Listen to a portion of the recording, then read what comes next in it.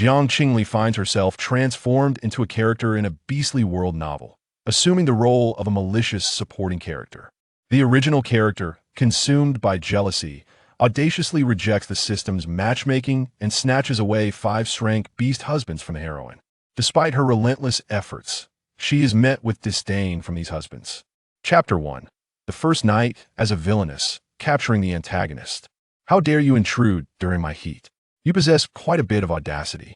Have you prepared your last words? The sensation of suffocation around her neck compelled Jiang Qingli to open her eyes, and upon realizing her predicament, she inhaled sharply. On an opulent bed, a man with a cold demeanor gripped her neck with one hand, his eyes tinged with crimson. Within those golden slit pupils, a chilling malice permeated, sending shivers down her spine. Lowering her gaze, she noted the unnaturally pale skin, the well-defined muscles, which abruptly transformed into a pitch-black serpentine tail below the waist. The tail coiled around her waist, its icy scales pressed against her feverish body, contrasting starkly between black and white. Jiang Qingli stood frozen, her mind swirling with confusion.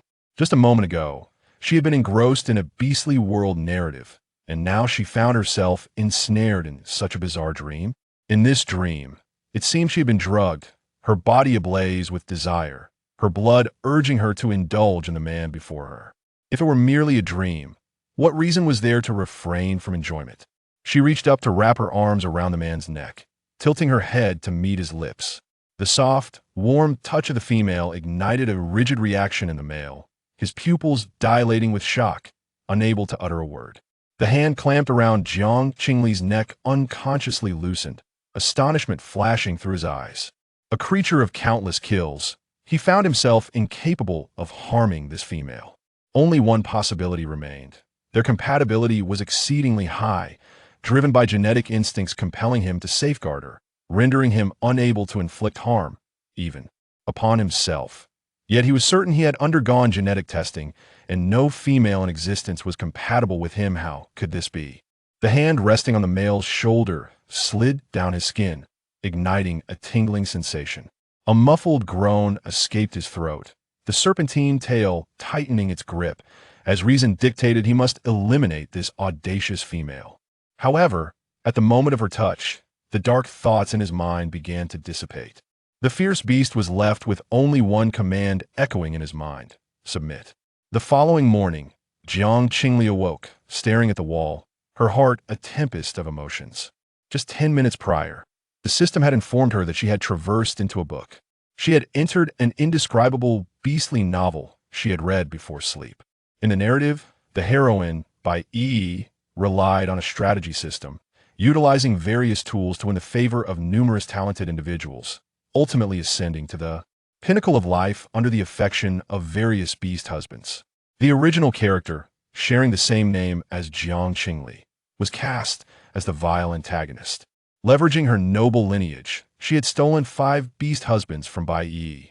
These 5 husbands feigned compliance with the original character while harboring affections for Bai Yi. On the eve of their marriage registration, they conspired to deceive her into the underground city, drugging her and delivering her to the room of the story's most formidable antagonist, Yi Lin Yuan, who was in a state of heat. Yi Lin Yuan was a serpent-like beast man, known for his irritable temperament during his heat, mistakenly believing the original character sought to tarnish his purity, leading him to strangle her and dispose of her into the beast pit, where she would be devoured by the beasts. The next day, when the 5 husbands arrived at the underground city, the original character had already been torn to pieces. With her demise, the Jiang family purged the underground city, while Yi Lin Yuan, having slain countless nobles, met a gruesome end. The 5 husbands effortlessly resumed their single status, following the heroine into a blissful and happy ending. The host's task is the system stuttered momentarily before continuing to survive. Jiang Qingli, is it really that simple? System, 5 previous hosts have already fallen to Yi Lin Yuan. We managed to find you. The electric buzz was interrupted, making it difficult to discern the transmission. Behind her, the feeling of being watched was intense, accompanied by the raspy and eerie voice of the system. A tall, muscular male lay beside her, his black hair like ink, his features striking yet sinister. Jiang Qingli tentatively spoke. Yi Linyuan?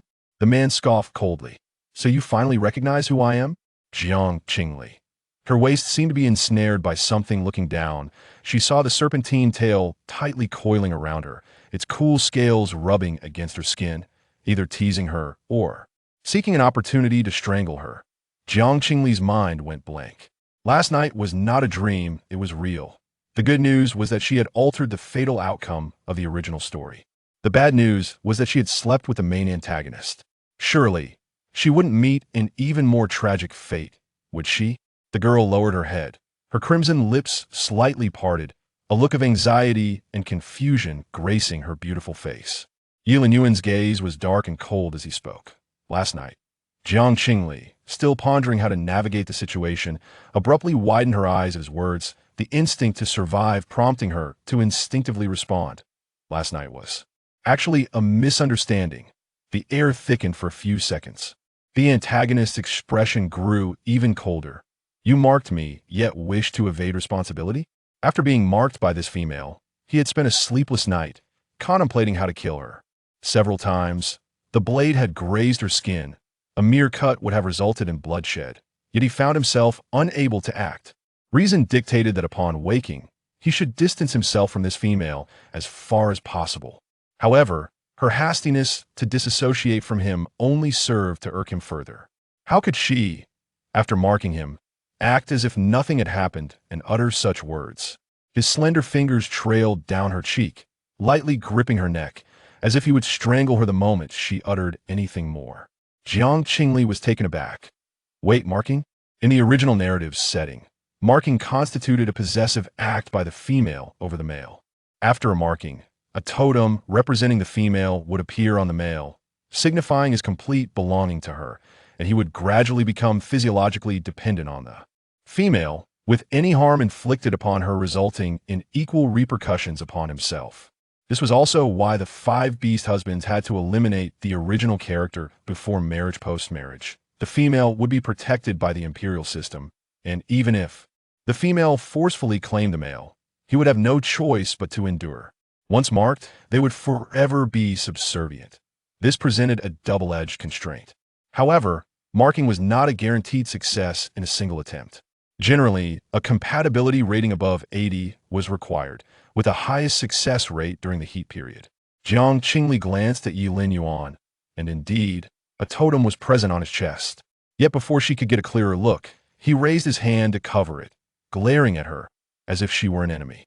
Jiang Qingli never anticipated that, in a state of amnesia, she could have marked the antagonist. Surely, she wouldn't face death now, would she? Yet then again, what if Yi Linyuan sought a mutual destruction? As she bit her lower lip, deep in thought, a series of beeping sounds suddenly interrupted her. Yi Linyuan pulled up the blanket to conceal the totem on his chest, glancing at his terminal before pressing the answer button, coldly uttering a single word. Speak. On the other end, a respectful voice reported, 5 men have arrived here, claiming to seek their betrothed female. The call was on speakerphone, allowing Jiang Qingli to hear the exchange clearly. Yi Linyuan sneered. What a grand display for an unwed situation. Jiang Qingli. Such was the nature of the antagonist, his mockery skills fully developed. After a moment's contemplation, Jiang Qingli inquired, May I speak with them? Were it anyone else standing before her, Jiang Qingli might have boldly asserted her position due to the marking. However, facing the dangerously unpredictable antagonist, who had almost met his end alongside the male lead, she opted for a more courteous approach. Yi Linyuan tossed the terminal to her. Though his expression remained unchanged, Jiang Qingli sensed the serpentine tail around her waist tightening further, as if to prevent her from escaping. Jiang Qingli struggled but could not free herself. Addressing the other end, put Ling Qing on the phone. Ling Qing was the eldest among the 5 beast husbands, a white snake beast man, the one Jiang Qingli had pursued the longest and the most fervently sought to break off the engagement with. On the other side of the terminal, Ling Qing's expression shifted to a frown upon hearing Jiang Qingli's voice. Last night, they had exerted considerable effort to place Jiang Qingli in the room of the underground city lord. The city lord was shrouded in mystery with his innate mutation. Countless females had perished attempting to conquer him. Jiang Qingli is undoubtedly destined for demise. Yet, not only has Jiang Qingli survived, but she is also able to converse with me. How can this be possible? Could it be that she possesses a card up her sleeve that we are unaware of? Regardless, it is imperative that Jiang Qingli remains oblivious to the fact that we were the masterminds behind last night's events. Ling Qing steadied himself, answered the terminal, and scoffed disdainfully. What tricks are you playing now? Jiang Qingli calmly spoke. Are you all present? Perfect. Today we shall annul the engagement. Chapter 2. Annulling the engagement. No longer a subservient dog. Annul the engagement. Ling Qing echoed in shock, as if he could not comprehend the meaning of those words. Jiang Qingli instructed him to put the call on speaker and reiterated, indeed, the marriage is to be annulled with all 5 of you. Upon hearing her voice, the other 4 beastly husbands exchanged astonished glances, reflecting their collective disbelief. A year prior, Jiang Qingli had taken them from Bai Yi. According to the laws of the empire, only a female can initiate a divorce. The 5 of them had resorted to threats and coaxing, yet Jiang Qingli remained obstinate, even ineptly mimicking Bai Yi's servility towards them, which was utterly nauseating. They had been left with no choice but to secretly lure Jiang Qingli into the underground city the day before their wedding. Their intention had been to collect her corpse today, believing they had shown mercy. Who could have foreseen that not only had Jiang Qingli survived, but she also sought to annul the engagement? What could have caused such a sudden change in her demeanor? Had she been devoured by the beasts of the underground city? After hanging up, the youngest among them, the red fox beastman Shi Yun, sensed a trickery. Impossible. Jiang Qingli could not possibly be so benevolent. Ling Qing furrowed his brow. Her voice was hoarse. She might have been tortured to the brink of death yesterday and wishes to lure us in for her own amusement. A sense of vigilance began to stir within them. They had executed their plans with utmost secrecy. Jiang Qingli could not possibly know what transpired, and upon waking, she should have continued her subservience. Why had she suddenly changed? Did she know something? While they were engulfed in uncertainty, the terminal vibrated several times.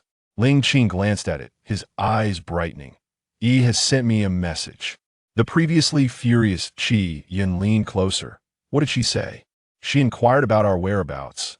Ling Qing replied, his proud demeanor softening. She stated she has arrived at the reproductive center and is waiting for us. One of them suggested, let's check on Jiang Qingli first. Even if we cannot lay a hand on the female, we must ensure she remains unharmed. They considered this reasonable as class, high-ranking beastmen. Why should they fear a female without abilities? They proceeded into the underground city, guided by their attendants. Meanwhile, in the Lord's chamber, Jiang Qingli clutched a blanket and delicately inquired, are there any clothes available here? Her attire from the previous night had been reduced to rags, leaving her without anything to wear. Is that not permissible? Jiang Qingli retorted.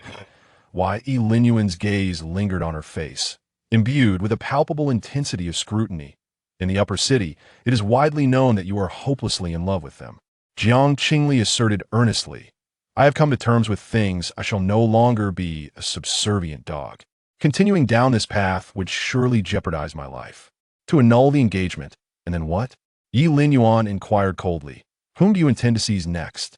Jiang Qingli paused momentarily. Suddenly, she recalled that in this era of rapid technological advancement, natural disasters ravaged the areas beyond the central city. Males were succumbing to beastification, and the birth rate was alarmingly low. Therefore, the empire mandated that every female must possess at least 3 husbands by the age of 20 to bolster the birth rate. The original owner of this body shared Jiang Qingli's age today, mark her birthday, and also her wedding day. Speak. The low timbre of Yi Linyuan's voice interrupted her thoughts, as he appeared to have lost patience. His serpent tail began to restlessly coil around her calf, tightening gradually. Jiang Qingli responded, I recall that the reproductive system matches husbands based on genetics. We shall see then. Yi Linyuan scoffed coldly. Jiang Qingli chose not to take offense at his demeanor, understanding that she had forcibly claimed the innocence of this 25-year-old virgin beastman and marked him his. Agitation was thus comprehensible. Reflecting on his words of responsibility, Jiang Qingli tentatively proposed, why not accompany me? Yi Linyuan cast her a frigid glance, his thin lips pressed tightly together, an ominous chill exuding from him. Jiang Qingli meekly retreated. If you choose not to come with me, what about the mark? Yilin Yuan shot her a sidelong glance. I will find a way. Throughout the exchange, his expression returned to indifference, as if the previous hostility was but a figment of imagination. Jiang Qingli understood. Understood. We shall consider this as if it never transpired. She obviously exhaled in relief. However, the shadow in his golden slit pupils deepened. The five beastmen had originally anticipated discovering Jiang Qingli grievously injured and in despair. Yet, to their astonishment, upon entering, they found her standing beneath the eaves, awaiting them. She donned a flowing white gown, her black hair cascading over her shoulders. A breeze swept through, causing the hem of her dress to billow gracefully, a stark contrast to the perpetual gloom of the underground city. More importantly, she appeared utterly unscathed. Sensing their approach, Jiang Qingli turned, her beautiful visage marked by an unfamiliar aloofness and indifference. The five were momentarily taken aback. Jiang Qingli had always greeted them with utmost attentiveness. This was the first time she regarded them with such cold eyes, as if she had transformed into an entirely different person. A mere pretender donning a white dress does not elevate you to Yi's stature. Qi Yun muttered discontentedly. Why did we not finish her off last night? They were not far from her, and Jiang Qingli easily overheard Qi Yun's low muttering. The girl flicked her long hair back, smiling as she spoke. My survival is due to the fact that the one who truly deserves death is someone else. Qi Yun's eyes widened in disbelief. What do you mean? Silence. Jiang Qingli frowned slightly. I am still your female lord. Do you have the right to interject? Her voice was melodious and clear as crystal, yet the disdain within was strikingly unfamiliar. Qian instantly felt uneasy. Jiang Qingli had always been indulgent towards him. He had never experienced such an attitude from her. Just as he was about to retort, Ling Qing interrupted with a furrowed brow. Let us discuss the matter at hand. Is it true that you wish to annul the engagement? Jiang Qingli curved her lips into a smile. Before we annul it, I have conditions. Upon hearing this, the expressions of the five beastmen shifted to one of disdain, as if to say, as expected, such a wicked woman, and does she have no shame? Jiang Qingli feigned ignorance of their contempt. The five beastmen were ruthless, ever loyal to Bai Yi, and had already proven their disloyalty. There was no need for her to remain bound to them. Furthermore, who could predict whether they would stir up further trouble in the future? For the sake of her own survival and mental well-being, Jiang Qingli resolved to distance herself from them to avoid a fatal outcome. However, it was still permissible to vex them. Jiang Qingli began to enumerate her demands. To the illustrious actor, the Bai Jiao beastman Ling Qing, she stated, I invested several million votes in your debut. I covered the cost for your performances, including fireworks, haute couture gowns, and other expenses. You must repay me with interest. The Red Fox beastman Shi Yun, who was training in the warrior camp, she added. The sparring partner you faced was hired by me, billed by the hour, and the nutritional juice I personally prepared incurs material and labor costs. Before she could finish, Ling Qing impatiently interrupted. Enough.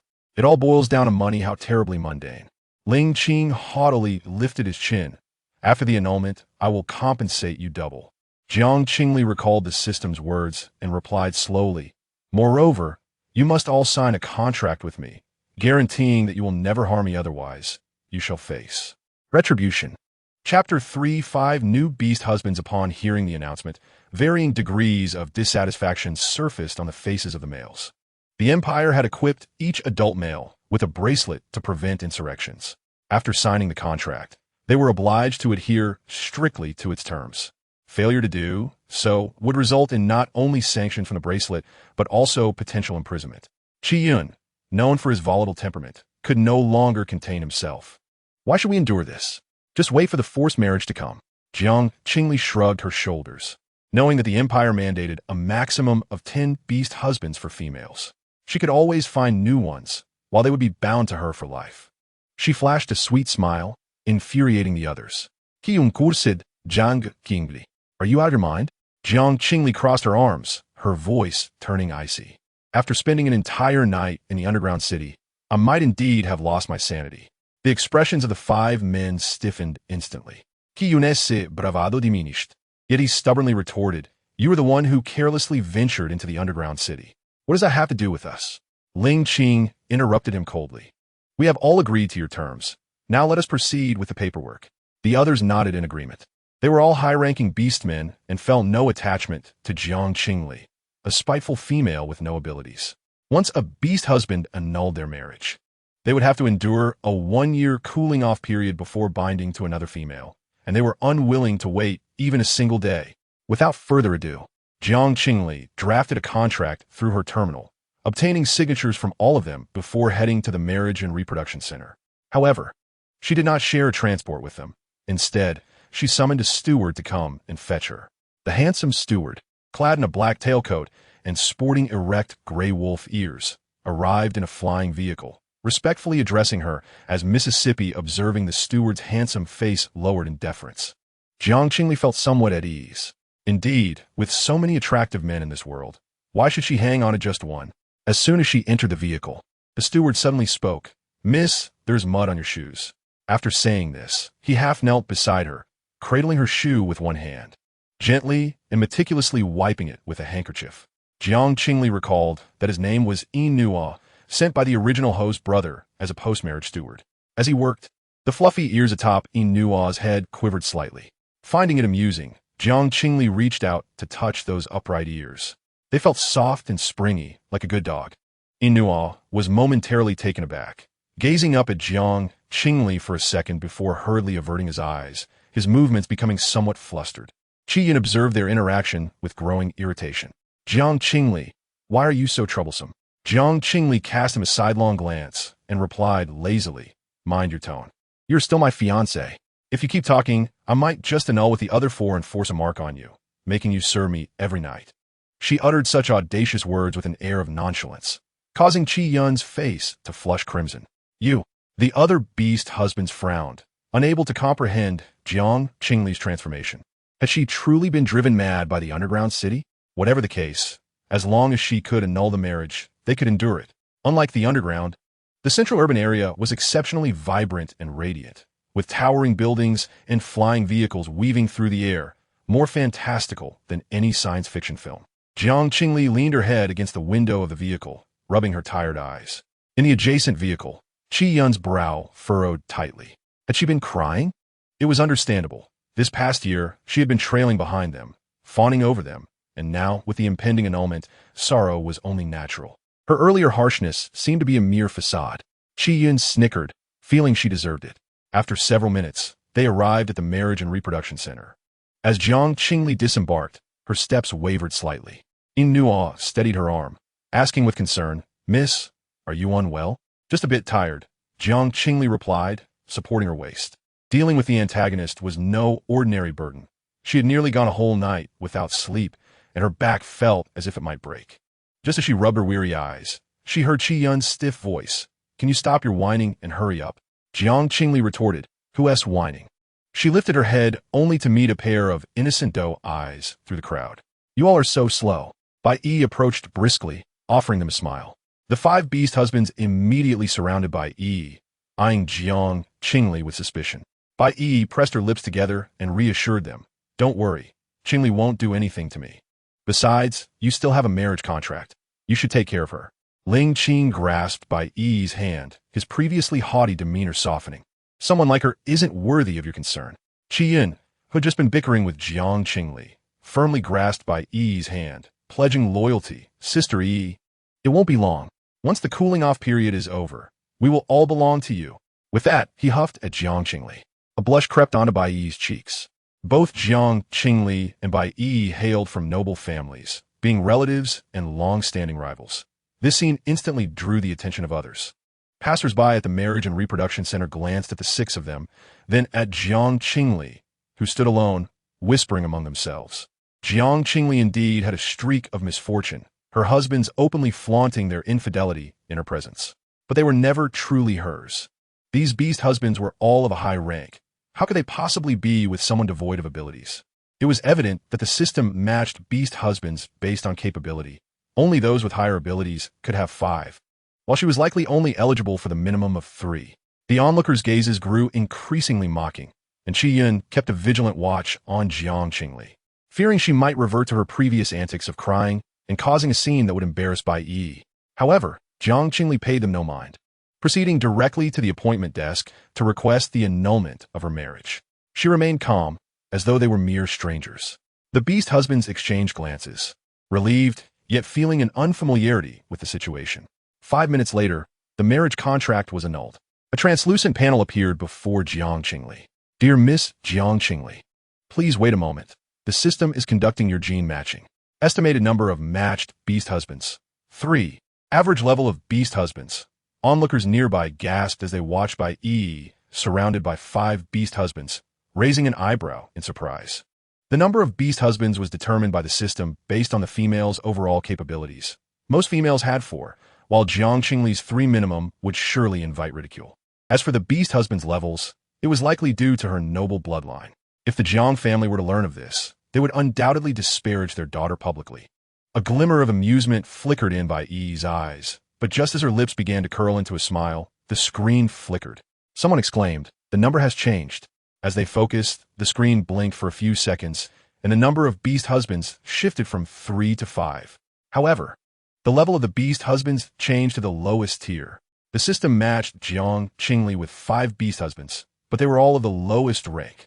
Chapter 4, I am also Qingli's beast husband. The entire venue erupted in shock. Was this a joke? The onlookers murmured, some expressing sympathy, while others relished in her misfortune. Some even discreetly snapped photos to send to news agencies. The ranking of beastmen varied from high to low, with the highest being Tier S and the lowest being Tier D. The societal hierarchy in the 12 interstellar cities was starkly defined. Noble females residing in the central district had access to the most elite resources, and the system would prioritize matching them with high-ranking male beastmen. Tier D beastmen represented the lowest existence.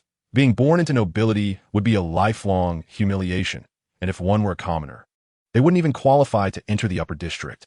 Jiang Qingli, having read the books, was well aware of what Tier D beastmen signified. The original host had secretly simulated a match before the system's assignment, resulting in 3-tier B beast husbands, which led her parents to use resources to exchange Bai Yi's engagement. Jiang Qingli was not particularly bothered by this.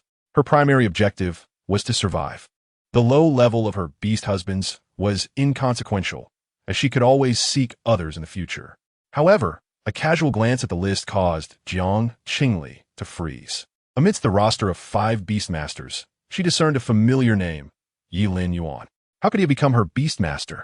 In the narrative, he was the formidable antagonist who nearly brought the female protagonist to her demise. How could he possibly be classified as a beastmaster? Furthermore, individuals from the underground city are considered to be on the fringes of society. How could he be allocated to her so openly? This diverged significantly from the original text. Dear sister, do not be disheartened, Jiang Qingli pondered when suddenly her hand was seized. Raising her gaze, she found Bai Yi's face adorned with concern. I know you prefer Qi Yun and the others. You must be feeling quite upset now. Who says I am upset? Jiang Qingli withdrew her hand, surveying her surroundings. I am merely seeking a beastmaster. The primary consideration is loyalty.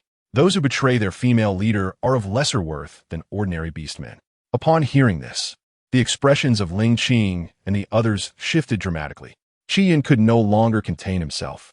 Jiang Qingli, what do you mean?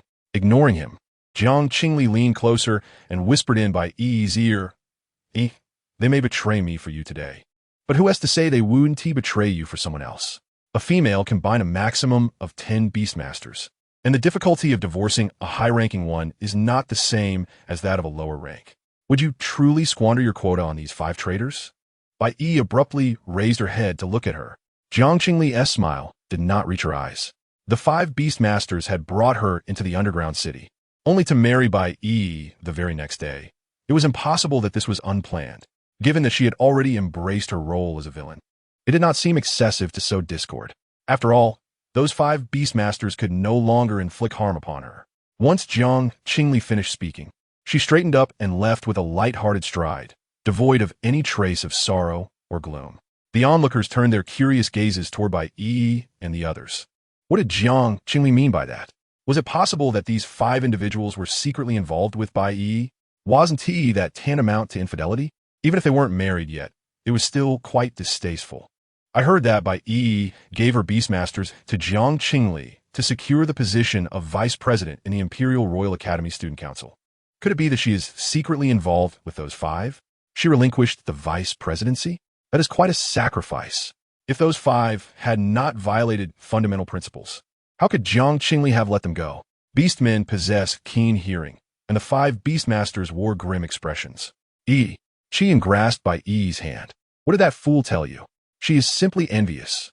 Do not believe her. Ling Qing stared intently at Bai Yi. She must be lying.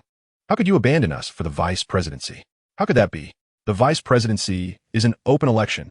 Bai Yi pressed her lips together, her downturned eyes exuding a pitiful charm. Do not doubt me.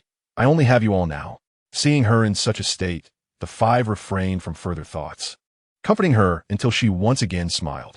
Just as they were about to leave, a few reporters appeared, presumably having caught wind of Jiang Qingli's situation, brandishing microphones as they saw confirmation.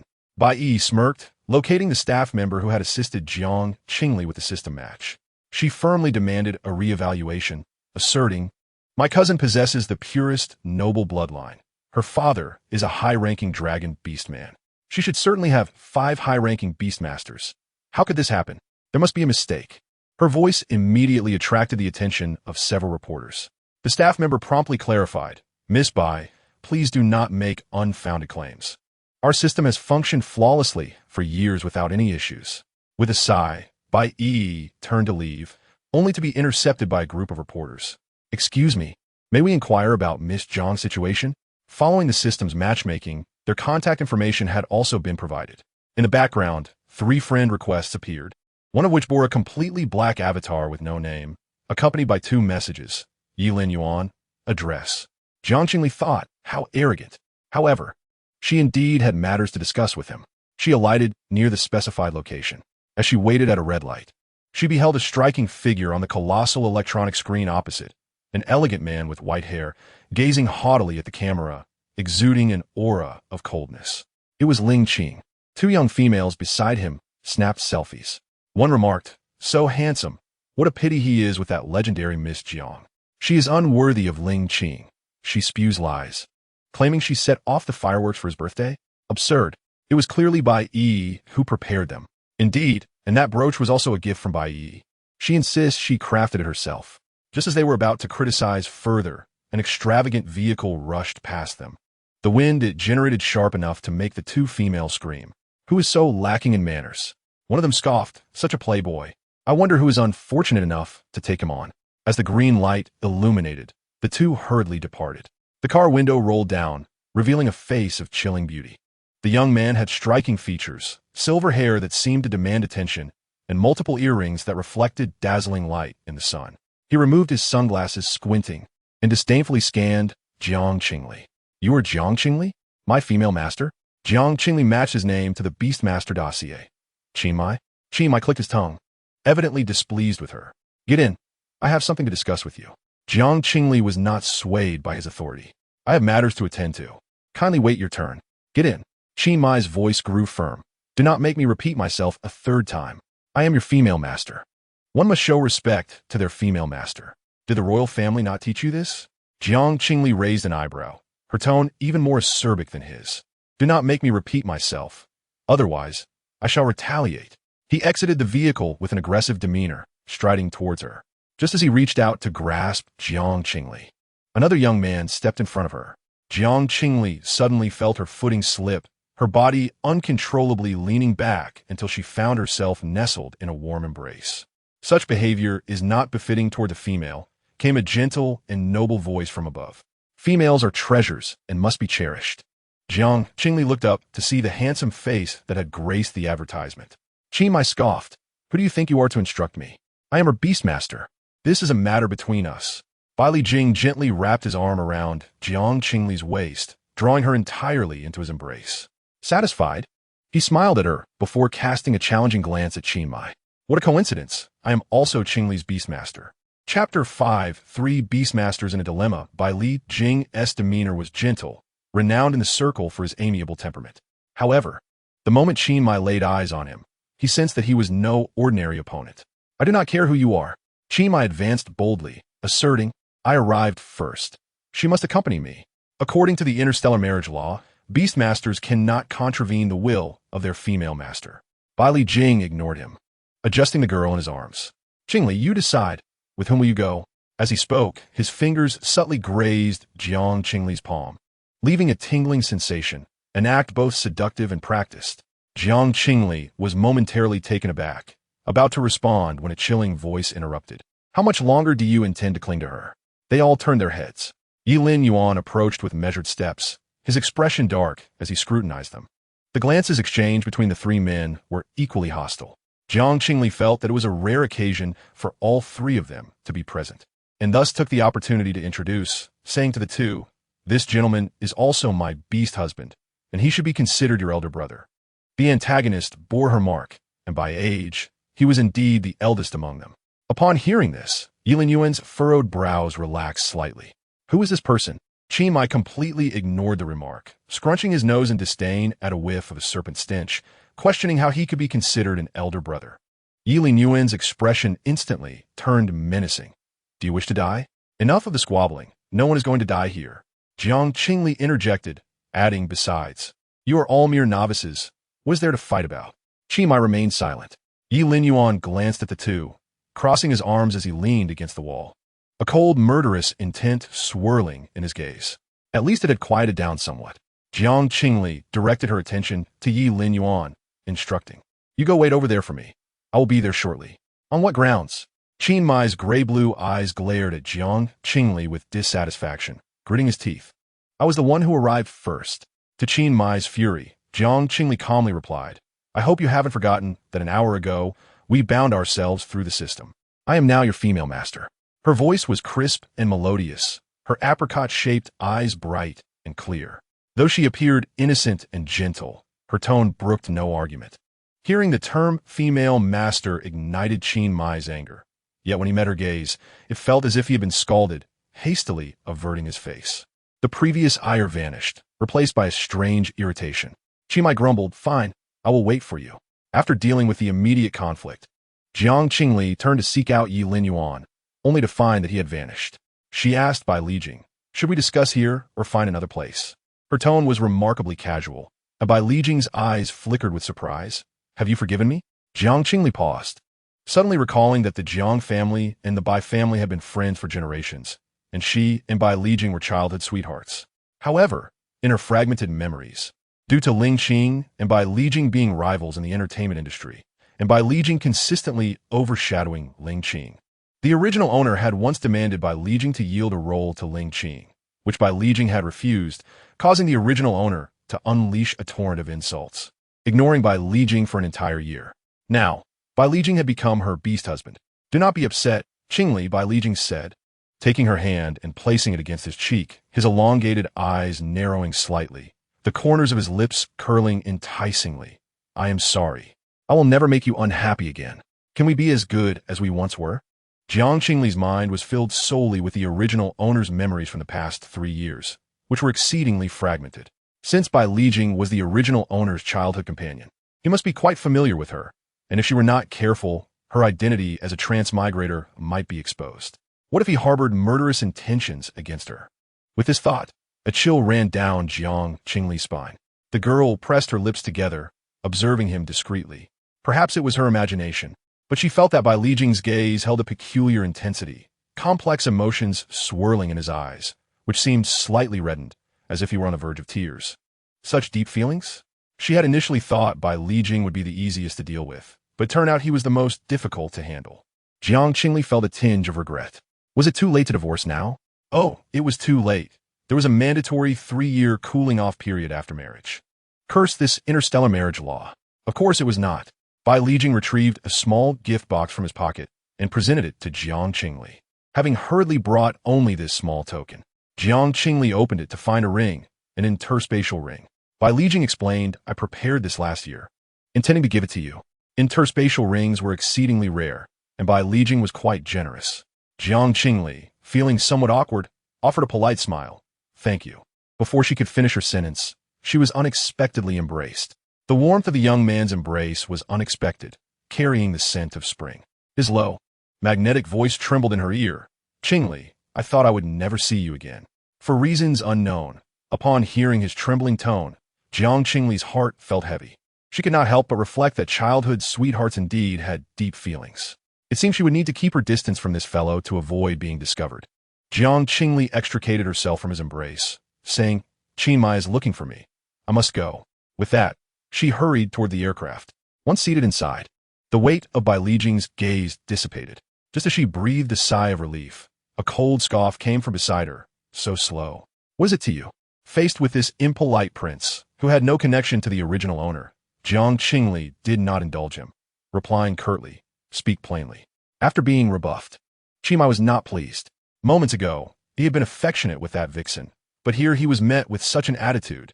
Indeed, females seem to favor the flirtatious type. How vulgar. He was prepared for Jiang Qingli to scold him. Yet, to his surprise, she turned to him with sparkling eyes. Such good fortune nearly slipped from his lips.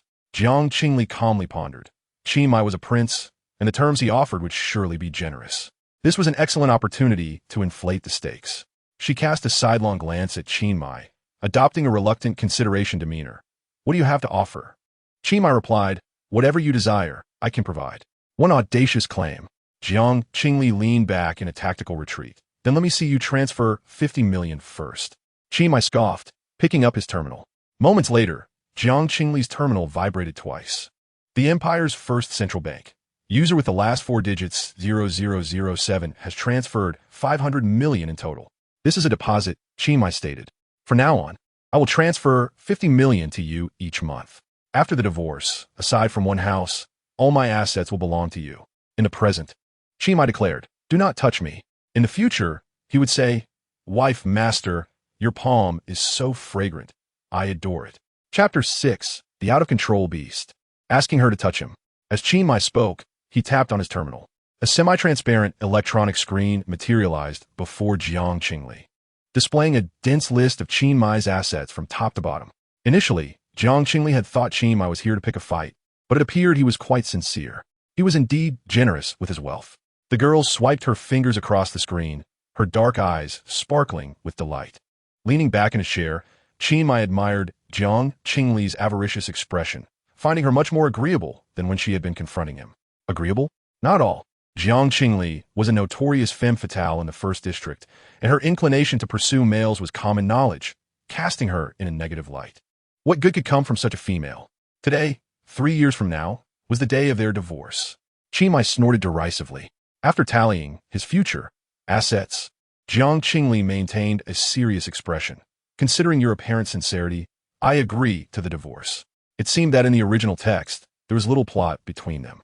Their relationship held no affection, and Qin Mai's threats were negligible. A divorce while taking money was undoubtedly a favorable deal. Satisfied, Qin Mai raised an eyebrow and handed over the contract he had prepared. Jiang Qingli studied it for a while before stating, "I have one more question." Given her amiable demeanor, Qin Mai's expression softened. "Go ahead." Jiang Qingli inquired. "The contract states that I cannot lay a hand on you without your consent. But what if you lay a hand on me?" Qin Mai found it utterly absurd. "Me? Lay a hand on you? Absolutely impossible," Jiang Qingli countered. "The physical capabilities of males far exceed those of females. It is entirely possible." Her argument was well-founded, and Qin Mai closed his eyes, feeling the veins on his forehead pulse uncontrollably. "Then what do you propose?" Qin Mai gritted his teeth. "Write a contract," Jiang Qingli stated. "Should you commit any act that might harm me, I reserve the right to deal with you as I see fit. The royal family and the Shun clan must not interfere." Qin Mai's father, Shun Jishue, was a level snow leopard beast man who had once held the position of general. His marriage to the emperor was initially harmonious, yet, within a few years, during an inspection of the 12 cities, he perished in an assassination while protecting the emperor. There had been hopes that Qin Mai would evolve into a high-level beast man, continuing the legacy of his forebears. However, on the day of his ability assessment at the age of 20, Qin Mai's lightning ability was deemed to be of a low level, rendering him a laughingstock throughout the empire. Yet, even as a source of ridicule, the Shun clan continued to regard him with special significance. With the system currently incommunicado, Jiang Qingli needed to ensure her safety. Qin Mai's chest heaved violently with anger several times, but ultimately he relented, knowing he would not truly harm her. After signing the contract, Qin Mai scoffed, "I have never seen such a female who takes and consumes everything." Jiang Qingli, having gained benefits, chose not to hold it against him, remarking, "How fortunate you are to have such a wicked female master." The girl raised an eyebrow with a hint of pride, her smile reminiscent of a cunning little fox, sly yet radiant, impossible to dislike. Qingli momentarily lost focus, realizing he was gazing at Jiang Qingli before abruptly turning his head away with a huff. The two reached a temporary truce, and Jiang Qingli had no intention of lingering. She opened the map, intending to find Yilin Yuan. Just after departing the aircraft, a sudden, intense alarm blared from behind her as dozens of Imperial military drones surrounded the area she occupied, their red lights flashing incessantly. The crowd, previously walking calmly, suddenly turned frantic, seeking shelter in all directions. An electronic voice echoed from the drones, announcing, "Attention, a rogue beastman has been detected in Central Zone 09. Identity verification in progress." Nearby, dozens of uniformed beastmen, armed and alert, surrounded a gigantic bird of resplendent crimson hue, contained within a massive iron cage. The bird appeared to be in a frenzy, flapping its wings violently, flames trailing from its tail feathers, emitting piercing cries that forced the guard team to retreat. Ajuke, one of the beastmen, gasped, realizing only a level female could tame such a creature. Male beastmen, upon employing offensive abilities, would suffer from mental corruption. Their psychic realms eroded by darkness until they lost control. The higher the female's mental capacity, the greater her healing powers. A high-level female could even purify beastly transformations entirely. Someone turned to Jiang Qingli, urgently calling to the guard team, "There's a female here. Let her try." However, others quickly recognized Jiang Qingli and laughed derisively. "Miss Jiang has no psychic ability. How could she even attempt?" Everyone in Central City knew that Jiang Qingli lacked any mental prowess, rendering her a mere waste. "Keep it down, or she might retaliate. Can your military move faster? Don't set the block ablaze. We still need to take pictures." The affluent residents of Central City demanded, prompting the guard team to respond with urgency. "Please remain calm. We have located a level female, and she is expected to arrive in 3 minutes." Just then, a throng of individuals encircled a girl in a white dress. Jiang Qingli recognized her and thought, "Oh, it's a familiar face." Upon locking eyes, Bai Yi lifted her chin and offered a smile that was almost a challenge. As the female arrived, the guard team instinctively parted to make way. Bai Yi approached the Juke, which ceased its frantic movements and lowered its head to observe her. With a slight smile, Bai Yi extended her hand toward the Juke. However, at the moment of contact, the Juke erupted into an even more frenzied scream, the shockwave knocking Bai Yi and the guards to the ground. The cage was forcibly opened by the Juchue's wings, and it let out a thunderous cry. The winds it generated igniting the greenery along the streets. The crowd scattered in panic, and the once bustling avenue transformed into a scene of chaos. 5 beastmen hurriedly shielded Bai Yi in their arms. As they retreated, someone inadvertently pushed Jiang Qingli, causing her to fall. The Juke tilted its head, its blood-red eyes narrowing as it locked onto Jiang Qingli. In a mere heartbeat, the Juke dove towards her. Terrified screams erupted around her, and the timid females buried their heads into the arms of the males. Jiang Qingli felt a sharp pain in her palm, but there was no time to ponder who had struck her. Faced with the monstrous Juke towering over her, she instinctively raised her hands to shield her head. Time seemed to freeze in that moment. Everyone held their breath. Jiang Qingli's heart raced uncontrollably as she tightly shut her eyes, mentally cursing the inept system for not even leaving behind a golden finger. Yet, the anticipated pain never arrived.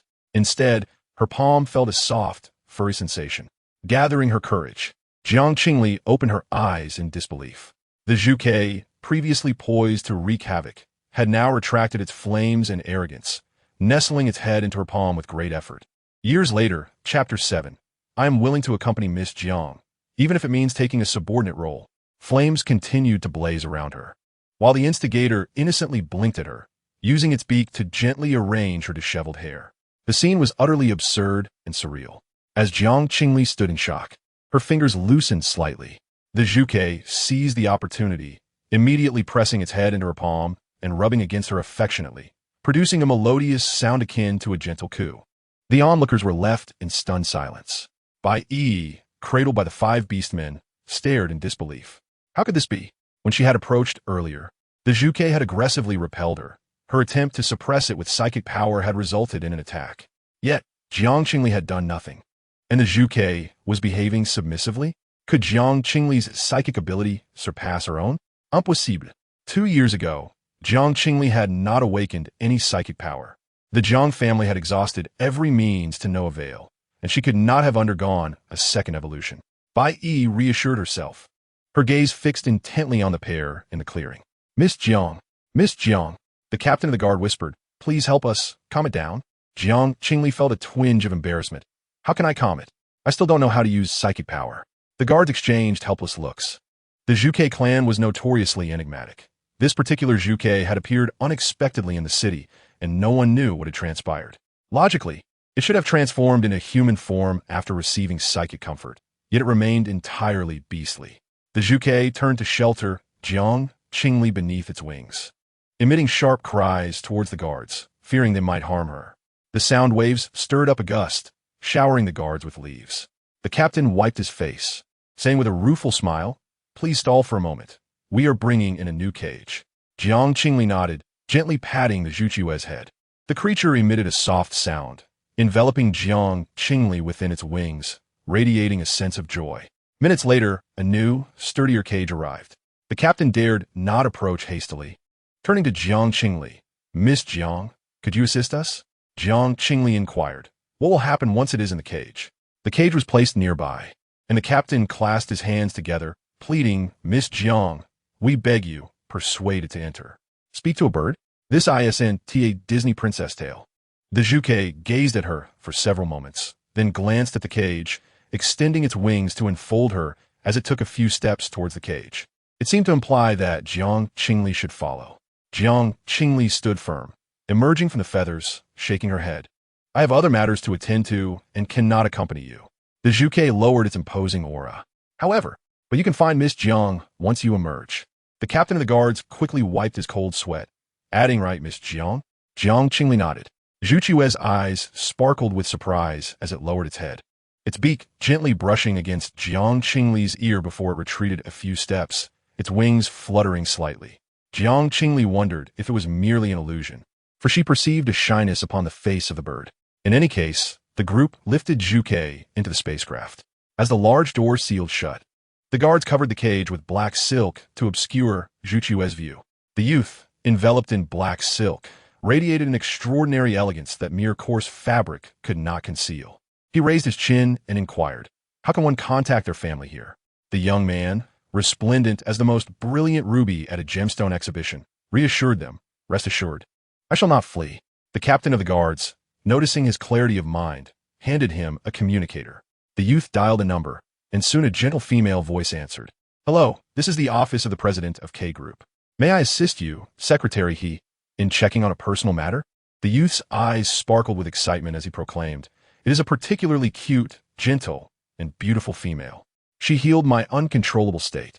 In summary, I wish to be with Miss Jiang, even if it means being a subordinate. After describing Jiang Qingli, he hung up the phone with satisfaction. The captain of the guards, recognizing the significance of the youth, asked, now that you are awake, why did you not assume your human form earlier? The youth, feeling a bit embarrassed, turned his gaze away. After a moment, he mumbled softly, I would frighten her while unclothed. Once Zhuge was taken away, the remaining guards began to clear the scene. Medical personnel, having heard of the female's injuries, set up a tent on site to treat her wounds. Jiang Qingli underwent a mental power examination. The gentle female doctor held her hand and said, Miss Jiang, congratulations. You have indeed awakened your mental power. It is likely a second differentiation. However, it may be unstable for now, and we cannot ascertain its level yet. I recommend you rest well and undergo a systematic examination in 3 days. Nevertheless, to tame such a male, your mental power level cannot be low. The doctor gently tidied Jiang Qingli's disheveled hair and added, I believe the entire galaxy will soon recognize your bravery. Thank you, sister, Jiang Qingli said, feeling the kindness and smiling at her.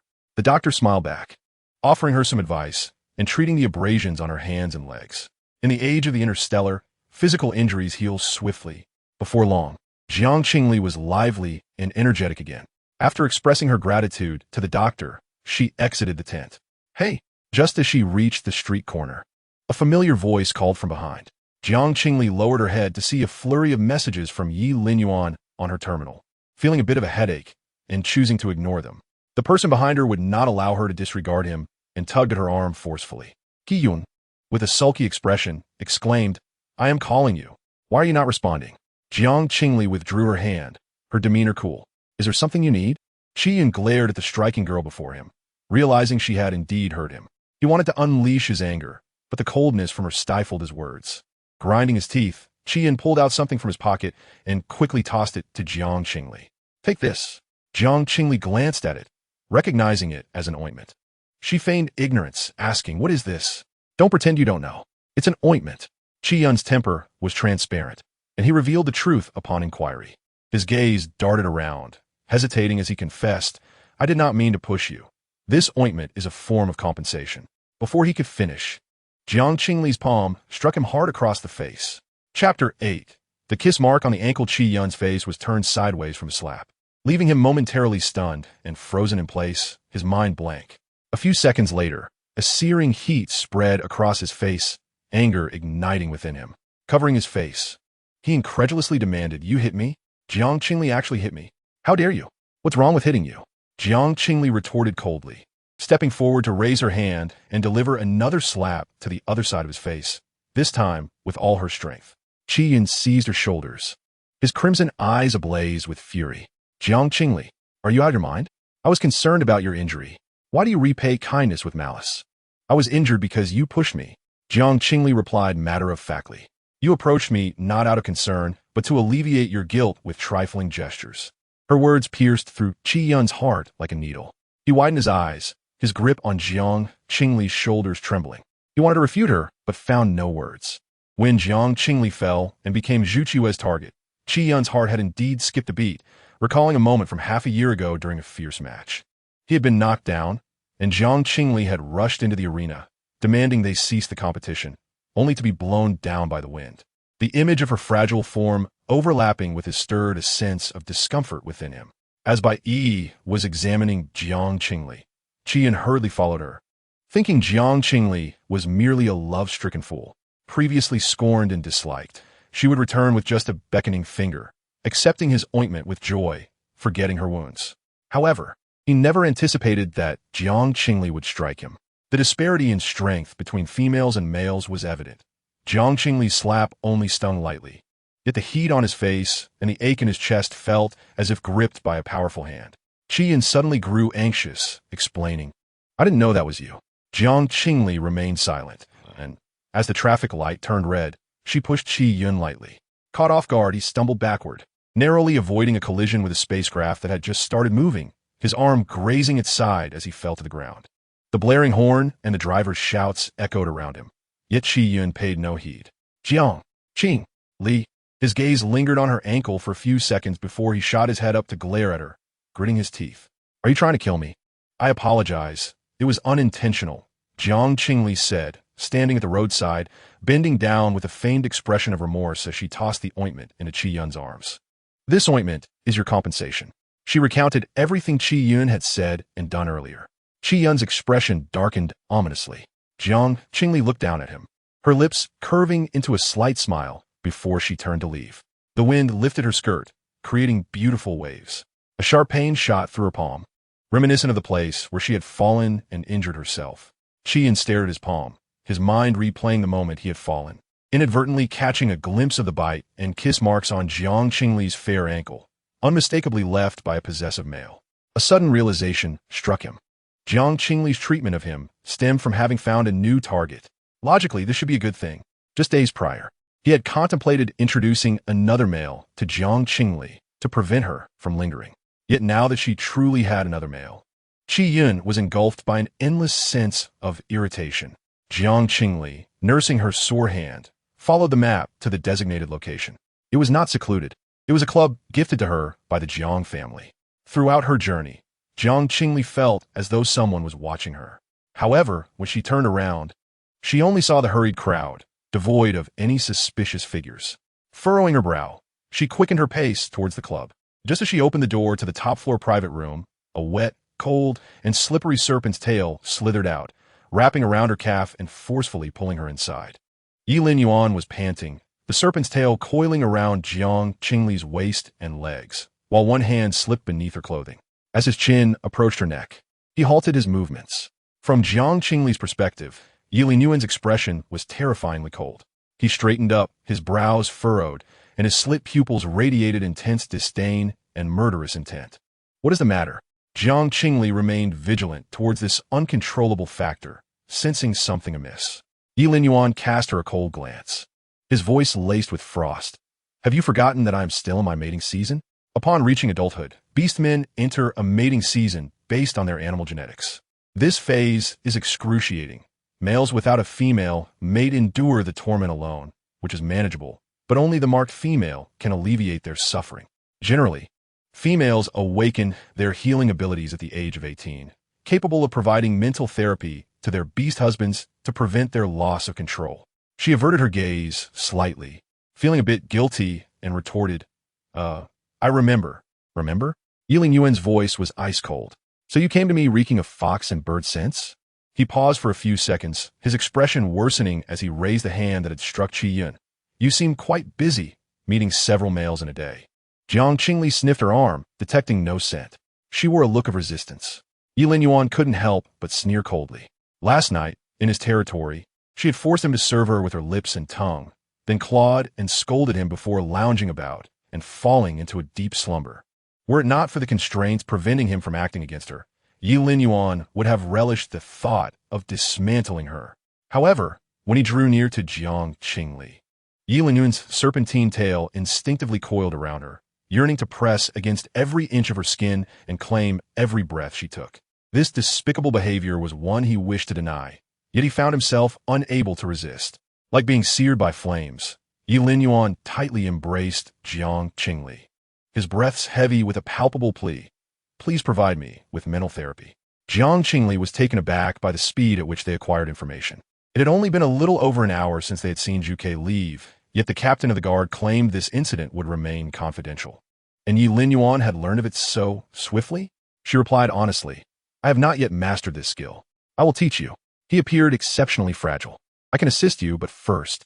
Jiang Qingli raised her hand, gently pushing his head away, her expression resolute. Yilin Yuan, I must ask you, did you tamper with a number of my beast husbands, increasing them from 3 to 5? He was on the verge of losing control, yet she remained remarkably lucid, exploiting his vulnerabilities to extract the information she desired. Yilin Yuan felt an overwhelming urge to silence her permanently. But as he opened his mouth, a suppressed groan escaped instead. Yilin Yuan bit his lip, negotiating with the last vestiges of his clarity. Let us proceed first. Despite Jiang Qingli not employing her mental powers last night, Yilin Yuan sensed her formidable spirit, capable of awakening even a being like him from his frenzied state. Thus, it came as no surprise to learn that Jiang Qingli had subdued the raging Zhu Ke. Yet, Yilin Yuan realized that only Jiang Qingli could heal him. He needed her. Seeing him relent, Jiang Qingli nodded in agreement. Yilin Yuan pressed his forehead against hers, rapidly articulating while pulling her into his mental realm.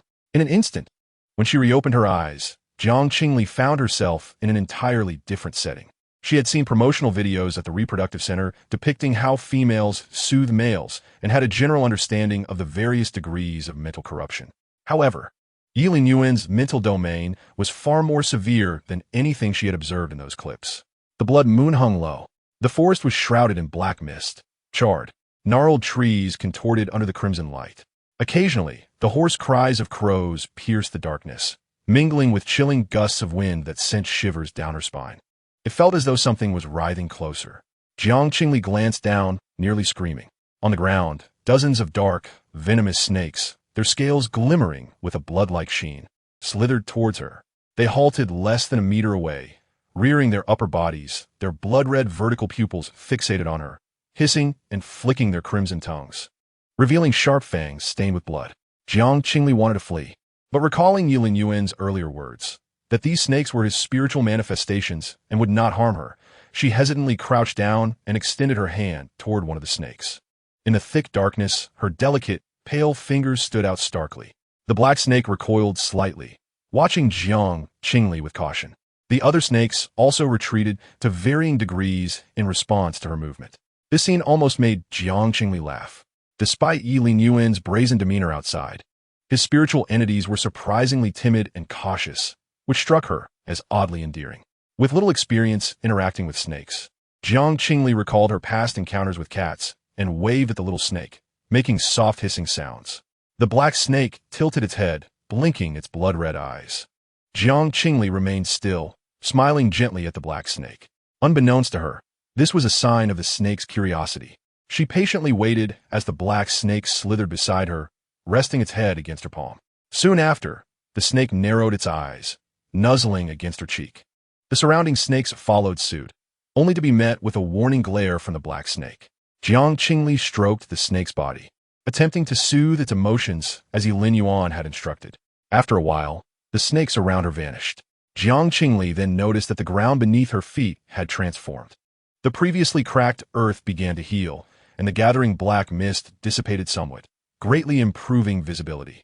A vague shadow appeared not far away, and Jiang Qingli stepped closer to observe it more closely. However, before she could discern its details, a sharp pain pierced her mind, causing her to faint. In her hazy state, Jiang Qingli heard someone calling her name. Someone whispered in her ear, but as she strained to listen, her consciousness grew fainter. When Jiang Qingli opened her eyes, she was greeted by blinding white light and the luxurious canopy of her bed. After a moment of confusion, she realized it was the following morning. The sensation of something coiling around her waist was hard to ignore. Glancing down, she confirmed that a serpentine tail was slowly moving. This scene is just like yesterday. I have inexplicably grown accustomed to it. Awake? Yi Lin Yuan, holding her close, sensed her movement and drew nearer, nibbling on her earlobe while his tongue flicked playfully. The ticklish sensation compelled Jiang Qingli to shift away. Yet, it seemed Yi Lin Yuan followed her every move, making the once spacious bed feel cramped. Growing somewhat impatient, Jiang Qingli swatted at his tail. Put it away. I am my mating season. If the degree of mental pollution was high, males in their mating season would struggle to maintain their human forms, uncontrollably half-beastifying. Remembering this, Jiang Qingli added, then let go. It's quite uncomfortable. This time, Yi Lin Yuan complied. His tail uncoiled, no longer coiling around her, but rather resting against her leg.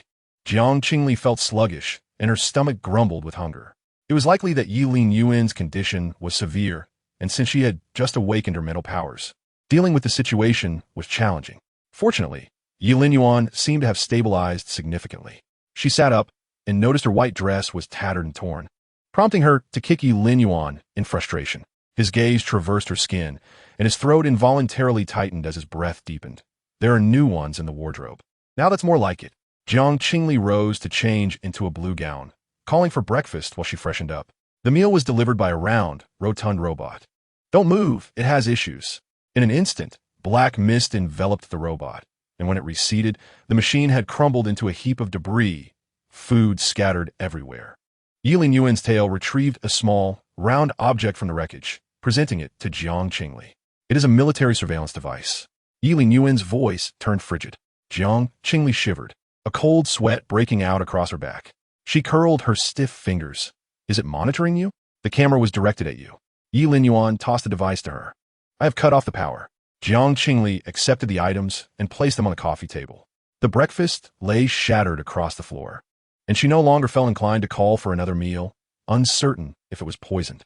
She closed the door and rummaged through the cabinet in the private room, retrieving some snacks. Unwrapping the packaging, she offered them to Yi Lin Yuan, asking, would you like to eat? Yi Lin Yuan replied, is this a test for poison? He casually popped a piece into his mouth, stating, it's not poisoned. Relieved, Jiang Qingli began to eat. Reflecting on her puzzlement from the previous night, she continued the conversation. Why did you alter my beast husband match? Also, aren't the underground city all unregistered residents? How did you arrive here? She was close enough for Yi Lin Yuan to catch the scent of his own essence lingering on her. Unable to resist, he coiled his serpent tail around her waist. Embracing her from behind, his face pressed against her neck. I possess a legitimate identity. As for why, Yi Lin Yuan closed his eyes, his voice hoarse. You once said you would take responsibility for me. Jiang Qingli hesitated. Did you not refuse at that time? I did not decline, Yi Lin Yuan asserted with conviction. Jiang Qingli pondered. You need my assistance with mental healing, don't you? He gently stroked her waist, reluctantly conceding that would be the case. Are you truly a level? Jiang Qingli inquired. I have never been assessed, Yi Linyuan replied lazily, a hint of boredom in his tone. Indeed, Jiang Qingli chose not to press further, her thoughts shifting to another matter. Who else was added besides you? I do not know. Is it necessary? Yi Linyuan lifted his gaze, taking her hand and placing it over his heart. There, imprinted was a black, thorned rose totem, marking her claim over him and binding him to her. He had no need to lie. Yet, who was the other person? Jiang Qingli furrowed her brows. Did you not see when you entered the system to modify it? By the time I entered, there were already 4 names in the system, Yi Linyuan replied. Jiang Qingli bit her lip, feeling frustrated. Due to the earlier incident with the surveillance camera, she feared an undercover agent might be sent to assassinate her. Yi Linyuan, Jiang Qingli looked up. Shall we make a deal? Yi Linyuan raised an eyebrow. This way, you ensure my safety, and I will assist you with mental healing. Yi Linyuan responded with a nonchalant acknowledgement. Receiving a positive reply, Jiang Qingli extended her pinky, exclaiming, Pinky promise. Yi Linyuan realized that Jiang Qingli seemed somewhat oblivious to the rules of the world. As the female sovereign, she merely needed to issue commands without the need for bargains. The pinky promise felt juvenile. Yet, caught in the enchantment of her smiling eyes, Yi Linyuan found himself momentarily speechless. After a brief pause, the notorious and ruthless lord of the underground city raised his hand to engage in the childish pinky promise. In truth, Jiang Qingli should have resided with the Jiang family. However, at the age of 18, due to her inability to awaken her psychic powers, a fierce dispute erupted between her and the Jiang family, leading her to leave home and establish independence, severing ties with her family. Only a few days ago, on the brink of marriage, she accepted the butler Yi Nuo sent by Jiang Yuqing, the eldest son of the Jiang family. Upon arriving at the villa, Jiang Qingli noticed Yi Nuo standing at the entrance, speaking with Qin Mai. Qin Mai appeared furious, while Yi Nuo stood before him, his expression serious and unwavering. What happened? Jiang Qingli approached and inquired. Upon hearing her voice, both men turned, their gazes locking onto her, as if seeking her judgment. Chapter 10. The other 2 beast husbands. Qin Mai huffed. You should ask him. Miss, Yi Nuo said respectfully, His Highness the 7th Prince wishes to install weapons indoors, which is quite dangerous. Jiang Qingli tilted her head, spotting an open box filled with an array of weapons glimmering ominously, along with an unassembled small cannon device, presumably intended for the room. Her heart sank. What do you need weapons for? For self-defense, Qin Mai replied. Your Highness, this is Central District 03. The safety level here is second only to the royal palace and military. There is no need for such vigilance, Yi Nuo insisted firmly. I have already mentioned that you may store them in the storage room or basement, but they cannot be brought into the bedroom to avoid accidentally harming the young lady. Now that they had a marital bond for protection, they were not particularly worried about being harmed by Qin Mai. Jiang Qingli contemplated. You must have a spatial ring, right? Just keep it there. Having it out in the open is rather alarming. Qin Mai, irritated, clicked his tongue and put the weapons away. Jiang Qingli smiled and offered verbal praise. Now that's obedient. Qin Mai was taken aback, frowning fiercely. Mind your wording. He is a leopard, not a dog. Understood. Such a serious fellow. Jiang Qingli waved her hand as she entered the villa. Yi Nuo cast a glance at him and followed Jiang Qingli closely. Once inside, they encountered a pure white figure descending the stairs. That's acceptable. Jiang Qingli withdrew her hand, her tone somewhat stiff. I will go to my room now. Yi Nuo, come help me organize. Jiang Qingli was increasingly wary of revealing any flaws that might arouse Bai Li Jing's suspicion. Thus, she hurriedly departed. Bai Li Jing, feeling somewhat dejected, lowered his eyes to his fingers and sighed. She is quite guarded against me. Qin Mai entered and witnessed this scene. He scoffed. Qin Mai found Bai Li Jing quite displeasing. When they arrived the previous night, they had coincidentally crossed paths. Bai Li Jing had brought numerous boxes of clothing, and the array of perfumes and skincare products was dizzying. After bathing in the evening, he sat in the living room wearing a bathrobe, repeatedly flipping through a fashion magazine. Yet it was evident he was waiting for Jiang Qingli. The beast husbands awaiting their turn to serve in the royal palace could not be more pretentious than he. This morning had only further incensed Qin Mai. Half an hour earlier, when Qin Mai's servant delivered the weapons, he intended to bring them inside, but was stopped by Yi Nuo. Coincidentally, Bai Li Jing walked by, and Qin Mai thought that since they were both forcibly assigned to Jiang Qingli, they should assist each other. He called out to Bai Li Jing, asking him to weigh in on the matter. Bai Jing smiled and replied, "Apologies. Now that we are married, everything must be according to the female sovereign's wishes. If she has not spoken, I cannot act unilaterally." Qingli was left speechless. What era was this that someone still adhered to the role of the dutiful housewife? Thus far, the only beast husband he had encountered was of this nature, and Qingli could hardly imagine how eccentric the others might be. Jiang Qingli entered her room and locked the door. Upon hearing the sound of the lock, Yin Nuo stiffened, gray wolf ears sprouting from his head. "Miss," he said nervously, his throat bobbing, "do not be afraid. I have no intention of doing anything to you." Jiang Qingli had not anticipated causing him such fright. Rubbing her nose, she sat on the sofa. "I just wanted to ask you a few things." Yin Nuo approached her side, kneeling slightly beside her, lowering his head respectfully. "Please ask, Mississippi." Jiang Qingli inquired, "What have the two of them done since they moved in last night?" Yin Nuo had been observing the two beast husbands since their arrival at the villa and promptly reported the situation to Jiang Qingli in detail. Jiang Qingli patted his wolf ear. "You've worked hard." The soft wolf ear twitched, and Yin Nuo's ears turned slightly red, his voice taking on an unintentional elevation. "This is my duty." After a moment, Yin Nuo asked, "Miss, will the other three beast husband arrive?" "I will prepare their rooms in advance." He pulled out his terminal and opened a group chat, discovering that they had already begun conversing. Bai Jing was the first to speak. "Bai Li Ving, Yi Lin Yuan, Yuan Shiramo, and the other three. I am Bai Jing, currently another beast husband, Qingli, and I have moved into Qingli's home. May I inquire when you all will arrive?" Jiang Qingli recalled that this Yuan Shiramo was one of the sons of the president of the Royal Empire Academy. Of similar age to her, 20 years old, and his beast form was a white cat. It was uncertain if he was intellectually gifted but physically frail.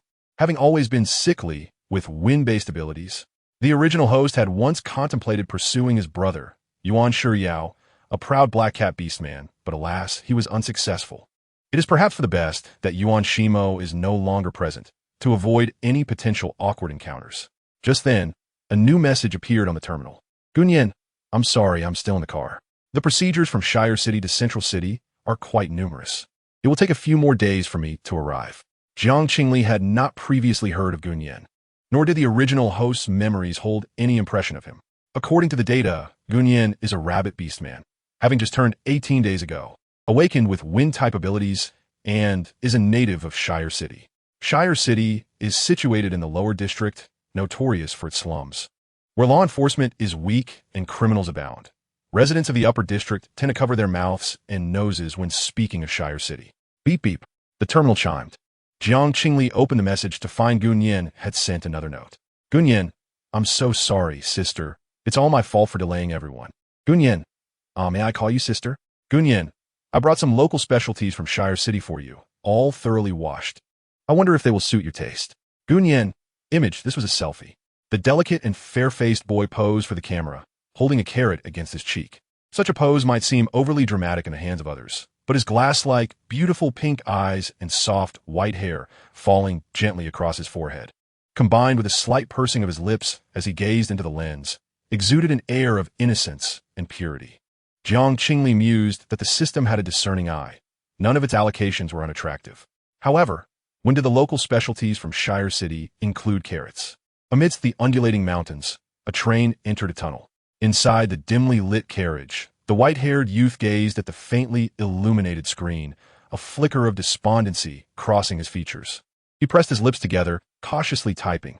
"YISNT sister responding. Do I appear unattractive?" No sooner had he sent the message than two sharp daggers suddenly pierced the train wall. The gleaming white blades, one to the left and one to the right, were mere millimeters from the boy's exquisite face. They had found him. "Hand over what you have." The door was slammed, and dozens of male beastmen roared simultaneously, their voices imposing. In the next moment, the boy's silhouette vanished from the carriage. They realized their intel was mistaken and hastily raised their weapons, rushing forward as gunfire erupted chaotically. Yet, within 10 seconds, the shouts transformed into the wails of the dying. The carriage returned to silence. Gunyan, discarding the gun in his hand, lifting the dagger to finish off those on the ground one by one. Crimson liquid splattered, but he appeared unfazed, his expression calm. The terminal vibrated, and Gunyan eagerly checked the message. "Jiang Qingli, no, you're quite handsome." At that moment, the train emerged from the tunnel. brilliant sunlight flooding the carriage through the windows. The boy's eyes crinkled with a smile of joy. Gunyan, I'm so happy. I can't wait to meet sister. In front of others, the rabbit. This one could be killed. That one could be killed. All done. In front of sister, the rabbit. Sister, I'm so weak. You want to dislike me, will you? You're so amazing, sister, sister. Chapter 11. Being seen after replying to Gunyan. Jiang Qingli feigned exhaustion as an excuse to send Yin Nua away. Once he departed, she retrieved the small camera that had been in her pocket. The thumb-sized device was exquisitely crafted. Who was monitoring her? It appeared to be military-grade equipment. Jiang Qingli toyed with it, attempting to extract clues from the fragmented memories of the original host. Yet, her mind felt obscured, as if shrouded by a veil. Jiang Qingli steadied herself and pulled out the original host's holographic computer, meticulously sifting through the remnants left behind. Regrettably, it contained only official textbooks from the Imperial Academy and some photographs of handsome male beastmen.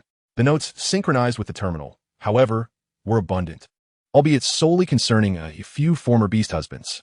They detailed a plethora of their information, such as age, preferences, zodiac signs, and distinctive personality traits, resembling a strategy guide for an Otome game.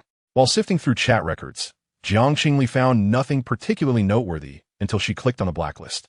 The blacklist was crowded with a string of names, including by Yi, members of the Jiang family, and several instructors from the Royal Imperial Academy. Upon seeing the instructors, Jiang Qingli felt a wave of frustration. The original host was the same age as Jiang Qingli, currently a third-year student at the Royal Imperial Academy. However, having spent the last month filming with Ling Qing, she had not attended school in over a month. In the trash bin lay a message from her advisor from last month. Miss Jiang, you have been absent for a month without reason. Your GPA for this semester will be voided. Please consider this carefully. Jiang Qingli noted the date, realizing it was already late May. If she didn't return soon, she would truly be expelled. With the system still silent, she needed to live normally for now. And attending the Imperial Academy would also allow her to better understand this world. After reviewing the materials for a while, Jiang Qingli began to feel drowsy. Perhaps the mental healing from the previous night had drained her energy. She soon found herself resting her head on the bed and drifting into sleep. In her hazy state, she felt a gentle hand caressing her hair and cheek. Wanting to open her eyes to see who it was, she instead sank deeper into the dream. The blurred images gradually became clear. Beneath a verdant apple tree, a boy with a blurred face and beautiful white hair gently cupped her chin with his slender fingers and leaned down to kiss her lips. The touch was cautious, light. Moments later, he pulled away, chuckling softly in her ear. Our little Li, you could be shy too. How delightful. Jiang Qingli opened her eyes, her expression bewildered. Was it a memory of the original host? She lightly touched her lips with her fingertips, lowering her gaze as her eyelashes fluttered. Why did it feel so real? The sky had darkened. Jiang Qingli descended the stairs into the dining hall. At the long table, Baili Jing sat with his head bowed, lost in thought. Upon noticing Jiang Qingli's approach, his eyes sparkled with surprise as he rose to greet her. Qingli, how was your rest? His white hair reminded Jiang Qingli of the dream she had just experienced, causing her to nod slightly, feeling somewhat unnatural. It was fine, Jiang Qingli replied. Haven't you eaten? Where's Qin Mai? I was waiting for the mistress to join me, Baili Jing said. He seemed to be in a bad mood and went out to eat. Jiang Qingli did not detect the subtle condescension in his words and merely responded, You don't need to wait for me next time. It's rather troublesome. She primarily wished to avoid spending too much time with Baili Jing. The dream had left her feeling unsettled, instinctively wanting to limit her interactions with him. All right, as you wish, Baili Jing hesitated before speaking softly. Jiang Qingli discreetly exhaled in relief. She failed to notice the slight twitch at the corners of Baili Jing's lips, a bittersweet curve. The following morning, Jiang Qingli arrived at the Royal Imperial Academy. In this starry age, civilization had advanced rapidly, extending lifespans. Generally, females lived longer than males, typically between 300 and 500 years. A male's lifespan is linked to their ability level. High-level beastmen may live up to 500 years. With age, the duration of education also extended. University now lasts 6 years, from 18 to 24 years old. A nightmare, it was truly a nightmare. Jiang Qingli silently lamented as she stepped into the classroom, feeling countless gazes upon her, including a few familiar faces. Many immediately turned away to whisper among themselves upon seeing her. Jiang Qingli thought, this must be the price of fame. She found a seat, and just as she sat down, a female classmate settled beside her, smiling obsequiously. After a moment of contemplation, Jiang Qingli recognized her as Du Qianqian, the original host's foremost sycophant in the academy. Qingli, I heard you returned those beast husbands to Bai Yi? Du Qianqian inquired in a low voice. Jiang Qingli nodded slightly. Why are you so foolish? Du Qianqian exclaimed with a heart full of concern. How can you return her favor? That is 5 levels. Such valuable resources, and you are willing to relinquish them so easily. Do you not believe that Bai Yi will surely overshadow you even more in the future? Jiang Qingli remained silent, merely pretending to sigh dramatically. Observing this, Du Qianqian grew anxious. Look at you, all downcast again. The truth is, they do not favor Bai Yi, they favor you. Truly, especially Ling Qing and Qi Yun, their treatment of you is distinctly different from others. Upon hearing this, Jiang Qingli nearly lost her composure, her sorrow threatening to surface. Indeed, their treatment was far more intense than that of others. She cast a glance at Du Qianqian, who was seated beside her. It was true that the original owner had shamelessly fawned over those 5, yet she had always assumed that those 5 harbored feelings for her as well. The greatest illusion was perpetuated by those sycophants around her who failed to speak the truth. Among them, Du Qianqian, driven by her disdain for Bai Yi, was particularly eager to stoke conflict, hoping to use Jiang Qingli to eliminate Bai Yi. Such a person could never remain in Jiang Qingli's vicinity, let alone become a friend. However, Du Qianqian's exceptional gossip skills could still prove useful for gathering intelligence. Unbeknownst to Du Qianqian, Jiang Qingli had undergone a transformation and was no longer operating under her previous mindset, yet she continued to insist on the existence of feelings between them. Several rows behind them, a male beast man teased his companion. Your charm is quite impressive, Qian. Even after the annulment of the engagement, Miss Jiang still clings to you. The male beast man had exceptional hearing, and he caught every word of the 2 females' conversation. Upon seeing Jiang Qingli, Qi Yun's mind involuntarily flashed back to the moment when Jiang Qingli had slapped him yesterday, along with the kiss marks adorning her delicate, white ankles. Qi Yun couldn't help but frown. Just then, Jiang Qingli remarked, do not mention them anymore. I've moved on. Are you referring to those 5 worthless individuals? Du Qianqian exclaimed incredulously, bursting into laughter. Donotist. Just consider Qin Mai. He is the first prince to fail a course, and will be joining us in class shortly. She raised her eyebrows mischievously. Even if you find Ling Qing too arrogant for your liking, what about Qi Yun? You previously said he was adorable. Behind them, Qi Yun paused. Had she ever complimented him on being cute? He failed to notice that 2 rows back, Qi Mai lifted his gaze, directing his attention toward them, before turning away with a disdainful sneer. Among those 5, Qi Yun now found himself the most disliked. It was as if he had been struck on the back of the head with a heavy object, and his mind buzzed with disbelief. Was he truly the most detested one? Clearly, Ling Qing had always given her the most disdainful looks. After class, Du Qianqian pushed Jiang Qingli, urging her to engage in conversation with Qi Yun. Jiang Qingli paid no heed and glanced at her terminal before turning right to exit. By some strange twist of fate, Qi Yun followed her. He remained oblivious to the fact that someone was trailing him. The girl continued her march deeper into the building. Through the glass, Qi Yun clearly witnessed a male beast man bending down to embrace Jiang Qingli, burying his face in her neck with an affectionate gesture. Chapter 12.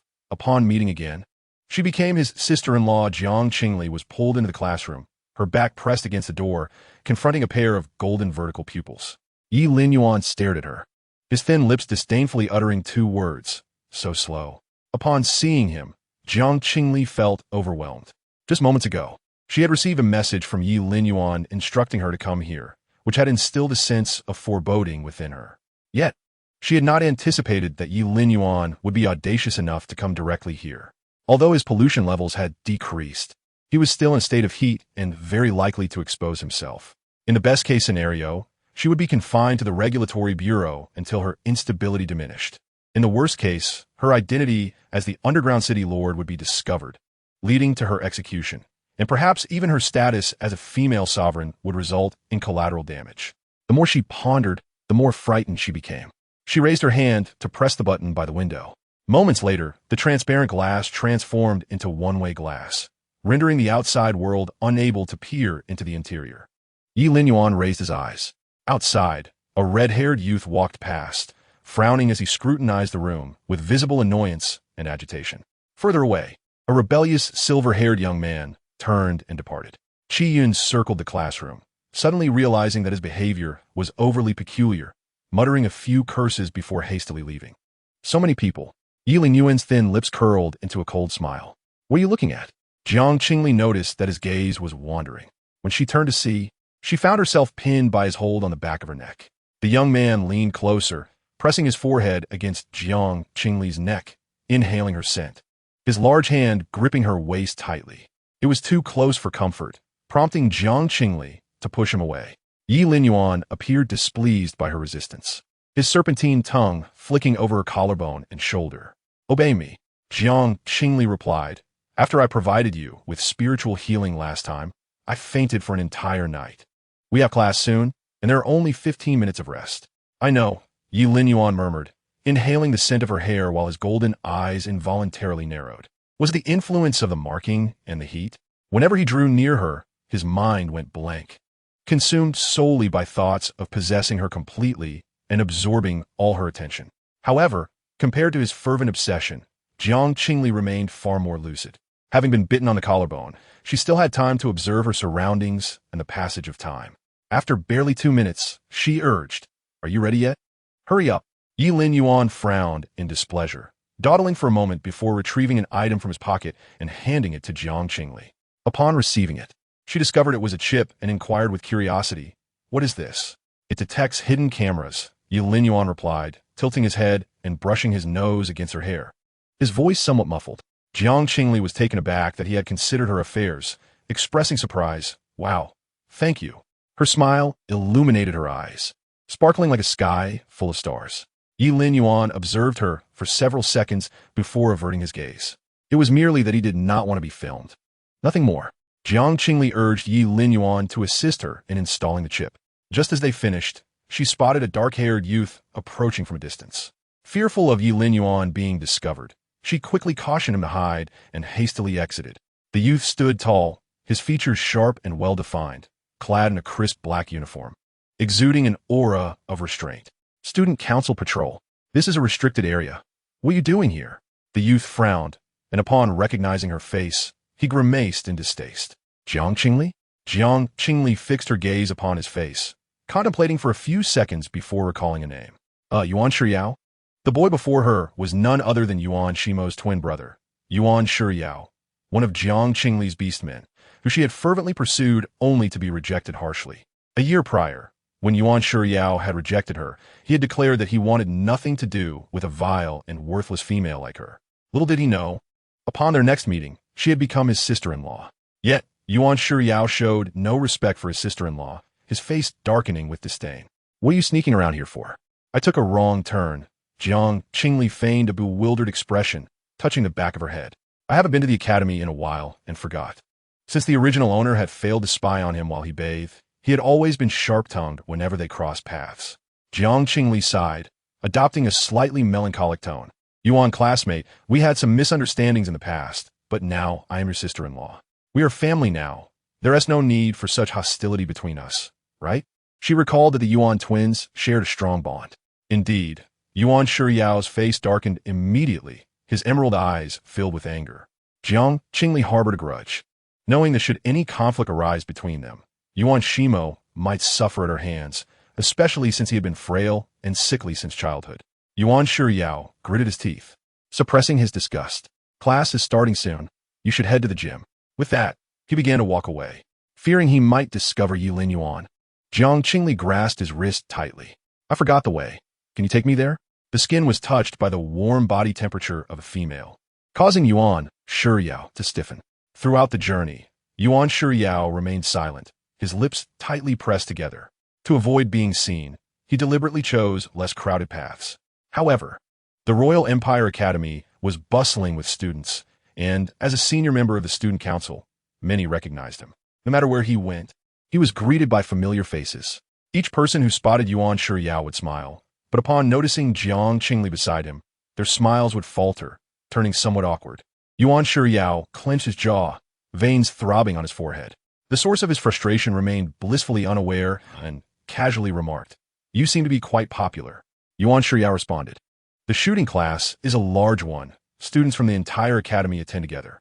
For instance, by a year junior to Jiang Qingli and Qi Mai, who was retaking the course due to failing. Downstairs, numerous students were entering the building one after another.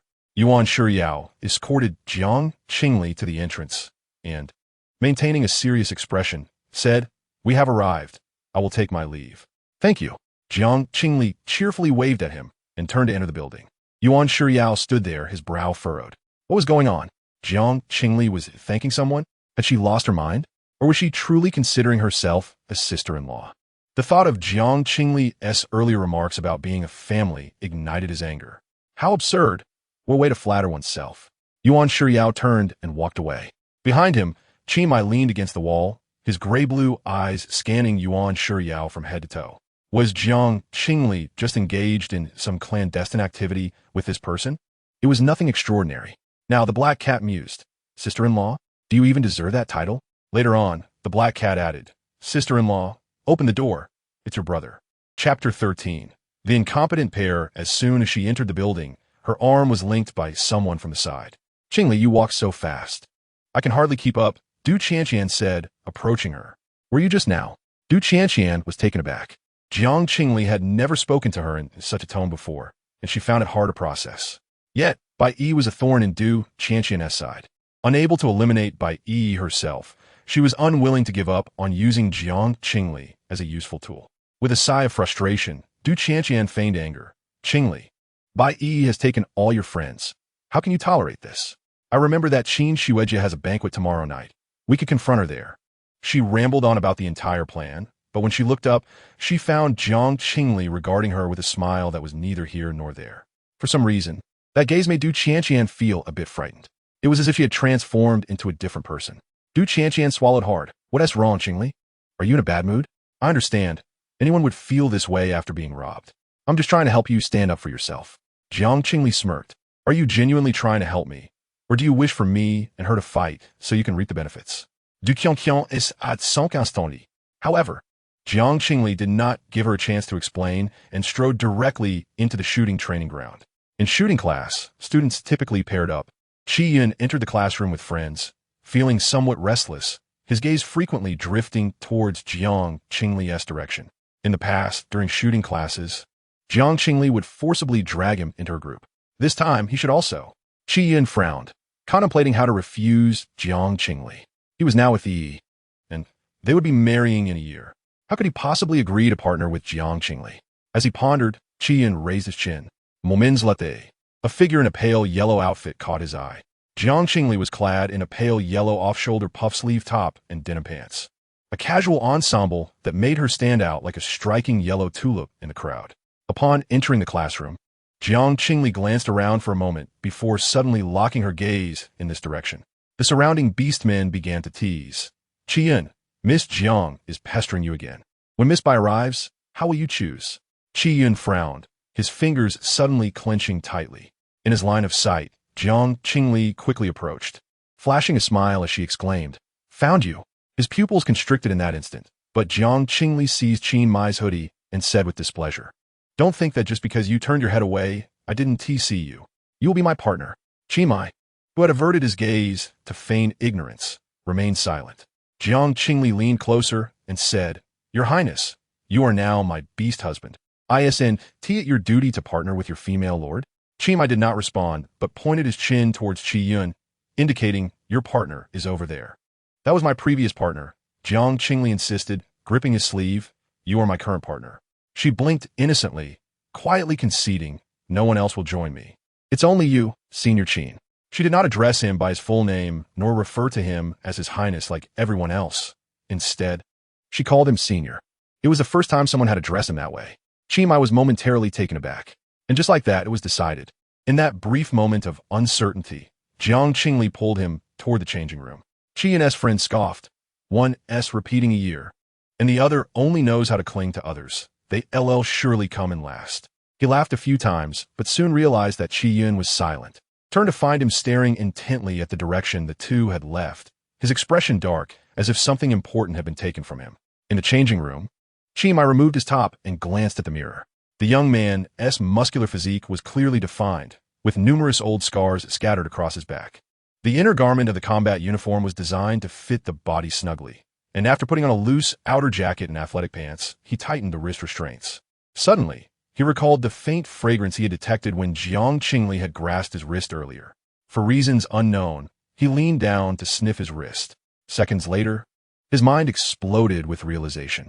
Qin Mai became acutely aware of his actions and abruptly straightened up.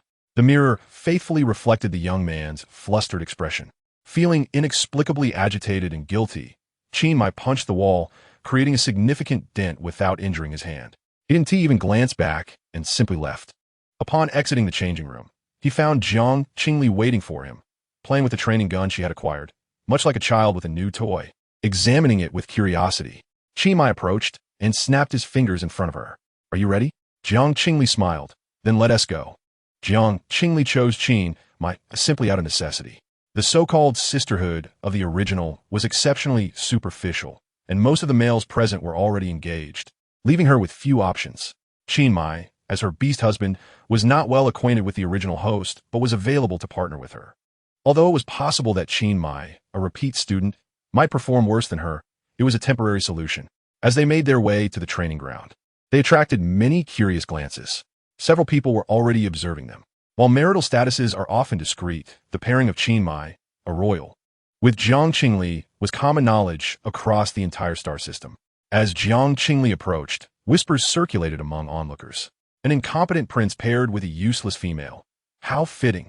To be honest, I felt it was a pity that Yuan Shimo was matched with Jiang Qingli, but Qin Mai? The two were simply a perfect match. Have you heard? There are rumors that Qin Mai's lineage may be questionable. It is said that his father might not be a purebred noble. Is that so? News broke last year revealing that his father is actually a discarded beast raised by the Shun family in the 12 cities. So he is a lowborn. No wonder the emperor doesn't care about his marriage, pairing him with someone like Jiang Qingli. The Jiang family must be blind to not pick better. Their voices were not deliberately hushed, and every word reached Qin Mai's ears. His fingers clenched into fists, a wave of intense disgust and irritation flooding his gray-blue eyes. Qin Mai sharpened his canine teeth, poised to charge, when suddenly he beheld the ominous black muzzle of a gun aimed squarely at the two individuals. What had he said? "Speak to me, if you will." The gun was directed at one man's eye, who emitted a brief, sharp scream, only to fall silent in astonishment upon recognizing his assailant. Jiang Qingli tilted her head, inquiring, "Why the sudden silence?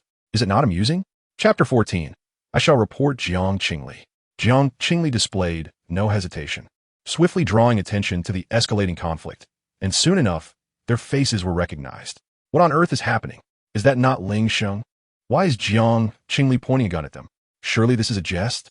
After all, Ling Sheng is the younger brother of Ling Qing, whom Jiang Qingli had previously courted with great fervor. Your words jog my memory. She had once berated by Li Jing on Ling Sheng's behalf, in a public setting no less. Fortunate that her composure had spared her from exposure. If this were to reach the online realm, she would be torn apart by that legion of fans. The two had not anticipated that their whispers would reach the ears of the very subject, and their expressions transformed in an instant. Yet they quickly relaxed, particularly Ling Sheng, who, under the threat of the firearm, approached with a grin. "Oh, Qingli, why the anger? It was merely a jest." "Ah, yes." Jiang Qingli curled her lips, articulating with clarity, "And you believe yourself worthy?" Ling Sheng's countenance shifted dramatically. "What do you mean?" Due to Ling Qing. Ling Sheng had long been a target of Jiang Qingli's affections. Over the past year, he had reaped countless benefits from Jiang Qingli, courtesy of his elder brother. Accustomed to flaunting his power, he did not flinch as he began to retaliate against Jiang Qingli's fierce demeanor. Jiang Qingli raised an eyebrow, applying pressure. The cold muzzle firmly pressed against his forehead. Onlookers gathered along the sides of the path, murmuring incessantly. Is this truly escalating to violence? Word has it that Jiang Qingli has severed her engagement with Ling Qing. One can only imagine her ire upon encountering Ling Sheng. Ling Sheng has always been one to perform, and witnessing their mutual animosity is rather gratifying. Another male, sensing Jiang Qingli's discontent, quickly knelt. The tall figure bent forward, awkwardly rubbing his hands, and in a hushed tone pleaded, "I apologize, Miss Jiang. We merely heard rumors. It was an unintentional error. Please do not be angry." What is there to apologize for? Merely a few words exchanged. Ling Sheng, much like Ling Qing, harbors a sense of arrogance. If you possess the courage, draw the trigger. If you dare, I shall promptly inform my brother. Before he could finish, a loud bang erupted. The bullet grazed Ling Sheng's face. To prevent accidental harm, training ammunition is equipped with a protective mechanism, bursting into colored smoke as it nears a target. However, the proximity left a noticeable scratch upon Ling Sheng's visage. He could hardly fathom that Jiang Qingli would dare to fire upon him. Stunned, he stood frozen, a streak of warm blood trickling down his cheek. Jiang Qingli smirked. My apologies, an unintentional mistake. Ling Sheng trembled with rage. Jiang Qingli, do you truly dare? Do you not believe I will inform my brother and have him teach you a lesson? She merely chuckled nonchalantly. Go ahead and tell your brother, you overgrown infant. However, should I catch wind of you gossiping again, the repercussions will not be so trivial. Having spoken, Jiang Qingli tapped Ling Sheng's pale face with a gun before seizing Qin Mai and departing. She took a few steps away, and Ling Sheng howled in fury. Jiang Qingli, his eyes seemed to blaze with anger. I will tell my brother this instant. You are finished. With that, he pulled out his terminal and dialed Ling Qing's number. Simultaneously, he shouted at the onlookers. What are you staring at? Get lost. Another male, too intimidated to speak, slinked away, furtively apologizing to Jiang Qingli. After all, the Ling family had fallen from grace in recent years, rendering them inferior to the Jiang family. Had it not been for Jiang Qingli's affection for Ling Qing, the Ling brothers would not have dared to overstep their bounds. As the crowd dispersed, the remaining spectators exchanged hushed remarks. Such a temper. No wonder rumors of his liaison with the esteemed Miss Jiang circulated. She had posted numerous clarifications on the forum. It would do well to temper his fierceness. Otherwise, he might bark daily. Goodness, when that brotherly obsession flares, it is no jest. It is said he was assigned to the lower city 3 years ago after eliminating several nobles who clashed with Jiang Qingli. Heaven help us. Jiang Qingli will grow ever more unrestrained. Let us refrain from gossiping about her in the near future. After being led a few paces, Qin Mai finally registered the grip upon his arm. It felt fragile, as though a slight exertion could sever it. Yet it was this very hand that had wielded the gun and uttered harsh words just moments ago.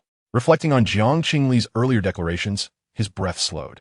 Many had scorned him, but it was the first time a female had stood up for him. Despite her apparent avarice, cowardice, and delicate appearance, she had gone to such lengths for him. The fervor that had previously burned within him waned unexpectedly. His heartbeat faltered momentarily. Qin Mai could not help but ease his pace, his fingers gently curling around Jiang Qingli's wrist. Jiang Qingli remained oblivious to the grasp upon her wrist. She was in a state of agitation. Logically, she ought to have feigned ignorance. Drawing attention could lead to trouble and heighten the risk of mortality. Yet, when those individuals had insulted her family, a surge of intense fury had welled within her, a desire to twist Ling Sheng's head off and use it as a ball. How dare he insult her family? This emotion left Jiang Qingli perplexed. She was not the original inhabitant of this body. Why should she harbor feelings for the Jiang family? Perhaps it was due to her status as an orphan, or perhaps remnants of this body's reflexes lingered, such as the way of novels. Jiang Qingli pressed her lips together and sighed. To Qin Mai, this gesture appeared as though she mourned for the man named Ling Qing, her former fiancé. Qin Mai's brows knitted together. He had always believed Jiang Qingli's taste to be questionable. Ling Sheng was hardly impressive, and how much better could Ling Qing be? Why did Jiang Qingli possess such poor judgment? A more fervent flame flickered within him, compelling him to voice his thoughts. Hey! He had barely begun when Jiang Qingli abruptly halted, her gaze fixed in shock upon the figure that had appeared before them. The male, with black hair and golden eyes, bore an air of coldness, his sharp gaze sweeping over Jiang Qingli's grasped wrist. Have you had your fun? He seemed to scoff. Your audacity is commendable. Apologize immediately. One of her friends slipped to Jiang Qingli's side, tugging at her wrist, whispering urgently, "This is Professor Yi, our special guest lecturer for this course. Show him the proper respect. He does not discriminate when it comes to marking." Professor? Jiang Qingli stared at Yi Lin Yuan in disbelief. This man was their professor? No wonder he was present in the academy. Before she could recover from her shock, Ling Sheng's voice rang out, Cousin, you are here just in time. I wish to report this Jiang Qingli for assaulting a fellow student. Such heinous conduct warrants punishment, perhaps expulsion. Cousin? Jiang Qingli glanced at her friend, bewildered. Her companion was frantic. This is bad. Professor Yi is your former fiancé's cousin and Ling Sheng's relative. You are in deep trouble. He will surely penalize you. Chapter 15. A slap in the face, seizing the first kill. Jiang Qingli stood rigid, her gaze locked onto Yi Linyuan. Ling Sheng, who had been fixated on her, now brimmed with triumph. Jiang Qingli had not attended the academy for over a month, and if she were to face punishment in this course, she would surely fail. How embarrassing that would be. He turned to Yi Linyuan, urging, "Cousin, look at my injury." Yi Linyuan cast a brief glance before addressing Jiang Qingli. "Do you have anything to say?" "Professor." Jiang Qingli bit her lip, feigning innocence as she lowered her gaze.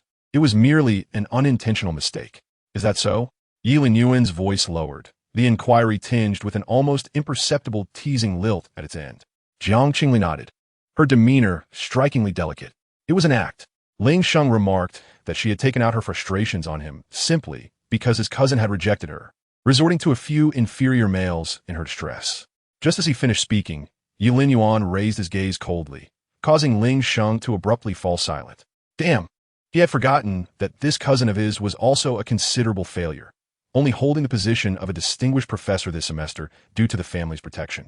As they remained in a standoff, the bell rang. Yi Linyuan's expression remained impassive. Class is starting. However, Ling Sheng wished to continue speaking. Yi Linyuan's voice was icy. Be silent. Those two succinct words bore an intense pressure that left one breathless. As Yi Linyuan passed by Jiang Qingli, his steps faltered momentarily, his gaze lingering on her face for several seconds, furrowing his brow as if laden with reproach. Jiang Qingli blinked innocently. Upon reaching the practice area, Jiang Qingli's terminal received a message. Yi Linyuan, follow me after class. Jiang Qingli, ? Yi Linyuan, I can overlook your unintentional transgressions, but you must render compensation. Jiang Qingli, I have no money. Yi Linyuan, are you in need of funds? Imperial First Bank reminds you. User Yi Linyuan has enabled account sharing. You may access the other's account balance. Yi Linyuan, just this once? Jiang Qingli. Although aware that he referred to mental healing, his tone was undeniably suggestive. After forming groups, they swiftly entered the simulated combat training environment. Jiang Qingli stepped into the apparatus. As she closed her eyes and reopened them, she found herself in a dilapidated, corroded urban landscape. A translucent text appeared before her. Welcome to the beginner shooting course. Target: Mutant Beast 3. Scores are assessed based on time, accuracy, and damage to one's health. The simulated environment felt exceedingly realistic, with the stench of decay assaulting her senses. Currently, most star systems had succumbed to darkness, with the areas beyond the 12 cities of Blue Star ravaged by natural disasters and ferocious mutant beasts. Although the Empire had stabilized the situation, all higher learning institutions incorporated military courses into their daily schedules for future preparedness. Despite the Jiang family having produced several generals, the original owner had never excelled in these areas, barely scraping by in close combat and boxing classes during the previous 2 years. Jiang Qingli prepared herself to be at the bottom alongside Qinmai. However, when a gigantic mutant beast charged towards them, Jiang Qingli instinctively drew her gun and raised her hand. The laser bullet shot forth, striking the mutant beast squarely between the eyes. After a wretched scream, the beast disintegrated into electroparticles. Congratulations to Jiang Qingli for achieving the first kill. Current ranking, 173. Remaining targets, 2. Jiang Qingli was momentarily stunned. Beside her, Qinmai, who had just reached out to shield her, narrowed his eyes. Before she could contemplate further, a shrill scream erupted from behind. 2 mutant beasts lunged at them wildly. Qinmai swiftly embraced the dazed female, rolling on the ground. Snow leopard ears sprouted atop his head as he lifted Jiang Qingli to a slightly elevated position. Let's try again. Qinmai raised Jiang Qingli's hand. Jiang Qingli aimed at one of the mutant beasts. With an unexpected proficiency, she struck the mutant beast effortlessly. This time, her aim was less precise, only hitting its wing. The 2 mutant beasts locked onto their position, staggering towards them. Perhaps enhanced by the snow leopard's speed, Qinmai exhibited remarkable agility, dodging with Jiang Qingli in his arms and occasionally firing at the beasts. Yet, the relentless assault from the mutant beasts gradually placed them at a disadvantage. Jiang Qingli frowned in frustration and timidly suggested, "Perhaps we should find a place to hide?" She recalled that the simulated training generally lasted half an hour. If they could find a hiding spot, they could survive long enough to secure passing marks. Why run? Qingli scoffed, gripping Jiang Qingli's hand from behind. He steadied her, aiming the gun at the mutant beasts. Qingli spoke calmly. Now is the time. Jiang Qingli focused intently and pulled the trigger with determination. The bullets simultaneously struck the heads of both mutant beasts. Blood splattered everywhere. Simultaneously, a line of bold text appeared in the entire simulation environment. Congratulations, Jiang Qingli and Qingli, for achieving the shortest time kill achievement. Congratulations, Jiang Qingli, for completing the 2-for-1 achievement. The crowd erupted in astonishment. Bai Yi, who had struggled to kill a single mutant beast alongside Qi Yun, widened her eyes in disbelief, her expression contorted. How could this be possible? Jiang Qingli was the least skilled in these matters. How could she? This must be a ruse. Jiang Qingli must have cheated. Suppressing her panic, Bai Yi excitedly remarked to Qi Yun, "Your cousin is incredible. She managed to achieve a 2-for-1. It seems she has been practicing diligently this month." She? How could that be? Qi Yun scoffed. She must have cheated. If she could achieve this level, I would eat excrement upside down. This system is truly outdated. It cannot even detect such blatant cheating. Qi Yun gritted his teeth. I will report her soon. Just as he was seething with indignation, a mutant beast struck, sending the two flying. And they landed in a puddle of acidic rain and mud. Many believed Jiang Qingli had cheated. After class, Qi Yun joined forces with several noble youths of comparable rank to the Jiang family to confront Yi Lin Yuan, demanding a thorough investigation into Jiang Qingli. She could not possibly be first. She must have cheated. Indeed, she must have had someone infiltrate the system. This was not her first offense. Last semester in Imperial History, she had someone take the exam for her. We have all trained hard. Why should a cheater like her receive the highest score? The voices grew sharp and discordant, and some even attempted to seize Jiang Qingli's hand. However, before they could reach her, Jiang Qingli was gently pulled back by Qingli, who positioned himself protectively behind her. Get lost. Qingli's gray-blue eyes were filled with fury, resembling a beast defending its territory. His fierce protection of Jiang Qingli made several nobles hesitate. Qi Yun glared at their intertwined hands, becoming increasingly agitated, raising his voice. Does His Highness the Prince intend to shield a cheater? Try calling me out once more. Qingli stepped forward, seizing Qi Yun by the collar. His grip was astonishingly strong, leaving Qi Yun somewhat unable to withstand it. How could this be? He was a superior. Qingli was merely a considerable failure. In the midst of a standoff, Bai Yi spoke up. She pursed her lips and turned to Yi Lin Yuan. Teacher Yi, my cousin is a first-time offender. Could you refrain from reporting her to the academy? She cannot face further disciplinary action. Jiang Qingli nearly rolled her eyes. Bai Yi seemed genuinely concerned about her not receiving punishment. I did not cheat. Jiang Qingli stepped forward, her voice clear and assertive. Qi Yun immediately retorted, what evidence do you have to claim you did not cheat? Jiang Qingli raised her gaze. What evidence do you have to prove I cheated? Qi Yun was on the verge of exploding. Amidst the clamor, Yi Lin Yuan pronounced the verdict. She did not cheat. How could this be? After a few seconds of silence, the crowd erupted once more at this declaration. Teacher Yi, do you know Jiang Qingli? One cannot be biased simply because they are a professor. Bai Yi felt uneasy and was about to say something further when a calm voice echoed from behind. How could this not be possible? 3 years ago, Jiang Qingli achieved full marks in the physical fitness section of the admission exam. Chapter 16. There at the hotel, I am at home. Upon seeing him, the crowd erupted in hushed murmurs. Bai Li Jing, why is he here? Hadn't he severed ties with Jiang Qingli? Why was he now advocating for her? It was said that Jiang Qingli was indeed remarkable. Few in the entire academy could boast such achievements, especially in physical training. The last person to achieve full marks was Jiang Yuchen, who could ascertain the veracity of his claims. Admission scores had room for manipulation. Last year, Jiang Qingli had displayed a range of emotions towards Bai Li Jing for reasons unknown, yet he still defended her. What a true love story. Hush! Ling Qing is also behind. The whispers surrounding them were crystal clear to the beastmen. Bai Li Jing chose to ignore the surroundings as he approached Jiang Qingli, effortlessly pushing aside Qin Mu Yi to grasp her hand, gently inquiring, Qingli, are you hurt? I'm fine, Jiang Qingli replied, surprised by his presence. Logic urged her to retreat, yet the warmth of Bai Li Jing's concerned gaze stirred a bittersweet sensation within her. His palm was dry and warm, exuding a reassuring strength. With practiced subtlety, she murmured, "You arrived rather late." Bai Li Jing was momentarily taken aback. To others, it was merely a fleeting exchange, an ordinary interaction. Yet, as he held her hand, it trembled slightly. The typically gentle youth was engulfed by a tumult of emotions, nearly unable to contain his overwhelming joy. If the previous encounter had merely been speculation, Jiang Qingli's unconscious dependence on him now, her familiar complaints from the past decade, and the way she looked at him filled him with unwavering certainty that she was not merely the soul that inhabited her body. Bai Li Jing tightened his grip on her hand, 1,000 words unspoken, but ultimately, he simply reassured her, "Do not worry, I am here." A few paces away, Qin Muyi sensed an invisible barrier between the two, an irritation creeping over him. Bai Li Jing's gaze remained fixed on her, intense and fervent. Yet moments later, he released her hand, realizing that Jiang Qingli might not retain her past memories. Thus, until he fully understood the situation, he could not reveal that he had recognized her.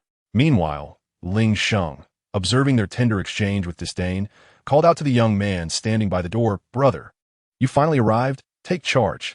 Ling Qing, with one hand in his pocket, exuded a sharp demeanor, his voice as proud as ever. As he spoke, he cast a disapproving glance at Bai Li Jing, who stood beside Jiang Qingli. They had initially gathered for a business discussion, but Ling Sheng had called in distress.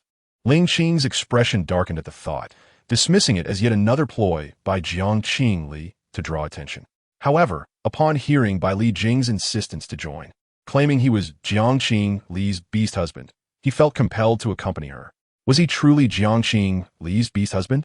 Had she ever treated him kindly?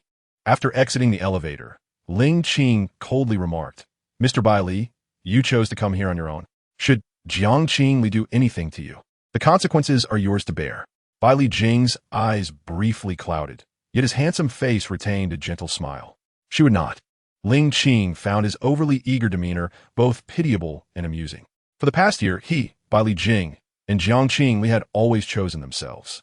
It was common knowledge across the entire star system that she, Jiang Qingli, had pursued Ling Qing without restraint. Thus, today, she would surely side with him. However, at this moment, Jiang Qingli offered not a single glance in Ling Qing's direction.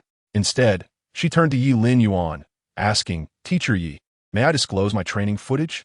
"Student training footage is confidential and requires consent for disclosure," Yi Lin Yuan replied. Qin Muyi interjected, "Do not disclose mine." Calm and composed, Jiang Qingli noted the exchanged glances among her peers. Surely, there wouldn't be any issues, would there? While written assessments could be cheated, footage was impervious to such deceit, especially with the stringent systems employed by educational and military institutions.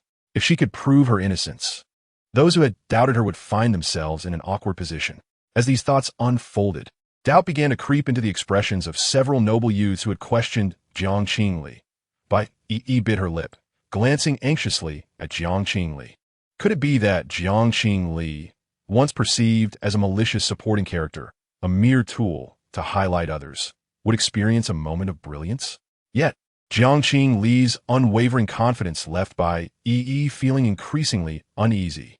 She sought comfort from Qi Yun, who, instead of offering his usual reassurance, fixed an angry gaze on Jiang Qingli. Soon, Yi Lin Yuan accessed the necessary permissions. A translucent screen materialized in the room. The footage revealed a mutant beast roaring ferociously as it lunged at a frail female. In the next instant, it was struck down by a bullet. Jiang Qingli, in the act of shooting, displayed impeccable form, her crimson lips slightly pursed, strands of hair lifted by the wind, glistening with a divine golden hue in the sunlight. The room fell silent. As the footage reached its conclusion and transitioned to a repeat, incredulous murmurs arose. Is that really Jiang Qingli? She secured the first kill. Wow, that shot was incredibly impressive. I must reevaluate my opinion of her. The noble youths who had previously doubted her wore expressions of dismay as undeniable evidence lay before them. Qian clenched his fists, his entire being trembling. How could this be? How could she possess such skills? She had always been regarded as a worthless failure. Yet, her movements were those of someone trained countless times, perhaps even more precise than his own. Confusion and helplessness clouded Qi Yun's eyes. Bai Yi was the first to react, exclaiming, "That's wonderful. Sister Qing Li is innocent." She sighed in relief. "I knew it. We cannot judge her present, based on her past misdeeds. Silence. Jiang Qingli interrupted, leveling her gun at Ling Sheng. Apologize. Ling Sheng's eyes widened in disbelief. On what grounds? Are you suggesting you wish to face disciplinary action? I recall that defaming a classmate is also against the rules. Jiang Qingli smiled sweetly at Yi Lin Yuan. Professor Yi, should we issue him a sanction? Cousin. Ling Sheng's eyes widened in terror as he hurriedly turned to Ling Qing. Brother. Ling Qing sought to protect his sibling, but found it impossible to maneuver in such a public setting. If the situation escalated, it could very well make headlines. At this point in his career, he could not afford any negative publicity. With a clenched jaw, Ling Qing chastised, "You are utterly thoughtless. Apologize." Jiang Qingli pondered for a few seconds before cheerfully replying, "I decline." You. Ling Sheng, infuriated, advanced toward Jiang Qingli. Ling Sheng. Ling Qing, aware that Jiang Qingli would not let the matter rest, could only endure his disgust and instruct his brother, "Go accept the punishment." He shot a warning glare at Jiang Qingli. Yi Lin Yuan led them to the academic affairs office, with Jiang Qingli following behind, her steps light and buoyant. The girl's ponytail swayed, akin to a small creature's proud little tail. With the parties involved departing, the onlookers lost interest in the unfolding drama and dispersed. Bai Li Jing squeezed the hand Jiang Qingli had held, a smile gracing his features. What a futile endeavor. Beside him, Qin Mu Yi crossed his arms. A hint of sarcasm in his tone. You traveled such a long distance, yet she chose to walk with other males. It matters not. Bai Li Jing replied with a gentle smile. Females are often easily drawn to the allure of the outside world. However, no matter how long they stay at a hotel, it will never compare to the comfort of home. Chapter 17. Burrowing under the covers, blocking the door, and ambushing. A triad of romantic rivalry. With the video evidence. The rumors of Jiang Qingli's incompetence were naturally dispelled. Yet, in comparison to her improved skills, everyone seemed more intrigued by her romantic exploits. Unbeknownst to Jiang Qingli, the campus forum was buzzing with posts bearing the explosive tag concerning her. Jiang Qingli faced a serious dilemma. With whom would she spend the night? This question was posed by Yi Lin Yuan. Jiang Qingli, flanked by her 3 beast husbands and a shadow-like Inua by her side, found herself in a peculiar situation. Typically, during the blissful days of newlyweds, it would be customary for the female master to choose a beast husband to accompany her each night. Some females even opted for multiple partners simultaneously. Yet, within the Jiang family, there was no trace of romantic affection. Jiang Qingli sat on the sofa, flanked by Yi Lin Yuan, whose expression remained impassive, his golden eyes fixed intently on her, and Bai Li Jing, whose thin lips curled in a smile as he silently held her hand. Neither spoke first, yet the atmosphere was thick with tension. Qin Mu Yi, seated across from them, felt superfluous, even more so than Inua, who lingered in the corner. A wave of annoyance washed over him inexplicably. Is this such a simple question to ponder? Qin Mu Yi urged. Hurry up and choose. I wish to sleep. Yln cast a cold and disdainful glance at him. Biljing, with a considerate and generous demeanor, remarked, It's quite all right, Your Highness. You may go rest first. The underlying implication was clear. Regardless of whom the selection favored, it would not be him. QNMY, initially agitated by their apparent intimacy, felt an unquenchable fire of indignation ignite within him. What did it mean that a mere beastmaster could exclude him from the choices? However, the prideful prince, unwilling to lower himself to quarrel with a commoner, dismissed the notion with a haughty scoff. Why should he care? With a cold snort, QNMY turned away, his sleeves swaying as he departed. Biljing sighed. His temperament is troublesome, but fear not, QNL. I will have a proper talk with him and ensure you are not put in a difficult position. His long, jade-like fingers twirled a strand of hair, and his voice flowed gently like water. Our female sovereign has already much to bear academically. I shall not allow other matters to disturb you. His warm breath brushed against her ear, sending shivers down her spine. QNL instinctively recoiled, but was confined by YLNUN's presence, forcing her to endure it. A faint blush crept upon her earlobes as Biljing chuckled softly, leaning closer to whisper, QNL, why do you ignore me? QNL's ears perked at his words, but before she could respond, his icy fingers intruded, covering her ear. YLNUN, silent and brooding, seized QNL's hand and ascended the stairs, his expression dark. Biljing grasped her other hand leisurely and spoke. Mr. Y, such matters have always been determined by the female sovereign.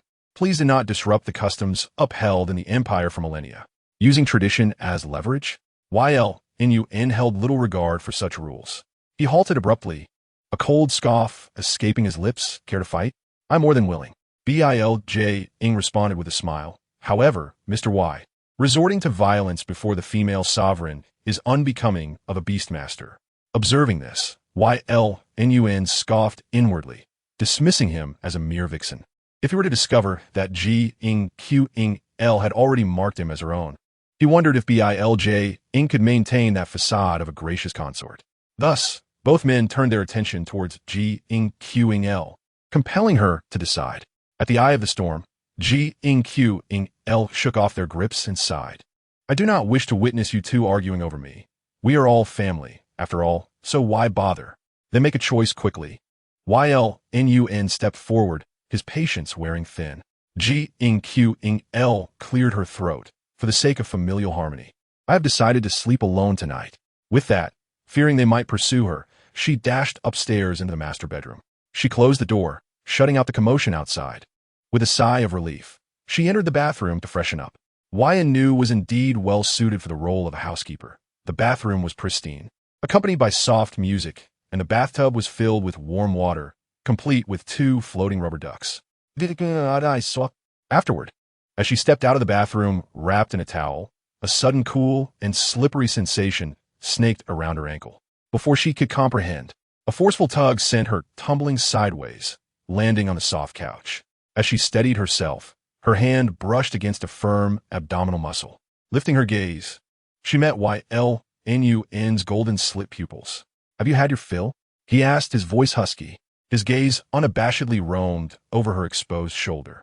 Jiang Qingli looked down, realizing her towel was perilously close to slipping.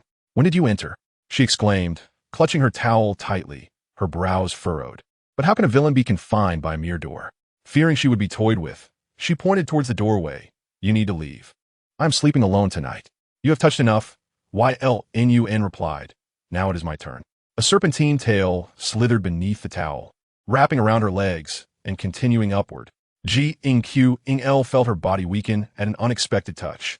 Yln's gaze fixated on her lips as he gently caressed them with his fingertip, just as he leaned down to kiss her. A sudden knock echoed through the door. Qingli, came Biljing's voice. Jiang Qingli snapped back to reality, hurriedly responding, coming. She quickly rose, casting a warning glance at Yln. Behave yourself.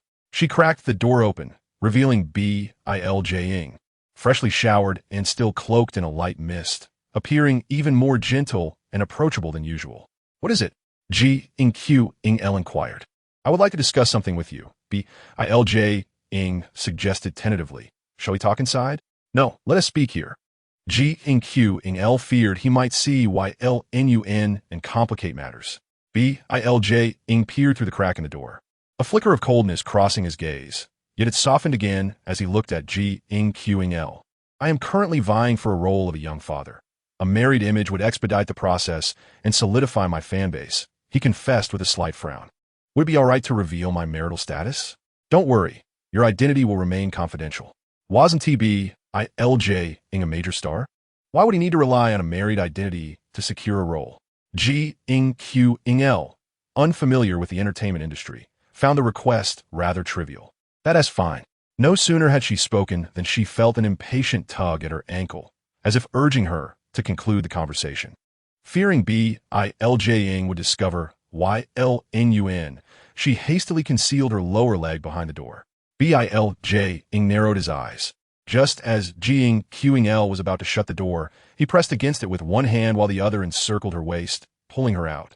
He swiftly closed the door and pinned her against it. Qingli, the handsome youth, leaned in, enclosing her within his embrace, his voice enticing. Will you come to my room tonight? I have prepared a starry night lamp, just like you used to love. His hand glided from behind her ear, gently lifting her chin as his lips inched closer. At that moment, footsteps approached from behind. Both of them looked up, locking eyes with Qingli, who stood in the hallway, his expression twisted in discomfort and displeasure. Jiang Qingli, He called, "Come here. I need to talk to you." Caught off guard, Jiang Qingli instinctively tried to push Biljing away. Qnmy's eyes widened in disbelief. This cunning vixen, did he not hear that he needed to speak with Jiang Qingli? An unnameable fury ignited within the proud prince as he strode briskly towards them, compelling her to focus on him. Simultaneously, he coaxed her breathlessly, "Be good, it doesn't matter." He parted his lips, seeking to deepen the kiss. However, at that moment, the door swung open. Jiang Qingli instinctively leaned back, but did not fall. Instead, she found herself firmly pressed against a solid chest. Upon seeing Qnmy frowned in disgust. So the serpent lay in wait in Jiang Qingli's room. Biljing, unfazed, straightened up, his tone icy. "What brings Mr. Y to Qingli's room?" One hand clasped around Jiang Qingli's waist, his veins visible beneath his skin. In an instant, the gazes of the three men converged upon Jiang Qingli. One feigned generosity while secretly scheming to entice the female sovereign. Another berated the first while reveling in the knowledge that the female sovereign had marked him first. "You gentlemen seem rather fixated on your positions," Jiang Qingli thought, feeling the weight of their stares. Her scalp tingled, and she silently cursed Ylun for causing this trouble. Rolling her eyes, she adopted a serious demeanor. "Oh, it's simply that I haven't attended the academy in 2 months, and there is so much I do not understand. I would like Professor Y to teach me." After stating her case, she felt it was a flawless excuse and unconsciously raised her chin. Yet, a cold scoff interrupted her thoughts. It seemed that even the esteemed professor of the Royal Empire Academy dressed in such a manner when providing private tutoring. Qingli embraced himself with both hands. Leaning against the wall, his gaze unabashedly sweeping over Linyuan's damp hair tips, loose bathrobe, and a hand resting on Jiang Qingli's waist. A flicker of disdain flashing in his gray-blue eyes. What could he possibly teach of any substance? One might mistakenly believe that Professor Yi was engaged in the service industry. Linyuan raised an eyebrow, his voice cold and detached. "You seem quite familiar. Do you often seek him out?" Qingli, still youthful, was ignited by the provocation. "You? Who are you calling a frequent visitor?" "Me?" His voice escalated in anger, instinctively fixating on Jiang Qingli's reaction. Qingli's reputation outside was dreadful. Despite the malicious rumors spun about him over the years, he had never taken them to heart. Yet in this moment, he feared that Jiang Qingli might genuinely believe the insinuations, mistakenly thinking him unclean. Jiang Qingli was oblivious to the tension, jesting. "You both seem well acquainted. Why don't you discuss it among yourselves?" Linyuan and Qingli exchanged glances. Qingli found himself laughing in irritation. He realized he was being foolish, caring about Jiang Qingli's thoughts. They were bound to divorce in 3 years. Why should he concern himself with her opinions? He even worried that she might be affected by the shooting lesson, wanting to check on the situation. What a ridiculous notion. The atmosphere grew tense until Biljing finally spoke. "Professor Yi is quite busy. It would be inappropriate to disturb him." Biljing had been observing their quarrel, and once it subsided, he took Jiang Qingli's hand, leaning down to look at her. "Qingli, I graduated last year too. Let me teach you, shall I? There is still time. Whatever you wish to learn, I can instruct you." His gaze lowered, lips slightly parted with a glimmer of moisture, his narrow eyes half squinted. His tone almost coaxing. The grip on her fingers was firm and unyielding. This stark contrast made Jiang Qingli instinctively feel a sense of danger. Behind them, Qingli frowned deeply. He could not see Biljing's expression, but the sound of his voice was already irksome. Teaching shooting, yet sounding as if he were imparting wisdom on something far more significant. In that voice, it could crush a pair of slippers. Who does he think he is to teach? Qingli felt inexplicably annoyed. "Aren't you tired, Your Highness? Perhaps you should rest. I'll take care of Qingli." Linyuan's voice turned icy, his words quite uncivil. "You all can leave." Jiang Qingli interjected. "You all should go. I can learn on my own." She swatted Linyuan's hand away, attempting to push him out. However, he remained as unyielding as a fortress. Jiang Qingli felt a surge of anger, ready to retort. When her communicator beeped, "I need to take this call," she said, feigning busyness as she pressed the answer button. "Jiang Qingli." The irate male voice echoed sharply in the silent room. Jiang Qingli was momentarily stunned. Glancing at the caller ID, she realized it was Ling Qing. Before she could respond, a softer voice chimed in. Ling Qing, don't say that. Sister Qingli didn't mean it. She's just being herself, don't you think? The hesitance in Qi Yun's tone surprised her. You're too kind. That is why you keep getting hurt. If it weren't for her today, would you have been injured? Another beastman raised his voice. You are our treasure. We must protect you. Bai Yi called out their names with heartfelt emotion. On Jiang Qingli's end, confusion reigned. What on earth is happening? Bai Yi's injury was her own fault. What does it have to do with anyone else? Am I a mere pawn in their games? Am I just a tool for entertainment? Listening to the impending sweetness on the other end, Jiang Qingli could no longer endure. She took a deep breath, smiling as she said, You're overthinking it. I'm not interested in secondhand goods anymore now that there are new faces around. With that, she hung up decisively. In Bai Yi's room, the atmosphere fell eerily silent after the remark about secondhand goods. Bai Yi pressed her lips together, a flicker of doubt crossing her eyes. The five beastmen had always claimed they had not been involved with Jiang Qingli. Yet, after a year of following her, could that truly be the case? She was attempting to sow discord. The merfolk beastman Yu Chenglan felt indignant. She's just jealous because you've chosen a few inferior beastmen. Upon hearing the term inferior beastmen, Bai Yi's spirits lifted considerably. Indeed, Jiang Qingli was envious. She chuckled lightly, glancing at Qi Yun. Qi Yun, I'm grateful for your protection today. Sister Qingli is quite terrifying. She reached out to embrace Qi Yun, only to find his fingers stiffening. Beep! A mechanical voice echoed in her mind. Warning! Target Qi Yun's affection level 3. Please take note, host. Bai Yi's eyes widened in surprise. Qi Yun was the easiest to win over among the five beastmen. Ever since she bound the system, she had effortlessly secured his affection. Why had his feelings suddenly dropped? Was it because of Jiang Qingli? Bai Yi lowered her gaze, a cold glint flashing in her eyes. Jiang Qingli ultimately chose Qin Mai for companionship, not for danger. Yi Lin Yuan was too perilous, and Bailey Jing understood the original owner all too well. Meanwhile, Qin Mai had little interaction with the original owner and was bound to her by contract, making him relatively safe. Before the door closed, Bailey Jing reluctantly grasped Jiang Qingli's hand. Then good night. Jiang Qingli nodded, a smile gracing her lips. Good night. Bailey Jing noticed the lightness in her eyes. It was rare for her to smile at him, but it was only to drive him away. With a helpless smile, Bailey Jing turned his gaze toward Qin Mai, who lounged on the sofa, urging Jiang Qingli impatiently. Hurry up. Feeling Bailey Jing's gaze, Qin Mai raised an eyebrow, a wicked smirk spreading across his face. Bailey Jing maintained his smile, but the force with which he closed the door was quite heavy. The sound echoed with a resounding thud, reflecting on the other two beastmen competing fiercely for Jiang Qingli's attention. Qin Mai smirked in satisfaction. Two worthless fools. What are you laughing at? Jiang Qingli questioned as she sat beside him. The girl suddenly leaned closer, her fresh and pleasant scent enveloping him. Qin Mai tensed, the earlier satisfaction dissipating, replaced by an unacknowledged nervousness. Jiang Qingli remained oblivious, inching closer still. She placed her hands on his shoulders, her beautiful face drawing nearer. Her bright black eyes sparkled like stars, reflecting his image within them. Qin Mai felt as if his heart had nearly ceased to beat. Qin Mai, he heard her calling his name, her voice crisp and commanding. Your ears, expose them. Why should I? The beastly features were private. How could she just demand their exposure?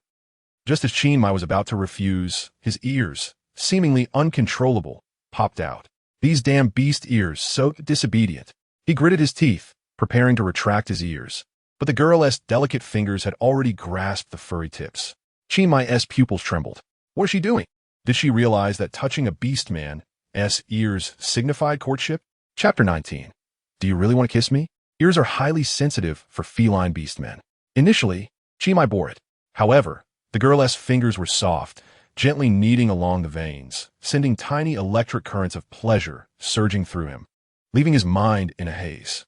His breathing involuntarily quickened, his upper body leaning back, trying to escape the overwhelming sensation. Even more infuriating was that while Jiang Qingli touched his ears, she displayed no signs of affection, instead wearing a playful smile. Was she treating him like a pet? Enough. Qin Mai could no longer tolerate it. Grasping her wrist, his breath heavy. Have you had your fill? Is that enough? Jiang Qingli reluctantly squeezed the plush leopard ear, clearing her throat as she stated seriously, let us begin. Qingli froze. Begin? Begin what? Don't be afraid. Jiang Qingli grasped his collar, pulling him toward her. Your words should come swiftly, Jiang Qingli. Qingli interrupted her in exasperation. We have a contract. Do not forget what you promised me. And who is supposed to be swift? The last phrase was nearly spat out, laced with hostility.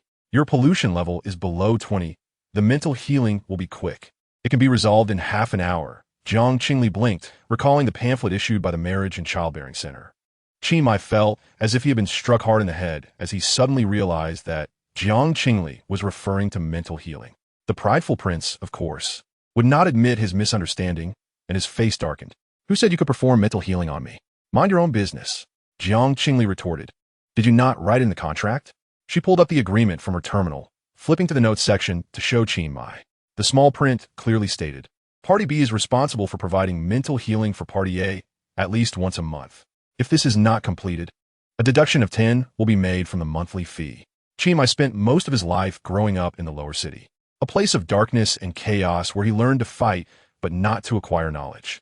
Upon arriving in the upper city, he could barely read, having once mispronounced his cousin's name in public, landing himself on the front page of the Empire Daily, triggering widespread lamentation over the royal family's disgrace. Although his education improved over time, his understanding of laws and regulations remained scant. Thus, he had entrusted a friend to draft the contract, unaware that such a clause would be included. He cursed internally, forget it, I don't need it now. Do you truly not need it? Jiang Qingli asked with a responsible tone. She was bound to provide mental healing for them, as her terminal was connected to the Beastmen's wrist data, allowing her to see their pollution levels. Yi Linyuan had clearly employed technology, showing a level around 10. Among the remaining Beastmen, Qingli had the lowest mental pollution level. She had noticed this when the contract was signed and thought it would be a good opportunity to practice her healing skills on Qingli. Qingli glared at her, enunciating each word with difficulty. No need to. Jiang Qingli did not press further. Very well, she stood up. I will go change in my nightgown. You can sleep on the sofa tonight. Wait. Qingli reached out to grasp her wrist. What is it? Jiang Qingli did not notice his unusual demeanor.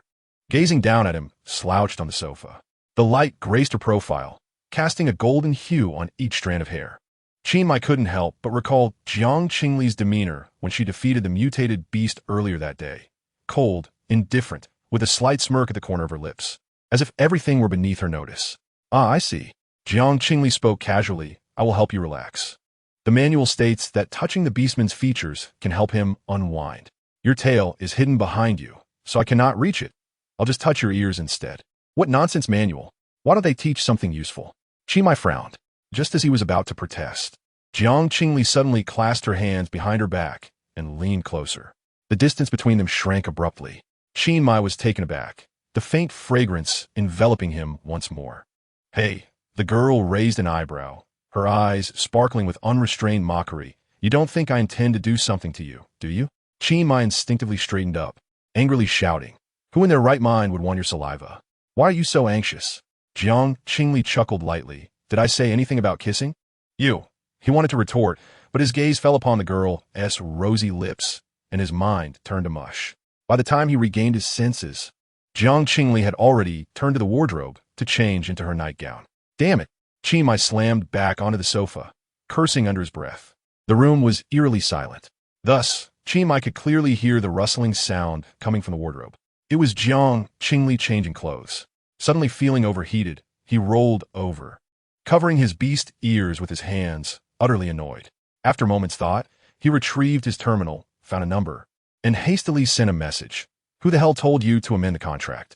Just as he sent the message, he heard footsteps behind him. Qingli tightly shut his eyes, yet his mind was exceptionally clear. He lost track of time until he heard the girl's gentle and steady breathing. Listening quietly for a while, he gradually slipped into a dream. What a delightful aroma. Qingli inhaled the sweet scent. The next moment, a hand grasped his hair, forcing him to lift his head. Bright light dazzled him, and he realized he was kneeling. Before him stood Jiang Qingli, clad in a fitted gown, her legs crossed, looking down at him with an air of superiority as if she were a queen judging a condemned sinner. The flickering candlelight blurred the contours of her profile, obscuring the line between reality and dreams. Qingli, her voice was soft yet cold. What have I taught you? You cannot even serve properly? She extended 2 fingers, pinching his chin full. High above him, her gaze was filled with undisguised disdain. Yet her rosy lips and slightly upturned eyes evoked no feelings of animosity. Instead, they compelled one to desire more reprimands from her. Qingli opened his mouth, wanting to defend himself. However, in the next instant, a pair of elegant Mary Jane shoes stepped forward, pressing down forcefully. Qingli let out a muffled groan, yet instinctively cradled her hand. Please do not be angry.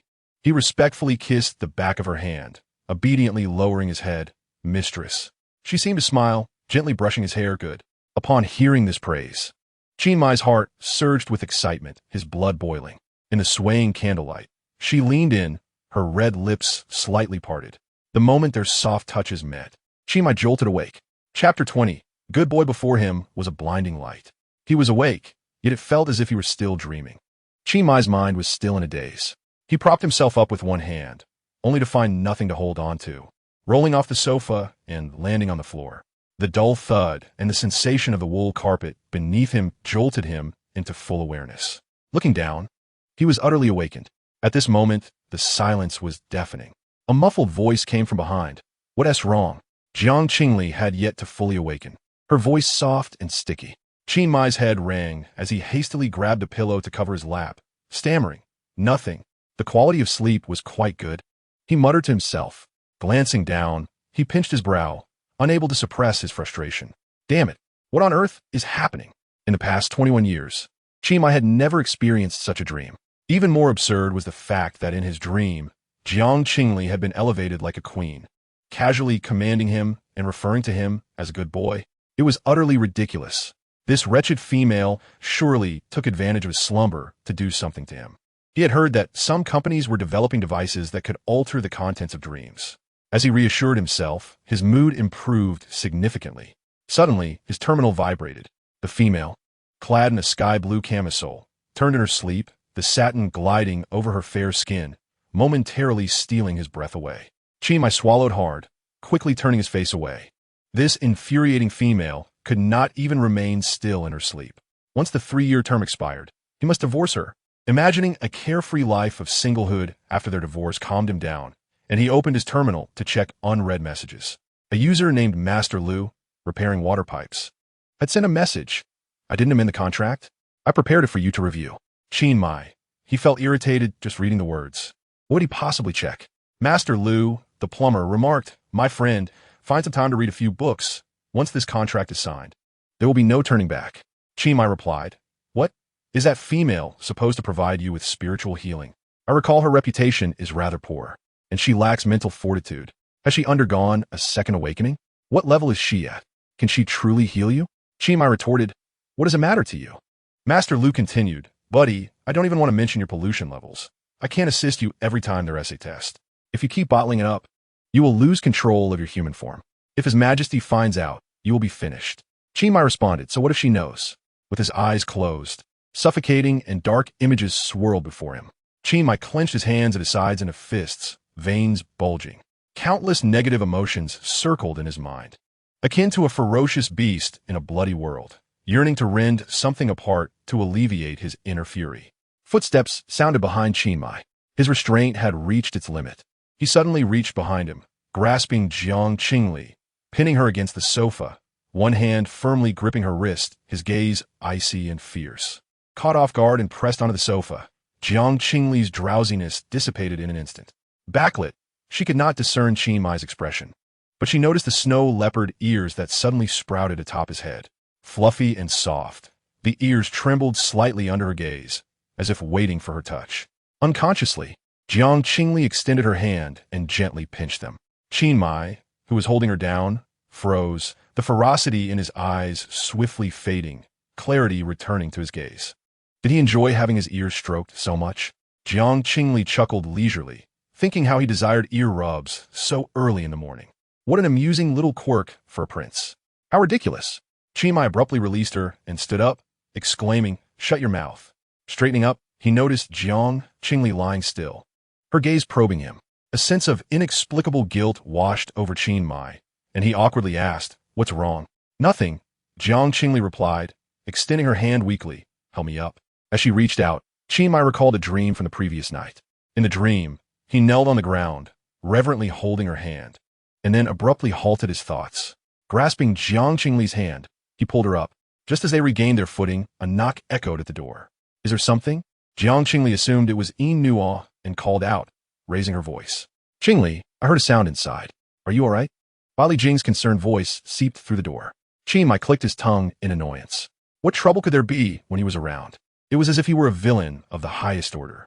Had that vixen been waiting at the door all this time? She rushed over at the slightest commotion.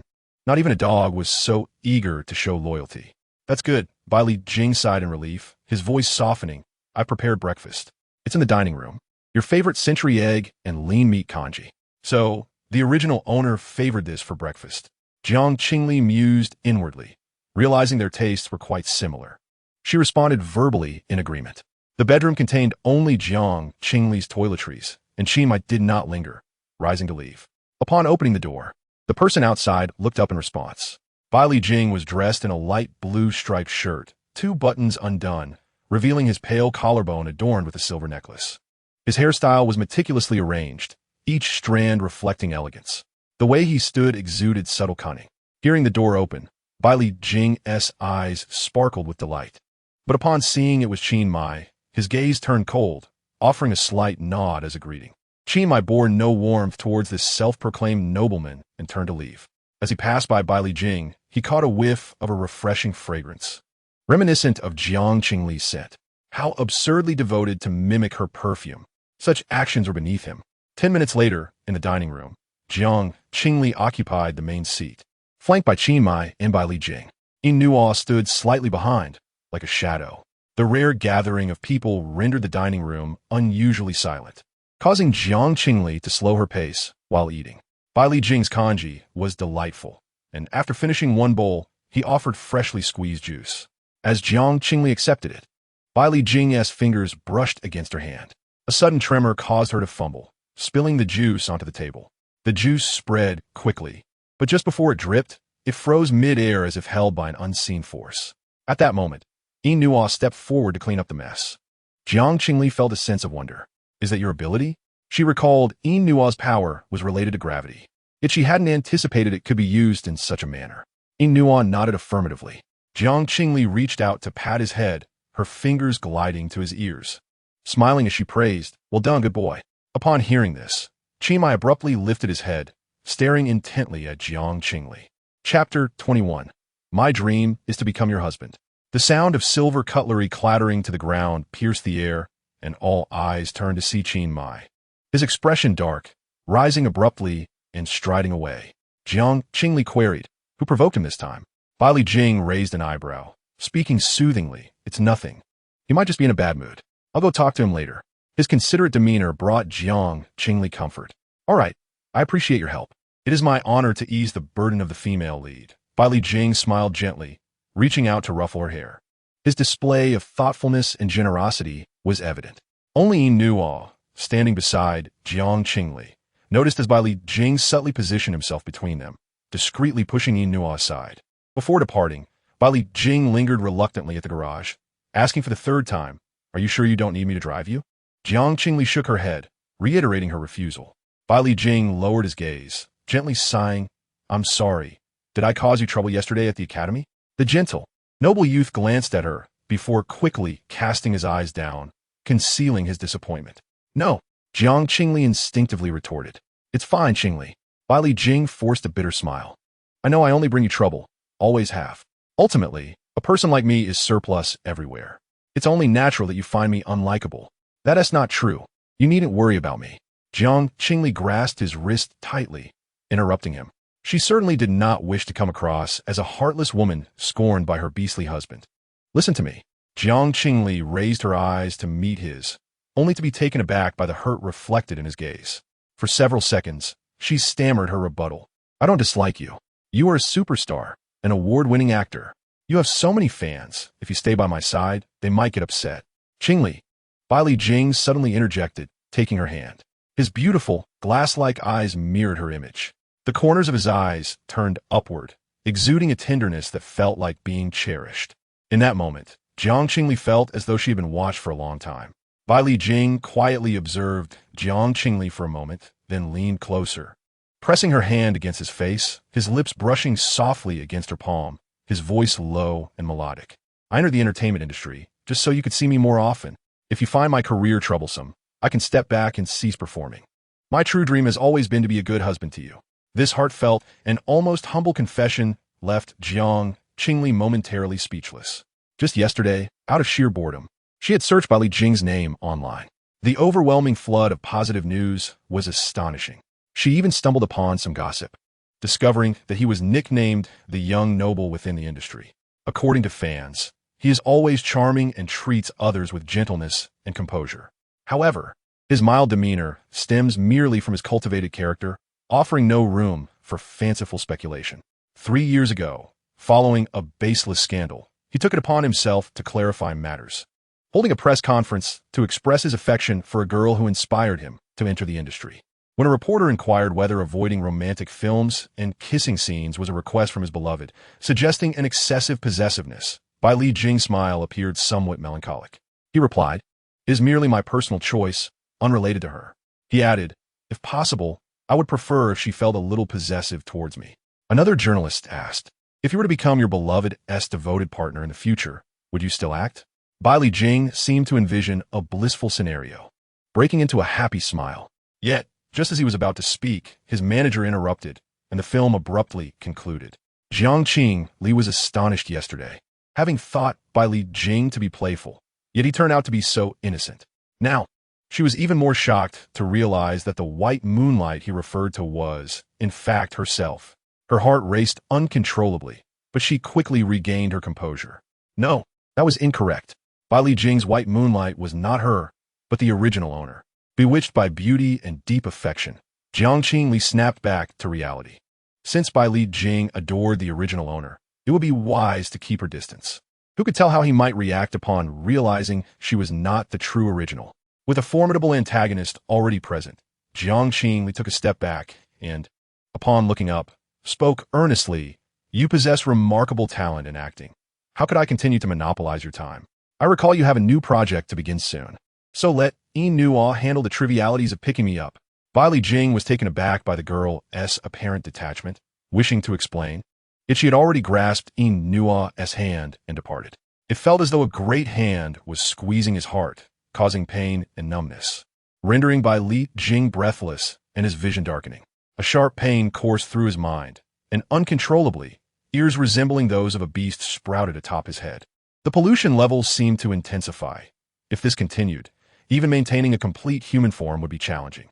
His fox ears drooped, resembling a pitiful, drenched creature. He appeared somewhat sorrowful. Had he spoken too harshly? Jiang Qingli felt an inexplicable pang of guilt, as if she should not have treated Bai Li Jing in such a manner. Yin Nuo, seated in the driver's seat, glanced at Jiang Qingli and then at Bai Li Jing, a trace of mockery curling his lips, quickly replaced by the calm demeanor of a butler. "Miss, we are running late. Wait for me."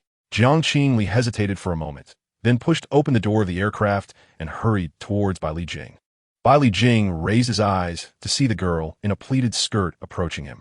The light illuminated her hair and hem, sparkling like starlight. In that moment, the past and present converged. Bai Li Jing saw the stars falling beside him once more and instinctively reached out toward her. Jiang Qingli did not take his hand, but stood before him, placing something in his palm. He instinctively clenched it, gazing at it in confusion. "I'm off to school, and you should do well at work." Jiang Qingli smilat. The girl stood on her toes and gently patted the top of Bai Li Jing's head. In an instant, his inner turmoil and darkness dissipated at her touch. The world fell into silence. The sound of his heartbeat intensified, echoing loudly. Bai Li Jing stood there for an extended period, until the aircraft completely vanished from sight. He opened his palm to discover that Jiang Qingli had given him 3 milk candies, just like in his childhood. A smile crept onto his lips, but upon turning, he found Qin Mu Yi standing behind him, his expression displeased. "Has the prince not departed yet?"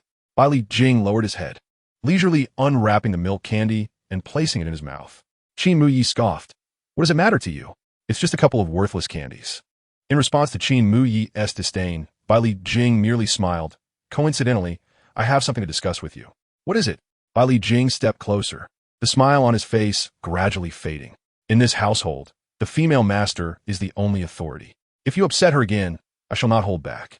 Wait, am I the one? Chapter 22. Last night, did anything happen between you? The nobleman, known for his gentle demeanor, tore off his mask to threaten his female master. Another beastly partner. If this news were to leak, it would undoubtedly cause an uproar online. Qingli chuckled coldly to himself. Jiang Qingli should have stayed longer to observe how this vixen presented one face in person while displaying another behind her back. How could she even bring herself to touch him? She had never even touched her own head. Wait a moment, what was he thinking? Qingli forcefully interrupted his strange thoughts. Bai Jing's gaze grew colder. Yet soon, he donned a slight smile. Last night, nothing happened between you, correct? Qingli's expression stiffened. I see your jealousy has led you to indulge in baseless assumptions, he retorted. How pitiful. With that, he quickly entered his aircraft in the garage, pressing the accelerator, causing brilliant blue flames to erupt from the bottom, vanishing from view in an instant. Once inside the vehicle, the terminal buzzed incessantly. Lu Shu, did you find her? Did she agree to comfort you? The image of Jiang Qingli touching Yin Nuo and then Bai Jing flashed in his mind. Qingli gritted his teeth, seething with anger. Training a dog requires one-on-one attention. Yet Jiang Qingli seems to have a vast appetite, taking one after another. I do not need such female comfort. Get lost. After the roar subsided, only Bai Jing remained in the garage. He curled his lips into a smile. Indeed, nothing had transpired. Naturally, how could such crude company be worthy of sharing her bed? Bai Jing gently bit into the milk candy, thoughts of Jiang Qingli surfacing again, feeling a touch of discomfort. So sweet. He desired more. When would he cease to feel such resistance towards him? Was it necessary to eliminate those bothersome individuals around her to gain her attention? The terminal chimed, interrupting his resentful musings. Bai Jing glanced at the screen. It was his manager. He answered the call, his voice soft. What is it? Mr. Bai, are you certain you wish to publicly announce your marital status? Manager Lu Wu inquired. Yes, Bai Jing replied nonchalantly. That film is competing for awards. If negative news arises, it could jeopardize the year-end accolades. Lu Wu began to explain. Lu Wu, Bai Jing interjected, announcing my marriage is not a matter for discussion. It is a notification. His tone, though not heavy, carried an undeniable weight. Lu Wu fell silent. While others might be unaware of Bai Jing's background as his manager, Lu Wu was well informed. The Bai family was the wealthiest in the 12 cities. Even if Bai Jing were incompetent, the family fortune would suffice for several lifetimes. He had no need for the salaries from acting. Previously, Lu Wu had wondered why such a wealthy young master entered the entertainment industry. Unlike other wealthy individuals who pursued stars, he sought to be one himself. It was only at a celebration 3 years prior, when Bai Jing was intoxicated, that he revealed the truth.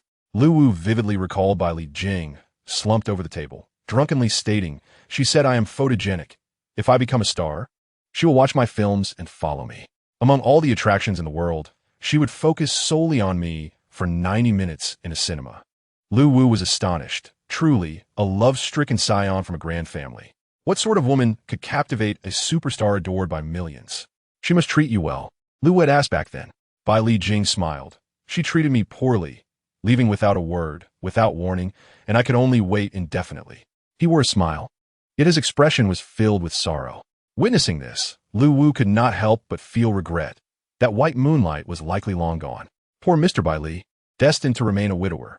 Who would have thought that today, 3 years later, Bai Jing would announce his marriage? Is this reasonable? It seems rather implausible. It turns out that the boss's beloved white moonlight is very much alive. Lu Wu, pleased for him, inquired curiously, may I indulge in some gossip? Who is your significant other? A star or perhaps a noble lady? She must be quite renowned. Bai Jing's tone bore a rare hint of pride as he responded. Her name is Jiang Qingli. Lu Wu exclaimed, oh, I see, Jiang, wait. What? Jiang Qingli?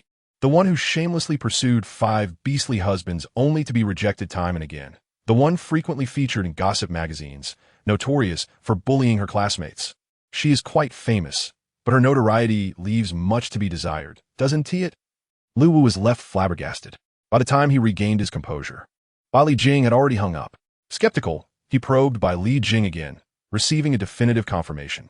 Internally devastated, Lu Wu proceeded to announce Bai Jing's marital status through the company's official account. Bai Jing is a top-tier celebrity across the galaxy. Mere minutes after the announcement, the comments section erupted with fervor. What is going on? Today is not April Fool's Day. Is this the same white moonlight we heard about previously? I thought it was merely an excuse, but it's true. Rumor has it that after marrying, Jingu will focus on family and step back from work. Is that true, brother by Li Jing? Can you still make films after marriage by Li Jing? Wishing my brother and sister-in-law a loving and happy life together. The news continued to refresh, even causing several instances of network crashes. A multitude of individuals sought to uncover the identity of Bai Li Jing's beloved, but he concealed her identity too well for anyone to unearth it. News outlets camped outside the company building, buzzing with excitement. Jiang Qingli remained blissfully unaware of the storm her mere words had stirred on the Star Network. After disembarking her aircraft at the Academy's side entrance, she turned a bid farewell to Yin Nuo. Observing her, Yin Nuo hesitated. "Miss, is something amiss?" Jiang Qingli asked. "If it is convenient for you." The reticent Yin Nuo seemed unsure how to convey his thoughts, and upon seeing Jiang Qingli approach, he abruptly fell silent. "Please do not be upset," he said. "I am not angry. Do tell me what is troubling you." "The young master has contacted me," Yin Nuo said carefully, watching the girl's expression closely. "He hopes you will remove him from your blacklist." Jiang Qingli was taken aback. The young master? Jiang Yuchen? The original protagonist's older brother? The second antagonist who nearly harmed the heroine for his sister in the original story? Thank you, dear readers, for your votes and support. The ultimate doting brother wishes to make his presence felt. Chapter 23. The dark gaze observing her every move. If one were to inquire who is closest to Jiang Qingli in this world, it would undoubtedly be Jiang Yuchen. The original narrative contained little about Jiang Yuchen. It was known that he was 3 years her senior, a rare dragon beastman of high rank, besieged by noble females seeking his hand in marriage, nearly breaking down the door. All because his sister had declared, "You are not allowed to marry before me." He rejected every suitor. A classic tale of brotherly love. 3 years ago, Jiang Qingli had a conflict with several high-ranking males, and by the time the guard team arrived, those 3 nobles were already dead. According to Empire Current Affairs, Jiang Yuchen's powers had spiraled out of control, rendering him the murderer. Standing amidst the blood, Jiang Yuchen held his unconscious sister in one arm. His military uniform impeccably sharp, his expression cold. Upon noticing others approaching, he exhibited no emotion, as if he had anticipated it, merely stating, "Please be quiet." All eyes fell upon him and the girl in his arms. The girl's eyes were tightly shut, her body trembling involuntarily. Jiang Yuchen removed the black leather glove from his other hand, his long, clean fingers gently stroking her head, his expression softening as he murmured something. Following this incident, Jiang Yuchen was dispatched to the lower city. To describe it as a deployment would be rather generous. It was more akin to exile. Upon returning to the central city and learning of his sister's demise, Jiang Yuchen was engulfed in despair. He channeled that pain into vengeance against others, targeting the underground city to eradicate the 5 former beastmen and Bai Yi, placing them in perilous situations repeatedly. However, Bai Yi bore no grudge and instead approached Jiang Yuchen of her own volition. She was gentle, considerate, and understanding. Under her persistent efforts day after day, Jiang Yuchen's animosity towards the heroine gradually softened. Subsequently, at a banquet, he fell victim to sabotage and unexpectedly entered a state of heat. Bai Yi pushed open the door to the lounge. Unfortunately, such an exhilarating plotline caused Jiang Qingli to doze off. Upon awakening, she found herself in this dismal location. Nevertheless, according to previous narrative settings, the forthcoming events would likely involve Bai Yi redeeming the villainous protagonist, urging him to relinquish his hatred and mend his ways, leading to a series of indescribable developments. As for the original sister, she merely served as a plot device for the antagonist's redemption. A mere tool. "Miss," the girl frowned, her expression reminiscent of someone who had just swallowed a fly. Yin Nuo softly inquired, "Are you unhappy? Or do you wish to avoid contacting young Master Yuchen?" Jiang Yuchen is a good brother, but the mere thought of him potentially having something with Bai Yi, viewing his own sister as merely a pawn, caused Jiang Qingli's chest to tighten with pain, making it hard for her to breathe. She was not ready to engage with Jiang Yuchen yet. After uttering these words, Jiang Qingli turned and departed. The leaves of the phoenix tree fell gently to the ground, brushing against her skirt with a sense of melancholy. After all, after Jiang Yuchen left the upper city, the media relentlessly hounded Jiang Qingli. She was unaware of what had triggered such a drastic change within her. Upon awakening, she seemed like a different person, raging and cursing at everyone. Even after awakening her powers, she moved out of the Jiang family home and contemplated relinquishing her qualifications for admission to the Royal Empire Academy.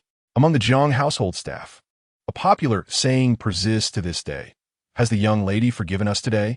At the command center of the 9th District, the electronic screens flickered, illuminating a stern, indifferent countenance. A young man sat in the main seat, his tailored suit hugging his tall frame, his fingers tapping idly on a cigarette, its crimson tip nearly burnt out. Though he paid it no mind, fixated instead on the numerous screens before him. Dozens of screens, large and small, clearly documented the graceful figure of the girl. She was rather restless in class, alternating between reading, resting her head on the desk, fidgeting with her fingers, and occasionally chatting with the female student beside her. The girl beside her had changed. It was no longer Du Qianqian, but a girl with light brown hair. She was the one who had previously informed her that Yi Linyuan was a professor named Lin Xie, from a respectable background, potentially a friend. Jiang Yuchen pondered idly when his terminal vibrated twice. He pressed the call button, coldly uttering one word: "Speak." "Sir, the individuals dispatched to assassinate Yi Linyuan were severely injured." The voice on the other end stammered, "I apologize. We failed to complete your order." Jiang Yuchen frowned, yet his tone remained calm. "Issue them double compensation and grant them leave." "Understood. Thank you," the voice replied. "Also, the team sent to pursue the other one has gone entirely missing. Dispatch another team." Jiang Yuchen said coolly before hanging up. He lifted his gaze, intending to continue observing the screens, but suddenly furrowed his brow. In the brief span of mere seconds, the individual named Qi Yun had moved directly behind Jiang Qingli, his eyes fixated intently on the back of her head, as if he had something to say. Jiang Yuchen glared icily, sneering, "Despicable creature." He picked up his terminal and sent a message. Qi Yun abruptly stood, stammering, I think. He hurriedly grabbed a book, flustered as he began to flip through it. Is she helping him? Qi Yun stared intently and recited, "I believe the influencing factors are multifaceted. Firstly, from a historical perspective." To his surprise, this perennial underperformer in theoretical classes actually managed to respond. The professor waved his hand dismissively. "All right, take your seat. And stop fixating on the female." Qi Yun, with an expression of numbness, sat down, his ears flushed crimson. He focused on his book, yet his peripheral vision caught a glimpse of Jiang Qingli's silhouette. He knew that although Jiang Qingli claimed to despise him, she could not truly let him go, which was why she discreetly assisted him. Moreover, he sensed that when he was answering questions, Jiang Qingli had glanced at him. Such a contradictory female. Qi Yun rested his head on the desk, his arms buried in the crook of his elbows, yet his ears felt increasingly hot. This sensation was peculiar, making him feel somewhat detached from himself, while simultaneously granting him a sense of freedom. It seemed as though it was meant to be. At the same time, in another classroom, Bai Yi suddenly received a system notification, ding. The favorability of Qi Yun has decreased by 5, penalizing the host with a loss of 1 beauty point and 1 charm point. Bai Yi was taken aback. Just then, the female beside her exclaimed, "Yi, why do you have acne?" Her brother was also a staunch supporter of Jiang Qingli. Chapter 24, Directly Poaching the Corner. The occurrence of acne might be typical for an ordinary female, yet for Bai Yi, it was highly unusual. When asked about her beauty secrets, she would boast of her natural beauty, claiming she never wore makeup. Someone had once hacked into all cosmetic surgery records and found none pertaining to her, proving her purity. Yet now, Bai Yi had actually developed a pimple. With wide eyes, she falsely claimed she needed to use the restroom and hurried into the washroom. Standing before the mirror, she clearly saw a small red pimple emerging on her forehead. Bai Yi's eyes widened in disbelief as she let out a short, sharp scream. Internally, she cried out, "System? System? How could Qi Yun's favorability suddenly drop? I had made up for it last night." The system's electronic voice hesitated for a moment before coldly stating, "Apologies. This system is a system, only displaying values, not the reasons." Bai Yi retorted angrily, "Wasn't it agreed that as long as I continually high-quality males, I could obtain everything? Why is there a penalty? This is not what was initially promised. I want to report you." The system remained silent for a few seconds. Based on system detection, it is possible that Qi Yun's distance from the host has attracted his attention elsewhere, rendering him temporarily immune to charm items, making it difficult to maintain favorability. "What do you suggest I do?"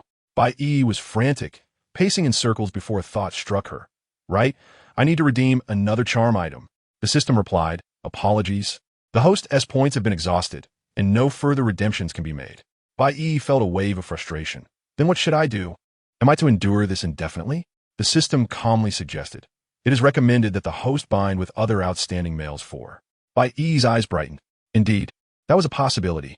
The favorability of her 5 beast husbands was currently above 90, and increasing it would require marking them. Yet she wouldn't be able to marry them for another year. Perhaps it was better to pursue a new male, thus allowing her to increase favorability even more. Although she would need to maintain the favorability post, the rewards were more enticing. Bai Yi readily accepted. All right, please search for the nearest high-quality male. The system emitted a series of beeps. A few minutes later, the mechanical voice of the system chimed in. Based on your request, I have identified 4 high-quality males closest to the host. Arranged by favorability from high to low. Name, Qingli, identity, 7th Prince of the Empire, age, 21. Current favorability towards the host, 5. Name, Yuan Shiyao, identity, 2nd Young Master of the Yuan family, Secretary of the Student Council at the Imperial Royal Academy, age, 20. Current favorability towards the host, 5. Name, Yilin Yuan, identity, Honorary Professor at the Political Science and Law Faculty of the Imperial Royal Academy, age, 25. Current favorability towards the host, 15. Name, Inua, identity, Butler of the Jiang family, age, 19. Current favorability towards the host, 100. Bai Yi scrutinized the names, her brow furrowing. Yuan Shiyao and Inua are top tier, but aren't the other 2 just useless? How can they be considered high-quality males? The system replied, high-quality males are determined based on a comprehensive scoring system. Bai Yi nodded, then suddenly exclaimed in shock, wait, why do the last 3 have negative favorability towards me? Especially that Inua. She had barely interacted with him. The system coldly stated, according to artificial intelligence predictions, Yuan Shiyao harbors a mild dislike for you due to your close association with Jiang Qingli, perceiving you as akin to him. Yilin Yuan likely holds a negative impression due to your unsatisfactory performance in the last shooting class, as he has a disdain for incompetence. As for Inua, the system paused. It is due to Jiang Qingli's aversion towards you, which has affected his perception. Bai Yi seethed, again with Jiang Qingli. Why is this woman so persistent? She demanded. This Jiang Qingli should have perished in the underground city last week. Why is she still alive? Is there something wrong with your system? Host, some of your actions have also exceeded boundaries, especially that night. The system's frigid voice held a hint of reproach. Thus, a butterfly effect is to be expected. Bai Yi furrowed her brows, but soon relaxed. Whatever, Jiang Qingli is merely cannon fodder. I can find an opportunity to eliminate her later. The priority now is to a new target. Who should I start with? Bai Yi's fingers glided lightly over several dossiers before settling on one. Indeed, history classes could be quite tedious. So boring, a female beside her asked with a smile. Jiang Qingli rubbed her eyelids, her voice soft and muffled. Her eyelids nearly refusing to open as the words danced on the page. No wonder you were pointing with your finger, reading word by word. Lin Xie observed Jiang Qingli rubbing her eyes, finding her irresistibly adorable, akin to a fluffy little creature, and she couldn't help but want to pinch her cheeks, lowering her voice to converse. In fact, she did just that. Oh my, what am I doing? This was Jiang Qingli. Just moments ago, one of their group had accidentally touched her hair and received a slap. That person was a core member. How could she, who had barely exchanged a few words with Jiang Qingli, not expect to be slapped? After a few seconds of surprise, Jiang Qingli indeed reached out her hand. Lin Xie tightly closed her eyes, timidly asking, Miss Jiang, could we possibly move to a less crowded place? Jiang Qingli raised an eyebrow, seemingly taken aback. I had no idea you had such a preference. She leaned over the desk, blinking playfully, smiling as she inquired, Is there something wrong with this place? As she spoke, the silky black hair cascaded over her shoulders, and her beautiful eyes sparkled with a hint of mischief. With a gentle squeeze of Lin Xie's cheek, Jiang Qingli observed the bewildered and slightly dazed expression on her face, laughing with her eyes crinkling. Did you think I was going to do something to you? Lin Xie, feeling a bit embarrassed about the slap, touched her pinched cheek and, affected by Jiang Qingli's laughter, couldn't help but smile back. There was something different about Jiang Qingli before her. She had previously been indifferent to them. Today, not only did she sit beside her voluntarily, but she also joked with her. Lin Xie found herself enjoying this new side of Jiang Qingli. Relaxing, she tentatively asked, Qingli, how about we go for afternoon tea? I recently discovered a wonderful place. Sure, Jiang Qingli readily agreed. Compared to the anxiety induced by the brutish men, the interactions among girls are far more relaxing. I sincerely hope I do not encounter any bothersome brute again. Yet, as I approached the back door, I caught sight of Qingli striding towards me. His expression was somber, exuding an air of low pressure, and coupled with his rebellious visage, he resembled a gang leader seeking trouble. His gray-blue eyes scanned the surroundings, precisely locking onto Jiang Qingli. Qingli advanced with an imposing demeanor. However, midway, a figure clad in a white dress suddenly appeared, blocking his path. Bai Yi looked up at Qingli, cradling her heart, her voice soft and delicate. Your Highness. Jiang Qingli remarked, apologies, I cannot bear to cause sadness to a girl. In Chapter 25, confronting the changing room, she questioned, why are you avoiding me? Prior to this, Bai Yi had conducted research on her target for conquest. Qingli was a particularly unique prince. He frequently shared videos of himself racing and engaging in extreme sports. The system analyzed that Qingli rejected tradition and disliked the prevailing societal norms of female dominance over males, embodying a wild spirit. The rebellious rogue was often paired with a pure maiden. Accordingly, Bai Yi had adopted a persona of innocent beauty, adorning herself in a pure white short dress. With a barefaced look and a gentle voice that evoked a desire to cherish and protect, Bai Yi was prepared for Qingli to speak to her softly. To her surprise, he seemed oblivious, continuing forward. Had her voice been too soft for him to hear? Bai Yi bit her lip and gently tugged at the hem of Qingli's garment, her voice even softer. Your Highness. Finally, Qingli noticed the diminutive figure beside him. He furrowed his brow, his impatience evident in his tone. Who are you? I am Bai Yi, your junior. Bai Yi was startled by his brusque demeanor, her eyes widening in a pitiful manner. Do you not remember? We previously attended shooting class together. Qingli narrowed his elongated eyes, finally recalling her identity. She was the one who had stolen Jiang Qingli's 5 useless brutes. Her taste was as poor as Jiang Qingli's, favoring those lowly individuals. Beep. Qingli's affection level, 10. Penalty for the host. Beauty value, -2. Charm value, -3. The item first, love, snow skin, will be ineffective for 3 weeks. In an instant, Bai Yi sensed dryness on her face, raising her hand to find it slightly uneven. She hurriedly lowered her head, fearing to lose this hard-earned opportunity, and reached out to grasp his sleeve, only to be brusquely shaken off. Qingli glanced towards the direction where Jiang Qingli had disappeared, his voice laced with unrecognized irritation. What do you want? He looked at the girl, whose head was lowering more and more, and coldly interrupted. If you have something to say it yourself. I have no time. Did she think him a fool? Why would she not approach the person involved directly? It was plainly a scheme to sow discord. Pathetically, Jiang Qingli had been stolen away by such a person.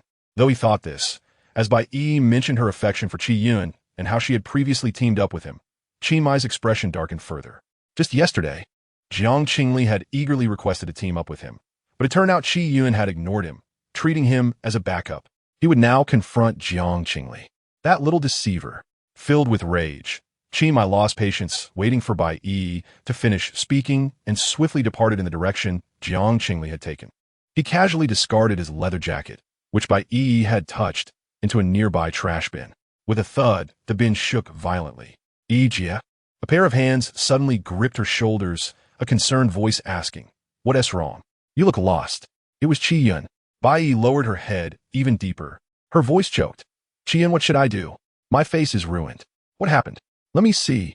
Qi Yun, visibly anxious, inquired, Did someone bully you? I will avenge you. Will you despise me? Bai Yi asked. Never. Qi Yun replied, raising his voice. Bai Yi lifted her head only to see Qi Yun's pupils constrict. Her once smooth cheeks were now marred by dozens of pimples, her skin uneven. What happened? Did someone bully you? Qi Yun asked, distressed. No one did. It's not my cousin's fault. I inadvertently offended her and His Highness, Bai Yi cried, tears streaming down her face, both pitiful and disheveled. Once again it was Jiang Qingli. Seeing Bai Yi in such a state, Qi Yun supported her towards the infirmary. The school doctor prescribed medication, stating the pimples would subside in half an hour.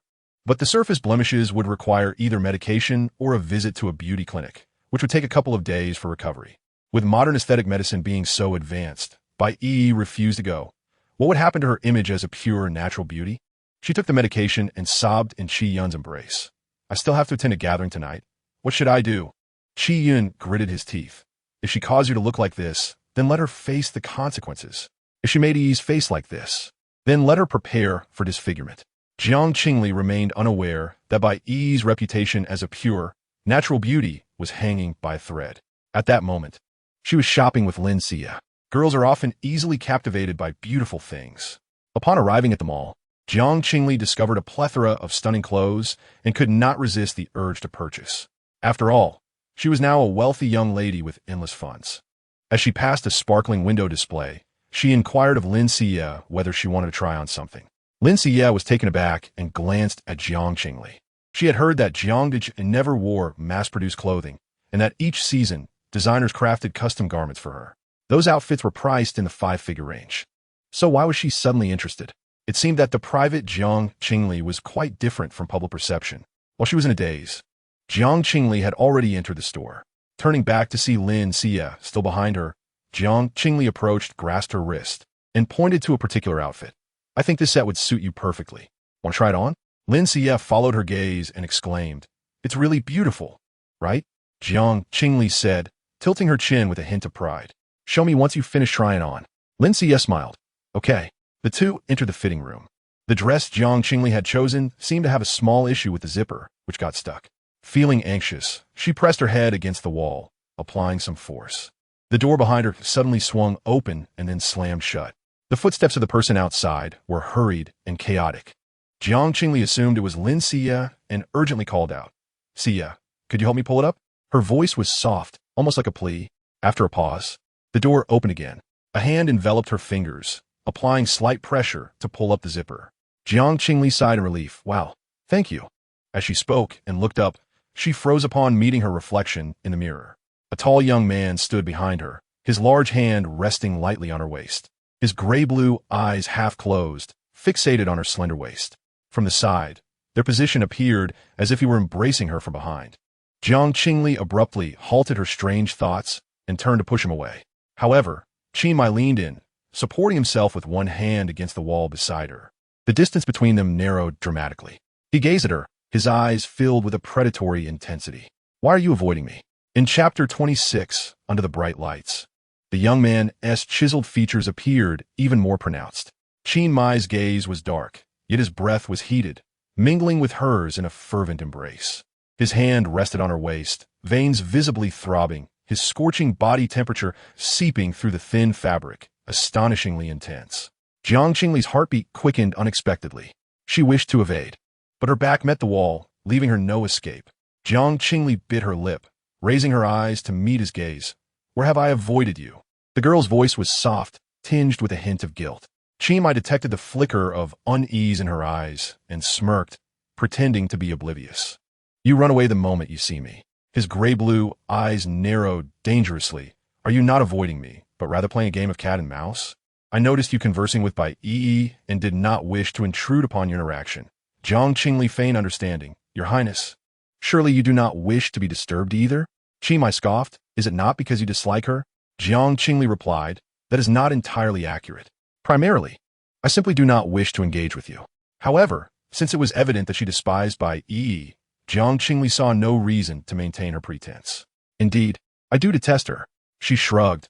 She has always taken everything from me since childhood. Naturally, I harbor resentment. You seem to enjoy your conversation with her so much.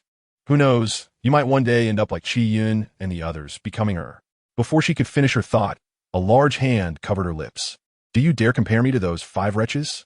Qi Mai glared at her, clearly infuriated, his voice escalating with each word. You claim I was enjoying myself with her? You must be blind. You see me and flee. Jiang Qingli attempted to respond, but Qi Mai's growing anger only intensified. I haven't even addressed the issue of our team dynamics, and you're already accusing me. How could she compare him to those insufferable brutes? Yet at that moment, Qi Mai felt that nothing could match the venom of Jiang Qingli's words today. Indeed, the reputation of a vengeful female is well-deserved, he sneered. I exchanged merely 3 words with her, yet you seem to have spent an inordinate amount of time with those. He abruptly halted his sentence. No. Jiang Qingli's interactions with those previous brutes were of no concern to him. This insufferable female must be doing this on purpose. Qingli icily inquired, "Is there anything else you would like to say?" Jiang Qingli could only utter a muffled sound. She grasped his wrist, and he realized he was still covering her lips. The girl's lips moved slightly, brushing against the palm of his hand. How perplexing. Jiang Qingli shot him a fierce glare and turned to leave. Qingli heard her voice, as if she were seeking assistance to adjust her clothing. Had his hand wrinkled her outfit? He looked down at his palm and was met with a vivid red lip print. Under the bright lights, it was strikingly conspicuous. His palm seemed to recall the soft sensation. The skin marked by the imprint felt as though it was ablaze. It was akin to a divine mark etched upon a devotee. Bright red, scorching, glaring. It beckoned one to lean down and kiss. Having tidied her clothes, Jiang Qingli exited the changing area, intending to find Lin Xie. As she turned a corner, she spotted a dark-haired man in the leisure area. He was clad in a black casual shirt, legs crossed, conversing with a salesperson. Sensing her gaze, he turned slightly, his golden slit pupils locking onto Jiang Qingli. Jiang Qingli's steps froze mid-motion. What was Yi Linyuan doing here? She must have approached him incorrectly. Jiang Qingli closed her eyes and opened them again. Yi Linyuan raised an eyebrow at her, refraining from his usual direct approach, instead patting the space beside him. Jiang Qingli felt an inexplicable timidness when facing Yi Linyuan. Timidly, she sat beside him.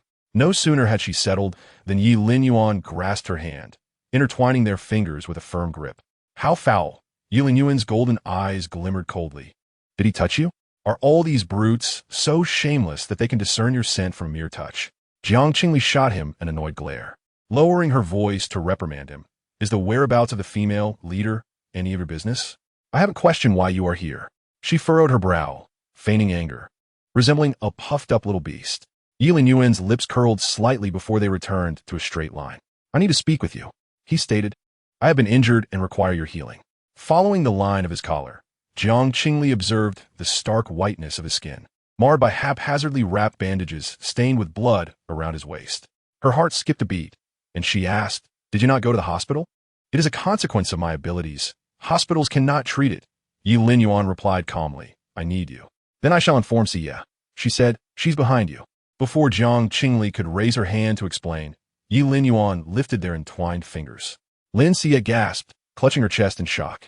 Clearly, the revelation of her friend consorting with a notoriously aloof professor had taken her by surprise. I am Jiang Qingli's partner, Yi Linyuan stated matter-of-factly. Please keep this confidential. Jiang Qingli and I have matters to attend to. All expenses today will be charged to my account, Yi Linyuan added. Jiang Qingli withdrew her hand, stepping in front of Lin Xie, apologizing. I'm sorry, Xie.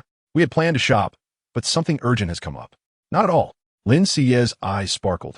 We can always meet again tonight, and with Professor Yi being so generous, I certainly cannot be stingy. Her understanding nature melted Jiang Qingli's heart. It took several calls from Yi Linyuan before she reluctantly parted ways. Moments after they left, Lin Xie selected a few items to try on, only to see a tall youth emerge from the changing room. Upon realizing he had just exited from where Jiang Qingli had been, Lin Xie's mind momentarily short-circuited. Qingli had no time for pleasantries and asked, Where is Jiang Qingli? He sniffed the air, and his expression changed abruptly. That old snake has arrived? Old snake? Are you referring to Professor Yi? Lin Xie asked weakly. They left for something, she added. Qingmi's expression darkened, muttering under his breath before hastily departing. Watching his retreating figure, Lin Xie marveled. To manage 2 beasts in a day, you truly are something. Jiang Qingli was led into the aircraft by Yi Linyuan. With a driver in front, he raised the partition, creating a private space in the back seat. I need to see your injury and how to heal it, Jiang Qingli said, slightly distressed. She had not practiced with Qingmi the night before and was uncertain if she could manage today. Nonetheless, she had promised Yi Linyuan she would assist him, and she could not simply disregard that commitment. Amid her worries, she heard Yi Linyuan say, First, stabilize your mental energy. How? Before she could finish her question, her lips were silenced. After a few seconds, Yi Linyuan released her, creating a few centimeters of distance between them. Just like that, Jiang Qingli's eyes widened. His serpent-like tongue flicked over his thin lips as he rasped, Close your eyes. Jiang Qingli pondered, You must be gentle with me. Quickly.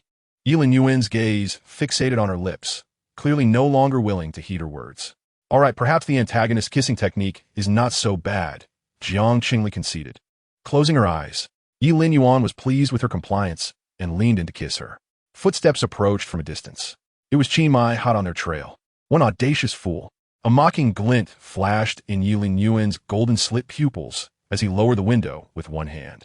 Simultaneously, he used his other hand to grasp Jiang Qingli's neck, capturing her lips once more.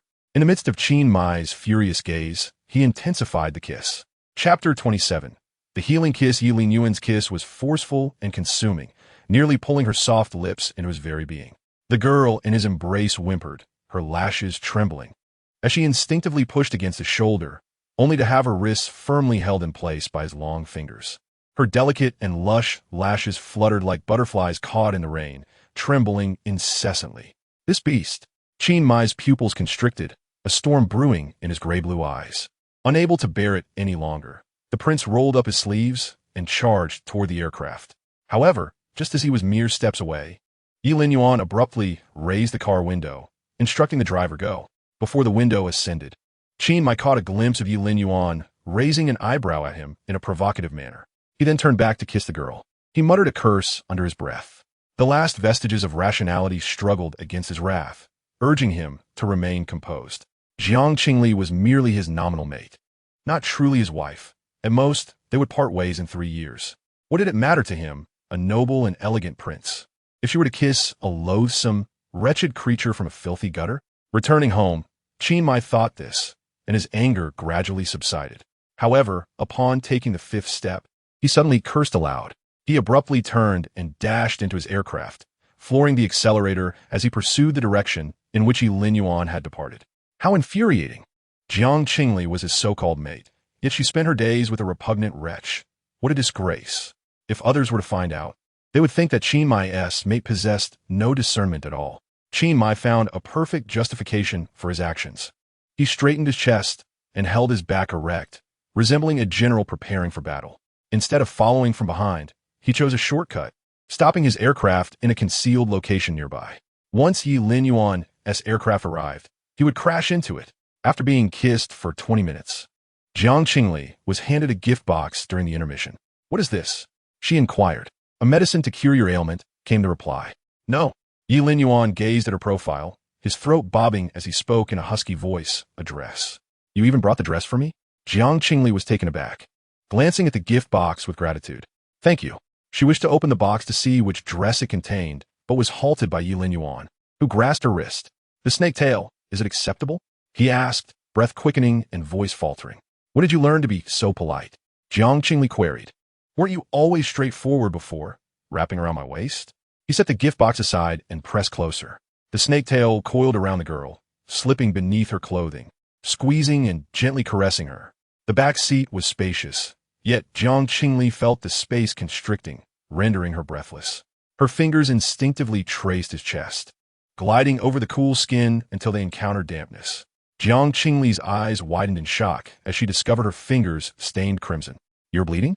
she asked, pushing away the encroaching Yi Lin Yuan, her brow furrowed. The injury caused by abilities carries residual mental energy. It has yet to fully heal, Yi Lin Yuan replied dismissively.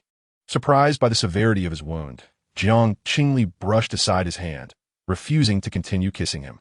She pressed him back against the seat. During the struggle, Yi Lin Yuan was somewhat uncooperative, his snake tail thrashing, reluctant to allow her touch. "Didn't you ask me to heal you?" Jiang Qingli complained. "Now you're resisting? This makes me think you're playing hard to get." Yi Lin Yuan attempted to articulate a response, but the next moment, Jiang Qingli boldly sat upon his snake tail, bracing herself against his side, and commanded fiercely, "Do not move." Yi Lin Yuan immediately stiffened. Feeling the unique warmth of the girl, the cold, serpentine creature momentarily halted its breath, tilting its head back, its pale throat undulating. The breath came in disarray, requiring immense restraint to avoid losing control. Jiang Qingli paid no mind to his unusual state. She forcefully tugged at his collar to inspect the wound. Earlier, she had only caught a glimpse of his condition, but now, with clarity, she gasped in shock. The original text had stated that the antagonist, Yi Lin Yuan, consumed raw flesh and blood and possessed formidable self-healing abilities, hence his indifference to injuries. Jiang Qingli had assumed not caring merely meant no medication was used. The bandages were haphazardly wrapped, soaked in blood, nearly turning crimson. Just the sight of it sent phantom pains through her waist. Are you going to die? Jiang Qingli asked with growing concern. If not, I might as well heal you. Her brow furrowed. She feared for his life. Earlier, she had promised Lin Xie to accompany her to the banquet. Having finally made a friend, Jiang Qingli cherished that bond and could not bear to watch someone perish before her. The pollution level has not increased. It need not be so complicated, Yi Linyuan stated, suggesting a simpler method. What method? Jiang Qingli inquired, his golden, slit pupils fixed upon her, a powerful and greedy yearning flashing within. He licked his lips and said, intimate contact. Come here, touch me, kiss me. They kissed once more, but this time, it was Jiang Qingli who initiated it. The girl cautiously supported herself against the masculine beastman's shoulder, tilting her head to gently brush her lips against his. She seemed lacking in experience, only knowing to caress with her lips. Yi Linyuan grew impatient after a few minutes, enveloping her in his embrace and demonstrating through action. 10 minutes later, Jiang Qingli gasped for air. How much longer? Another half hour, Yi Linyuan replied in a deep voice. You wouldn't be deceiving me, would you? Jiang Qingli questioned skeptically. You may verify, he said, not engaging in further discussion and directly pulling her hand downward. Time seemed to stretch indefinitely until Yi Linyuan finally released her hand. Jiang Qingli was nearly exhausted, letting out a long sigh. Finally done. Let me see your wound.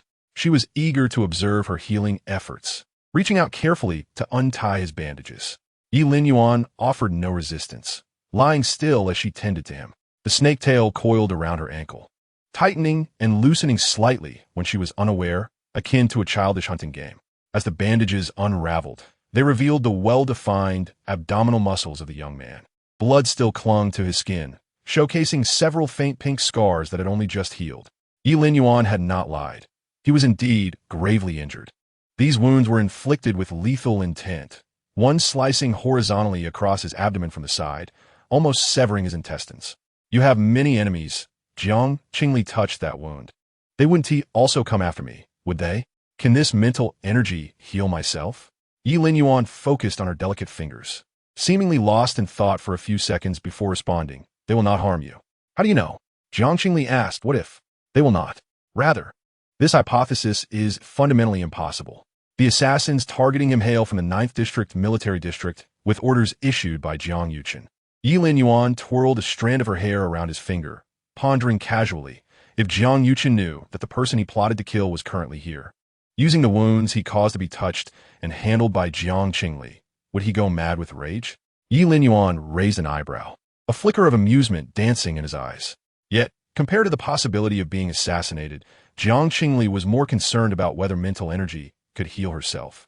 As she had yet to reach a certain level, she could not study the related courses, thus she could only inquire of Yi Linyuan. As she was about to speak, the glass window was suddenly tapped.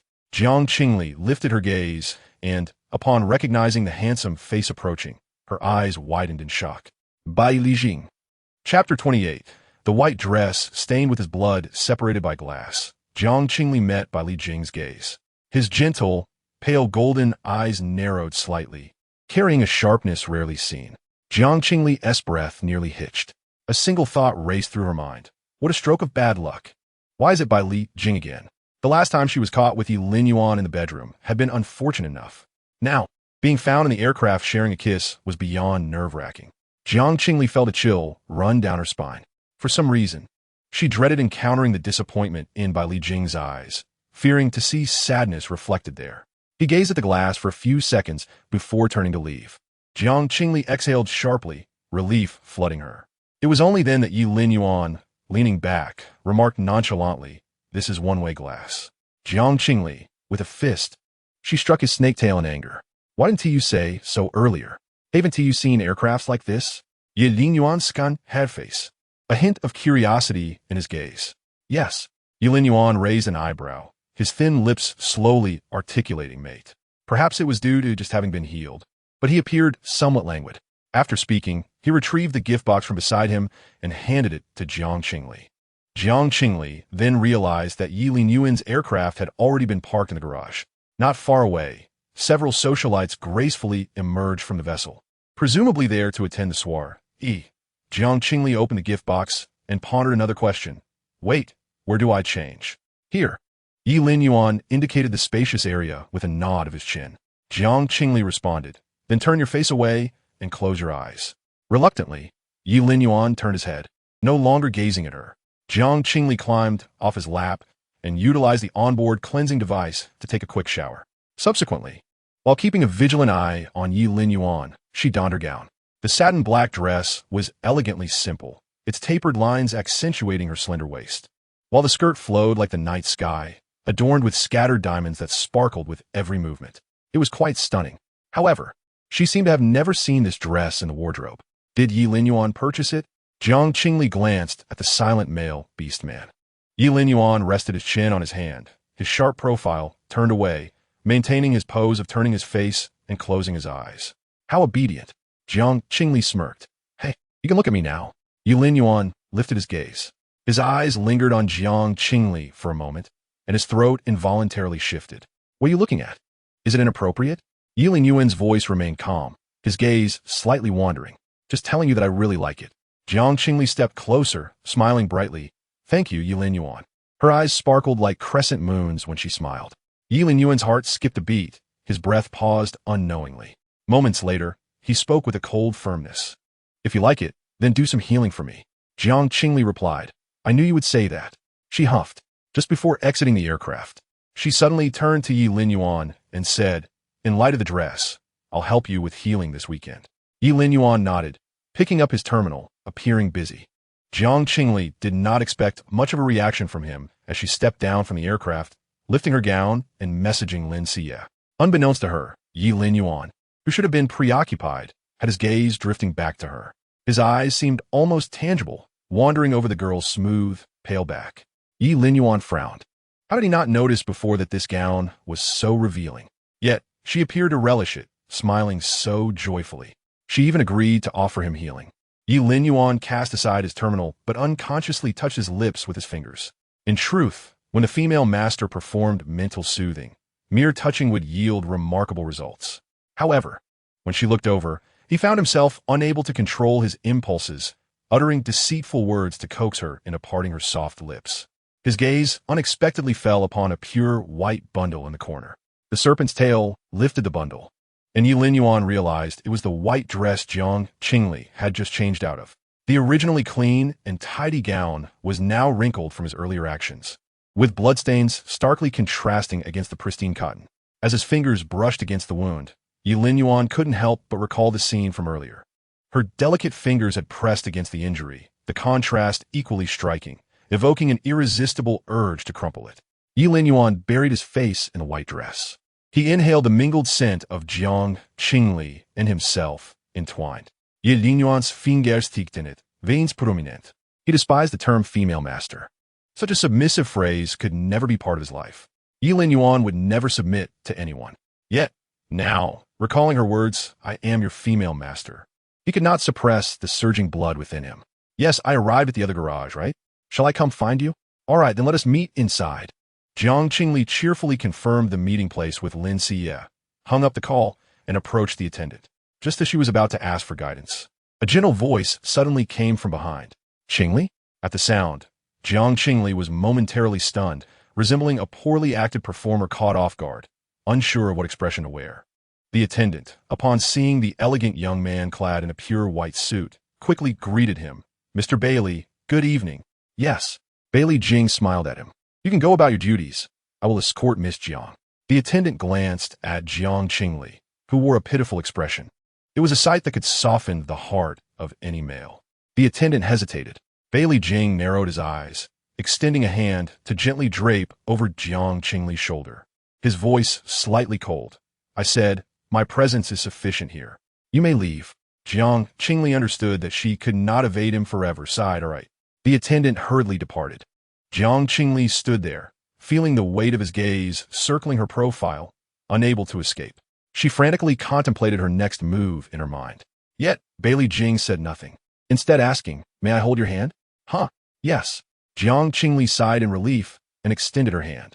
Bailey Jing skillfully took her hand in his. His hand was large and warm, enveloping her delicate fingers. This time, they were attending an aristocratic gala, and the estate was vast, resplendent with grandeur. Although it was night, The scattered lights illuminated the path as brightly as day. They walked slowly, passing attendants pushing carts filled with ice cream, and Bailey Jing led Jiang Qingli toward them. The attendant inquired, "What flavor would you like?"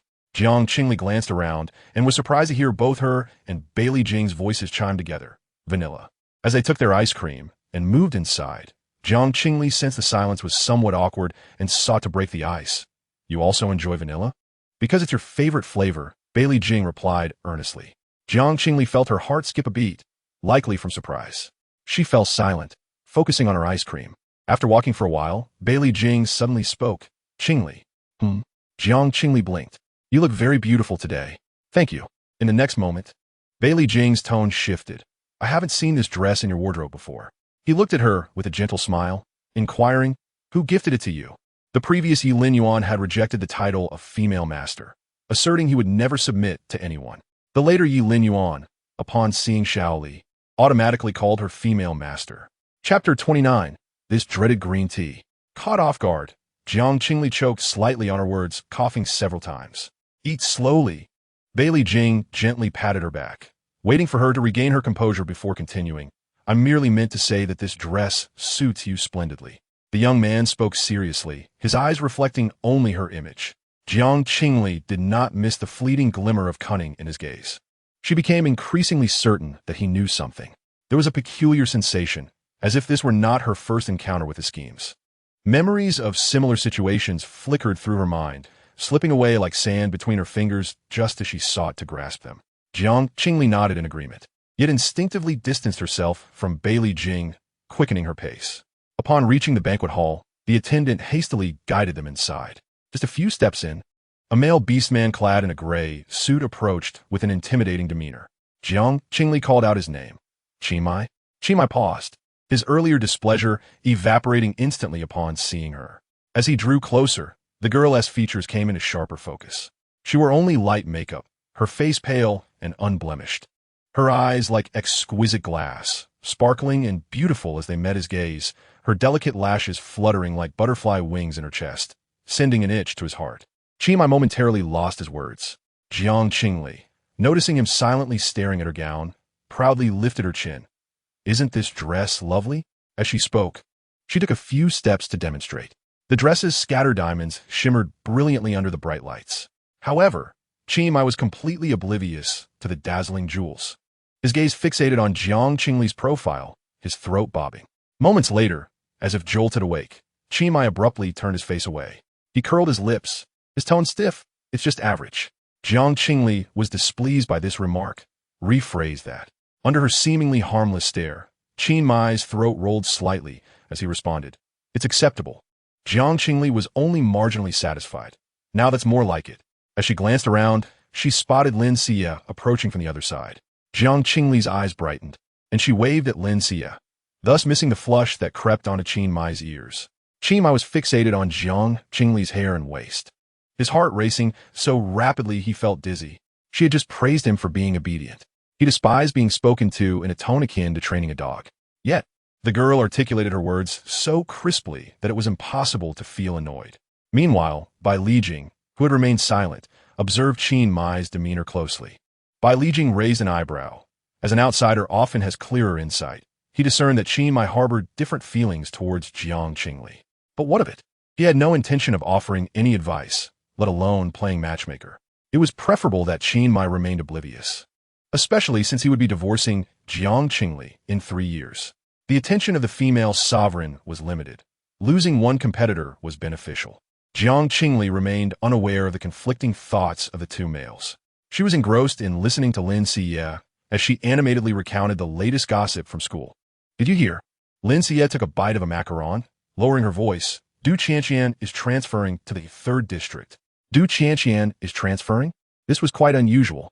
Coming from a noble background, she would not transfer schools unless something significant had occurred. Her mother was demoted, Lin Xie explained. Wasn't she responsible for a batch of military equipment production? Last night, Her Majesty received a report claiming that during production, she embezzled 10%. Can you imagine? If this were 10 years ago, when Her Majesty first ascended the throne, they would have faced severe consequences. Lin Xie shrugged, but to extricate themselves. Her family surrendered 90% of their assets, so we probably won't see Du Qianqian again. Jiang Qingli nodded. Du Qianqian had always attempted to use her as a pawn, making it hard to feel any sympathy for her downfall. However, the news stirred a subtle unease within Jiang Qingli. She felt a strange connection to the situation. While she pondered, a servant passed by, carrying 2 glasses of wine, when suddenly he stumbled as he approached Jiang Qingli.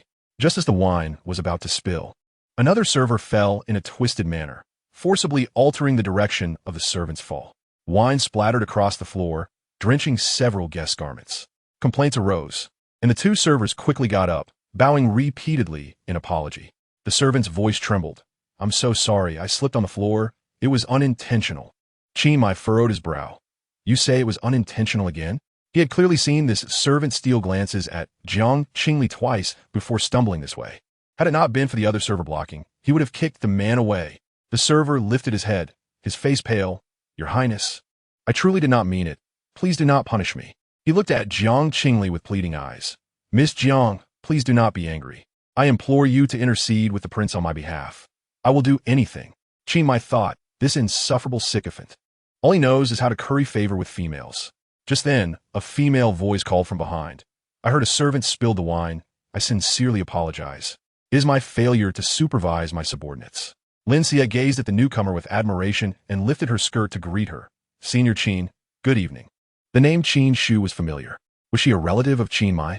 Just as Jiang Qingli contemplated this, Bai Lijing leaned closer to her ear, whispering, "Qin Shu is Qin Mai's cousin and also a niece of Her Majesty. A powerful figure, currently in her 5th year. She is the president of the Rongxing Society." Rongxing Society? Jiang Qingli recalled faintly. The Royal Imperial Academy housed numerous student organizations, with the 2 largest being the Student Council and the Rongxing Society. The Student Council was a traditional organization overseeing and formulating the Academy's rules, primarily composed of the offspring of administrative ministers, favoring tradition and authoritarianism. Many prominent figures had emerged from the Student Council, with several emperors having served as its presidents in their youth. In contrast, the Rongxing Society emerged 20 years ago, emphasizing abilities over lineage. Its most renowned member was its founder, the only female in the entire galaxy with 3 supreme abilities, the current empress, Qin Shi. The present president of the Rongxing Society was the empress's niece, Qin Shu. Qin Shu possessed beautiful, silky silver hair, bearing a resemblance to Qin Mai, yet with a gentler demeanor, her blue eyes resembling an unfathomable ocean. Her gaze swept around Jiang Qingli before her lips curved into a slight smile. "Miss Jiang, what a coincidence, I was just looking for you." Though Qin Shu's demeanor was polite, the inherent pride of royal blood was unmistakable. Qin Mai found their air of superiority particularly irksome. He stepped forward, shielding Jiang Qingli. "What business do you have with Jiang Qingli? This is a conversation between females, and males have no place interrupting." Qin Shu raised an eyebrow, her attitude haughty. When addressing Jiang Qingli, her demeanor shifted dramatically, her tone softening as if to avoid intimidating her. Jiang Qingli nodded. "All right." The 2 moved to a low bench on the outdoor terrace. Jiang Qingli cut to the chase. "What do you wish to discuss, Miss Qin?" Leaning against the backrest, Qin Shu took a sip of wine, her lips curving. "Miss Jiang, how is your ability recovery progressing?" Chapter 30. Is Jiang Qingli capable? Jiang Qingli's expression turned wary as she fixed her gaze on the female before her. "Do you remember the little Zhuke you calmed in the Central District?" Qin Shu asked, blinking playfully. Jiang Qingli nodded. "I remember. That Zhuke caused quite a stir, but it kept trying to burrow into my palm. The sight was quite unforgettable. I knew about your calming of the Zhuke at the time." Qin Shu smiled. The Zhuke clan is usually secretive, so no news was released. No wonder, after calming the Zhuke, Jiang Qingli had seen no reports in any public media, nor had any onlookers shared information, as if the incident had never occurred. "Don't be so tense." Qin Shu observed Jiang Qingli's response, her hands folded, smiling as she continued. "I have no ulterior motives, merely wishing to inquire if you would be interested in joining our Rongxing Society." "Me?" Jiang Qingli was taken aback. "Indeed you." Qin Shu straightened her back, her expression earnest as she looked at her. "I hope you consider joining us." The Rongxing Society was an organization of considerable strength, rivaling the Student Council. Given her abilities were still unstable, it was quite remarkable to receive a personal invitation from the president, Qin Shu. Was this development not somewhat too serendipitous? There is no need to be so dismissive, Qin Shu remarked. While the Rongxing Society may lack the deep-rooted history of the Student Council, I believe we can offer you more support.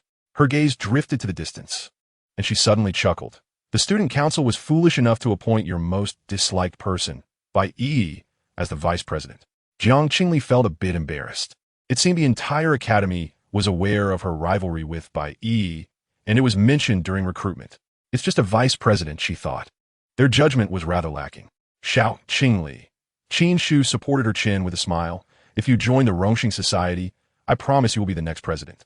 Her voice was just loud enough for the three passing the terrace to hear. Is Qin Shu mad for being overshadowed by us in last year's campus competition? The crimson-haired female gasped in astonishment, covering her mouth, as she dramatically criticized the other two, exclaiming her disbelief that the president would hand over their position to that useless, malevolent female.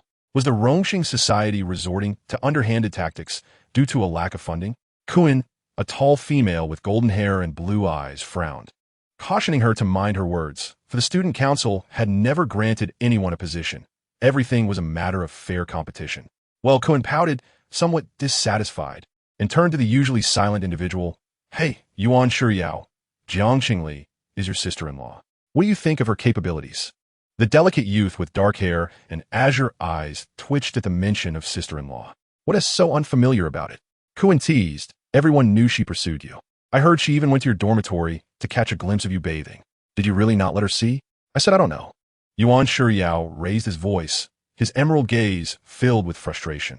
If you're jealous, you can offer yourself to Qin Shu. Don't take it out on me here. He was unexpectedly blunt, exposing his inner turmoil. Kuan's face paled as she muttered defiantly. What a temper for a male. Who knows if any female will dare to approach you in the future? Just as she was about to retort further, the president interjected. All right, let us keep the chatter to a minimum. Yuan Shuyao found himself caught between anger and silence, unable to express either emotion adequately. Yuan Shuyao. The president commanded in a neutral tone. You are to recruit Jiang Qingli. Me recruit Jiang Qingli? Yuan Shuriao's green, cat-like eyes widened in resistance. I know you dislike Jiang Qingli, but among us, only your relationship with her is recent. Should I ask Bai Yi instead? It would be a miracle if they don't end up fighting. The president appeared troubled. But Jiang Qingli is just a useless, malevolent female. At the end of that statement, Yuan Shuriao recalled the gratitude in the girl's eyes when she had thanked him, and his voice unconsciously softened. That is a fact. But Rongxing Society desires her. What they want, we must also have. The president said, patting his shoulder, so, I am afraid you must endure this. Although framed as a burden, the tone left no room for negotiation. The president turned and departed to converse with other dignitaries. Kun raised an eyebrow. Reveling in her delight, Yuan, as a male, you should know how to entice a female, right? I'll look forward to your performance. With that, she wrapped her arms around herself and left. Yuan Shuyao stood for a moment before turning his gaze toward the terrace. Through the glass, he saw Jiang Qingli smiling up at Qin Shu, who sat across from her. The interplay of lights and moonlight upon her skin gave her an ethereal, pearl-like glow. She seemed different from before. Yet, this transformation did not mean the entire world was obligated to bow before her. He would never stoop to seduce Jiang Qingli. As a male at his level, he would not descend to such depths. Yuan Shuyao turned to leave. Meanwhile, Qin Shu stood up. Regarding the presidency, you have ample time to consider. Qin Shu smiled, bending slightly and extending her palm. Now may I invite this lovely lady to dance with me? I'm not very good at dancing. Social dancing was a requisite for the nobility, and Jiang Qingli feared revealing her inadequacies. No worries, Qin Shu winked, I'll lead. Just follow my steps. Her enthusiasm disarmed Jiang Qingli, and she placed her hand in Qin Shu's. Qin Shu grasped her hand and guided her toward the center of the banquet hall. A spotlight illuminated the dance floor, circling around before finally settling on them. All eyes in the room were drawn to the pair. Qin Shu had grown accustomed to being observed. She held Jiang Qingli's hand, leading her gracefully across the dance floor. Their skirts fluttered, light and airy like butterflies. Jiang Qingli's steps transitioned from hesitant to fluid, as though she had practiced countless times. Guests around them began to murmur. The first dance is with Jiang Qingli? How shameless she is, once suckling from others, now fawning over Qin Shu. What a life of servitude. Jiang Qingli dances quite well this time. She is reminiscent of her former self. Yuan Shuyao stood among the crowd. his gaze involuntarily following the flutter of the girl's skirt. He pressed his lips together, his emerald eyes filled with discontent. Initially, he had watched with a critical eye, but he could not deny that Jiang Qingli's movements were impeccable and beyond reproach. As the music concluded, applause and compliments erupted around them. Jiang Qingli felt slightly dizzy from the spinning and accepted a drink from a server, rubbing her forehead. "Do you want to take a break?" Qin Shu pointed toward a lounge area. "Thank you." Jiang Qingli nodded, lifting her skirt as she walked in that direction. Passing by a lounge, the doors suddenly swung open from within, and she stumbled into a warm embrace. Warm breaths scattered across her neck, the heated body brushing against her skin. Jiang Qingli's eyes widened, her hand reaching for the alarm within her dress, ready to press it, when she suddenly heard a familiar, husky male voice beside her ear. "Give me chapter 31. Her palm is fragrant." The lounge was dimly lit. Only the open floor-to-ceiling windows revealed a hint of moonlight. A young man's soft lips brushed repeatedly against Jiang Qingli's neck, his breaths heavy. The rich scent of alcohol mingled with an unknown sweetness created a dizzying effect. A sudden sharp pain pricked her neck. The male beastman bit down on the girl's neck, his canines probing as if he sought to pierce her skin and consume her entirely. Jiang Qingli recoiled slightly, but he tightened his grip, unable to endure any longer. She raised her voice to call his name. "Qimai, you're hurting me." Hearing his name shouted with such urgency, Qimai halted his movements. He shook his head. With the snow leopard's superior night vision, even in the dark, he could clearly see her face. "What are you doing here?" he asked, his voice fragmented. "You brought me here," Jiang Qingli replied, reaching up to touch his forehead. "Why is your temperature so high? Are you running a fever?" Her cool hand felt immensely comforting to him. Qimai couldn't help but bury his face against her palm. He struggled to articulate each word clearly. "Someone drugged me." The leopard's tail unconsciously wrapped around the girl's calf, slowly creeping upward. Just as it brushed past her knee, a hand swatted it away. "Don't be silly, it tickles." Jiang Qingli maintained her composure. "I'll take you to find a doctor," fearing the unruly leopard would continue its antics. Jiang Qingli covered his mouth with one hand while her other fumbled along the wall for the light switch, intending to call a doctor through the terminal. However, before she could take a few steps, she was suddenly tackled from behind, tumbling to the ground. Jiang Qingli gasped in surprise, nearly letting out a scream. But realizing that a scream would attract more onlookers, she stifled it. Both she and Qinmai were frequent subjects of gossip columns. Should they be caught in such an entangled situation in the lounge, it was uncertain how it would be portrayed outside. Jiang Qingli sought to maintain a low profile. In those silent seconds, Qimai seized her waist with one hand, flipping her over. The sweet scent emanating from the female ignited the primal instincts within him. He squinted his gray-blue eyes, focusing on her soft, glassy, slightly swollen lips. He yearned to taste them. The dream where nothing transpired and the kiss witnessed during the day stirred profound emotions within the beastly Qimai, causing his eyes to redden. He gripped Jiang Qingli's shoulders with a certain roughness, leaning down toward her. Yet, before his lips could touch hers, he felt a sharp sting across his face. Slap! The crisp sound resonated within the room. Qimai's movements froze instantly. He covered his face with one hand, his gray-blue eyes widening in disbelief. The fearsome male orc, who moments ago seemed intent on devouring her, now appeared as if his mind had momentarily faltered, fixating on the girl with lingering astonishment. His thoughts were a chaotic whirl. Yet two words stood out distinctly, so fragrant. In contrast to his dazed expression, Jiang Qingli felt a surge of panic. The force of the slap she had delivered had left a faint blush on Qinmai's otherwise pallid face, making it glaringly conspicuous. Before she could finish her thought, Qinmai's expression shifted dramatically. Gasping for breath, he retreated, his remaining rationality spilling forth in indistinct words. "Leave. Go." However, he could not complete his sentence before the young man let out a hoarse growl, transforming in an instant into a powerful snow leopard. The snow leopard bared its teeth and emitted a threatening roar towards her. Qimai had lost control and transformed into his beast form. Jiang Qingli, caught in the wild gaze of the creature, felt a chill in her heart. How could this happen? Qimai's pollution level had barely reached 30. How could he suddenly spiral out of control? Was it the effects of some drug that triggered an early estrus? Or had someone orchestrated his transformation into this beastly state? Perhaps, like Lin Yuan, Qimai had concealed his pollution level. Taking a deep breath, Jiang Qingli raised her gaze, determination now reflected in her eyes. Calmly, she issued commands to the intelligence system in the lounge to sever the network, seal the room, and mute all sounds, while cautiously approaching the snow leopard. The snow leopard roared in a show of dominance, lowering its body and preparing to attack. Jiang Qingli recognized this expression. She had witnessed it on Zhuge before. Faced with such a feral creature, fear gripped her heart. Yet she understood that fleeing would only prompt the snow leopard to pursue her as prey, resulting in her demise and consequently Qin Mai's death, fulfilling the desire of whoever had administered the drug. She did not wish to perish. There was still so much beauty in life she had yet to experience. Therefore, she decided to take a gamble. In a gentle voice, she spoke, "Do not be afraid." It was unclear whether she was comforting the snow leopard or herself. She lifted her trembling hand and placed her palm against the snow leopard's forehead. For a few seconds, the snow leopard's aggressive stance wavered, gradually softening. Jiang Qingli exhaled in relief, realizing that her mental strength could momentarily assuage the vigilance of these beastly orcs. Extending her arms, she embraced the snow leopard's neck and nuzzled her face against its fluffy cheek, her voice soft and soothing. "Qin Mai, be a good boy, and I shall provide you with mental healing." Unsure if it understood her, the snow leopard licked her face.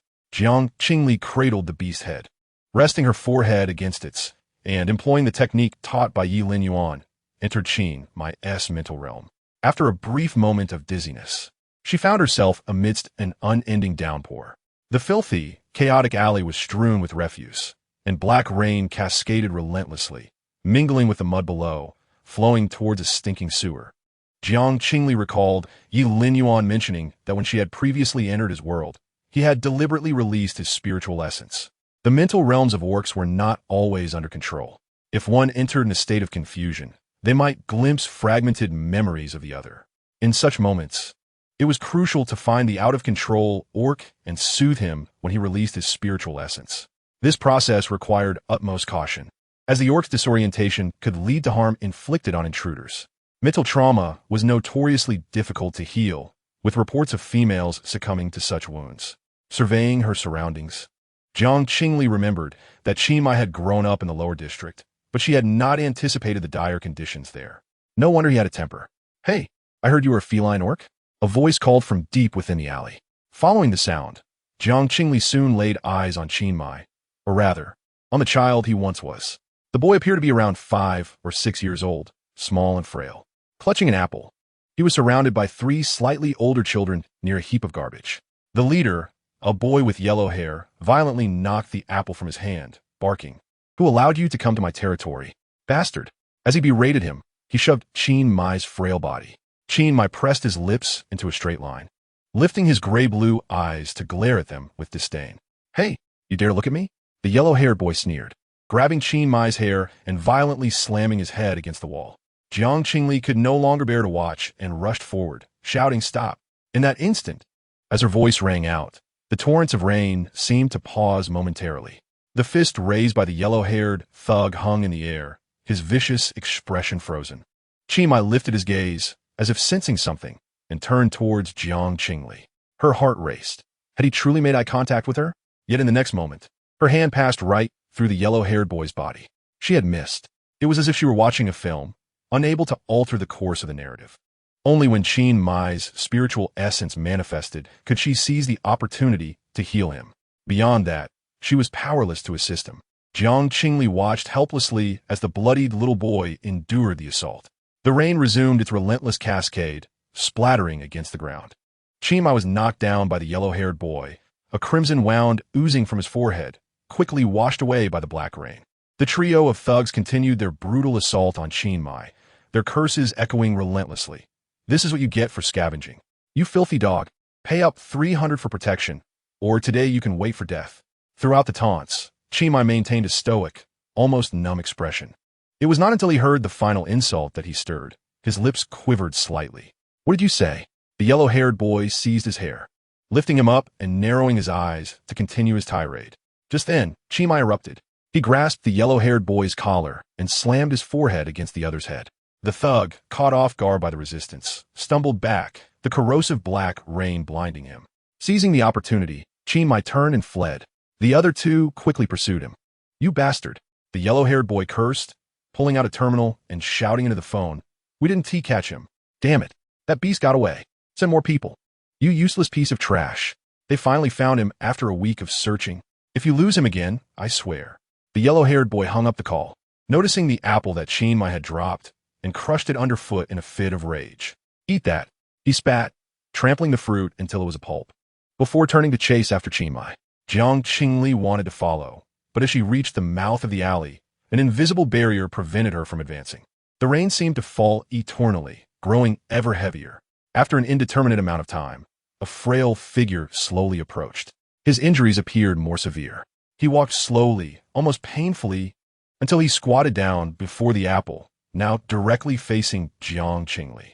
The boy gazed at the apple, his head bowed, remaining silent. After a long while, she heard the faint sound of sobbing. Was he too afraid to cry out? Jiang Qingli felt a pang in her heart and reached out. But her hand could not touch Qingli. Ultimately, she merely patted his head lightly.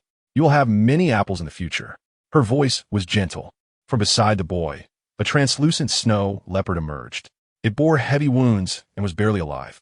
Jiang Qingli reached out, this time embracing the snow leopard. She gently stroked its head and fur, attempting to infuse it with her mental strength. The surrounding imagery gradually faded away. The snow leopard's condition visibly improved.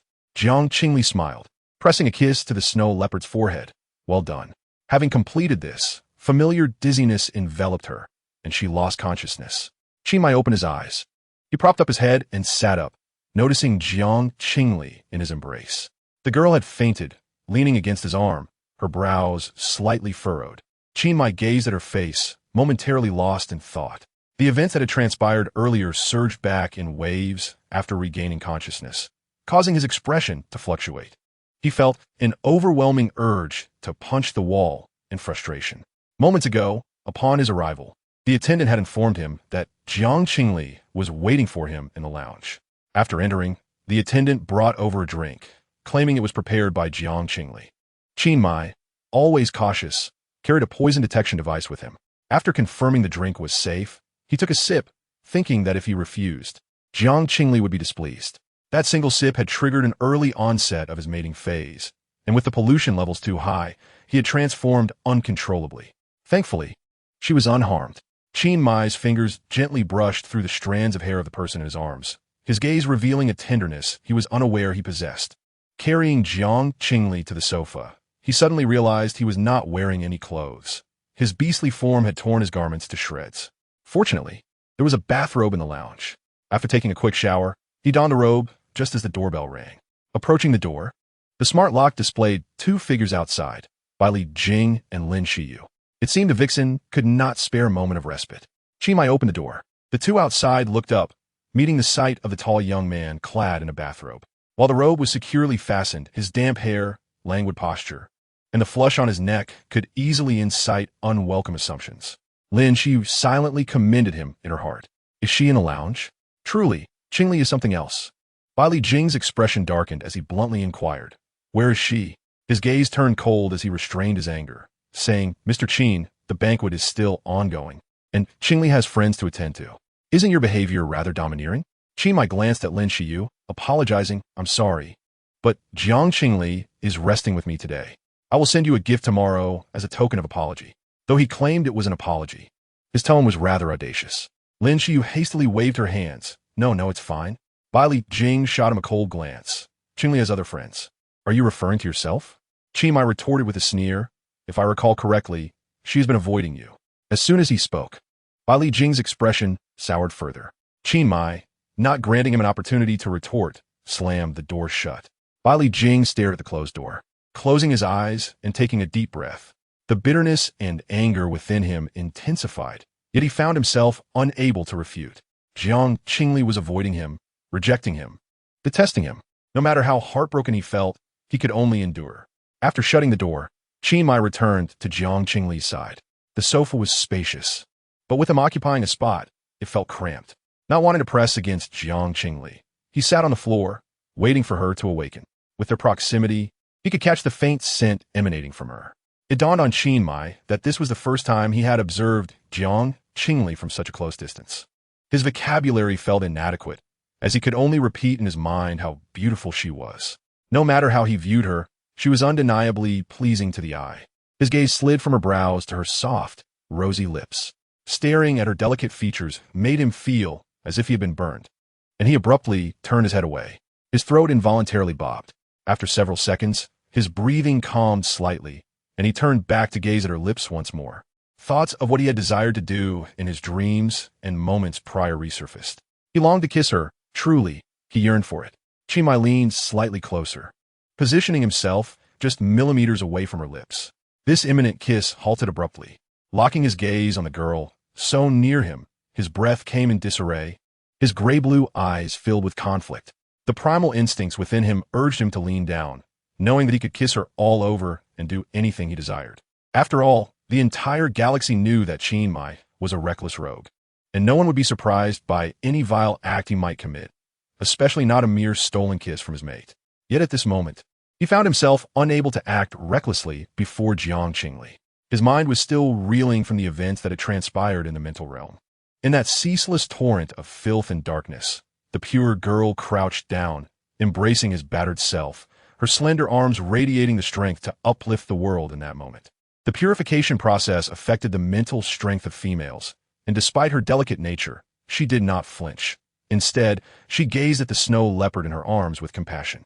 She gently stroked his head and softly praised him for being good. Throughout his life, apart from his adoptive father, Jiang Qingli was the first to commend him. Reflecting on her expression at that moment, Qingli's heart surged with warmth, as if an unending heat flowed from his heart, permeating his entire being. He refrained from taking further action.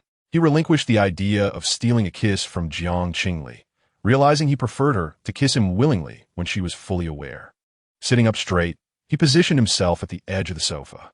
His pollution levels had not entirely settled, yet remarkably, staying beside, Jiang Qingli enveloped him in an inexplicable softness.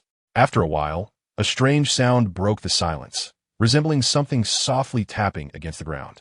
Qingli swiftly pressed his tail down, his brows furrowing. Gritting his teeth, he muttered, "Be quiet." He was merely grateful towards Jiang Qingli. There was no need for such behavior, as if a dog had spotted its master. In 3 years, they would still have to divorce. That night, Jiang Qingli found it difficult to sleep soundly. She had a persistent feeling that someone was watching her, a tangible gaze roaming over her, hot and intense, as if it sought to reach out with countless tendrils, pulling her into molten lava, enveloping every inch of her skin. Jiang Qingli endured great torment, and after a long while, she trembled her eyelashes. Upon opening her eyes, she was met with a pair of gray-blue pupils. The memory of almost being pounced on by Qingli surged back, and Jiang Qingli's eyes widened as she grabbed the pillow beside her and hurled it. The pillow struck him squarely in the face without any resistance. As it fell, it revealed a handsome face marked by displeasure. Qingli glared at her coldly. "What are you doing?" Jiang Qingli, relieved to see him conscious, replied, "I haven't even asked what you were doing. Why were you staring at me? Do you know how terrifying it is to wake up and see a pair of eyes staring at you? I was wondering why you weren't waking up." Qingli retorted stiffly. "And who was staring at you all night?" Narcissistic. He quickly turned his face away, standing up to pour water from the dispenser. A faint blush creeping up his ears. The entire demeanor exuded an air of awkwardness. Qingli swore he had not intended to stare at Jiang Qingli. He had merely been lost in thought, and before he knew it, the entire night had passed. Jiang Qingli did not dwell on it either, getting up to freshen up. When she emerged, breakfast was already laid out on the dining table, with Qingli pouring water. Jiang Qingli felt as though she were still half asleep. Was Qingli setting the table for her? This was not a Beast World novel, but a science fiction drama. Was it? What are you standing there for? Qingli shot her a glance, his tone awkward. "Come and eat." "Oh." Jiang Qingli approached the dining table and sat across from him. Qingli typically exuded an air of a school bully, but when he ate, his demeanor was surprisingly elegant, quite pleasing to the eye. With a handsome man before her, Jiang Qingli could not help but steal a few more glances. As Qingli lowered his head to eat, his body gradually tensed, and finally, he raised his eyes to ask, "What are you staring at? You sit across from me. If I do not gaze at you, then who should I look at?" Jiang Qingli spoke with unwavering confidence. Qingli found himself at a loss for words. The two continued their silent meal, yet every so often, Jiang Qingli would steal a glance at him, causing Qingli's movements to grow increasingly stiff. He could not suppress the rising agitation within him. In the past, in the lower district, everything was a struggle for survival. He would snatch food like a wild dog, devouring anything he acquired in fear of it being taken away. He had previously paid no heed to such behavior, unapologetically embracing his lack of upbringing and decorum, living life as he pleased. However, now, seated opposite Jiang Qingli, he felt as though an invisible hand had restrained his limbs, rendering him suddenly self-conscious, his back instinctively straightening. Of course, Jiang Qingli had no inkling of the tumultuous thoughts swirling in Qin Mai's mind. She was merely appreciating his striking appearance. After breakfast, a robot delivered a platter of fruit. Spotting an apple within, Jiang Qingli quickly speared a piece and offered it to Qin Mai's lips. He froze, casting his eyes down upon her. The girl's eyes sparkled with anticipation, her voice as soft as the soothing tone she had used to comfort him the previous night. Have an apple. Qin Mai stared at the apple as a lump of damp cotton lodged itself in his chest, making it hard to breathe. Yet that apple was a haunting reminder. His adoptive father had perished that very night. Since then, he had not dared to touch an apple again, and the mere scent of one would sometimes make him retch. Frowning deeply, he met her expectant gaze, ultimately suppressing his nausea and parting his lips just slightly. However, Jiang Qingli did not proceed. Instead, she focused intently on him, as if studying his expression. A moment later, her eyes flickered, her wrist twisting as she popped the apple piece in her own mouth. This apple isn't very tasty, Jiang Qingli mumbled, before reaching into the platter again and tossing an orange to Qin Mai. You should eat this instead.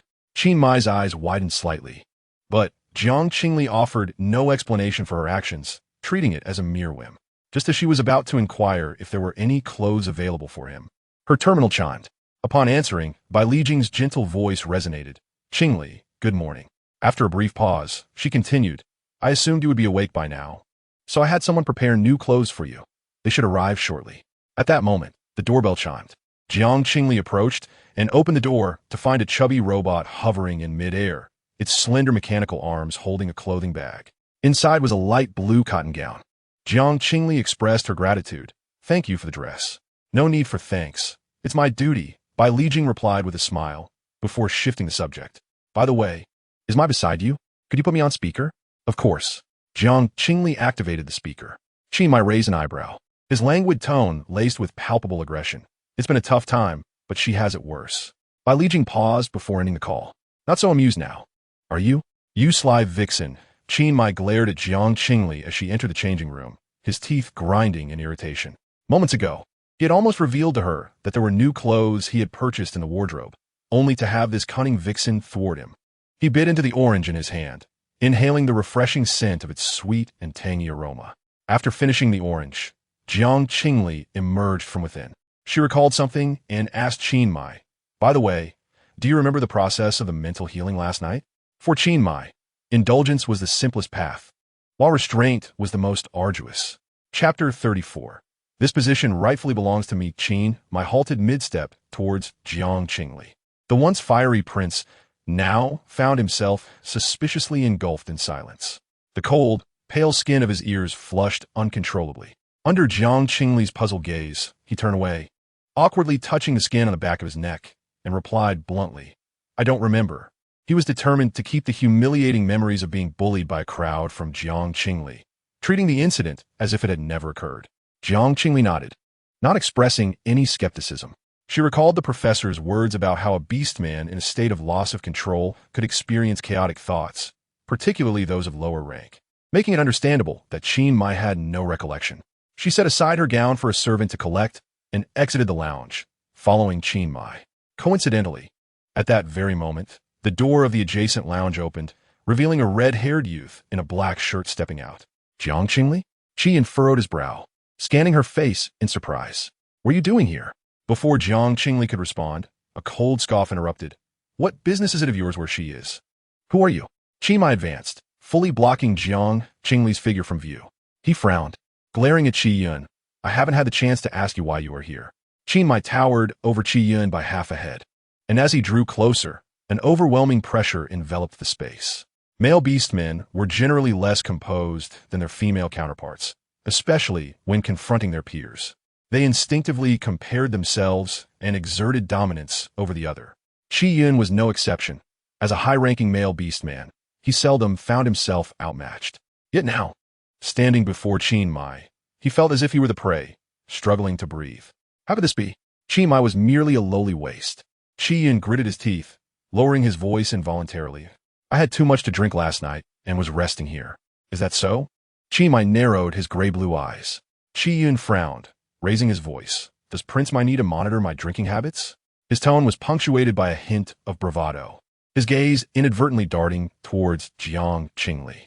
After speaking, he turned to seize Jiang Qingli's wrist and began to leave. Qi Yun, intimidated by the atmosphere, felt his feet glued to the ground, helplessly watching them depart. He noticed Jiang Qingli stumbling slightly, frowning in displeasure. Why are you walking so fast? Her voice held a note of dissatisfaction, yet she did not resort to her previous habit of scolding others. But surely, Qin Mai would not indulge such a spoiled girl, right? It was merely walking. If she could not keep up, it was simply because her legs were short and she was a burden. Unexpectedly, upon hearing Jiang Qingli's voice, Qin Mai halted. He turned towards her. What do you wish to do? Should I carry you? His expression and tone were stiff, yet he unconsciously leaned slightly towards her.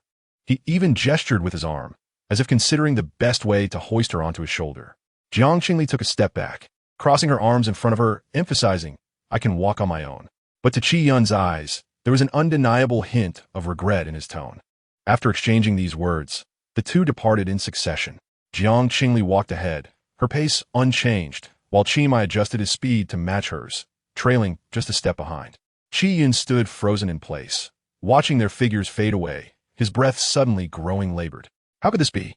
Last night, he had clearly slipped a disfiguring drug into Jiang Qingli's drink. Why was her face unscathed? And why did Qin Mai emerge from her room behaving so intimately? What transpired between them? His rightful position? Qi Yun was momentarily lost in thought when a sharp pain pierced through his head, causing him to cry out and collapse heavily to the ground, losing consciousness. At the Bai residence, Bai Yi nestled in the embrace of Ling Qing and another merman. MOU, her face adorned with a mask as she perused the messages sent by Qi Yun the previous night. She felt satisfied with Qi Yun's compliance. The ability to transform a prickly, proud beastman into a loyal companion undoubtedly brought her joy. Regrettably, Chulai's initial love, with her snow-white complexion, has been ineffective for 3 weeks. Currently, she is unable to venture outside, resorting to medication for gradual recovery, all the while strategizing to win over Qin Mai and accumulate more points. Contemplating this, Bai Yi furrowed her brow. It is all the fault of Jiang Qingli, that malevolent supporting character. Were it not for her, how could Bai Yi have ended up like this? If her face is marred, Jiang Qingli cannot possibly escape unscathed. Bai Yi eagerly anticipated witnessing the moment when Qin Mai would disdain Jiang Qingli, prompting her to message Qi Yun for updates. Yet, the system's voice echoed in her mind, ding. Favorability with Qi Yun, 10. Penalty for the host. Beauty value, -5. Charm value, -5. Item, Chantian Yudi ineffective for 1 week. Ding. Favorability with Qin Mai, 10. Penalty for the host. Beauty value, -5. Charm value, -5. Item by Yue Guang natural lip color ineffective for 1 week. The drop in favorability was inconceivable. Bai Yi's eyes widened in disbelief, rooted to the spot. She felt her body grow heavy, her once tight skin slackened, and fat began to spill from her fitted straps. The Chantian Yudi had failed. Bai Yi let out a shriek, pushing aside Ling Qing and diving under the covers, wrapping herself tightly. The two beastly husbands, taken aback, hurried over with concern. What is wrong, Yi? Qi Yun must have seen Sister Qingli at the gathering yesterday. Bai Yi forced herself to steady her voice, trembling as she spoke. Just the thought of them meeting makes me uneasy. I'm sorry, Ling Qing. I might truly be too petty. I can't help but feel distressed imagining you and Sister Qingli together. The proud Ling Qing interrupted. What are you saying? I don't know about others, but the only one I have ever loved is you. During my year with Jiang Qingli, my thoughts were always of you. Ding. Favorability with Ling Qing. 2. Favorability with Yu Qinglan. 5. Congratulations, host. You have earned 10 points, which can be exchanged for goods. Bai Yi suppressed the corners of her lips that threatened to lift, yet her tone remained pitiful. But Sister Qingli still has feelings for you, doesn't she? Is she trying to sow discord again? Ling Qing, unable to endure any longer, asserted, just because we signed an agreement does not mean she can act recklessly. Just then, Yu Qinglan, who had been silent, suddenly spoke. I will teach her a lesson. I will ensure everyone knows what a disgusting and malicious female Jiang Qingli truly is. Emphasizing, the 5 former husbands cannot sit at the table. The impure are unworthy of being the male lead. Chapter 35. Where did he kiss? At this time of year, news media would capture photographs and exuberantly proclaim it a veritable paradise, an absolute testament to the empire's resistance against pollution. However, within the spacious aircraft, Jiang Qingli was utterly disinterested in the scenery, feeling restless and uneasy. She could not fathom why, in such a capacious aircraft, 2 men insisted on crowding beside her. Moments ago, upon opening the door, Bai Lijing greeted her with a smile from the back seat, beckoning her to join. The remaining seats, including the co-pilots, were piled high with gift boxes, leaving only a spot next to Bai Lijing for one person. Reluctantly, Jiang Qingli took a seat beside him. Bai Lijing gazed out at Qingli, appearing somewhat surprised. Apologies, it seems there is no room. Why not, Mai? You take the front seat? After his words, the driver swiftly cleared the front seat of gift boxes, stowing them away. Qingli scoffed. No need to clear it. She can sit on my lap. As he spoke, he reached to encircle Jiang Qingli's waist. Bai Lijing's smile faltered. I could just sit in the front. You both take the back, Jiang Qingli insisted, attempting to rise, causing the expressions of both men to darken. The driver quickly interjected. Young master, let us move the boxes from the back seat to the front. After the back seat was cleared, indeed a position for one became available, and Qingli squeezed in beside Jiang Qingli, flanking her on both sides. What appeared to be a resolution only created further chaos. The 2 males' legs pressed tightly against the girls', their warmth seeping through the fabric, creating an uncomfortable atmosphere. Shortly after Jiang Qingli settled, she felt Bai Lijing grasp her hand, gently kneading it. Do you remember Uncle Lin? We used to see him often when we were young. Bai Lijing smiled. I encountered him at the banquet last night. He is studying traditional Chinese medicine and taught me some relaxation techniques to help the female master unwind. Jiang Qingli found the term somewhat familiar, but could not recall who he was, so she merely nodded vaguely, following along. Seeing her agreement, Bai Lijing's smile deepened. However, his smile did not last long. Qingli suddenly emitted a low sound, resting his head against Jiang Qingli's shoulder. The tall youth inclined towards her, his hand pressing against the back of her dress, his face close to her neck, warm breath brushing against her delicate skin. I was quite exhausted last night. Qingli justified. Let me lean for a moment. Though Jiang Qingli was unaccustomed to such proximity, she recalled his mental energy had been out of control the previous night, and he was indeed fatigued. Qingli smirked, lifting his gaze, throwing a challenging glance towards Bai Lijing where Jiang Qingli could not see. They were close, intimately, so, resembling a couple deeply in love. Observing this scene, Bai Lijing felt a surge of bitterness, his smile fading entirely, replaced by an expression of deep despondency. Although pressed against him, Jiang Qingli did not feel particularly weighed down. Rather, she sensed Qingli's embrace tightening compared to before. The aircraft sped along, several times skirting the edges of running red lights. Upon arriving home, Qingli remained with his eyes closed. Jiang Qingli turned to Bai Lijing. Could you lend a hand? I cannot move him. No need, Bai Lijing replied with a forced smile. This aircraft serves no other purpose at the moment. He can sleep here. Mere seconds after he spoke, Qingli opened his eyes. His gray-blue irises blinked, as if just waking, and he looked at Jiang Qingli. What is wrong? Due to the angle, Qingli's gaze was lower than Jiang Qingli's. When he looked up, he resembled a puppy gazing up at its owner, an endearing sight. Jiang Qingli inexplicably recalled his spiritual form curled up in her embrace, and her hand instinctively patted the top of Qingli's head, her voice carrying a hint of laughter. It's nothing. We arrived home. After this gesture, everyone was momentarily taken aback. The driver nearly jumped from his seat. The prince's notorious temper was well known throughout the star system. The last time he witnessed a male trying to get close, the fellow had been sent flying. This was it. Today, this aircraft would surely be rendered unserviceable. As the driver contemplated fleeing, he saw Qingli release Jiang Qingli, softly murmuring an Then, he exited the vehicle alongside Jiang Qingli, hands tucked into his pockets, trailing behind her obediently. The driver wondered who had managed to alter his demeanor so drastically. Upon returning home, they found no sign of Yi Linyuan. He must be busy, Bai Lijing remarked thoughtfully. Many wish to meet Professor Yi. Perhaps he is engaged in socializing. Qingli scoffed. Social butterfly.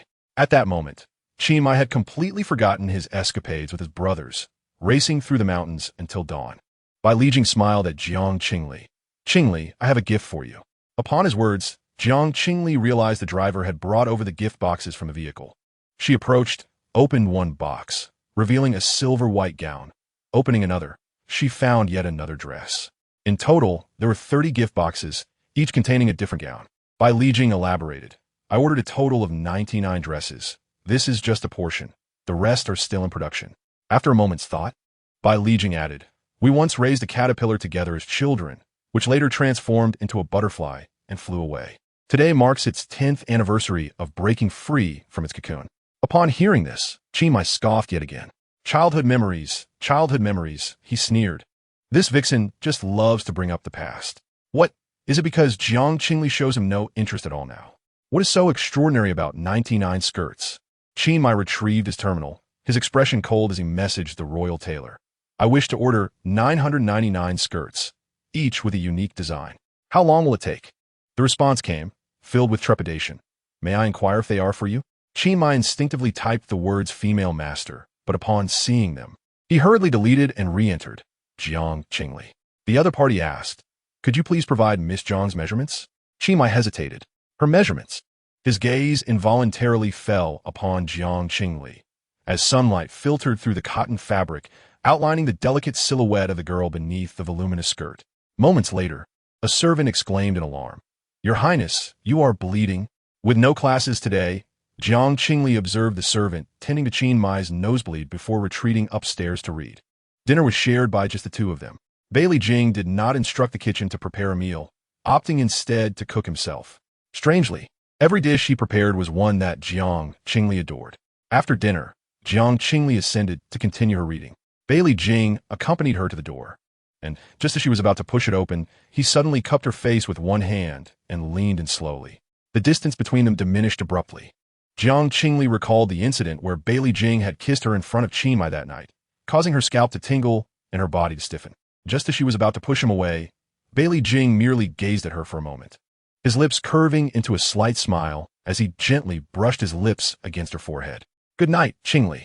His voice remained tender, and we shall meet again tomorrow. Jiang Qingli touched her forehead, feeling an intense sense of deja vu.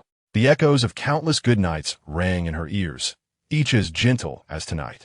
She instinctively lifted her foot, wanting to chase after Bai Lijing's retreating figure. However, the door behind her suddenly swung open. A serpentine tail ensnared her, pulling her into a cool embrace. An ear was playfully bitten, sending a slight sting through her. A hoarse and gloomy voice whispered in her ear, Wait, he just kiss you. Chapter 36. Reciprocity. Before she could utter a sound, icy lips descended upon her, capturing the girl's lips in a fierce bite. The serpentine tail slithered beneath her skirt, coiling around Jiang Qingli's calves and inching upward. A tingling sensation coursed through her ankle, causing her breaths to grow heavier. Yet, this aggressive demeanor and uncontrollable stimulation left Jiang Qingli feeling uneasy. Fragmented sounds escaped her throat as she pushed against Yi Lingyuan's chest, only to have her wrist seized, pulling her up to sit on his tail and continue kissing. His aptitude for learning was remarkably high. What was once a novice kiss now left Jiang Qingli feeling weak and nearly breathless. Time slipped by, and, eventually, Yi Lingyuan released her wrist. Jiang Qingli gasped for air, instinctively seizing whatever was nearby to hurl. A pink slipper struck Yi Lingyuan on the head, pausing for a second before falling to the ground with a soft thud. Once she regained her composure, Jiang Qingli realized she had thrown it at the antagonist, and a sense of dread crept into her heart. She bit her lip. It was you who kissed me without my consent first, so it's only natural that I retaliate. Is that so? Yi Lingyuan's voice was cold and dark. Why didn't you retaliate against Bai Lijing? Jiang Qingli was momentarily at a loss. It's different. How is it different? Yi Lingyuan's logic was impeccable. He had made the first move. Why does it even matter how long it took? Jiang Qingli almost found herself ensnared by his reasoning. He kissed my forehead, and he didn't entangle himself with me like you did. Saying this, she kicked at Yi Lingyuan's serpentine tail. Yi Lingyuan chose not to pursue that line of conversation, instead creating a bit of distance, his gaze lingering on her intentionally. I was in the underground city last night, and today, dealing with traitors. Jiang Qingli blinked. Was Yi Lingyuan explaining his absence? The villainous figure was surprisingly dutiful as a bodyguard, even providing updates. Yi Linyuan raised an eyebrow at her words, a hint of amusement flickering in his voice. Not that weak. After a pause, he pulled something from his pocket and tossed it to her. Jiang Qingli caught it and discovered it was a small blue gemstone, crystal clear, with white specks swirling within, extraordinarily enchanting. Is this a restoration gem? Jiang Qingli inquired. The mental energy of females resembles the blue bar of a game character. After each healing, it diminishes and can only be restored over time. However, restoration gems can swiftly aid females in recovery. Yet, such items are exceedingly rare and considered single-use. They disappeared a decade ago. Spoils of war. Yi Linyuan leaned against the sofa, acquired through the black market. I will teach you how to use it shortly. Jiang Qingli's eyes sparkled with excitement, though she also felt it extravagant, suggesting, can I save it for next time? This notion of hoarding reminded Yi Linyuan of a squirrel that had found a pine cone, clutching a pile of treasures for winter. With a slight smile, he replied, there will be more next time. How generous! Jiang Qingli felt a tinge of embarrassment, leaning closer and batting her eyelashes. So, as a token of gratitude, shall I assist you now? A faint fragrance enveloped Yi Linyuan in an instant. However, he immediately frowned.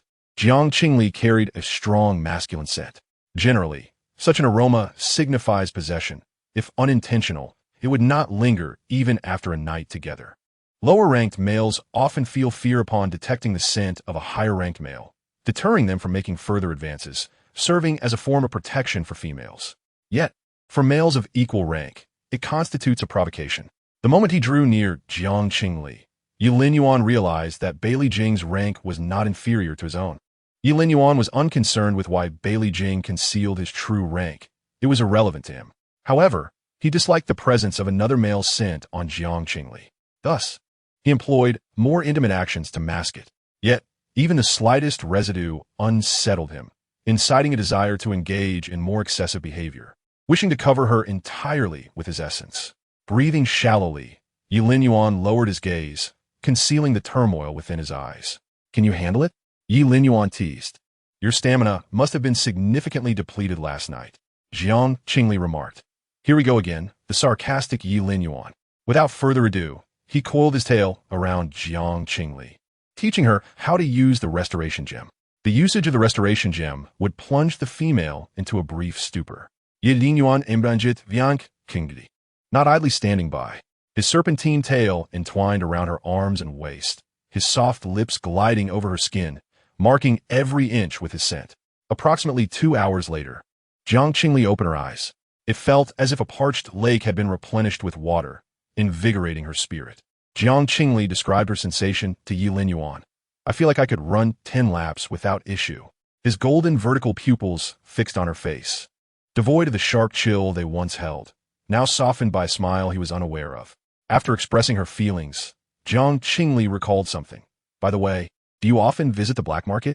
Rarely, Yi Linyuan replied. Do you wish to go? I want to buy some items. Jiang Qingli clasped her hands together. Could you assist me? When seeking help, she suddenly turned soft, a stark contrast to her earlier fierce demeanor when throwing her slipper. Yi Linyuan raised a hand, twirling a strand of her hair with his finger, asking, what do you wish to purchase? Medication to induce early estrus, Jiang Qingli stated. I discovered that such items are prohibited and cannot be procured through regular channels. Yi Linyuan frowned, his sharp gaze locking onto Jiang Qingli, his voice laced with sarcasm. Who are you interested in now? Not all. Jiang Qingli quickly clarified. Are you not aware? I suddenly advanced my estrus cycle last night, and Qian resides across the street. I feel this situation is intertwined with him. Since he has treated me this way, I must ensure he experiences the same sensation. Which sensation? Yi Linyuan's wary gaze bore into her. The sensation of being forcefully taken? Jiang Qingli was at a loss for words. I have no interest in him, nor in those 5 others. Could you refrain from mentioning them? Her anger seemed genuine. Yi Linyuan inexplicably sighed in relief, having never considered why he felt so tense. The substance he administered was not an aphrodisiac, but rather a disfiguring agent. Yi Linyuan paused, his gaze fixed on Jiang Qingli, his target. A sudden chill gripped Jiang Qingli's back. Qian did not intend to harm Qin Mai. His aim was directed at her. After the annulment of the engagement, Jiang Qingli had been preoccupied with avoiding the protagonist to survive. However, if they continued to target her, she would not yield again. At that moment, Yi Lin Yuan, his large hand supporting her back, softened his tone. Last night, my people replaced it with regular tea. So, the aphrodisiac was administered by someone else? Jiang Qingli realized perhaps it was an enemy of Qin Mai or someone eager to offer their affections. As he spoke the latter, Yi Lin Yuan's voice turned slightly cold, indicating that he was investigating. Though he appeared expressionless, Jiang Qingli felt an inexplicable trust in him. Initially, Jiang Qingli wished to maintain a distance, but with others attempting to drug and disfigure her, she could no longer endure such indignation. Observing her indignant demeanor, Yi Lin Yuan's lips curled slightly. Unexpectedly, he lifted her by the waist and placed her on the serpentine tail. Jiang Qingli instinctively clutched his collar to maintain her balance. Did you not say you wouldn't heal me? Indeed, Yi Lin Yuan replied, brushing aside the strands of hair by her cheek, his lips grazing past, engaging in other pursuits. Just as their lips were about to meet, the terminal nearby vibrated unexpectedly. He picked it up and squinted at the content. Jiang Qingli inquired, "Who is it?" Yi Lin Yuan tossed the terminal in her lap, scoffing coldly. "Your ex-husband is looking for you." Chapter 37, Such tactics are beyond our learning. The message sender was an unfamiliar number. The content quite direct. "Is it one person?" Jiang Qingli frowned upon seeing the number. "Are you sure this is my former fiancé?" After the engagement was annulled, she had blocked them. Why was he contacting her again? Could it be about Qian? Jiang Qingli picked up the terminal, contemplating whether she could extract information. She typed, "Which one?" Her response seemed to yield no results. Thus, she promptly blocked the number. Moments later, another unfamiliar number messaged her. "I am Yu Qinglan." Upon seeing this name, Jiang Qingli wrinkled her nose in disdain. As she focused on the screen, a sudden chill enveloped her earlobe. Jiang Qingli shivered slightly. Raising her hand to gently push Yi Lin Yuan's face, "It tickles." "Endure it," he replied coldly. Yet he drew closer, his lips descending to the side of her neck. When she relaxed her guard, he turned her face and once again captured her lips. The softness of her lips caused Yi Lin Yuan to narrow his eyes. Her delicate fingers brushed against his chest, grazing the mark upon his skin. In that instant, he felt an electrifying sensation coursing through him. Clearly, within their dynamic, he held the upper hand. Yet, he felt a disconcerting sense of being controlled, as if her every movement tugged at his heart and soul, his breath quaking in response to her embrace. Yi Lin Yuan believed he should resist. Love was not meant for him. However, his thoughts spiraled out of control, succumbing to the overwhelming heat, yearning for her encroachment. The atmosphere shifted unbeknownst to them. Yi Lin Yuan, displeased with her distraction, sought to continue, but Jiang Qingli covered his mouth. His golden vertical pupils narrowed in dissatisfaction, a heavy gloom gathering within his gaze. Was she still contemplating that fish? Such disobedience. Perhaps he should not have let Jiang Qingli leave that morning. She ought to have been locked in the master bedroom of the underground city, her slender wrists and ankles bound in chains, ensuring no other males caught her eye. The sinister serpent, with its vertical pupils, fixated on the girl in his embrace. Contemplating the feasibility of this notion, Jiang Qingli, dazed by his kiss, remained oblivious to the fact that the male holding her was devising ways to monopolize her. Her gaze lowered, a hint of shyness prompting her to suggest, "Could we go to the bed? This place is too cramped." The murky clouds in Yi Lin Yuan's eyes dissipated in an instant. Thus, it was not thoughts of her former husband occupying his mind. Jiang Qingli fell onto the mattress, gazing up at the young man approaching her, her cheeks slightly flushed. Suddenly, she recalled something that had piqued her curiosity for quite some time. "May I ask you a question?" Yi Lin Yuan, using one hand to tuck her hair behind her ear, pushed her clothing upward, his voice low and somewhat husky. "Ask." Jiang Qingli leaned in closer, her gaze fixed on his lips, earnestly inquiring, "When you are in your half-beast form, does your tongue fork?" Yi Lin Yuan's vertical pupils remained fixed on her for several seconds before he suddenly smirked. Leaning in to kiss her, his low, husky voice brushed against her ear as he urged her to open her mouth and truly experience the moment. The following morning, in the dining hall, Yin Nuo arranged breakfast for Bai Lijing and Qin Mai, bowing respectfully. "Please enjoy your meal." "Where's your mistress?" Qin Mai raised an eyebrow. "The young lady has yet to awaken," Yin Nuo replied. "Still not awake at this hour?" Qin Mai scoffed, benevolently rising to his feet. "I shall go rouse her." With that, he stepped outside, his light footsteps betraying no trace of distress. Rather, he was eager to proceed. However, after taking a few steps, Qingli suddenly felt something amiss. Whenever he mentioned Jiang Qingli, Bai Lijing would eagerly put on airs or feign politeness. Yet today, she was eerily silent. Inua, appearing somewhat troubled, approached. "Your Highness, allow me to wake the young lady. You may dine first." Qingmi's unease deepened. What is she doing? A strong sense of crisis surged within him. Just then, footsteps echoed behind him. Turning toward the corridor, Qingmi beheld Jiang Qingli, clad in a long dress, followed closely by Yilin Yuan. They maintained a half-meter distance, yet upon closer inspection, they were holding hands. Qingmi inhaled sharply, feeling as though the air had ignited his heart. Jiang Qingli had indeed attracted attention. What's wrong? Why such a fiery temper this early in the morning? However, as she drew near, he sensed a potent masculine aura emanating from her, imperceptible to the female senses but unmistakable to all males present. The atmosphere in the dining hall shifted, with all males aside from Jiang Qingli and Yilin Yuan displaying varying degrees of discontent. Qingmi seized a piece of toast, biting down forcefully as if to vent his frustrations, chewing vigorously as if consuming the flesh and bones of serpent. If looks could kill, he would have bored 2 holes through Yilin Yuan's face. After breakfast concluded, Jiang Qingli hurried to the academy, exchanging hurried greetings with them before departing with Inua. As Qingmi pulled out a chair to leave, he collided forcefully with Yilin Yuan's shoulder. Yilin Yuan paid no mind.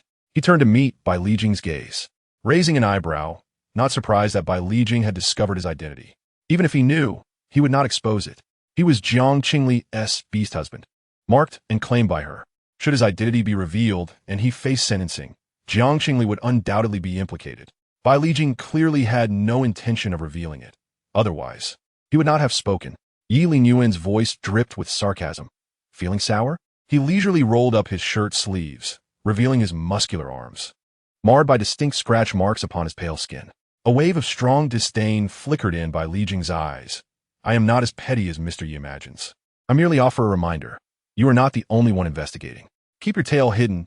Do not affect her." Yilin Yuan coldly replied, "I do not require your lessons." Bai Lijing smiled and turned to leave. The terminal flickered momentarily, revealing a message from Professor Yi of the Imperial Royal Academy. "I sincerely appreciate your involvement in the event amidst your busy schedule. Here is the list of students for this class. Please review the document." Bai Lijing opened it, her gaze falling upon the name Jiang Qingli, a slight smile curving her lips. However, moments later, the smile faded, replaced by a sigh of concern. They were to meet again. Would she be able to avoid him this time? The serpent desires, and the serpent receives. Chapter 38. Eager to see me last night had been exhausting, and Jiang Qingli nearly dozed off on her way. Upon arriving at the gymnasium, fearing tardiness, she hurried to the changing room to wash and change her clothes. She thought she was late, but upon finishing, she spotted Lin Xiyu rushing in, her light brown curls bouncing with her movements. Jiang Qingli playfully tugged at the ends of her hair as she stood outside the changing room, chatting with her. "Why are you so late today?" Usually, Lin Xiyu was a model student, always arriving early. "It's all because of your ex-husband. I mean, your former fiancé." Lin Xiyu sighed. "Wherever he appears, traffic jams ensue. And I happen to come from the same road. It was completely congested with frenzied fans. Goodness, these people should see how he treats you." Lin Xiyu abruptly halted, cautiously peering at Jiang Qingli. "I'm sorry, darling. I should have brought up your painful memories. I just can't stand his two-faced behavior." "It's fine." Jiang Qingli smiled at her. "It's all in the past." Lin Xiyu breathed a sigh of relief. After changing, she twirled in front of Jiang Qingli. "What do you think?" Lin Xiyu had a striking figure. The black bikini contrasted sharply with her fair skin, accentuating her slim waist and long legs, making her captivating. Jiang Qingli joked, "If you stand there, everyone else will be mesmerized for 5 seconds, and victory is yours." Swimming was a mandatory course at the Imperial Royal Academy, and the examination employed a failing system for the bottom 10 students. The original character had already failed once last year and could not afford another failure. Of course, Lin Xiyu lifted her chin and glanced at Jiang Qingli, a hint of exasperation in her tone. "Why are you wearing a one-piece swimsuit? That style is from the last century. I haven't seen a woman wear it since elementary school." Jiang Qingli looked down at her light blue one-piece swimsuit, touching her nose. In truth, she had other swimsuits, but while changing, she discovered several noticeable red marks on her lower back, evidently left by Yilin Yuan. With no ointment available for healing, she could only cover them with the one piece. The two linked arms as they descended the stairs, and upon nearing the bottom, they noticed a crowd gathered by the azure pool. Curious, Jiang Qingli glanced over, her gaze locking with a blue-haired youth at the center of the throng. He possessed striking violet eyes, the corners curled enticingly, and he met Jiang Qingli's gaze with a semblance of amusement. This was one of the original character's 5 former fiancés, Yu Chenglan. Yu Chenglan was a merman beastman, born into a family of singers, and by the tender age of 20, he had become a prized possession of the Music Academy at the Imperial Royal Academy due to his melodious voice. However, what truly captivated the public was his flowing aquamarine hair and crystal-clear eyes, alongside an angelic visage that drove countless fans into a frenzy. Heralded by the media as the rising pearl of the sea, upon first meeting Yu Chenglan, the original character was entranced by his looks, treating him far better than any other beastman, speaking and acting with utmost affection towards him. Yet, Yu Chenglan's temperament was notoriously unpleasant. Unlike other beastmen who initially treated the original character with disdain, he began with a gentler demeanor, his words laced with charm. This led the original character to believe in their potential connection, and she lavished him with even more affection. However, during one outing to the beach, accompanied by Bai Yi, Yu Chenglan took them diving, subtly hinting to the original character that he could show her his tail. Midway through, the original character's diving equipment malfunctioned, and water rushed into her throat. Yu Chenglan was merely a few meters away. Yet despite her desperate attempts to reach out to him, he offered no assistance, leisurely departing with Bai Yi instead. Ultimately, she was rescued by Ling Qing. That night, in a daze, the original character overheard a quarrel between Ling Qing and Yu Chenglan at her bedside. Yu Chenglan questioned why Ling Qing had saved her, calling her a useless beast female, asserting that her death would only serve as retribution for Bai Yi. Ling Qing retorted, "You fool, Jiang Qingli was with us. If anything happened to her, you'd be implicated, and what about Bai Yi?" At the mention of Bai Yi, Yu Chenglan's complexion paled, and after a moment, he stammered, "I didn't consider this thoroughly. You're also doing it for Bai Yi." Ling Qing's expression softened as he patted Yu Chenglan's shoulder, suggesting they find another opportunity. The original character was shocked to discover that her fiancé contemplated her demise. However, whether it was the plot's progression or something else, not long after, she continued to ingratiate herself with him. Her unyielding affection only emboldened Yu Chenglan further. He often beckoned her with a finger, only to treat her with disdain, revealing his cruel side. Several times, servants caught him in the act, yet he showed no sign of restraint. Lin Xiu had heard rumors of this and looked at Jiang Qingli with concern. "Qingli, don't worry, I truly have no interest in him now." Jiang Qingli sighed. Today seemed to hold an event, as the instructor had sent a message in the group chat allowing everyone to engage in free activities while awaiting a swimming champion to assist with their training. Lin Xiu pointed to an unoccupied corner.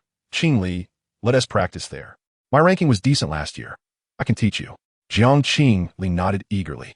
The two made their way to the corner, slowly entering the water. Jiang Qingli had not swum often, but upon entering, she felt a refreshing sense of freedom. After a few demonstrations from Lin Xiu, she instinctively began to swim. Lin Xiu, feeling accomplished as a teacher, remarked, "It seems you can hold your own this semester."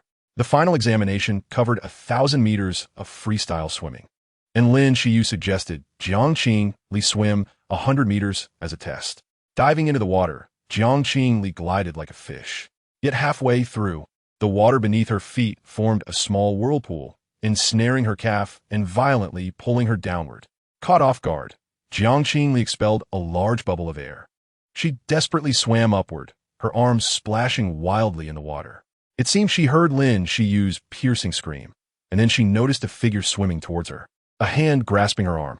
Simultaneously, the constricting sensation around her legs vanished, and Jiang Qingli broke the surface, tumbling into someone's embrace. The earlier fear compelled Jiang Qingli to cling to the person's shoulder, but they continued to retreat. Her eyes, filled with water, instinctively reached forward in a desperate grasp. Unknowingly, she touched something inappropriate, eliciting gasps from those around. "What's she doing?" she asked, taking advantage of someone who just saved her. "I've never seen such shamelessness." Yu Chenglan was particularly unfortunate, having his good intentions go unappreciated. A flicker of clarity pierced through Jiang Qingli's oxygen-deprived mind. She wiped the water from her face with determination, opening her eyes to meet Yu Chenglan's mocking violet gaze. With a smirk that only they could hear, he taunted, "Eager to see me, are we? What's wrong? Is your beast man not satisfying you?" Chapter 39. Jiang Qingli, speak up. After Yu Chenglan's remark, he raised an eyebrow, anticipating a pained expression from Jiang Qingli. He often derived pleasure from her suffering. However, this time, Jiang Qingli did not react as she typically would. The disheveled girl froze for a moment, then began to struggle even more fiercely. Powerful splashes erupted around Yu Chenglan's face as her legs kicked wildly beneath the water. The individuals on the shore, unable to approach, could only observe Jiang Qingli thrashing in the water. Someone hastily raised their voice, suggesting it might be a cramp, urging for assistance. Yu Chenglan's expression darkened as he wiped the water from his face, his eyes filled with palpable disdain. Jiang Qingli had clearly stabilized herself moments ago. How could she be cramping? It was evident she was merely feigning distress after having touched herself, and now she desired to continue. What a repulsive female. Yu Chenglan lowered his voice, questioning her. Are you done making a scene? As he reached for Jiang Qingli's wrist, she deftly evaded his grasp, further inciting his anger. How dare she evade him? Yu Chenglan, wielding water-based powers, considered the water his domain and dismissed her feeble resistance. Narrowing his eyes, he conjured 2 whirlpools at her feet, pulling at her calves with intent to drag her down. Yet, before these whirlpools could exert their force, they dissipated into calmness. Simultaneously, Yu Chenglan found himself unexpectedly pulled underwater by multiple forces, his mouth and nose filled with water. Looking down, he realized dozens of whirlpools were tugging at him with a ferocity that felt life-threatening in comparison to his earlier reprimand of Jiang Qingli. The Academy strictly prohibited the use of abilities. Who could possibly be targeting him? As he scanned the crowd of onlookers, uncertainty gripped him. Yet he dared not use his powers against them, opting instead to struggle free quietly. At that moment, the supervising teacher and Lin Xie approached. Lin Xie supported Jiang Qingli while the 2 teachers assisted Yu Chenglan. Just as they neared the shore, another whirlpool yanked Yu Chenglan's calf downwards. Instinctively, he reached for the nearest Jiang Qingli. The sound of fabric tearing echoed in the room as her swimsuit was ripped, eliciting a sharp scream from her. In retaliation, she kicked Yu Chenglan back into the pool, stepping on his face as she climbed ashore. Almost instantly upon her emergence, a large white towel enveloped her from behind, pulling her into a clean, warm embrace. "Do not be afraid," a gentle voice whispered in her ear, a large hand soothingly stroking her back. Jiang Qingli looked up to meet Bai Lijing's gaze, which reflected her image. "Do not be afraid," he repeated, his long fingers brushing away the damp strands of hair clinging to her face, tucking them behind her ear. Although he spoke just 2 words, Jiang Qingli felt her eyes grow warm. It was akin to a child who, despite being capable of standing after a fall, felt a sense of vulnerability when comforted by a parent.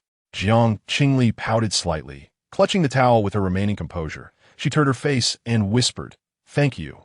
I'm fine." "You are far from fine," he replied softly, noting the water droplets still clinging to her lashes, her eyes and nose reddened from coughing, appearing quite pitiful. Bai Lijing felt a pang in his heart, as if gripped by an invisible hand. At that moment, Lin Xie approached, taking Jiang Qingli's hand to offer quiet reassurance. Following Jiang Qingli's kick that sent him into the water, Yu Chenglan became increasingly convinced that she had acted with malice. He pushed past the teachers, intending to rise elegantly from the water.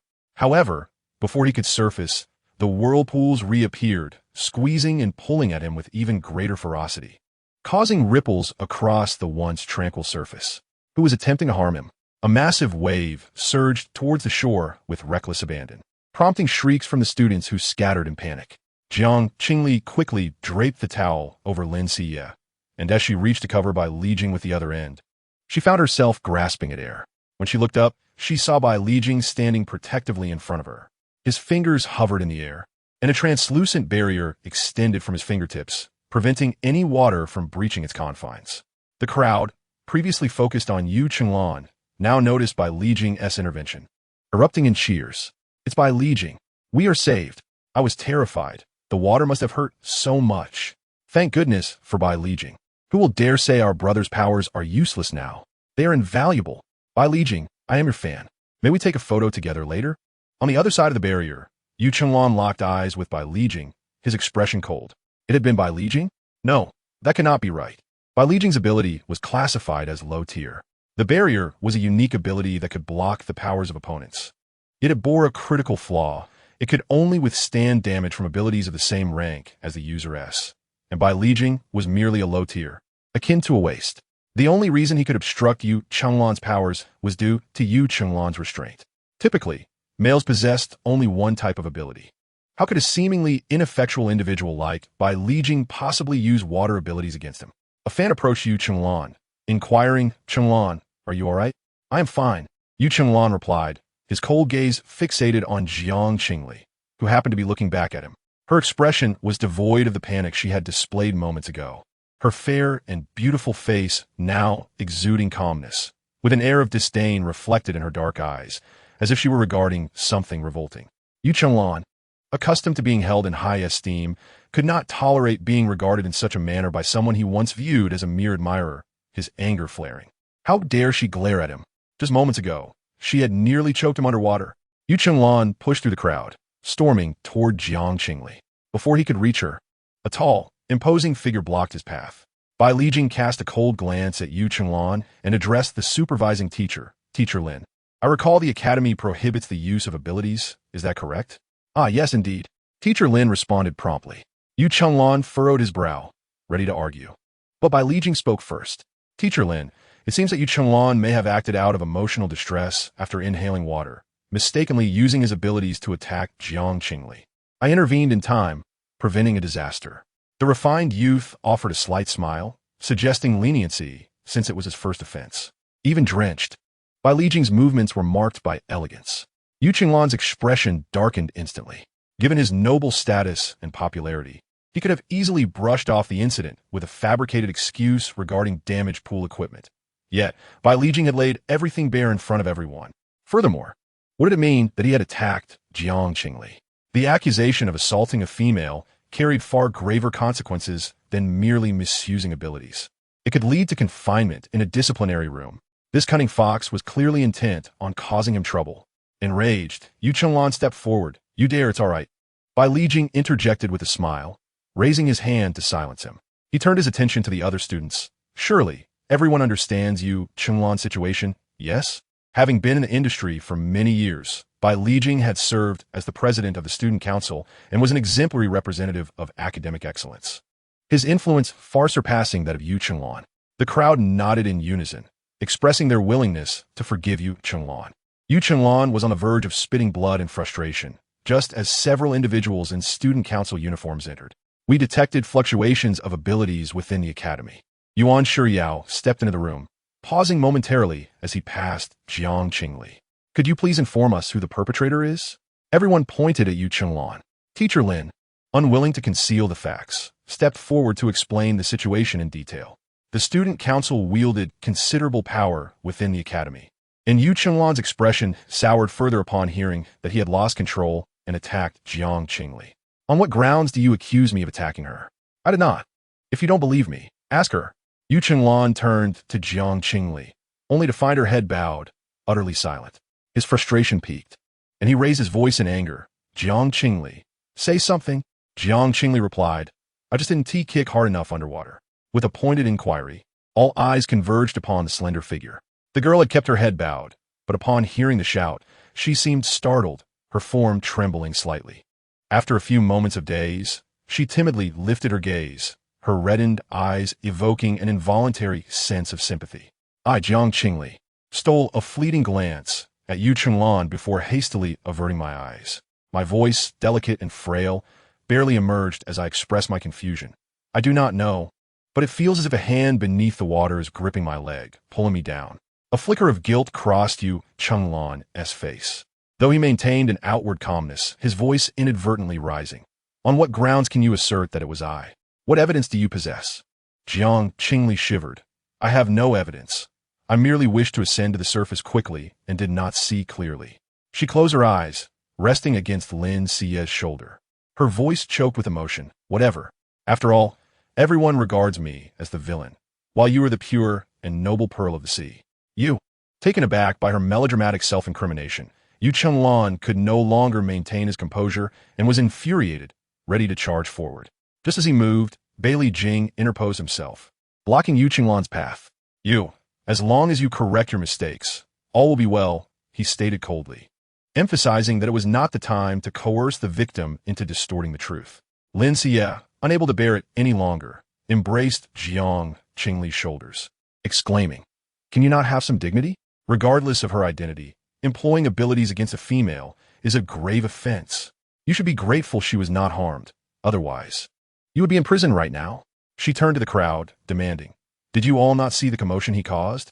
After a moment's hesitation, someone from the crowd spoke up. "I witnessed it. He indeed attempted to attack us." Another chimed in, "Indeed, if it weren't for Mr. Bailey, we too would have been affected." In truth, Jiang Qingli was quite pitiable. At most, she had merely faced a form of harassment, nearly losing her life. "I don't agree." Another voice interjected. As soon as Yu Chenglan entered the water, he swam directly towards Jiang Qingli. Perhaps he relished the attention she afforded him. Hearing this last remark, Yu Chenglan fixed a sharp gaze on the crowd. "Who said that?" The crowd fell silent. "I'm fine," he protested vehemently. "I have never endured such indignities. Have you all lost your minds? I merely made a joke. Patients often assert they are unwell." The previously silent Yuan Shiyao suddenly spoke up. "If you refuse to undergo examination, we will have to communicate with your family." Ultimately, Yu Chenglan capitulated. Four members of the student council surrounded him as they exited. "Is there something going on?" Kun whispered. "I just saw Jiang Qingli looking injured and terrified, quite pitiful." Yuan Shiyao's eyes flickered, his lips pressed thin, his voice colder than before. "What does that have to do with me?" "Do not feign ignorance," Kun replied, frowning discontentedly. "Do not forget, the president instructed you to entice her." As soon as those words escaped, Yuan Shiyao narrowed his eyes. Kun chuckled, rephrasing, "I meant to say, she wants you to win over Jiang Qingli. This is a splendid opportunity." She coaxed, "Look, Jiang Qingli has just been publicly harmed by the male she has fawned over for over a year. She must be feeling quite sorrowful. If you offer her a few words of comfort, she will surely rekindle her affections for you. We can also make things difficult for Qin Shu, and it will be quite delightful." "I will not," Yuan Shiyao decisively rejected. Kun was dissatisfied with his lack of appreciation, but this was the president's directive. After pondering for a moment, Kun remarked, "Currently, most matters within the academy are managed by the student council. Jiang Qingli is also a student. She has been traumatized. You are bound to be promoted to vice president next semester. Should you not offer some consolation to your classmate? Furthermore, she is your sister-in-law, with your brother absent. Should you not lend her your support?" Yuan Shiyao halted in his tracks, standing at the entrance of the swimming hall. He reassured himself that visiting Jiang Qingli was merely a duty, not an acceptance of any alleged seduction strategy from the president. Nor did it signify any personal feelings towards Jiang Qingli. Yuan Shiyao mentally ruminated, restoring his composure. However, upon entering, he discovered that Jiang Qingli was nowhere to be found. It was break time, and the girl who had embraced Jiang Qingli moments ago was now immersed in the water, playing with a terminal. Yuan Shiyao approached and inquired, "Excuse me, may I ask where Jiang is?" He opted for a more formal address to avoid misunderstandings. "Oh, you're looking for Qingli?" Lin Xie smiled coyly. "Senior Bailey just took her to the infirmary." Nearby, someone was animatedly conversing on the phone, recounting the incident with exaggerated gestures. "Goodness, you should have seen it. He carried her like a princess. My goodness, my brother has never even done a princess carry in a movie. You are right. He is probably already married to that white moonlight. How could he possibly be interested in Jiang Qingli? One could only say that my brother is too kind-hearted." Yuan Shiyao furrowed his brow, feeling a flicker of discontent. Did she enjoy such interactions with males? It was merely a princess carry, yet she sought out a married man. Bailey Jing did not seem much better. He required both hands.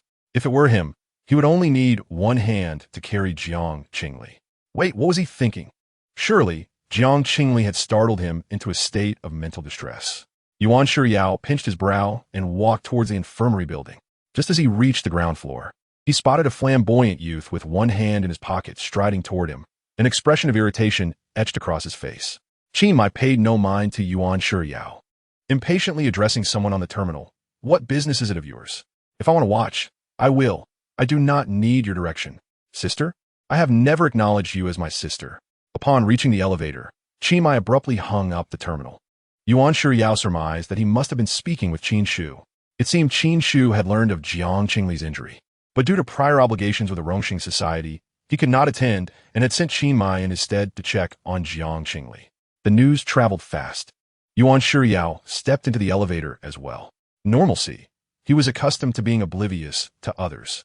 However, as they both proceeded toward the area where Jiang Qingli was located, Qin Mai's demeanor became somewhat peculiar. His gaze frequently swept over Yuan Shiryao, as if appraising an object, which irritated Yuan Shiryao. Upon arriving at the infirmary where Jiang Qingli was situated, Yuan Shiryao raised his fingers, about to knock, when Qin Mai already grasped the handle. Just as he was about to push the door open forcefully, Qin Mai suddenly halted, releasing the handle and opting to knock instead. However, he seemed unaccustomed to this action, appearing rather clumsy. After several knocks, the monitoring screen at the door flickered, and Jiang Qingli's voice resonated. "What is it?" The girl's voice was melodious, yet her tone was notably unnatural. Before either could respond, Bailey Jing's voice interjected. "Who is it?"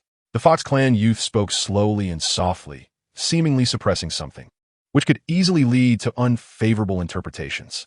Qin Mai's expression darkened immediately, his teeth gritting as he demanded, "What are you doing in there?" "Little Yao, I am merely helping my brother take care of my sister-in-law. It is nothing more than that."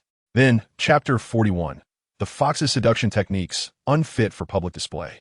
The force with which the door swung open lifted the white curtain beside the infirmary bed. The scene within flashed momentarily. The male standing at the door clearly saw Jiang Qingli seated on the edge of the bed, her hands resting beside her, while a gentle and handsome youth knelt before her. What infuriated Qin Mai the most was that the girl's foot rested upon the thigh of the male, which was encased in tailored trousers. The stark contrast between her fair skin and the black fabric was jarring. No matter how one looked at it, it was wholly inappropriate. He knew it. This fox, Bailey Jing, must be scheming something behind Jiang Qingli's back. He was undoubtedly seducing her into stepping upon him. What was even more infuriating was that Jiang Qingli seemed oblivious, curiously asking, "What brings you here? What do you think?" Qin Mai, suppressing his fury, strode forward and yanked the curtain aside. Yet, upon seeing the scene, he was struck dumb. Bailey Jing held a tube of ointment and a cotton swab in the hand that Jiang Qingli was shielding, and upon approaching, he realized that Jiang Qingli had slight abrasions on her ankle and calf. "What happened, Mai?" Bailey Jing queried, seemingly perplexed by the intensity of his anger. Qin Mai suppressed a cold laugh. This vixen was clearly being deliberate, using that tone to mislead him, intending to appear magnanimous and kind once he entered the room. It was rather audacious for someone who had never spent a night in the female masteress chamber. Qin Mai was not foolish. He quickly masked his anger and took a seat beside Jiang Qingli, grasping her hand and examining it closely. Jiang Qingli inquired, "What are you looking at?" "Checking if your hand is injured," he replied, his gaze scanning her skin as if it could capture every detail. The young man focused intently, his movements becoming increasingly gentle. Qin Mai lightly huffed and instructed Jiang Qingli, "Use your other hand." It was evident to anyone that he intended to linger there. With different males holding her ankle and wrist, Jiang Qingli felt a bit awkward. Just as she was about to speak, a sudden click interrupted her. Turning around, she saw the exemplary student clad in platinum-colored attire closing the door and approaching slowly. The spacious infirmary felt cramped and suffocating with the presence of three males. An undercurrent of tension simmered just beneath the surface. Jiang Qingli, oblivious to the male rivalry, asked Yuan Shiryao, "What brings you here? Is the student council looking for me?" At her question, the other two males glanced at Yuan Shiryao simultaneously.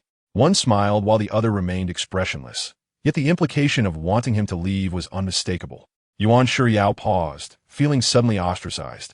However, he was prepared for Jiang Qingli's inquiry. Calmly, he began, "I'm here on behalf of the student council." But his voice faltered as he unexpectedly added, "And my brother, to visit Jiang classmate." Qin Mai's brows furrowed deeply. "Who are you? And who is your brother?" Yuan Shiryao responded, but Qin Mai let out a cold scoff. He had felt that Yuan Shiryao looked familiar. And now it clicked. This was the same person who had escorted Jiang Qingli to the shooting class days earlier. Prior to that, they had spent a significant amount of time alone in an empty classroom.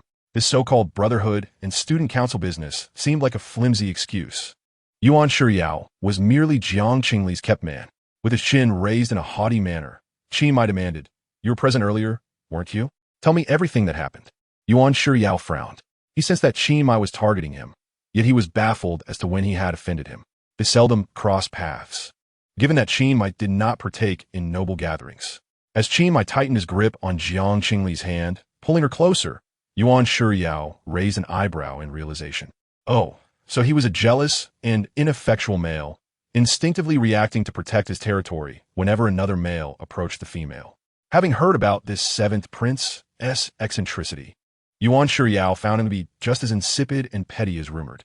Qin Mai stood abruptly, striding towards the exit, his knuckles cracking ominously. Where are you going? Jiang Qingli asked. Don't worry, Qin Mai replied, already at the door, waving his hand dismissively. I'm going to teach him a lesson. Yuan Shiyao interjected. It seems no one expressed concern for him. A silence enveloped the room for a few seconds.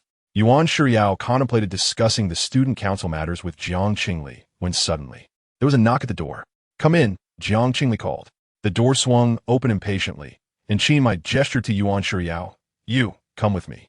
Yuan Shiyao frowned, wanting to refuse, but fearing Qin Mai's potential recklessness that could escalate the situation, he reluctantly followed. As he spoke to Jiang Qingli, he bent slightly, acutely aware of Qin Mai's unwavering gaze upon him. Internally, Yuan Shiyao scoffed. It was quite absurd. Jiang Qingli was neither extraordinarily beautiful nor exceptionally gifted. Did he truly think everyone would be enamored by her? Standing upright with a stoic expression, he felt a slight warmth at the corners of his mouth. Thank you for your help today, Jiang Qingli said politely, smiling at him. Yuan Shiyao was momentarily taken aback, lowering his gaze to meet hers.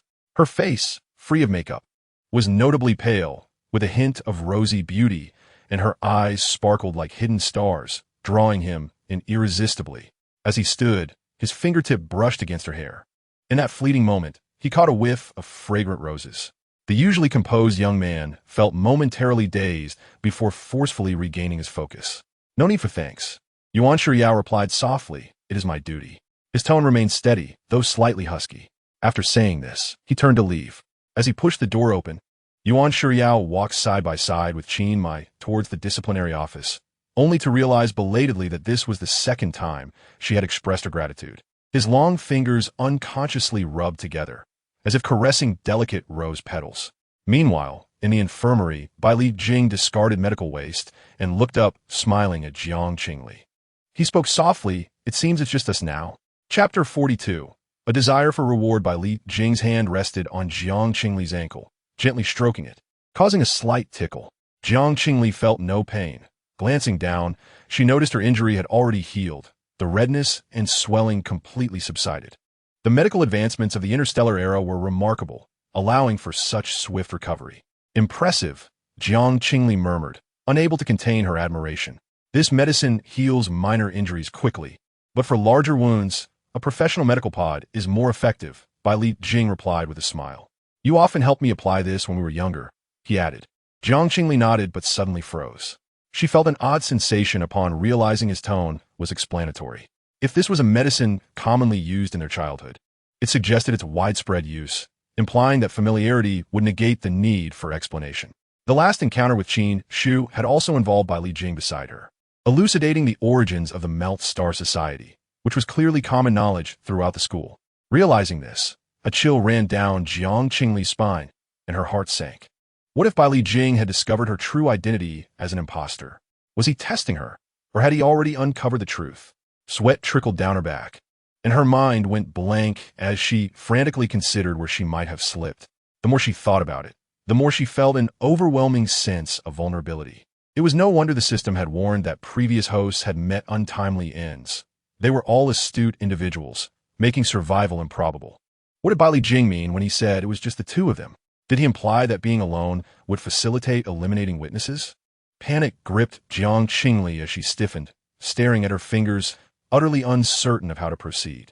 Deep down, she did not genuinely believe Bai Li Jing would harm her, yet she was prepared for the worst-case scenario. Qingli, Bai Li Jing called gently, his voice softer than before. Jiang Qingli flinched, meeting his gaze, her voice trembling. What is it? She managed a stiff smile, but it couldn't mask the wariness and fear in her eyes. The hand he held felt icy, not from the water earlier, but from her trepidation towards him. Bai Li Jing's thoughts coalesced in that moment, his lips forming a bittersweet smile.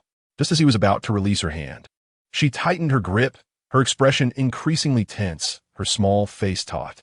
Unable to contain the ache in his heart any longer, Li Jing succumbed to his emotions.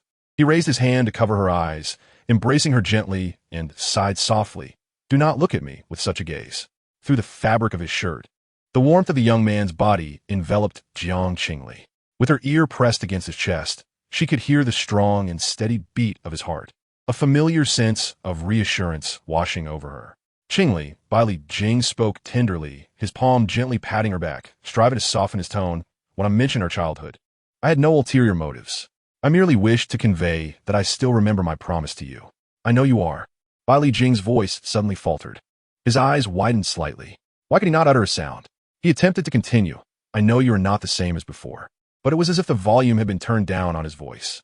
Li Jing felt his lips move, and he was certain he had articulated those words clearly, yet no sound emerged, and Jiang Qingli could not hear him. He had been muted. Li Jing opened his terminal, trying to type. However, the characters appeared as black squares. Simultaneously, he felt a sharp pain in his throat, as if a needle had violently pierced his head. It felt as though invisible hands were tightening around his neck, making it difficult for him to breathe. Waves of dizziness crashing over him. Sensing his distress, Jiang Qingli struggled out of his embrace to assess his condition. By then, Li Jing lacked the strength to hold on to her. The young man lay pale upon the bed, his lips turning purple, and terrifying veins visible on his neck. Jiang Qingli was taken aback, hastily pressing her fingers against his pressure point and feeling for his pulse, her voice trembling more with each word. "What is wrong with you? Is your heart uncomfortable? Do not move. I will call a doctor." As she spoke, she reached for her terminal. Only then did she realize she was wearing a swimsuit, with her terminal left in the changing room. Panic surged within her as she prepared to retrieve Li Jing's terminal to contact a doctor when a hand grasped her wrist. "It is nothing," Li Jing whispered. "You say it is nothing while you are like this." Jiang Qingli was unsure why she felt such urgency. She brushed aside her earlier fear, wrapped her arms around Li Jing's waist, and moved him to lie properly on the bed. She then found the emergency button for the infirmary, calling for a doctor to come check on him. After completing these tasks, Jiang Qingli hurried to pour a glass of warm water and brought it to Li Jing. "Thank you, Qingli." He accepted the water, his voice soft and soothing. "I truly am fine." Li Jing spoke no falsehood. He genuinely felt better now. The moment Jiang Qingli's fingers brushed against his neck, the invisible restraints vanished. Li Jing breathed deeply, inhaling the fresh air. He realized that Jiang Qingli's amnesia might be linked to some mysterious force. These matters were an absolute secret, not to be spoken aloud. He understood but could not disclose it, not even through insinuation. What had just transpired was merely a warning. Should he attempt to reveal the truth to Jiang Qingli again, he could be erased entirely. Li Jing closed his eyes, a profound sense of despair and powerlessness blossoming within him. He had believed his abilities were sufficient to protect his girl, yet he could only watch as an unknown force harmed her, powerless to intervene. Soon, the medical robot arrived. Jiang Qingli promptly made space, feeling a bit uneasy about the robot, watching it intently. After a brief examination, the medical robot reported to Jiang Qingli in a systematic manner. "Do not worry, Jiang student. Mr. Bai has no internal or external injuries. He is quite healthy." The robot conducted another check on Li Jing, producing a series of data to confirm he was unharmed. The mechanical voice continued with a serious tone. "Mr. Bai's recent condition may have been caused by emotional fluctuations that resulted in elevated pollution levels." Jiang Qingli furrowed her brow. "What should we do? Does he need psychological therapy?" "You could discuss the timing with your beast husband," the robot suggested. "Additionally, it is beneficial for you to frequently caress your beast husband, as studies indicate that 80% of male beast men appreciate the touch of their female masters." The robot seemed to have been switched to a more informative mode, becoming unusually talkative. Jiang Qingli showed no impatience, listening attentively, nodding occasionally, and posing questions. Li Jing lay in bed, observing the girl's worried frown, a satisfied smile gracing his lips. Although she had forgotten the past, she still cared for him. That was enough. Regardless of what the future held, as long as he was alive, he would remain by her side. If fate sought to harm her, it would have to pass over his lifeless body first. 15 minutes later, the medical robot finally ceased its incessant chatter. Jiang Qingli saw the robot out, closed the door, and moved to sit by the bed. with the crisis averted. She recalled the earlier events, her worry resurfacing. After some contemplation, she decided to feign ignorance to draw closer to him. Jiang Qingli bit her lip and softly said, "By the way, thank you for helping me at the pool earlier." Bailey Jing grasped her hand, leaning in to press his face against her palm. His fox ears peeking out from his white hair, their fur gently trembling. Upon seeing the fox ears, Jiang Qingli instinctively wanted to touch them, but restrained herself. "What is it?" Bailey Jing did not miss the thought reflected in her eyes. The smile in his gaze deepened, the slight upward curve of his eyes tugging at Jiang Qingli's heart, quickening her pulse. He leaned closer, his soft words mingling with warm breath against her ear. "Is that all the thanks you wish to give? I desire something more substantial." Realizing that Shaoli did not dislike him, Bailey Jing decided to intensify his approach. "What kind of reward do you wish for?" Jiang Qingli asked, as if enchanted by his words. Bailey Jing straightened slightly, creating a bit of distance, his voice low. "Any reward will do." He tucked a strand of hair behind her ear, his long fingers casually brushing against the skin behind her ear, igniting an unusual tingling sensation. Perhaps it was the proximity. Jiang Qingli caught a whiff of his scent, reminiscent of her own perfume. The two fragrances intertwined, combined with his flawless visage, causing her cheeks to flush. Struggling to maintain her composure under the allure of his beauty, Jiang Qingli earnestly replied, "No illegal activities. It must be within my capabilities." Bailey Jing gazed at her, smiling. Jiang Qingli found it peculiar that he constantly looked at her with a smile. Was what she said truly amusing? Or was it her current demeanor that entertained him? She furrowed her brow and asked, "What are you smiling about?" "Our Shaoli is so adorable," Bailey Jing responded. Having shifted his address from Qingli to the more intimate Shaoli, even adding the term sister, Jiang Qingli felt the title was strange, yet somehow familiar. As if someone had called her that long ago. Bailey Jing leaned back against the bed's headrest, extending his arms toward her. He could not help but chuckle at her adorable actions. He slowly articulated his request. "Could you embrace me for 10 minutes? Jiang Qingli paused. "Is this your reward?" She had braced herself for Bailey Jing to make excessive demands, yet he merely requested a 10-minute hug. "Is that too long?" Bailey Jing inquired. 5 minutes would suffice. He added, "Do not make me seem stingy." Jiang Qingli, sitting on the edge of the bed, replied, 10 minutes it is. I can even give you an extra 5. How generous. Thank you. Shaoli, Bailey Jing responded. She sat on the edge of the bed, extending her arms to wrap around the young man's waist, resting her head against his chest. As she leaned in, Jiang Qingli felt his muscles involuntarily tense. Perhaps influenced by his emotions, she too felt a wave of nervousness, tentatively asking, "Is this okay?" "Yes," Bailey Jing replied softly, as if afraid of startling her. "This is just right." Bailey Jing's heart raced, yet his movements were cautious, as if he dared not exert too much force. The girl in his embrace resembled precious, fragile porcelain, more like a beautiful dream he had once lost and now regained. This moment was one he had awaited for 3 years, over 1,000 days and nights. With his eyes closed, Bailey Jing gently brushed against Jiang Qingli's hair, akin to the tender greetings exchanged between small animals. He sighed contentedly, "I am so happy." Outside the window, the wind stirred the white gauze curtains, causing pink petals to drift into the room, dancing gracefully in the gentle spring sunlight, creating a serene and beautiful scene. Perhaps influenced by this atmosphere, Jiang Qingli gradually relaxed her previously tense emotions, her grip on Bailey Jing's arm evolving from nervousness to a confident embrace. She even nestled her face against him, seeking comfort. Bailey Jing smiled softly, his lips lightly kissing the strands of her hair. "Xiaoli, Bailey Jing sudanli spuka." Jiang Qingli's voice was somewhat muffled. "What is it?" "I just want to tell you that I will never do anything to hurt you." Bailey Jing's voice was gentle. "So please, do not be afraid of me, all right?" Jiang Qingli could not help but marvel at his perceptiveness. How did he know? Was he like a worm in her belly? Yet for some reason, she felt an innate trust towards the person she held. Jiang Qingli nodded, "Okay." Bailey Jing stroked her hair, resting his face in the crook of her neck, savoring her presence. The past was best left forgotten. What Bailey Jing desired had always been a future with Jiang Qingli. They embraced quietly for a while, until a sudden flash of red broke the tranquility. Bailey Jing lifted his gaze to see a mini robot hovering outside the window. The robot, no larger than a thumb, faced Bailey Jing, a camera emerging from its abdomen, with a red dot aimed directly at his forehead. This was the military's latest experimental technology. known for its high accuracy and stealth capabilities, making it an ideal choice for assassination, with prices skyrocketing to 7 figures on the black market. Bailey Jing raised an eyebrow, his finger twitching.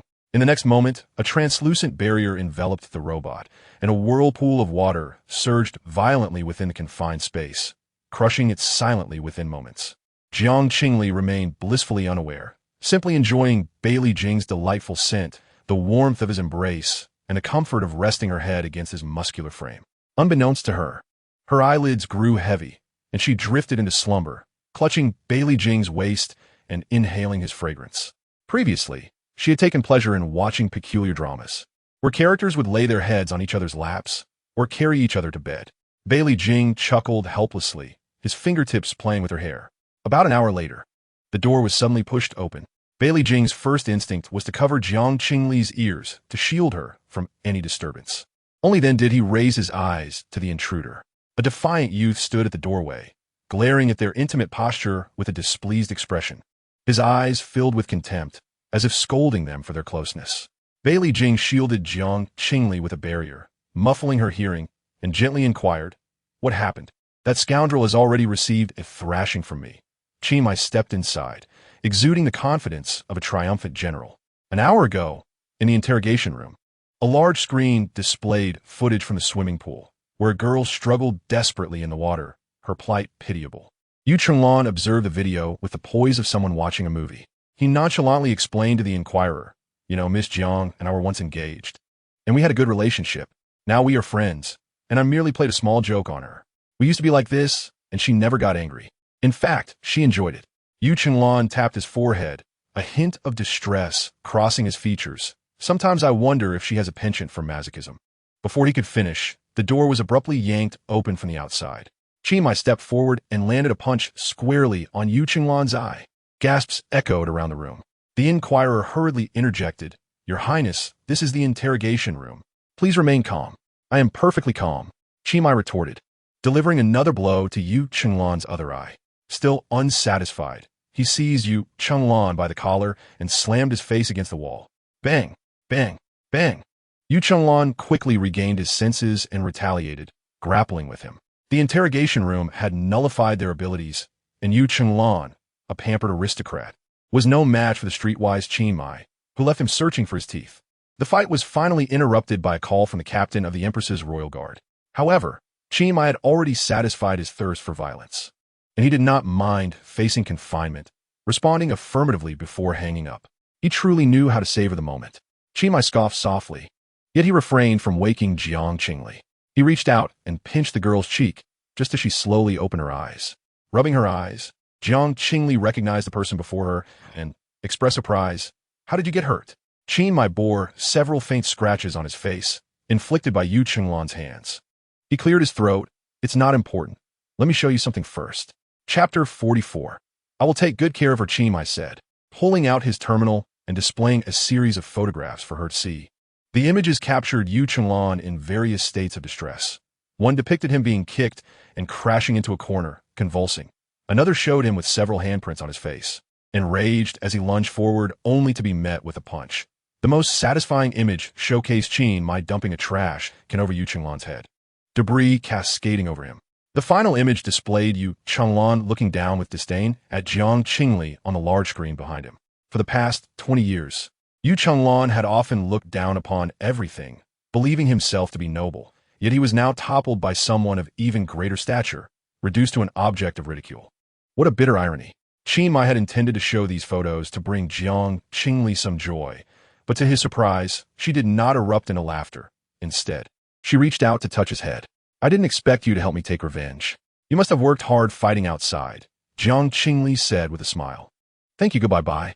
Caught off guard, Qingli felt his earlobes grow warm. Once again, she used that term. He was undeniably fierce. How could he be described as good? Yet, unlike previous occasions, he did not retort. Instead, a peculiar excitement welled up within him, a feeling more invigorating than throwing punches. As his blood surged at her gentle words, Jiang Qingli was more concerned about the wounds on his face, gently probing with her finger. "Does it hurt?" "Not really," Qingli replied, lifting his chin. Bailey Jing mentioned their medicine to heal flesh wounds. Jiang Qingli turned to the man beside her. "What type was it?" Bailey Jing responded. Isn't it impressive how quickly she can apply what she's learned? He smiled. Qingli, however, sat down, adopting a pose of anticipation. Let me handle it. Bailey Jing chuckled. I'm more adept at these things. Don't move. Jiang Qingli insisted seriously. You're the patient. I can take care of this. After declaring her intent, she dashed to the medicine cabinet, searching for the medication Bailey Jing had used on her earlier. Out of sight, Qingli leaned back in his chair and nodded at Bailey Jing. Bailey Jing merely watched Jiang Qingli's figure wrapped in a towel, a faint smile gracing his lips. Finding the medicine, Jiang Qingli hurried back to Bailey Jing, showing him the item. Is this the one? Yes, Bailey Jing replied with a smile. Xiaoli is so impressive. Jiang Qingli felt a bit shy. It's not that exaggerated. It's truly impressive, Bailey Jing said seriously, his fingers lightly twirling the edge of her towel. Meanwhile, Qingli furrowed his brows, sensing a shift in the atmosphere. What had Bailey Jing called her? Xiaoli? When did that change happen? Upon closer inspection, it seemed something had indeed transpired between them. The reason Qingli had felt secure allowing Bailey Jing and Jiang Qingli to be alone was that he knew she had always kept her distance from that fox spirit, showing no interest in him. However, it now seems that their relationship has grown somewhat amicable. Moreover, did not Bailey Jing come a care for Jiang Qingli? Why has he taken to feigning illness on the hospital bed? The mere thought that he, Qingli, is laboriously dealing with foes outside, while Bailey Jing lies in bed, pretending to be weak in order to elicit sympathy from Jiang Qingli, fills him with a seething rage, his heart convulsing with resentment. He curses himself for not bringing Bailey Jing along to confront him earlier. As Jiang Qingli opens the medicinal ointment, she dips a cotton swab and leans closer. The ointment's cool touch on her face is refreshing. Yet Qingli feels an overwhelming heat. Her breath, fragrant and gentle against the skin, makes him yearn for more. Regrettably, the 3 scratches on his face are soon covered, and as the wound begins to heal, the distance between them grows, leaving a tinge of disappointment in his heart.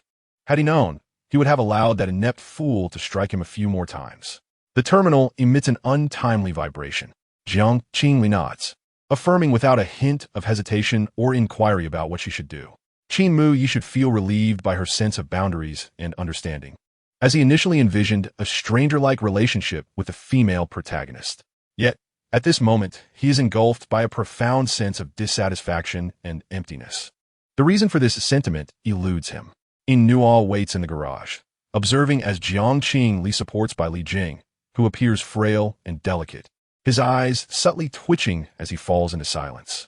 The reprimand room will not impose any actions on the students, but will conduct daily inspections to ensure they remain harmless. Even at night, they cannot sleep soundly, for they are subject to spontaneous safety checks. Jiang Qingli is somewhat taken aback. The Jiang family is well informed in Central City. But how has Jiang Yuchun, residing in the lower district with poor communication, learned of these matters in such a short span? Is information circulating so swiftly? A warmth spreads in Jiang Qingli's heart, yet an indescribable tension also arises. The good news is that Yu Chenglan is unlikely to disturb her in the near future. A weight rests gently upon her shoulder.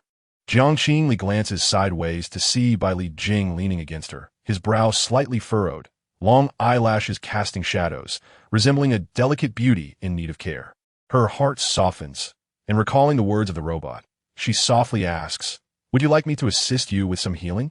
Bailey Jing raises his gaze. His voice weak. Is that possible? Certainly. Jiang Qingli replies with a nod. After receiving the gem from Yi Lin Yuan, her mental fortitude has improved significantly. Assisting Bailey Jing, whose pollution value is below 30, should pose no issue. Upon returning home, Jiang Qingli instructs Bailey Jing to wait in her room while she heads straight for the bathroom. I'll take a shower. Please wait for me. All right, Bailey Jing replies, settling onto the sofa. As he watches the slender figure enter the bathroom, he retrieves his terminal and dials a number. The call is quickly answered. On the other end of the video call, a handsome man with a cold demeanor appears. Jiang Yuchun. Did you send a robot to the infirmary?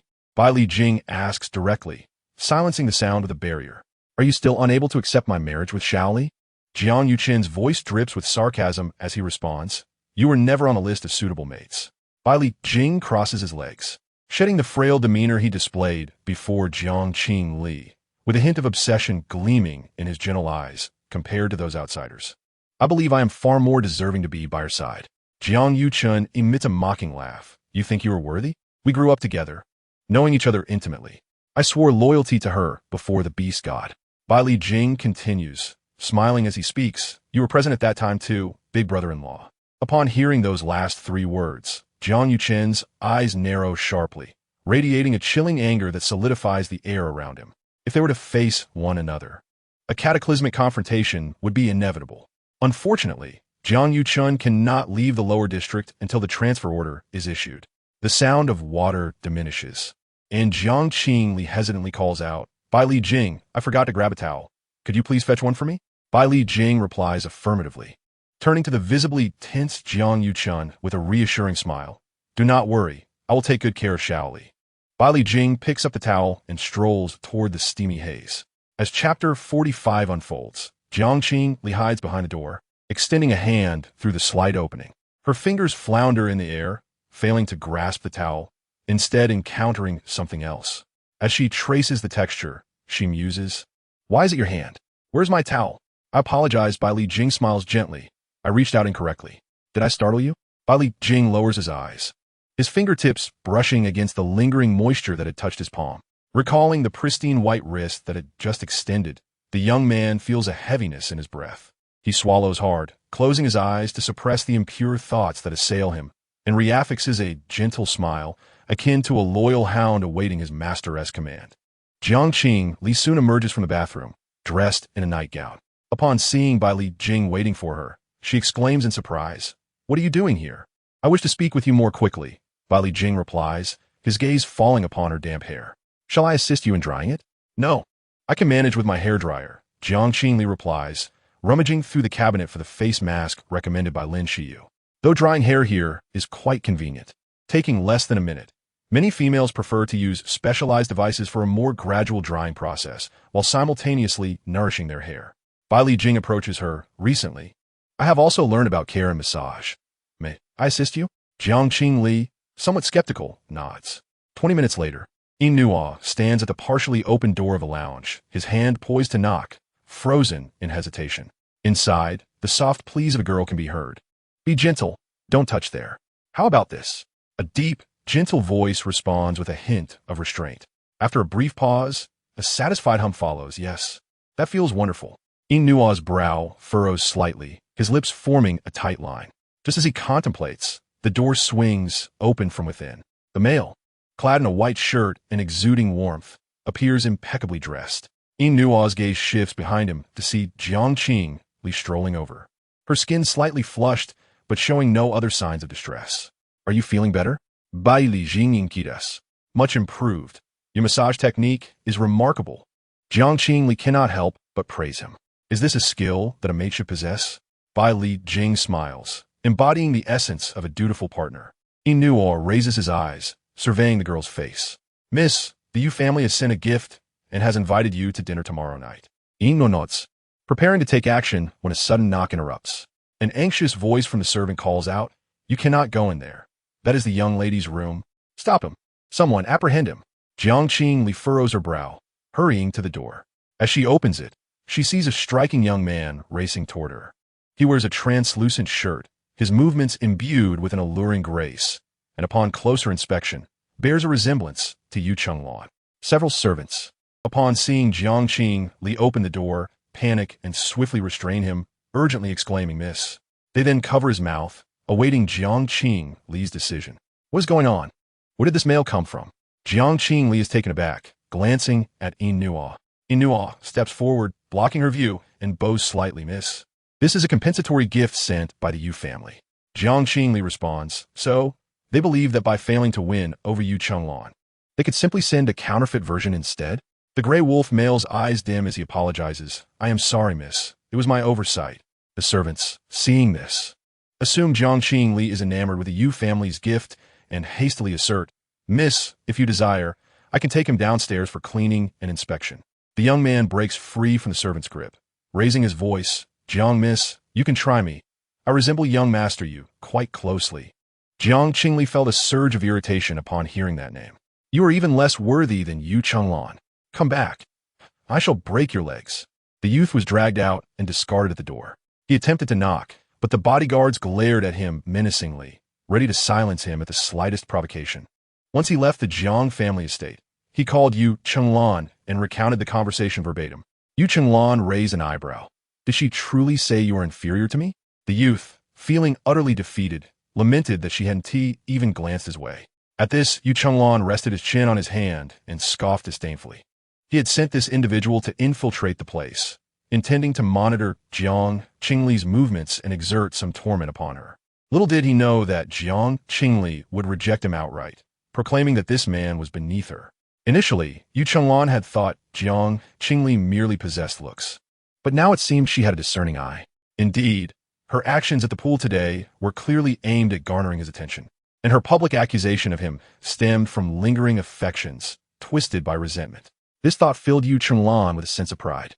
However, it was a pity that his heart belonged to the kind-hearted Yi, not a malevolent femme fatale. But now, confined to the admonition room, how could he avenge Yi? After some contemplation, Yu Chenglan dialed the Bai family. It's me, has Qi Yun awakened? They sat side by side on the sofa, and the atmosphere grew slightly awkward.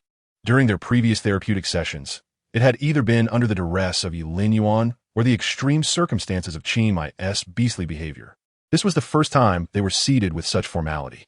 Jiang Qingli momentarily struggled to find a starting point.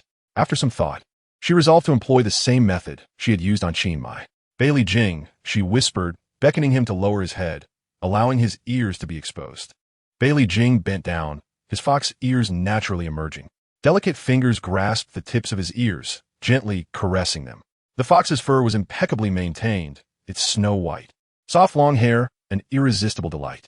As Jiang Qingli continued to stroke, she found herself momentarily forgetting her original intent, unconsciously applying a bit more pressure with her fingertips.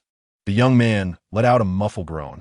The sound, nearly a whisper in her ear, was husky and sensual, laden with suggestive undertones. Jiang Qingli felt her face grow warm. You mustn't make such sounds. It may lead to misunderstandings. Misunderstandings? Bailey Jing repeated slowly, observing her for a few seconds before gently pinching her cheek with a fond smile. Shaoli, have you forgotten something? Jiang Qingli felt a wave of anxiety wash over her. What is it? The youth's eyes sparkled as he leaned closer, his lips hovering near her ear. Speaking in a gentle, deep tone, explaining to the naive girl, Baby, when a female touches a male beastman's ears, it signifies courtship.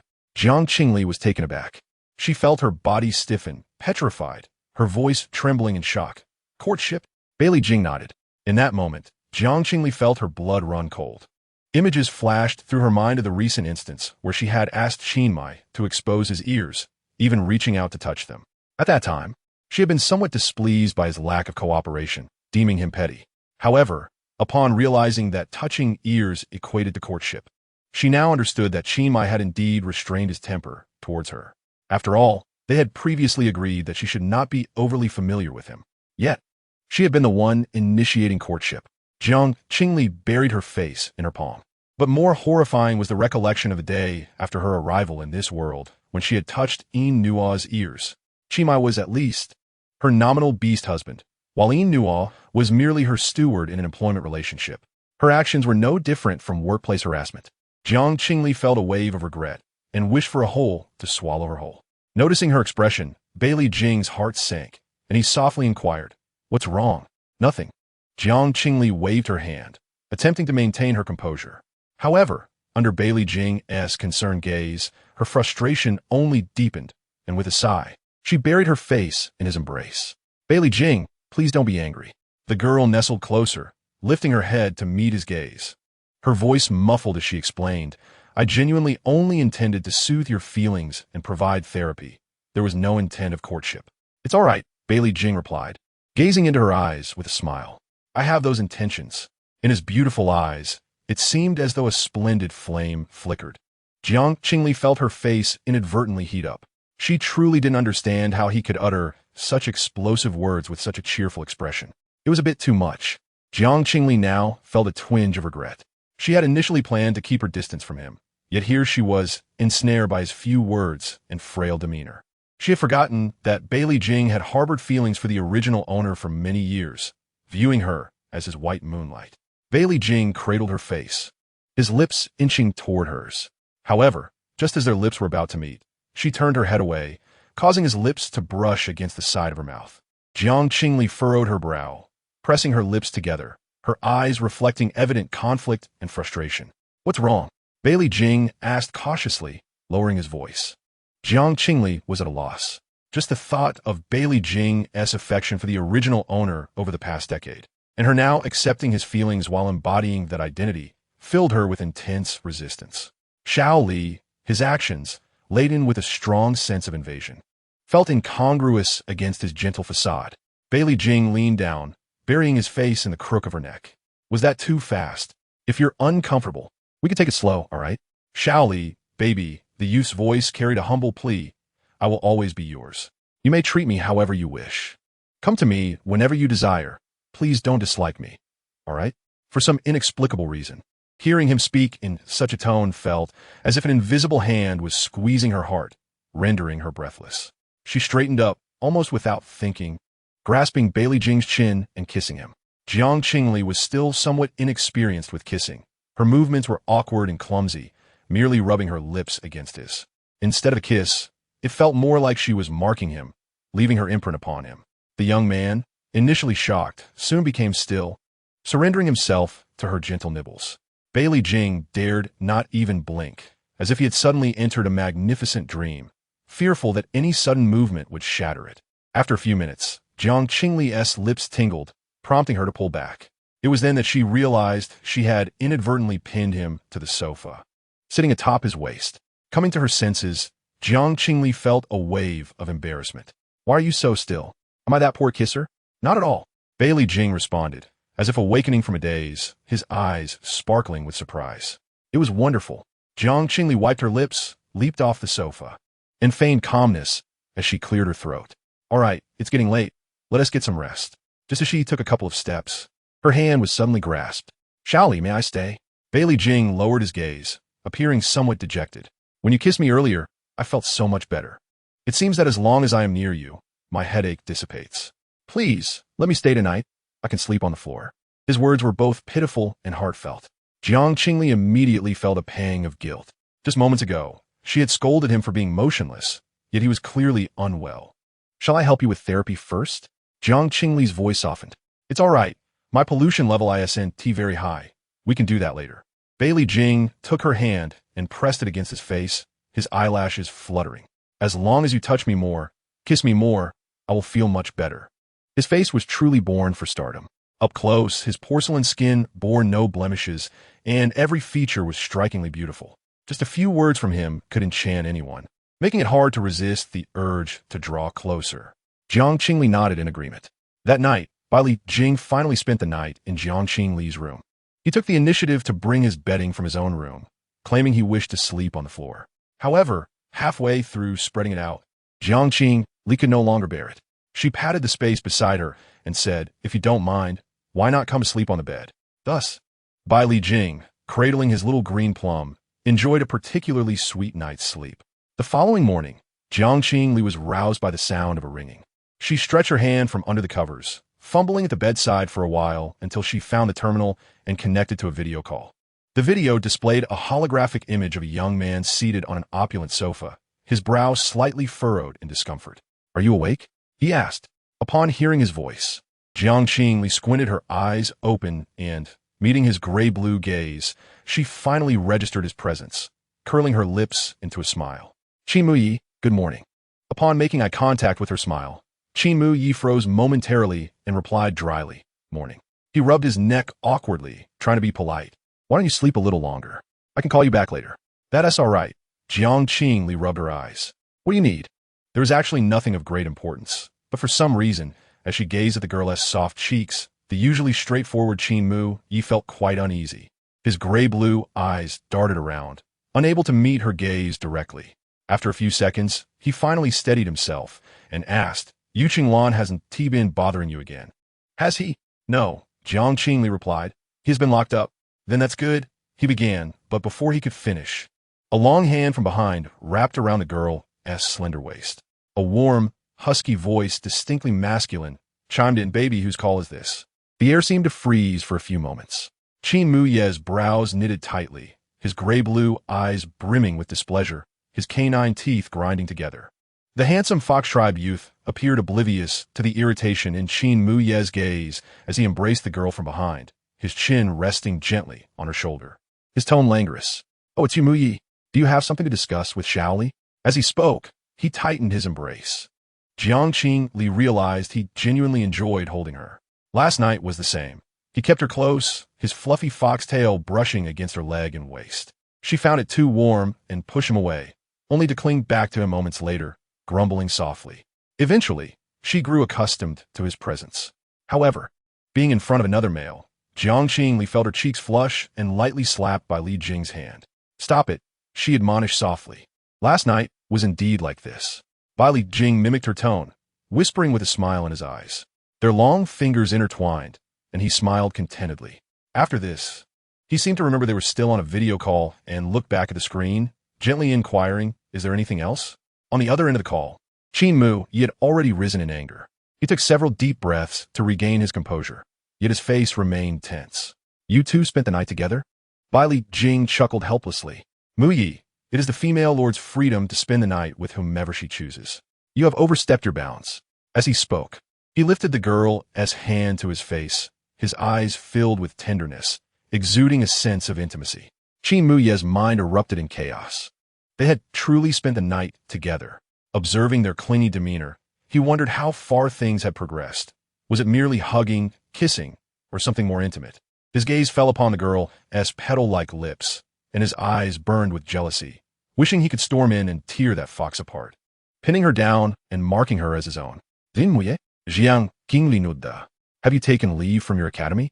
Upon hearing this, much of Qin Muye's anger dissipated, replaced by a warmth in his heart.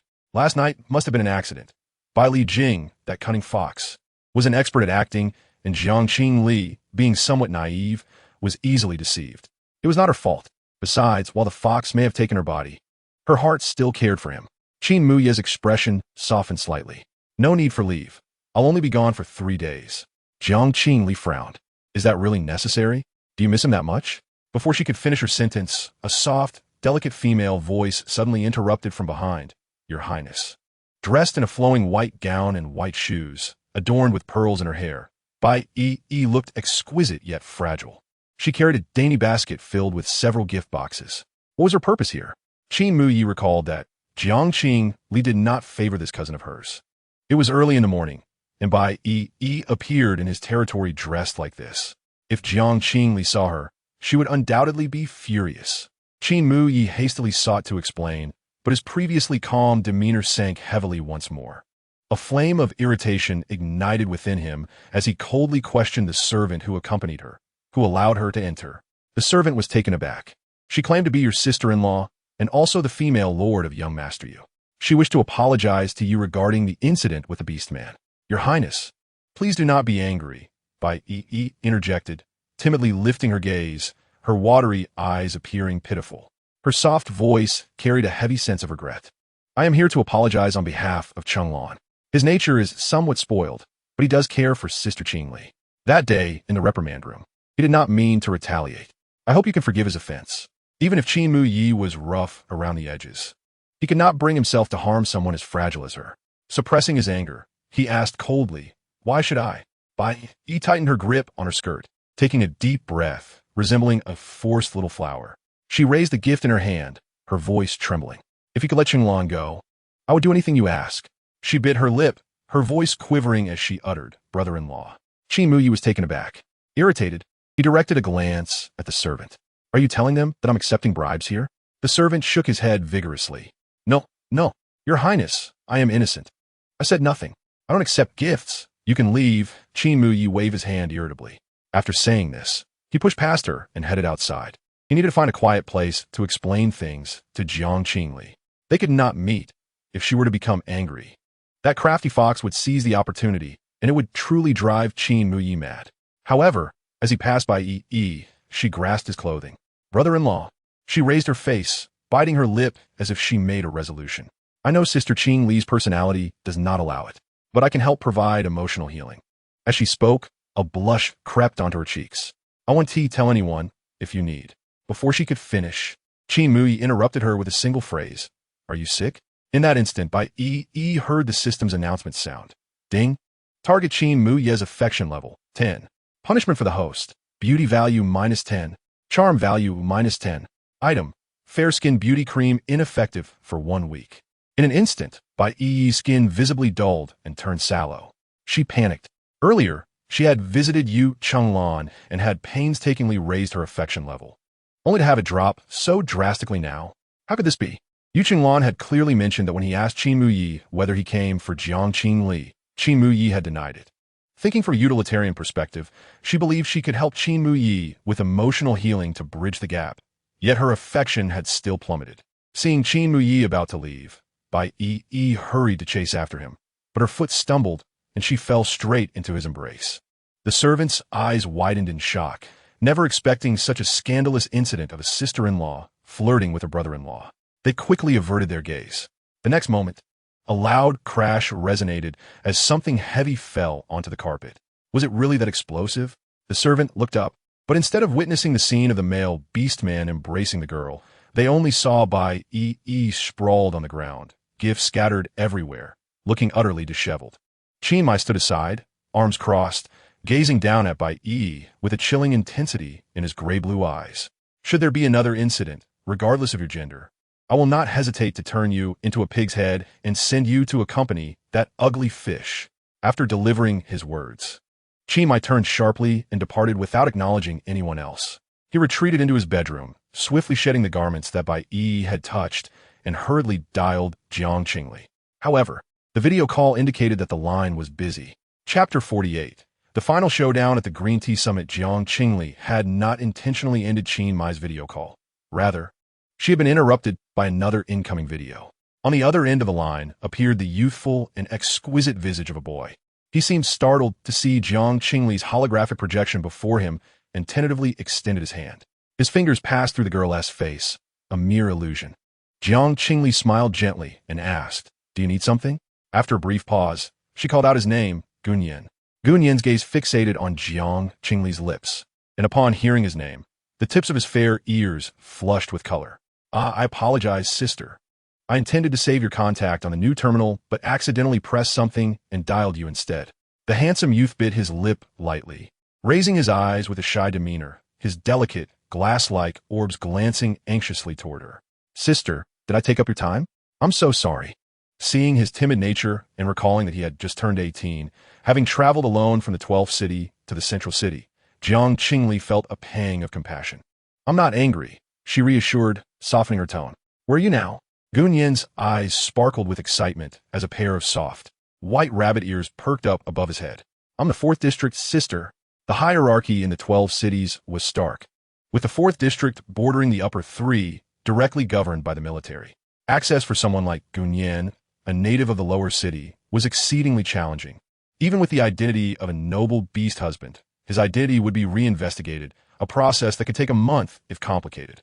Initially, Jiang Qingli had intended to send Yin Nuo to fetch him, but Yin Nuo remarked that a beast husband relying on a female would be met with scorn, so she abandoned that idea. Jiang Qingli nodded, about to offer encouragement, when she heard the young man behind her inquire with a smile, "Mr. Gu, where are you staying in the 4th District? I have friends there who could help expedite your progress." Upon hearing this, Gunyan's eyes lit up. "Thank you, uncle." Bai Lijing was momentarily taken aback, questioning his own hearing. Did Gunyan just call him uncle? He had just turned 25, and being referred to as uncle by anyone, especially a rising star in both the aristocratic and entertainment circles, was an unprecedented experience. Jiang Qingli stifled a laugh, correcting the boy's mistake. "Gunyan, Bai Lijing is only 25. Calling him uncle is inappropriate." "Is that so?" The rabbit-eared youth tilted his head, his expression innocent and apologetic. "I'm sorry, Mr. Bai. In our lower district, 25 is considered quite old. I didn't realize the upper district was so accommodating." Bai Lijing chuckled, his tone indulgent. "Is that so? It seems you have much to learn about the upper district. When you arrive here, I will arrange for an etiquette teacher for you. After all, if you continue with such childish remarks, it may embarrass your female master." Gunyan's rabbit ears drooped slightly, glancing cautiously at Bai Lijing before timidly looking back at Jiang Qingli. "I will work hard for sister. Please don't dislike me." Before Jiang Qingli could respond, a faint clattering sound came from Gunyan's end. Curiosity piqued, she asked, "What is that noise?" A glimmer of coldness flickered in Gunyan's eyes. But he smiled bashfully as he replied, "It seems my food has arrived. This is my first time tasting food from a big city. I'll go get it, sister." "All right." Gunyan hung up the video call and rose to open the door. As he stood, the softness that had marked his earlier demeanor vanished, replaced by a poised stance as cold as a blade washed by snow and rain. The footsteps outside grew increasingly chaotic, suggesting the presence of over 10 individuals. Instead of opening the door, Gunyan pointed into the air, distorting the space before him. With a swift motion, he grasped the intruder who had been knocking. Without uttering a word, Gunyan efficiently dealt with the male who was more than thrice his size. He rifled through the leader's belongings, discovering the latest model of a confidential terminal, renowned for its strong security. A failed decryption would result in an explosion. Yet to the boy, it was as simple as a toy, unlocking it with ease. After perusing its contents, he sighed lightly. So many assassination attempts. It seems the upper district truly does not welcome me. But what can I do? I long to see sister. A sense of injustice clouded his striking features. After a moment's thought, he crushed the terminal. Well, let us resolve this first. If I show up with a bunch of pests, sister will surely dislike me. Gunyan made his way to the wardrobe and changed into a fresh outfit. Reflecting on the earlier scene, he sighed. Sister is still so kind, keeping even such old things close. A smile crept across his face, revealing a twisted excitement in his eyes as he murmured, "What to do? I like sister even more now." Once the video call ended, a few seconds of silence ensued. Jiang Qingli had intended to offer some words of comfort, but upon seeing that handsome face, she recalled Gunyan's earlier remark. After a few moments of restraint, she could no longer hold back and leaped into Bai Lijing's embrace, bursting into laughter. Bai Lijing held the girl in his arms, letting out a sigh. After Jiang Qingli finished laughing, she noticed the youth's demeanor had shifted to one of evident melancholy. Straightening up, she poked Bai Lijing's cheek and asked, "Hey, are you upset?" "No." Bai Lijing cast a wistful glance at the girl, lost in thought. "I was just wondering if the baby truly thinks I'm old. Whether there's a generation gap, if I'm some antiquated relic, and if you don't like me." He uttered a stream of negative thoughts. Jiang Qingli hadn't anticipated his seriousness and quickly waved her hands in denial. "I was just joking with you." "Really?" Bai Lijing sighed heavily. "Then why?" "Last night, he bit his lip, feeling somewhat despondent." "Forget it. Don't forget it." Jiang Qingli felt an inexplicable ache in her heart at his demeanor. Cradling his face, she insisted, "I truly didn't think any less of you. Please finish your thought. What happened last night? If the baby doesn't dislike me for being old, then why didn't anything happen last night?" Bai Lijing pressed his lips together, lowering his gaze. His voice was frail. "I must seem utterly unappealing to you. We were in the same bed, yet nothing occurred." Jiang Qingli sighed helplessly, instinctively trying to comfort him. "Who said nothing happened? You kissed me, didn't you? Last night. You kissed my hand and my neck. I didn't refuse. But I want more." He grasped the girl's hand, pressing it against his cheek, gently nuzzling against it. His elongated eyes narrowed slightly, and his languid, magnetic voice became increasingly alluring. "Baby, would you give me a chance?" Jiang Qingli felt her palm grow warm, instinctively tensing. "What kind of chance?" The youth's fox ears sprouted atop his head, and a soft, white foxtail brushed against her thigh. With a subtle movement, he reversed their positions, positioning himself above her. "A chance to prove that I'm not just an old relic." His soft lips trailed down her waist, each kiss igniting a tingling sensation within her. The youth's breath grew heavier, his gentle, clear voice gradually becoming muddled. "I promise to make you very happy, baby."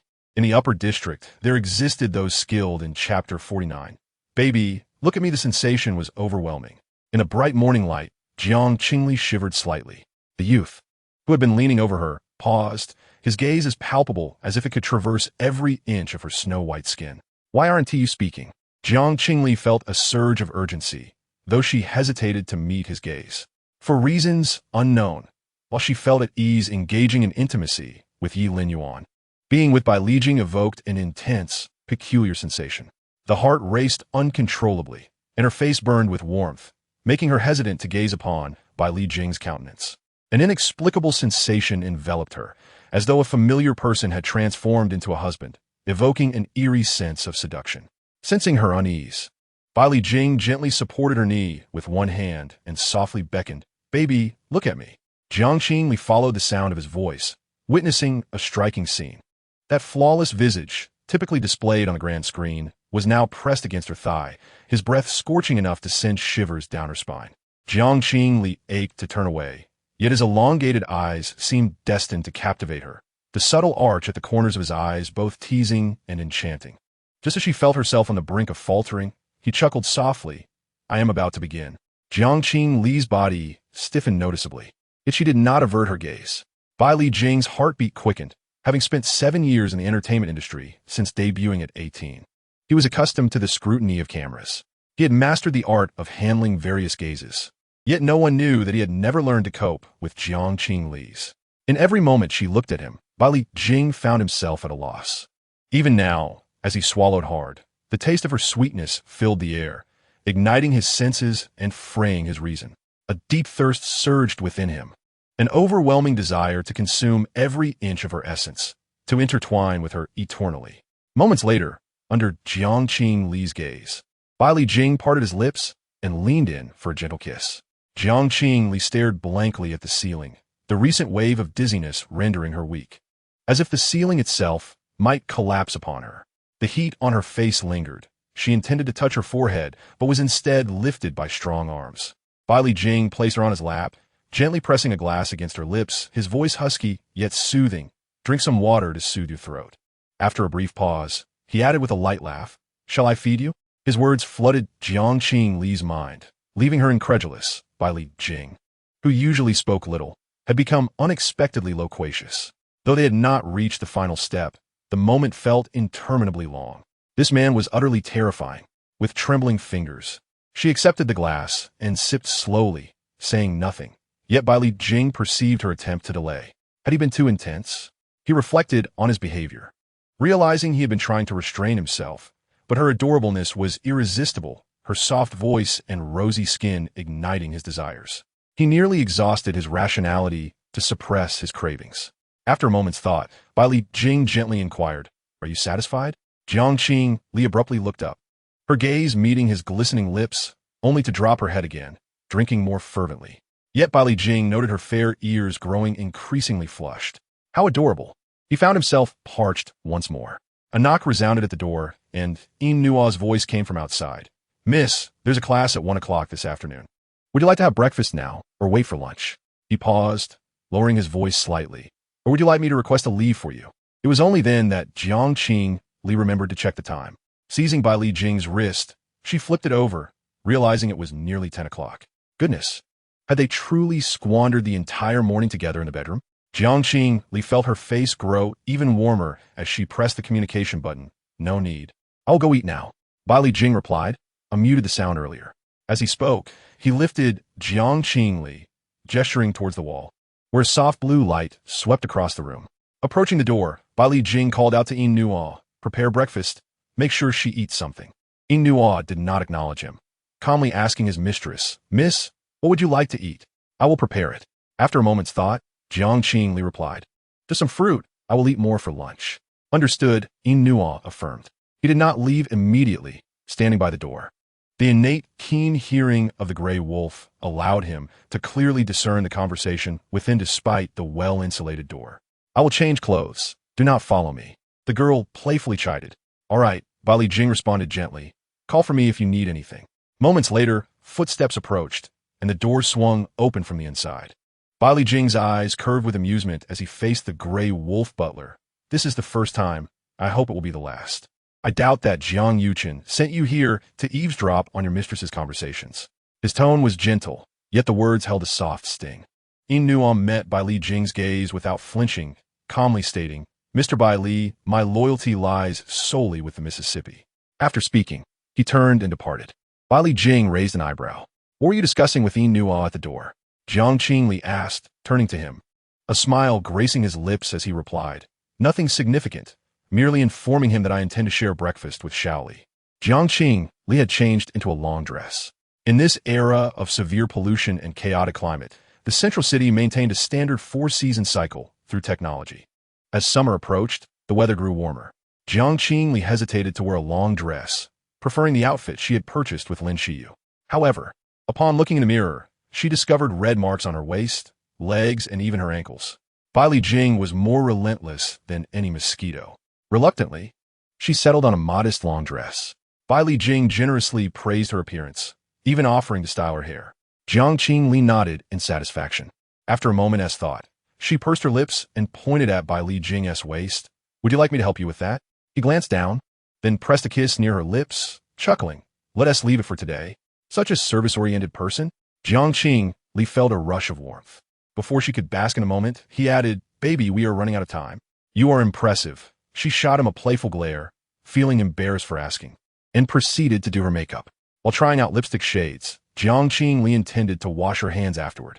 Entering the bathroom, she found Bai Li Jing crouched by the pink basin, scrubbing something. Upon recognizing the item in his hands, her pupils widened in shock. What are you doing? Bai Li Jing paused, his tone casual. Shaoli, I am washing clothes. But there is a washing machine. Why are you washing them by hand? Jiang Qingli's face flushed as she stared at the intimate garment in his grip. In this interstellar age, laundry was not so complex. She merely tossed her items into the washing machine, and Inua had mentioned that robots would organize them neatly into the wardrobe. Why was he doing this? Before coming here, the master specifically instructed me to serve the female master well, Bai Li Jing said, lips pressed together, seemingly at a loss as he looked at his soapy hands. Hand-washing clothes is something I should do for the female master. Lowering his gaze slightly, he added, It's because of me that this is necessary. Jiang Qingli opened her mouth, struggling to find words, her face growing hotter. Finally, she stammered, You don't need to do that anymore. Just finish washing and come down to eat. Having said that, she forgot her original intention to wash her hands and turned to leave. As she took a few steps, she nearly collided with a pair of golden slit pupils. Yilin Yuan leaned against the wall, arms crossed, his low, magnetic voice cold and dangerous. It seems you had a pleasant night. What mirror desires, mirror shall obtain. Chapter 50. I wanted Yilin Yuan arrived without Jiang Qingli being aware of when he came or how much of their conversation he had overheard. However, the chilling gaze he cast upon her was laden with a profound sense of grievance. It evoked memories of those palace intrigue dramas where a favored consort, having learned of the emperor's affection for a certain maid, would stand at the door in a fit of jealousy. Is that so? Yilin Yuan let out a cold snort, his narrowed eyes brimming with reproach. Jiang Qingli felt the weight of his resentment. Could it be the influence of the bond?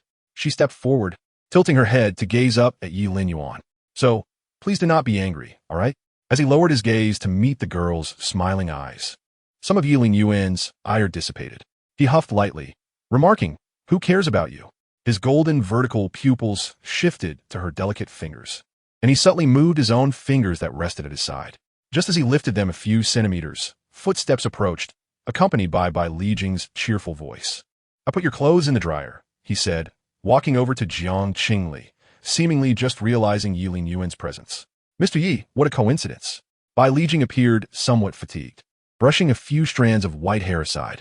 This motion allowed those across from him to clearly see the faint claw marks on his forearm, delicate, pale pink, as if scratched by nails, still fresh. Yilin Yuan's expression instantly turned cold, his voice icy. It has nothing to do with you. He turned and descended the stairs. Bai Li Jing looked at Jiang Qingli with an innocent expression. Is Mr. Yi in a bad mood? Or did I interrupt you? Jiang Qingli, however, felt no anomaly and waved her hand dismissively. He is always like this. The subject of their discussion had not walked far when a derisive snort escaped his nostrils. A glimmer of murderous intent flickered in his golden pupils. Had Jiang Qingli not been present, Yilin Yuan would have truly considered eliminating Bai Li Jing right then and there. That cunning vixen, just because she managed to entice him once, she put on such a fade. Boring. When Jiang Qingli marked him, he was still unaware of where to meet his demise. During lunchtime in the dining hall, Jiang Qingli sat between two men, feeling somewhat awkward. It was not for any other reason than that Bai Li Jing kept serving her soup and dishes, tenderly introducing the meals he had prepared. With baby on the left and Shaoli on the right, Jiang Qingli felt as if she might no longer recognize those words. In stark contrast to Bai Li Jing's demeanor were Yilin Yuan and Inua, who sat silently, resembling two statues. Throughout the meal, Yilin Yuan had taken only a few bites at the beginning, neglecting his chopsticks thereafter. Finally finishing the meal, Inua went upstairs to fetch the supplies Jiang Qingli needed for class, following closely behind her. Bai Li Jing had intended to accompany them, but midway through the meal, his manager called with urgent matters. To avoid giving Jiang Qingli the impression that he was an idle, irresponsible male, Bai Li Jing reluctantly agreed to stay. He dawdled as he escorted Jiang Qingli to the garage, standing before the aircraft. Upon entering the back seat, Jiang Qingli discovered Yi Linyuan seated there. Bai Lijing's expression shifted slightly. Yi Linyuan cast a glance at him, a hint of mockery flashing in his golden pupils. What? Are you scared? Bai Lijing smiled gently. I do not quite understand what you mean. Jiang Qingli closed the aircraft door and leaned against the window. It's nothing, just attending class. If you come along, it will only cause a stir. All right, I will heed Xiao Li's words. Bai Lijing's expression softened. However, could I have a kiss before I leave? He leaned closer, slightly bending down. With your kiss, I will work diligently all day. His light, golden eyes sparkled with sweetness, rendering refusal impossible. Jiang Qingli reached out, and he obediently leaned in. Though it was merely a kiss on the cheek, Bai Lijing was quite pleased, leaning in to gently brush his lips against the corner of her mouth. See you tonight, baby. The affectionate display was particularly glaring in Yi Linyuan's eyes. Once the aircraft took off, Jiang Qingli suddenly heard a cold snore from the person beside her. Jiang Qingli raised an eyebrow in confusion, glancing over. However, Yi Linyuan's expression remained perpetually icy, and after observing for a while, she discerned no unusual signs. After a moment's contemplation, she asked, What were you up to last night? Having dealt with the vixen, he finally remembered there was a beast husband here. Yi Linyuan replied coldly, Handling traitors. Why are there so many traitors in your territory? Jiang Qingli mused, recalling the last incident. Many aspired for the position of city lord. Yi Linyuan stated blandly. Jiang Qingli remembered that the book mentioned the underground city was rife with abandoned beasts, disorganized, where power ruled supreme. Shortly after Yi Linyuan arrived in the underground city, he had eliminated the upper echelons and claimed the position of city lord.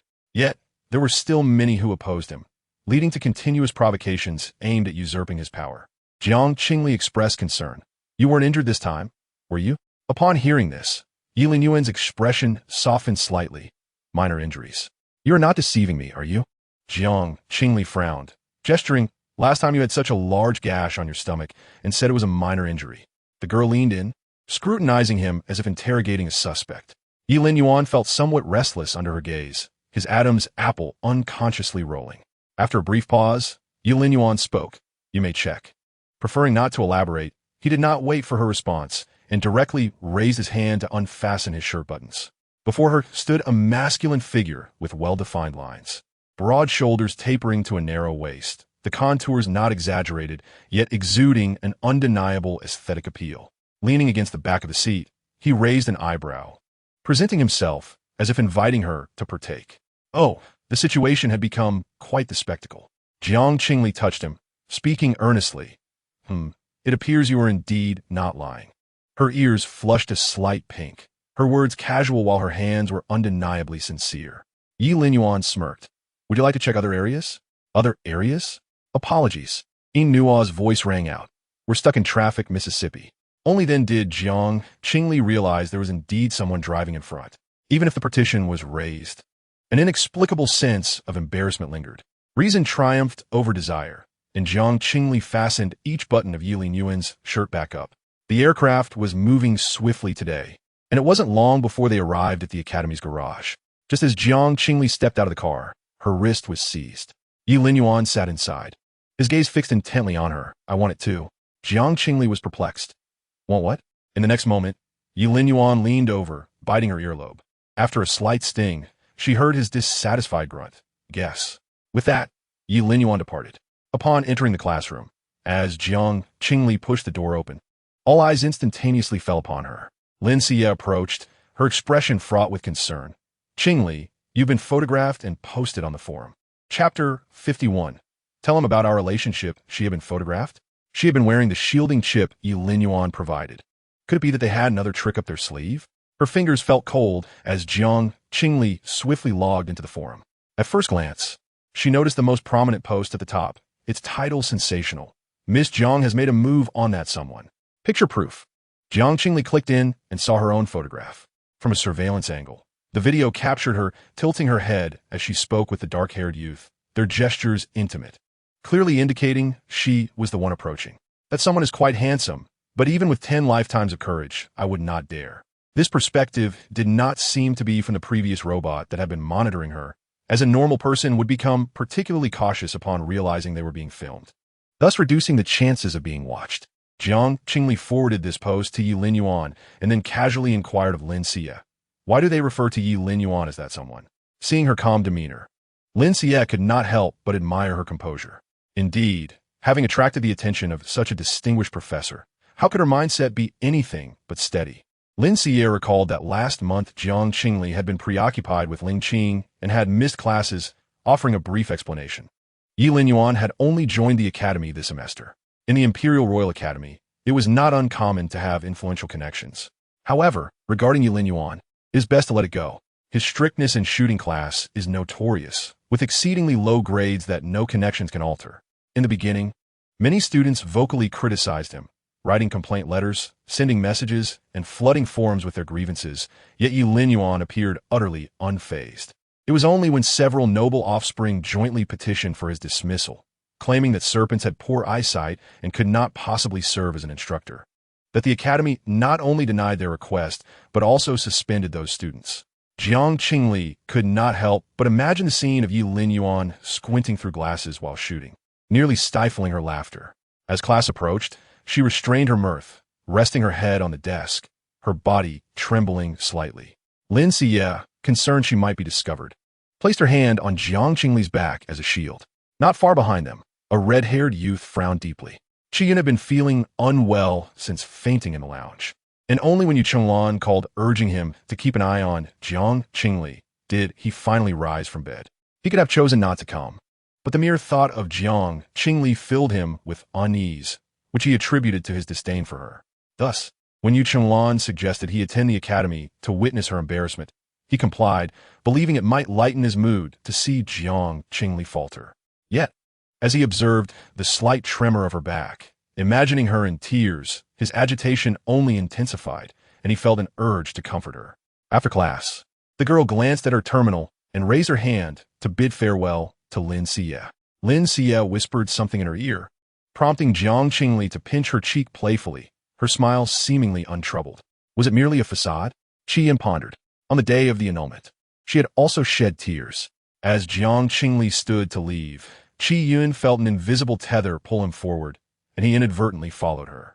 However, upon reaching the classroom's rear door, he spotted the imposing figure of a male nearby, his golden slit pupils sweeping the area before locking onto Jiang Qingli's silhouette. A collective gasp echoed around them. Oh no, it's him. Jiang Qingli is in trouble. Quick, let us leave before we draw his ire. In less than a minute, all students, except for Jiang Qingli and the deliberately slowing Qiyun, hastily dispersed. Yet Jiang Qingli did not falter. In fact, Qiyun heard her voice tinged with schadenfreude. They are quite afraid of you, whoever you are. The male scoffed, gripping her wrist with a single hand and pulling her closer, his gaze cold and predatory. Jiang Qingli sensed something amiss as his eyes fixated on her lips. She instinctively shrank her shoulders and lowered her voice. Just joking. Why are you acting like this? Jiang Qingli's eyes widened, her ears flushed. And just as she was about to speak, an enraged voice erupted from behind. What do you intend to do with her? Yi Linyuan raised his gaze, meeting Qiyun's furious approach. Professor Yi, even if she has wronged you, there is no need for such brutality. Am I being brutal? Yi Linyuan seemed to chuckle, though his laughter carried an unsettling tone. With a firm grip, he possessively drew the girl into his embrace. Aren't you going to tell him? Jiang Qingli, caught off guard, could only blink in confusion. Tell him what? Yi Linyuan gazed down at her, his slit pupils betraying a mocking smile, and pronounced each word with an air of authority. Our relationship. Qiyun, sensing the gravity of the situation, felt a wave of dread wash over him. What is your relationship? Yi Linyuan, uninterested in further discourse, merely raised his chin, looking down upon Qiyun as if surveying a defeated foe. A lawful relationship. A lawful relationship? Qiyun froze for a moment.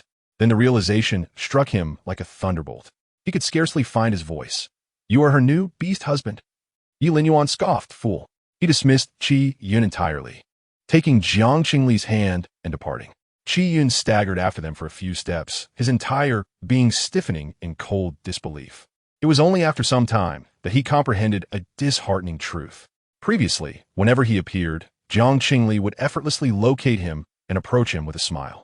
But today, she had not spared him a single glance. Her attention was entirely devoted to another. Realizing this, Qi instinctively retorted, as if trying to convince himself. No, it's E. I like E. Why should I concern myself with that vile female? Yet, the more he insisted, the stronger his dizziness became. After a few disoriented moments, Qi collapsed into unconsciousness. Ding! The system chimed. The affection level of target Qi has experienced significant fluctuations. The voice in Bai Yi's mind caused her to frown. What now? As she was about to enter the student council meeting room, annoyance flickered in her eyes. Why does he always create such disturbances? Has his affection dropped? No, the system replied. After the violent fluctuations, the affection remains at 92, and the item remains effective. Then don't bother me. Bai Yi lazily settled into her vice chair position. In 5 minutes, the meeting regarding the recruitment of special students from other districts for the next academic year would commence, and senior executives trickled into the room. Senior Executive Ku and sat beside Bai Yi. Upon glancing over, she was taken aback. In the approaching summer warmth, Bai Yi wore a long-sleeved dress. Her hair cascading down to obscure her face, with socks enveloping her calves and white canvas shoes adorning her feet. Although she typically donned white attire, it was mostly in short skirts. She had never been so conservatively dressed. Her skin was tightly covered, and she wore a mask a size too large, obscuring much of her face, with bangs falling down, making her eyes difficult to discern. Yet, perhaps it was an illusion. But Kuan felt that Bai Yi's complexion appeared several shades darker. Kuan leaned in, intending to tease her, but was met with the sight of Bai Yi. Usually gentle, now with raised brows, fixated on the terminal screen, her eyes filled with lofty derision. Glancing at the display, Kuan gasped, "What?" Jiang Qingli is harassing that person in the garage. Passing behind them, Yuan Shiryao paused, her emerald eyes narrowing. Who has she provoked again? Chapter 52. The consequences of misbehavior. Jiang Qingli had become a figure of notoriety within the academy, and soon a group began to discuss her indiscretions without restraint. One department head exaggeratedly proclaimed, "The forums are going wild. She was caught in the garage, refusing to let go of someone's hand and even attempting to kiss them. TSK. She just can't resist making advances on handsome individuals, tarnishing our female reputation. Wasn't he at the same last time? When Yu Chenglan kindly tried to rescue her, she took advantage of him in the water and even climbed ashore on his face. The official announcement claimed Yu Chenglan lost control of his powers, but I see it as deliberate." The speaker scanned the room, locking eyes with Bai Yi. "What do you think?" Bai Yi, who had been reading the posts, paused momentarily. She then lowered her gaze, her voice soft. "It might just be a misunderstanding." She placed her hands on her legs, her tone gentle. "My cousin might have been in a bad mood, so she got a bit emotional. She has acted this way before." Upon hearing this, those who had initially despised Jiang Qingli displayed even greater contempt. "I can't stand being in the same academy as someone like her. We shouldn't recruit any special students. Just send Jiang Qingli to the lower district. Let those lesser males there educate her properly." A smirk played on by Yi's lips beneath her mask. It seemed that inciting this post had been a wise decision. First, there was Yi Lin Yuan, a waste with a mediocre family background. Once he is tarnished by Jiang Qingli, my intervention will surely earn admiration. Next, there is Qin Mai, the proud prince obsessed with his image. Upon discovering Jiang Qingli's scandalous behavior with a professor, he will undoubtedly seek a divorce, allowing me to take advantage of the opportunity. Furthermore, I can also take the chance to speak a few words in Jiang Qingli's defense in front of Yuan Shiryao, enhancing my reputation as generous and kind-hearted. The other individual's insults towards Jiang Qingli grew increasingly exaggerated. Bai Yi was about to intervene when she heard a piercing voice beside her. Yuan Shiryao, with a stern expression, pulled out a chair and, upon sitting, surveyed the room with his sharp feline eyes. His typically calm voice was now laced with frost. "Have you all said enough?" The group exchanged glances, each registering surprise in the other's eyes. Usually, when they berated Jiang Qingli, he remained silent. What had provoked his sudden outburst today? Kuan, with a teasing whistle, remarked, "What? Can't talk about your sister-in-law?" Yuan Shiryao's gaze turned even colder. "Shut up." Realizing he was genuinely angry, the group dared not continue on the topic and shifted the conversation elsewhere. The student council president soon arrived and, as customary, began with some official platitudes before the meeting commenced. "Sister-in-law?" Bai Yi's eyes swept across the young man's profile. and she suddenly recalled that Yuan Shuriao had an elder brother named Yuan Shimo, an academic genius with a level 6 ability, who was also Jiang Qingli's beast partner. According to the system information, Yuan Shuriao held great admiration for his brother, likely due to a desire to avoid any embarrassment for him. Bai Yi was quite pleased with Yuan Shuriao. He was handsome and powerful, a worthy catch. Once she had successfully pursued him, she could use her points to enhance her beauty and conveniently rid herself of Jiang Qingli. She was tired of the latter's constant annoyance. Unbeknownst to Bai Yi, while she contemplated how to eliminate Jiang Qingli, her target was obsessively reviewing a forum post. During the half-hour meeting, Yuan Shuriao repeatedly scrutinized the post, having read it over 10 times, barely absorbing the meeting's content. As he gazed at the images, he felt a mix of anger and annoyance, accompanied by an unacknowledged bitterness. After the meeting adjourned, Bai Yi stopped the young man, gently saying, "Thank you for standing up for Sister Qingli just now. If she knew how much you defended her, she would surely be delighted."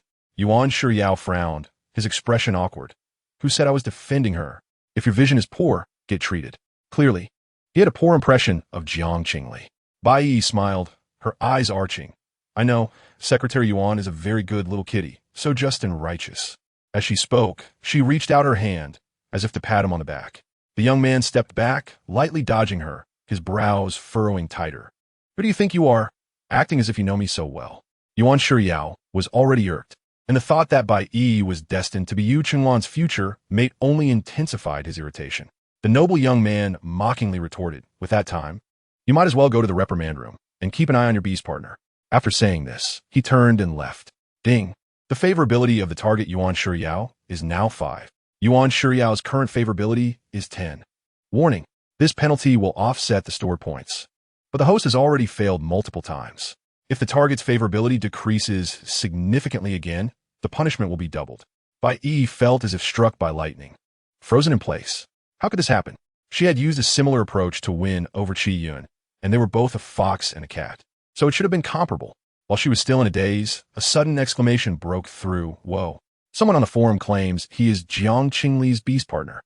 It felt as if her head had been struck hard. Bai Yi hurriedly pulled out her terminal, trembling as she logged onto the forum. The earlier post had already been taken down, and the top post was from Yilin Yuan. Clicking on it revealed only a single screenshot, a marital status declaration from the Star Network. It clearly showed that Yilin Yuan was married, and his mate was none other than Jiang Qingli. Bai Yi gasped, her mind buzzing. Half an hour ago, she was scheming to capture both Yilin Yuan and the 2 other excellent males, Qin Mai and Yuan Shuriao. Now, she had not only lost Yuan Shuriao's favor, but also discovered that Yilin Yuan was Jiang Qingli's beast partner. Bai Yi felt utterly defeated, leaning against the wall, speechless. Meanwhile, in the garage, Jiang Qingli was being pressed against the soft cushion of the aircraft, her chin held firmly by a man as he kissed her forcefully. "I've changed my mind," Yilin Yuan stated calmly as he presented an outrageous fact. Jiang Qingli furrowed her brow, glaring at him in her mind. She remained silent as he gripped her waist, his thumb gently kneading her earlobe, dark currents swirling in his lowered gaze. "Thinking of him? What him?" Jiang Qingli did not comprehend. It was a rhetorical question. Yilin Yuan's tone carried a hint of resentment. After seizing Jiang Qingli, he had noticed her distracted demeanor throughout their journey, her thoughts seemingly elsewhere. Such disobedience warranted punishment. Without further explanation, he tilted her chin, biting her lip with a teasing gentleness, his sharp teeth grazing her, evoking a mix of pain and pleasure. Unable to withstand it, Jiang Qingli whimpered and tried to pull away, but he simply lifted her and pressed her against his thigh, drawing her closer. As his serpentine tail coiled around her waist, Jiang Qingli's terminal suddenly vibrated. Yilin Yuan glanced at it and promptly ended the call. The terminal continued to ring incessantly, and Jiang Qingli seized the opportunity to reach for it and press the answer button. However, due to her inability to see clearly, she accidentally activated the speakerphone. "Baby, since you've gone public with him, then we." Chapter 53. Even in death, I will cling to her. Hearing Bai Li Jing's voice, Jiang Qingli's mind momentarily blanked. In that frozen second, her pale, slender hand reached across her, decisively ending the call and tossing the terminal aside. "Hey!" Jiang Qingli quickly reacted, scrambling to retrieve it. Her leg was firmly held by Yilin Yuan, forcing her to twist sideways, extending her arm to reach it. The motion caused the layers of her skirt piled at her waist to cascade down, obscuring her delicate, fair waist. What further displeased Yi Lin Yuan was the rare expression of anxiety on the girl's face, as if she feared that the person on the other end of the call would think too much. This association irritated him. Stop messing around. Jiang Qingli freed one hand to swat at his, her fingers searching for the terminal. Though her slap lacked force and was not painful, Yi Lin Yuan felt an inexplicable surge of muted anger. How dare she?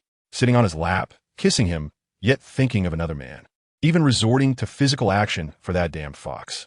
In his line of sight, the girl picked up the terminal, seemingly checking messages. The notification sounds rang incessantly, and Yi Lin Yuan couldn't help but sneer, truly busy. After expressing his thoughts, he suddenly became aware of his own odd behavior.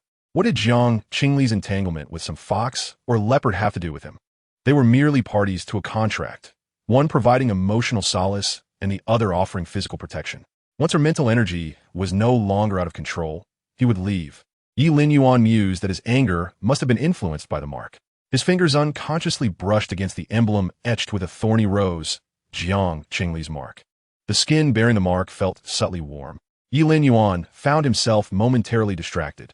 It was the first time he had seen a hint of confusion on the typically sinister face of the antagonist. Could she still be in heat? Jiang Qingli extended her index finger, poking his cheek. I'm done, accompany me. What? Is he not here to pick you up? Yi Lin Yuan interrupted, his low voice steeped in mockery.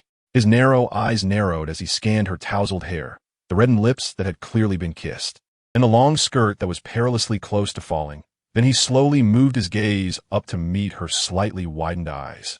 This is how you go look for him? Yi Lin Yuan raised an eyebrow, feeling an intense restlessness in his chest, making his tone increasingly peculiar, as if he could hardly wait. After speaking, he tightened his grip on her waist and leaned closer, his slit pupils coldly fixed on her, as if ready to pounce and render her unconscious right there with a mere nod from her. After a few moments of silence, Jiang Qingli sighed helplessly. Yi Lin Yuan, can you let me finish what I want to say? Yi Lin Yuan remained motionless. Fortunately, I have long grown accustomed to the peculiarities of Yi Lin Yuan. Otherwise, Jiang Qingli would have felt utterly terrified. Just now, I intended to ask you to accompany me to the hospital. As Jiang Qingli spoke, she lowered her head to smooth out her wrinkled dress. Dr. Jean had sent me a message informing me that I could undergo a checkup regarding my mental strength.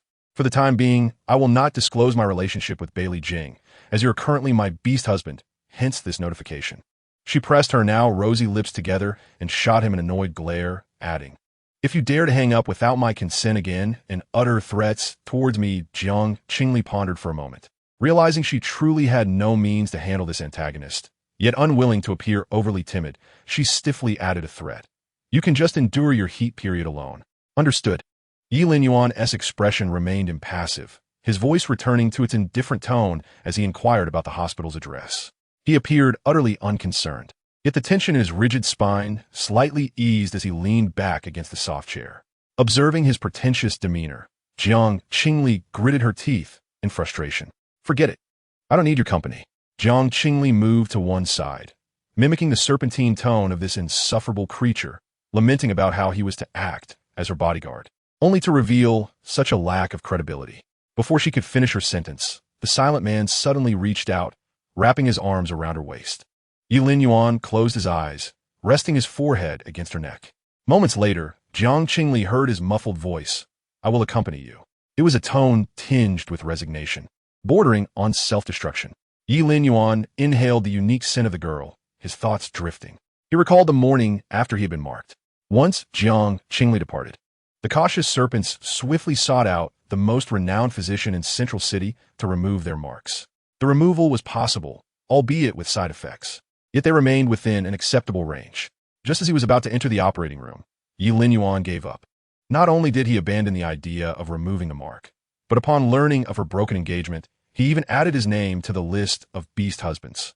He repeatedly reminded himself that he had come to Central City, utilizing his noble status to engage in serious matters, not to become anyone's vassal. Yet, all rationality crumbled the moment he heard her name. His heart raced uncontrollably, consumed by thoughts of why she had marked him without any intention of taking responsibility, only to turn and indulge herself among a throng of men. A sharp and frenzied resentment welled within Yi Linyuan. Since she had so callously lifted her skirt, she should not expect an easy escape. He could not allow her to rid herself of him as she wished. He would cling to her as fiercely as they had intertwined on that chaotic night. He would never let go. As the aircraft halted at the hospital entrance, Jiang Qingli felt her waist nearly giving out. She could not fathom what had possessed this antagonist to hold onto her so tightly, his heavy and warm breath brushing against her neck. For several moments, Jiang Qingli questioned if he intended to consume her whole, not in the evening's sense, but in a raw and primal manner. The terminal vibrated momentarily, and Jiang Qingli's arm stirred as she softly inquired, "Yi Linyuan, are you asleep?" "Dr. Jean is urging me." The man responded with a low murmur, straightening up and finally releasing her. Regaining her freedom, Jiang Qingli intended to exit the aircraft, but as she raised her hand, it was grasped once more by Yi Linyuan. "You're leaving like this?" Yi Linyuan's gaze was fixed on her slightly wrinkled skirt, his voice tinged with coldness. "How can you still ask? Isn't this all because of you?" Jiang Qingli swatted his hand away, glancing down at her dress. In truth, it was hardly discernible. In the next moment, a brand new dress landed in her lap. "Go change," Yi Linyuan commanded. This time, Jiang Qingli did not need to remind him. He had already closed his eyes. Suddenly, Jiang Qingli realized that this serpent could be somewhat considerate. Upon arriving in the hospital lobby, several medical staff hurried past with a stretcher, making their way towards the elevator. The crowd was overwhelming, and through the gaps between the staff, she glimpsed a patient with striking red hair, whom she found somewhat familiar. Jiang Qingli paid little mind. The leading female nurse halted abruptly upon spotting her. "Miss Jiang." "Dr. Jean." Jiang Qingli recognized her and greeted her. "I apologize, Miss Jiang, but I may be delayed in conducting your examination." Dr. Jean sighed. "One patient has fainted due to a second mental strength fluctuation this week. I must attend to him first. It will likely take about an hour." Jiang Qingli expressed her understanding, smiling gently. "It's all right. I can wait." No sooner had she finished speaking than the red-haired patient on the stretcher suddenly furrowed his brow. Murmuring faintly, a nurse leaned in, catching snippets of his words, which seemed to be a name, specifically a female name. This serpent was excessively damp. The patient's voice was filled with anguish, as though he were being scorched by something. The nurse looked curiously at the companion beside him. "Yuan Tong, did you hear what he was saying? It sounds like he's calling someone by name. Is it a parent or a relative?" The dark-haired youth replied coolly, "I don't know. It might be a hallucination." The nurse did not dare to delay, nodding as she took the injured individual towards the ward. Yuan Shiyao did not follow, but instead glanced over at the girl nearby. She had changed into a long, fitted dress, accentuating her slender waist, seemingly graspable by a single hand. Yuan Shiyao's gaze lingered for a few seconds before he suddenly felt an intense stare upon him.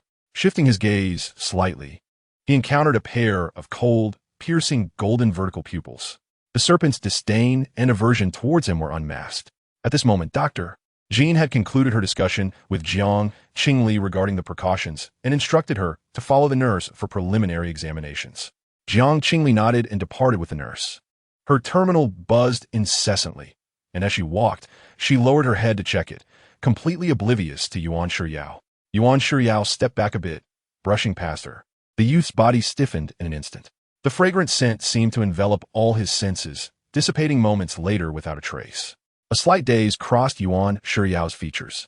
His classmate, Dr. Jean, waved her hand in front of him. "I'm sorry, I was just speaking with another scheduled patient. Let us go." A few seconds later, Yuan Shiyao came to his senses and nodded. "All right, thank you." He regained his composed demeanor as the exemplary student. The two walked towards the elevator, and Yuan Shiyao politely discussed the condition of the patient, but his gaze inadvertently followed the faint purple silhouette until she turned the corner and vanished from sight. Upon entering the elevator, Yuan Shiyao casually remarked, "That female student seems to be from the Royal Academy as well. But I recall she has no mental strength. Did she come to you for a second awakening?" Dr. Jean was a well-known expert on mental strength in the First District, and it was widely known that Jiang Qingli was a waste of a female with no awakened mental strength. The sudden inquiry into her mental strength issues could only indicate a second awakening. For a female to awaken mental strength would be a joyous occasion. Dr. Jean did not withhold information. It cannot be determined yet, but it should be a second awakening. It is likely of the healing type. Despite having his suspicions, Hearing it confirmed made surprise flicker in Yuan Shiyao's eyes. Jiang Qingli hailed from a distinguished background. Her mother was a general with formidable powers, and her father was a rare-grade dragon-type beastman. They had rigorously trained Jiang Qingli since childhood, eagerly awaiting her awakening of mental strength to nurture her for the future inheritance of her mother's authority. On her 18th birthday, the Jiang family hosted a grand banquet, with numerous media outlets prepared to cover the event. However, an unexpected incident occurred. Jiang Qingli's awakening failed, and she became the laughingstock of the entire central city. Not only that, she boldly declared at the banquet that she had no interest in powers and preferred to marry a high-quality male. Several elders of the Jiang family nearly fainted from rage. Subsequently, her remarks went viral online, and the Jiang family confined her for over half a year. Perhaps due to this, Jiang Qingli underwent a drastic change in temperament. Yuan Shiao was not closely acquainted with her, yet inexplicably found himself the object of her pursuit. He found her incessant advances tiresome, and she swiftly turned to others when rebuffed. During her sophomore year, the Jiang family had originally arranged for Jiang Qingli to assume the position of vice president. Instead, she traded that role for the 5 unwed fiancés of Bai Yi. Subsequently, she found herself in a far more mediocre position than before. How could she possibly experience a sudden reawakening of her mental powers now? Upon reflection, it seemed that Jiang Qingli had transformed drastically compared to her recent self. Yuan Shiao furrowed his brow, sensing something odd, yet that peculiar feeling slipped away like sand through his fingers upon closer thought. Yuan Shiao and Dr. Jean arrived at the entrance of the VIP ward, where a waiting nurse approached them. Dr. Jean inquired, "How was the patient?" The nurse, displaying a hint of distress, replied, "Dr. Jean, we have conducted preliminary examinations, and all the patient's values appear normal. However, we may require you to conduct a more detailed assessment." "Let me take a look." Dr. Jean nodded and proceeded inside. The nurse added, "By the way, he was mumbling something about sauce and pears earlier. Is he perhaps hungry?" Yuan Shiao slightly frowned, casting a disdainful glance at the individual inside through the glass. In a flat tone, he replied, "I will have someone get food." The nurse and Dr. Jean nodded, while an assistant wheeled in a large piece of equipment, and they all entered the ward together. Half an hour later, Yuan Shiao, unfamiliar with Qiyun, had merely delivered the individual because it was his turn to oversee the male student's mental power issues. Having accomplished this, he rose to leave. Just a few steps away, he unexpectedly collided with Jiang Qingli and Lin Yuan, who were walking side by side. "Ah, what a coincidence," Jiang Qingli remarked upon spotting Yuan Shiao, casually greeting him. "Are you here for medical reasons as well?" Yuan Shiao halted, his gaze landing upon the girl's face. Sunlight streamed into the room, casting a gentle halo upon her fair cheek. His throat tightened slightly as he stood still, his voice carrying a subdued weight. "A student fainted. The student council is responsible." He refrained from mentioning Qiyun's name. It was rumored that Jiang Qingli had recently developed a strong aversion to those 5 former fiancés. Strangely, Yuan Shiao found himself reluctant for her to think he was familiar with them. Jiang Qingli, unsuspecting, nodded and took a seat on the sofa opposite him. This hospital, catering exclusively to the elite, was lavishly constructed, and a robot promptly delivered exquisite pastries and red tea. Jiang Qingli lifted the cup of red tea to her lips, but paused, extending it toward Lin Yuan with a bright blink. "Would you like to take a sip first?" Lin Yuan responded, "You treat it as a poison test again." Perhaps due to his immunity to most toxins, he felt no aversion. Jiang Qingli took a sip before indicating the pastries. "Do you want to try that?" Her inquiry was more about her own desire. Lin Yuan's lips curved slightly before he quickly suppressed the smile. He glanced at the exemplary student across from him and matter-of-factly stated, "Feed me." Jiang Qingli retorted, "There are others here." Yet, Lin Yuan remained unfazed, even specifying strawberry flavor.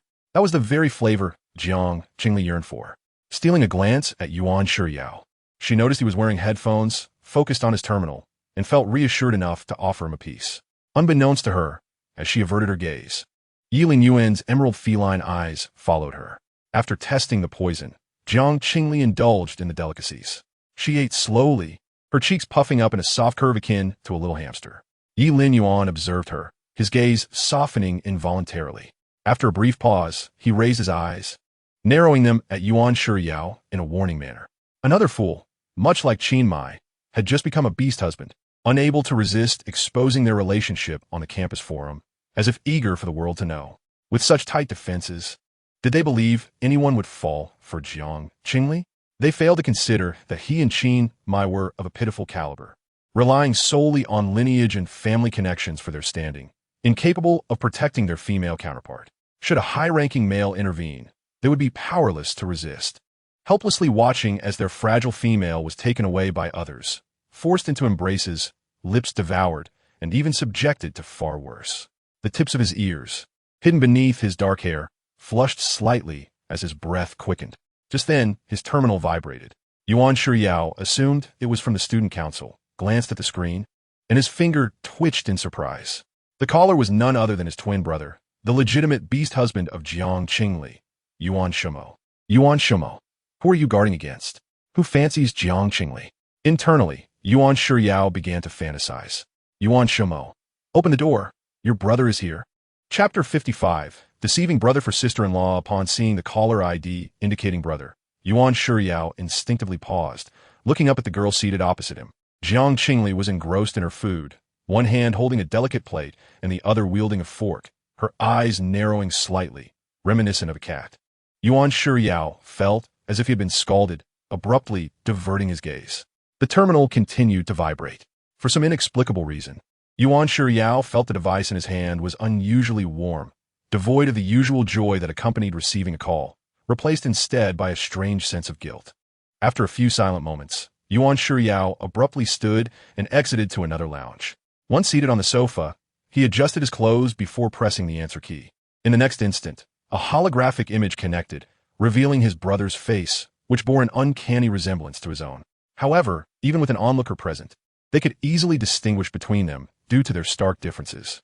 Yuan Shimo sat in his study, propping his chin on one hand, his identical emerald eyes scanning the lounge. Smiling lightly, Yao, why the delay? Earlier, Yuan Shiyao had paused, explaining that a student had fainted in the hallway after class, suspected to be a mental power issue. Yuan Shimo's gaze did not linger on him. He appeared distracted, looking at the ceiling as though not fully engaged in the conversation. Yet, as soon as Yuan Shiyao finished, he asked, and then Yuan Shiyao replied, I brought him to the hospital and then came to the lounge for a brief meeting with the student council. As he spoke the last words, his voice unconsciously lowered. For reasons unknown, Yuan Shiyao instinctively concealed the fact that he had encountered Jiang Qingli and shared a room with her. Is that so? Yuan Shimo remarked, slightly furrowing his brow, his gaze falling upon the empty table. Following his line of sight, Yuan Shiyao's heart sank. In this lounge, refreshments would invariably be served within 2 minutes of a VIP arrival. He had just told Yuan Shimo he was in a meeting here, yet there was nothing on the coffee table before him. Damn it!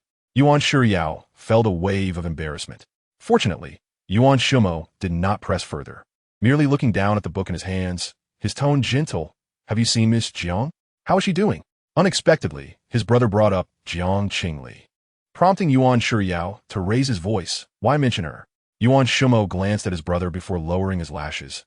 I heard she nearly drowned. As a beast husband, one should express concern. Yuan Shiyao frowned. Did father call you again? This was the implicit implication. As Yuan Shiyao frowned, preparing to respond, the door was suddenly pushed open from the outside, accompanied by the nurse's voice. Miss Jiang, are you ready? Dr. Jean, upon seeing the people inside, the nurse expressed surprise. Oh, Mr. Yuan, why are you the only one here? Where is Miss Jiang? The dark-haired youth stiffened. Without looking up, he sensed his brother on the holographic call, raising his head, narrowing his eyes. His fingers, which hung at his sides, instinctively curled. Yuan Shiyao replied calmly. They are in the next lounge. Ah, understood. The nurse noticed Yuan Shiyao was on a holographic call and quickly apologized. I'm sorry for interrupting you. I will take my leave now. As the door closed, silence enveloped the room. Yuan Shiyao felt an unusual sense of awkwardness. Sorry, brother. I didn't mean to hide this from you. It's all right. S voice faded slightly, and I understood that he wished to spare me further humiliation from the females. The conversation abruptly halted. My instructor was looking for me. We shall converse next time. Smiled lightly and voluntarily into the call. Leaned back in his chair, raising his fingers as warm points of light blossomed and danced at his fingertips. He gazed at the light for an extended period, until his eyes began to ache, tightening his fingers and lowering his head in despair. Shadows elongated at his feet, drifting with the fading light as if performing a silent pantomime. After completing her examination, realized it was nearly dusk. Stepping out of the examination room, she languidly yawned. Had been waiting outside for several hours, his face betraying no signs of fatigue. Are you done? Dr. Jean, holding a stack of reports, sparkled with excitement in her eyes. Miss Jiang, congratulations.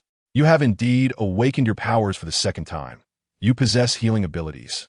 Preliminary assessments suggest your power level is above level A, and it is highly likely that it could be even higher. Blinked. Preliminary assessment? Indeed, as you are aware, females with abilities receive subsidies from the Empire each month. Thus the process is quite intricate, so the hospital can only provide a preliminary diagnosis. Doctor, Jean presumed she was disappointed and hurriedly reassured her. The subsequent level will require you to undergo assessments at the Imperial Royal Academy or the Imperial Military and Political Academy, where 10 non-related judges will evaluate and determine the final result. Having accepted her status as a powerless individual, the sudden revelation of her abilities was a delightful surprise, leaving her devoid of disappointment. She nodded, offering a grateful smile. Thank you, Dr. Jean. Raised an eyebrow. The lord of the city found discussions of levels to be rather tedious, and hospitals even more so. However, at that moment, he found Dr. Jean considerably more agreeable than before.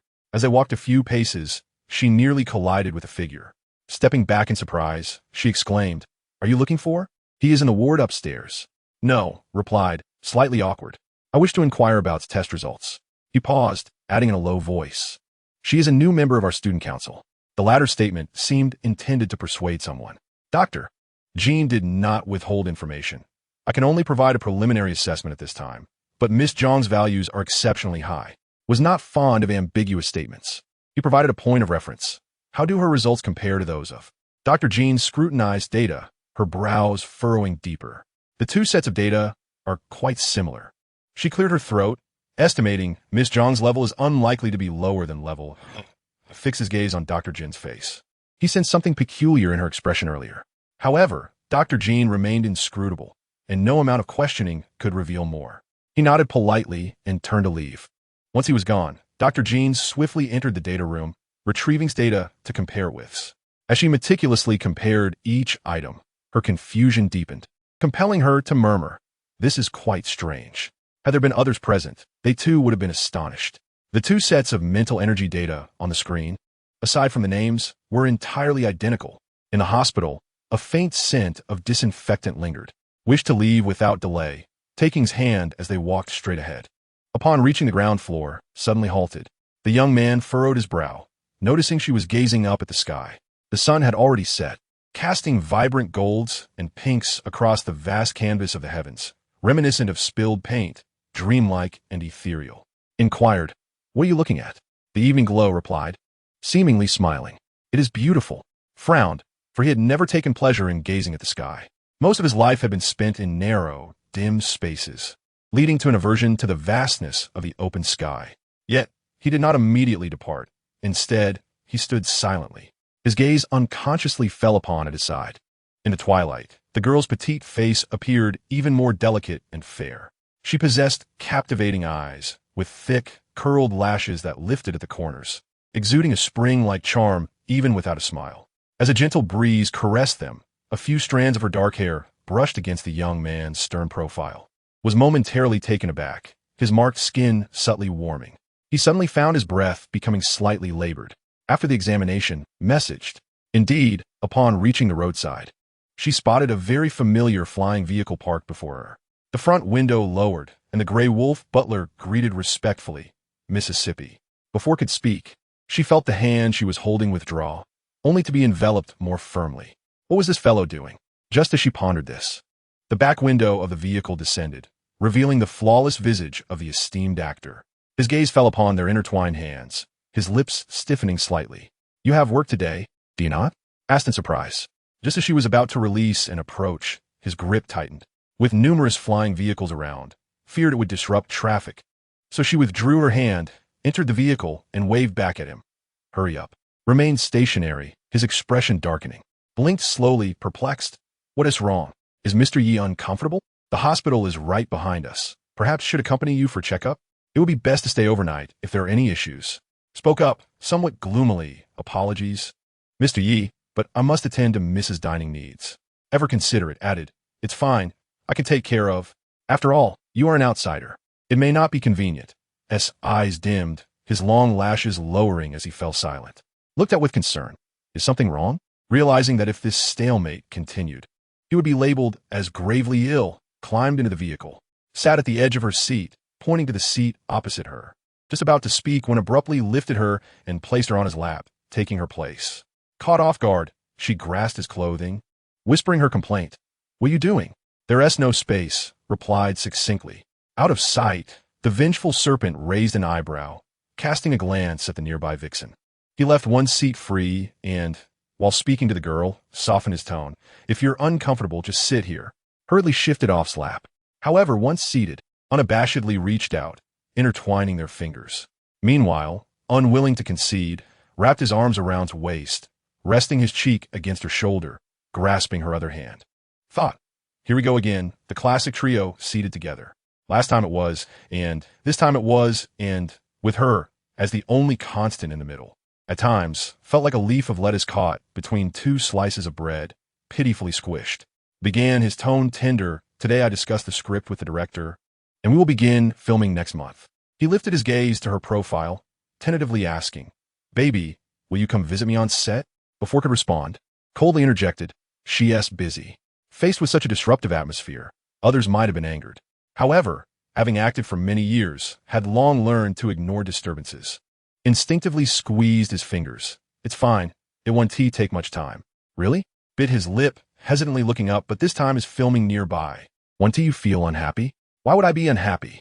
Replied, Are you worried I would vomit upon seeing him? He does look a bit repulsive. At her words, couldn't he help but laugh. Last winter, he and had worked together on a project. She could only watch as that unfamiliar soul used Jiang Qingli's body to flatter Ling Qing incessantly. Although Ling Qing clearly looked down on her, she was eager to show off, commanding Jiang Qingli in every possible way. At times, Bali Jing truly wished to strangle Ling Qing.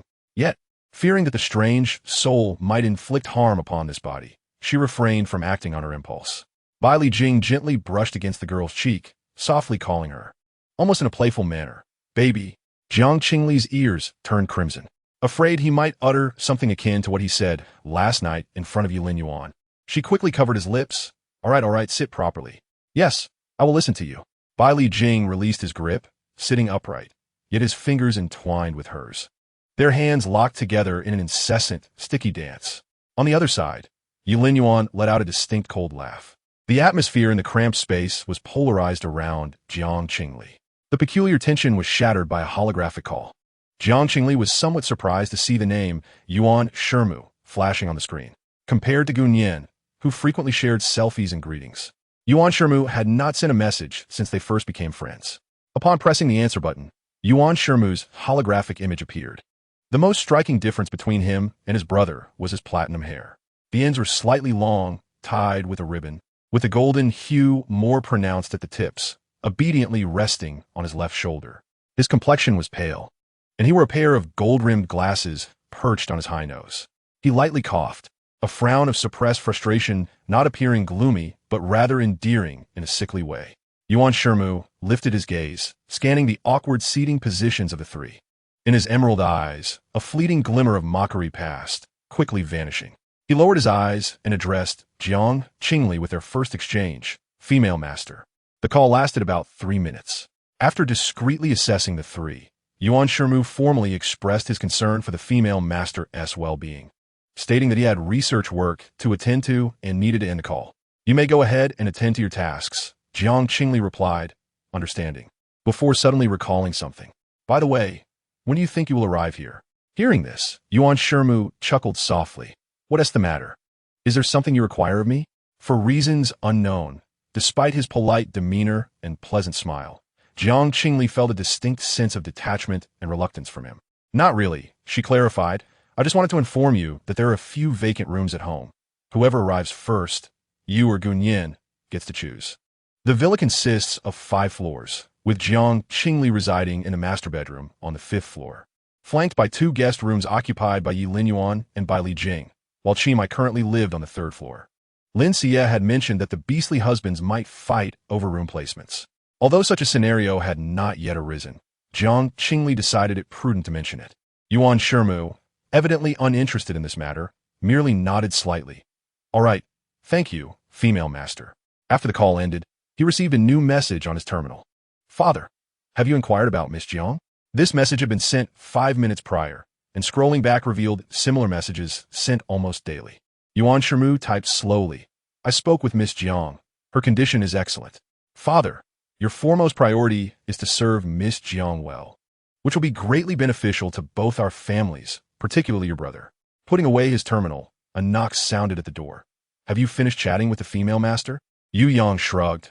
Apologies, it was not my intention to eavesdrop on your conversation, but the soundproofing here is quite poor. He tossed over a nutrient solution. Your dinner. The lower city was heavily polluted, with no decent food available, leaving only the nutrient solution as a relatively clean option.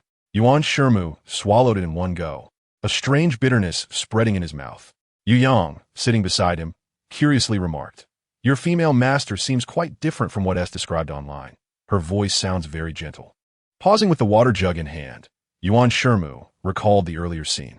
Initially, he had intended to send a message of concern, but his typically honest brother lying about the female seemed to ignite his curiosity.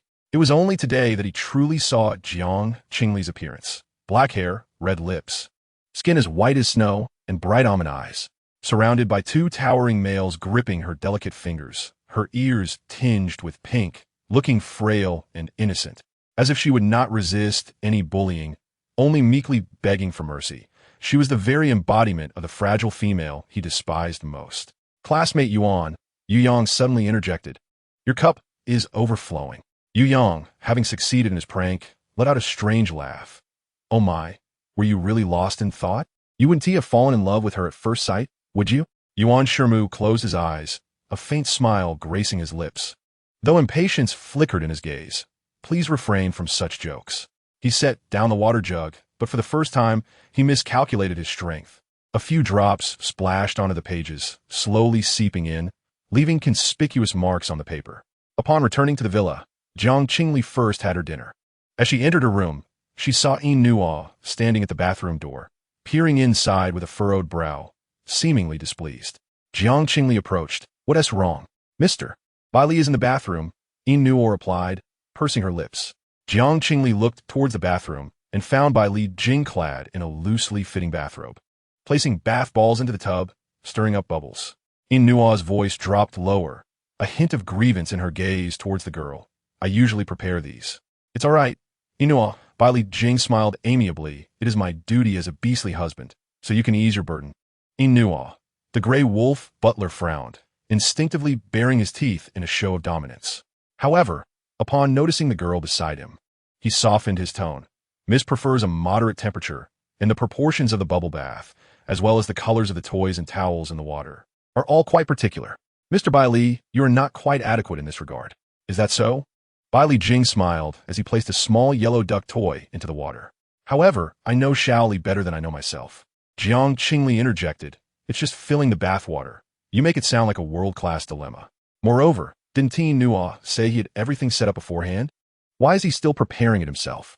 Does the butler need to be this meticulous? Jiang Qingli found it absurd. From now on, I can fill the water myself. As soon as the words left her mouth, both displayed hurt expressions. Then, how about alternating between you two? Jiang Qingli suggested, unable to suppress a laugh. Hastily ushering them out. All right, I want to take a bath now. You both can leave. Bai Li Jing's tone was sweet. Baby, I'll stay to help you. Before he could finish, he was met with a glare from the little green plum. Glancing down at his open bathrobe, Bai Li Jing began to doubt himself. This perfect amount of skin exposure should be just what Shaoli loves, yet she hadn't even glanced his way. Did he lack any allure for her? A few minutes later, Jiang Qingli sank into the bathtub, leaning against its wall, lost in thought. What are you pondering? Came a cold, deep voice from beside her. She startled, instinctively covering her shoulders. Why did you suddenly appear? Jiang Qingli was startled, her temper flaring as she retorted. I don't like your description. What do you mean by I belong to you? I'm not a tool. Yi Lin Yuan narrowed his eyes, suddenly leaning over, placing his hands on either side of the bathtub as he drew closer to her. The sudden proximity took her by surprise. Jiang Qingli gazed into his chilling vertical pupils, her heart racing. Alarmed, she scolded herself for her recklessness. After all, The villain had behaved well for a few days, but remained a villain. His thought process unlike that of a normal person. They were not in any intimate relationship, so there was no need to correct him. Just as she was about to find the right words, Yi Linyuan leaned in, his pale lips brushing against the corner of her mouth. He reiterated, word by word, Jiang Qingli, tonight I belong to you. I can be a tool. The air seemed to momentarily stagnate. Jiang Qingli's eyes widened, doubting her hearing. She had expected the villain to leave coldly or chastise her for being ungrateful. Why had he changed his words? What need is there to discuss tools? Jiang Qingli's ears burned with heat. Her silence rendered Yi Linyuan quite uneasy. The young man stepped back slightly, his brows furrowed, as if contemplating where he had erred in his words.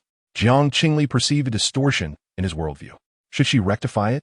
At that moment, a gentle knock sounded at the door.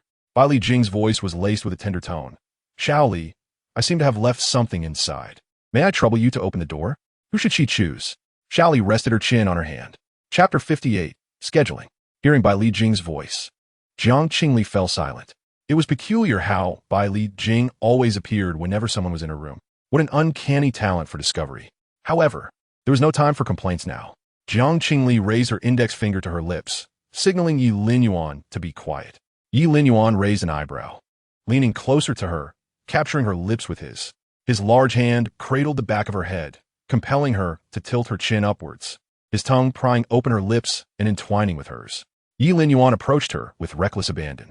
As if oblivious to the noise, Bai Li Jing chuckled from outside. What is wrong, Xiao Li? Is it inconvenient? No worries, I can come myself. Jiang Qingli's eyes widened, her fingers clutching Yi Linyuan's shirt, her heart nearly leaping from her chest. She wished for Yi Linyuan to remain silent and not expose them. Yet the antagonist clearly did not conform to the norms of discretion. Moments later, Yi Linyuan released her lips, unceremoniously exclaiming, "Get lost." Bai Li Jing fell into silence outside. The young man's gentle tone turned cold. Mr. Yi, is this how the Yi family teaches manners? To enter without the female master's consent is exceedingly impolite. He did not need to. Unexpectedly, Yi Linyuan disregarded the expected decorum, kissing her and then attempting to frame her. Jiang Qingli felt a bit overwhelmed. Can't you just keep quiet? Yi Linyuan grasped her wrist, retorting, Are you so afraid of him? Silence would suffice. However, he disliked how Jiang Qingli always appeared fearful of Bai Li Jing discovering them. It was as if Bai Li Jing were the rightful party catching them in the act, while they were merely an illicit and unrecognized affair. Absurd. Even if one were to argue precedence, it was Jiang Qingli who had marked him first. That vixen was certainly behind him. It should be Bai Li Jing who concealed himself. Jiang Qingli pressed her lips together. It's not that I'm afraid of him, but it feels rather guilty. Yi Linyuan smirked, rising to his feet.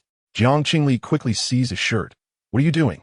The serpentine creature, adhering to the law of the jungle, succinctly stated, Let him learn to keep his mouth shut. Jiang Qingli remarked. They're not lowering their voices. Beastmen have excellent hearing. Outside, Bai Li Jing had clearly overheard their exchange. It's fine. Xiao Li, you need not feel awkward. The white fox youth's eyes glimmered with cold, murderous intent. Yet his voice remained gentle, soothing his little green plum. My dear, perhaps I should have a proper chat with Mr. Yi. Jiang Qingli believed Bai Li Jing would indeed sit down for a discussion, but she was certain that Yi Linyuan would be the type to resort to violence. Bai Li Jing's ability level was low. He was certainly no match for a formidable antagonist. Jiang Qingli sighed. You both wait. After my bath, the three of us will have a good talk. Having said this, she closed her eyes and slid into the bathtub. Moments latte. A series of bubbles surfaced in a displeasing manner. Glug, glug. Before emerging from the water, she glanced at Yi Linyuan. Hey. Yi Linyuan, who had been silently waiting, closed his eyes, his tone languid. Understood. Though his eyes were shut, he accurately grasped the towel and handed it to her. Jiang Qingli wiped away the droplets, and he subsequently offered her a bathrobe. Once permitted to open her eyes, Yi Linyuan snapped his fingers, and the moisture from her hair swiftly dissipated. In less than a minute, her hair was dry. Jiang Qingli's eyes sparkled. How convenient. How do you do that? She was no longer upset, her eyes gleaming with curiosity. Yi Linyuan raised an eyebrow slightly. You guess. You're a bit pretentious. Jiang Qingli huffed. I want to guess. If you don't want to say, then forget it. Exiting the bathroom, Jiang Qingli immediately spotted Bai Li Jing seated on the sofa. Oddly enough, despite the air conditioning being on, he had wrapped himself tightly in a blanket, resembling a little bun. Bai Li Jing patted the space beside him. Baby, sit here. As Jiang Qingli took a few steps forward, an uncomfortable sensation prickled at her back, prompting her to turn and sit opposite Bai Li Jing. Simultaneously, she directed Yi Linyuan to take a seat on another sofa. The three of them occupied 3 sofas, forming a stable triangle. Yi Linyuan leaned against the backrest, one hand resting on the armrest, diving straight into the topic. What shall we discuss?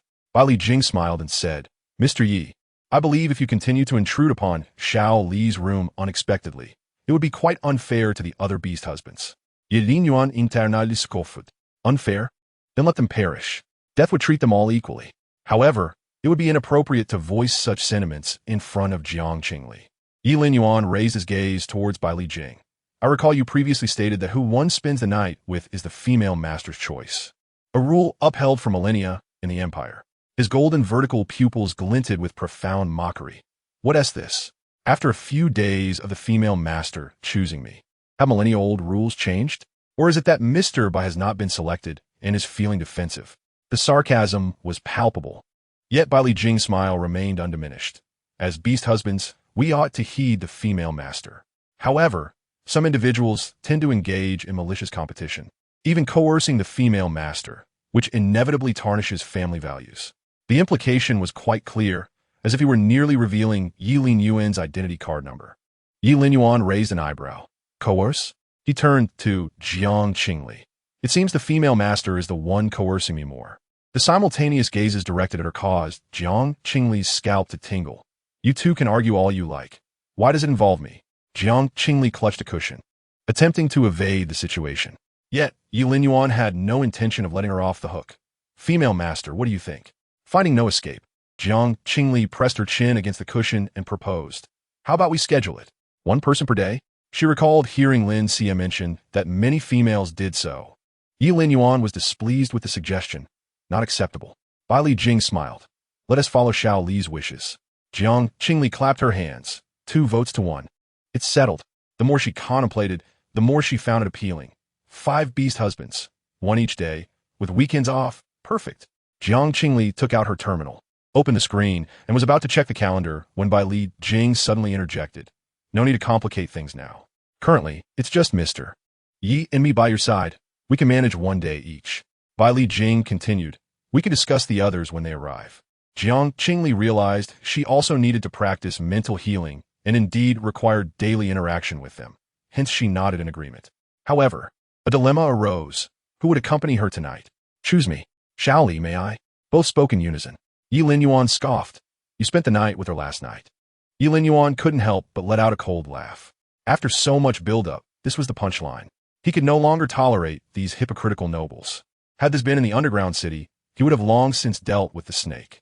Yet, the final decision still lay with Jiang Qingli. Both turned their gazes toward her. Jiang Qingli pondered for a moment. Given Yi Linyuan's heavy pollution levels, she might not manage well initially and could end up fainting. Thus, she deemed it more appropriate to choose Bai Li Jing, whose pollution levels were comparatively low. Under Yi Linyuan's piercing gaze, Jiang Qingli timidly pointed to Bai Li Jing. You've already accompanied me several times. Yi Linyuan shot a cold glare at the vixen and strode out, slamming the door with a resounding bang. Xiao Li, come over here. Bai Li Jing's fingers emerged from beneath the blanket, patting the empty spot beside him. As Jiang Qingli approached and sat down, he leaned closer, his voice soft, the upward curve of his eyes particularly alluring. Baby, open the blanket. There's a gift for you underneath. Chapter 59. Good girl, this is a reward. A gift? No wonder he was wrapped up so tightly. Was it a gown or jewelry this time? Jiang Qingli cherished the gifts from Bai Li Jing. Thus she eagerly extended her hand to pull back the blanket. Upon revealing something astonishing, the girl's fair complexion instantaneously flushed a deep crimson, her curled lashes quivering incessantly. Lowering her gaze to her fingers tightly grasping the towel, she felt as if she could hardly breathe. After a brief moment, Jiang Qingli managed to inquire, why did you come out dressed like that? Bai Li Jing seemed to chuckle softly like what? His warm breath brushed against her cheek, provoking a slight tickle. Jiang Qingli furrowed her brow and whispered, you're feigning ignorance. Though she wished to avoid the topic, his deliberate counter-question led her mind to wander back to the earlier scene. Beneath the blanket, devoid of any clothing, A delicate silver chain adorned his neck and cascaded down to encircle his waist, outlining the youthful contours of his pale skin. A towel loosely encircled his waist, casually knotted, teetering on the brink of falling. Even the most ascetic individuals would find it challenging to remain composed upon witnessing such an impactful sight. The girl pressed her lips together, her breathing becoming somewhat erratic. Bai Lijing found her adorable, leaning slightly forward, his lips brushing against her ear as he whispered, "Just a glance? Shaoli, why are you so timid?" "Who is timid?" Jiang Qingli, unable to resist the provocation, shot him an annoyed glare. "Where's the gift? Aren't we already unwrapping it?" His heated breath lingered against her ear as the young man urged softly, "Continue, baby." Without granting Jiang Qingli much time to react, he took her hand and drew her closer. The blanket fell away. As Jiang Qingli's fingers brushed against the chain, she gently tugged it, causing him to lean toward her, his arm supporting himself beside her, enveloping her within his embrace. Bai Lijing's back arched slightly, his lips brushing the corner of her mouth, his eyes sparkling with a gentle yet restrained smile. "Baby, do you like this gift?" Jiang Qingli hesitated, tilting her head as she let her fingers glide along the chain. Seemingly pondering the question, the acclaimed White Fox film emperor, who was usually so assured, now felt a twinge of nervousness. It had been a long time since they last met. Had her preferences remained unchanged? Though only a minute had passed, it felt like an eternity. Suddenly, his lips met hers with a soft caress. Bai Lijing was momentarily taken aback, but quickly realized what had transpired. This time he was somewhat bolder, his hand loosely encircling Jiang Qingli's waist. Her lips were soft as she murmured, "This was your choice. If you regret it, you cannot blame me." The fox ears atop her head twitched, and Bai Lijing laughed. "Baby, shouldn't I be the one saying that? It was Shaoli who volunteered. If you regret it, you can blame me. But save that for tomorrow." Having said this, he deepened the kiss without allowing Jiang Qingli any time to react. Having just sipped lemon water, her lips tasted sweet, incredibly addictive. He couldn't help but intensify the kiss, as if he wished to meld her into himself. Outside, thunder rumbled ominously. The rain fell suddenly and heavily, battering against the glass. The temperature inside seemed to rise, and Jiang Qingli felt her heart racing wildly, almost to the point of breathlessness. Yet she felt no desire to escape. When they finally parted, Jiang Qingli's gaze was slightly unfocused. She looked down and noticed a fluffy white fox tail swaying gently before her. Almost instinctively, she reached out to grasp the tail. The moment she did, Bai Lijing's body seemed to stiffen slightly. Realizing something was amiss, Jiang Qingli felt a small surge of triumph, thinking she had caught him off guard. But her elation was short-lived. Bai Lijing demonstrated with his actions what kind of price one must pay to accept gifts. The rain continued to pour. The young man held her hands delicately, his tender voice whispering in her ear, coaxing her step by step into the fox's trap. "Baby, could you help me untie this? Call my name. Good girl, that's your reward." The next morning, Jiang Qingli lay in bed, her gaze fixed on the ceiling in a daze. She had already been awake for 3 minutes, but wished she hadn't tea. Her mind was filled with a few overwhelming words: crazy, utterly insane. She shut her eyes and sighed. Her gaze fell to her side, where the space was empty, but Bai Lijing was in the shower. The sound of the water in the bathroom reminded her of last night's rain. She inhaled deeply, pulling the blanket over her face, attempting to erase the chaotic images from her mind. Last night had indeed been exhausting. Jiang Qingli soon drifted into a light slumber, just as her consciousness began to blur. She felt the mattress dip slightly beside her as Bai Lijing returned from a shower, climbing into bed quietly. His strong arm wrapped around her waist. His face nestled against her neck, while his fox ears brushed gently against her chin. They resembled two small creatures cuddling together. This warm scene contrasted starkly with the events of the previous night. Jiang Qingli initially intended to feign sleep, but with an appointment at the academy in the afternoon to apply for a mental strength assessment, she had to open her eyes. She pulled down the blanket and turned her head to meet Bai Lijing's gaze. "Baby." The handsome young man smiled, planting a kiss on her cheek, his gentle smile radiating satisfaction. "Good morning." Jiang Qingli didn't dare meet his eyes, biting her slightly swollen lips and turning her face away. To be honest, she found it impossible to look at Bai Lijing right now. Just hearing his voice conjured memories of the nearly frenzied downpour from last night, along with his whispered words in her ear. Her ears burned, and she nodded, gradually sinking back into the blanket. Bai Lijing recognized her shyness and did not linger, gently cupping her face and giving her another kiss. The toothpaste is ready. There's warm water on the table. I'll head to the kitchen to make breakfast. Okay? Jiang Qingli nodded in response. If you're tired, sleep a bit longer. I'll wake you up. Bai Lijing couldn't resist kissing her lips again, as if he could never tire of it. After clinging to Jiang Qingli for a while longer, he finally got up. The floor was strewn with crumpled towels and the remnants of Jiang Qingli's sleepwear from the previous night. Bai Lijing wore a blissful smile as he tidied up the mess, donned a bathrobe, and exited the room. Once the door closed, Jiang Qingli snuggled into the blanket for a moment, feeling no inclination to sleep, and planned to get up to freshen up. As her feet touched the floor, she experienced a strange sensation, not of pain, but rather a sense of unreality. Bai Lijing was gentle, yet left her feeling somewhat sore. Jiang Qingli sluggishly washed up and changed into looser clothing. After organizing her belongings and glancing at the time, she realized it was nearly noon. A peculiar sense of foreboding washed over her, as if she had missed an important appointment. With a sigh, Jiang Qingli opened the door, only to find two men standing at the entrance, locked in a silent standoff. Upon hearing the door open, their gazes turned toward her. Bai Lijing remarked, "How can this little baby be so delectable?" Jiang Qingli retorted, "Fire prevention, theft prevention, and fox prevention." Meanwhile, the unfortunate Qin Mai remained oblivious to the fact that while he was being confined, the others had already made themselves at home. Chapter 60. I promise not to touch you. The male gazes fell upon the girl's face, as if they were tangible, scrutinizing her features. Before Jiang Qingli could speak, Yi Lin Yuan averted his gaze and emitted a familiar cold snort. On the other hand, Yin Nuo lowered his eyes, his expression tinged with melancholy. Jiang Qingli glanced left and right, hesitating to speak first. She felt a pang of guilt. The noise from the previous night seemed a bit excessive. Although Bai Lijing assured her multiple times that he had activated the barrier and the room's soundproofing mode, Jiang Qingli still feared that others had overheard. She had no desire to broadcast her personal affairs. After a brief moment of silence, Yin Nuo respectfully inquired, "Miss, what would you like for lunch?" The Grey Wolf butler's demeanor remained unchanged, suggesting he was unaware of the previous night's events. Jiang Qingli let out a sigh of relief. Just something light will do. Just as she began to speak, she abruptly paused.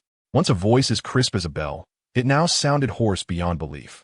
Jiang Qingli, slightly embarrassed, touched her nose and continued, "Well, you decide. I shall ask the kitchen to prepare another serving of candied pear." Yin Nuo, with an unchanged expression, nodded and departed, albeit with quicker steps than usual. After closing the bedroom door, Jiang Qingli intended to head downstairs, but her wrist was seized first. Psychological healing? Yi Lin Yuan approached with a menacing presence, his deep voice laced with mockery. "This is the first time I've heard that psychological healing requires one to be in bed. Are you angry?"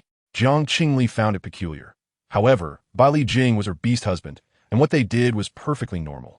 While she felt awkward about being the center of attention regarding her private matters, it did not imply her acceptance of inquiries into her personal life.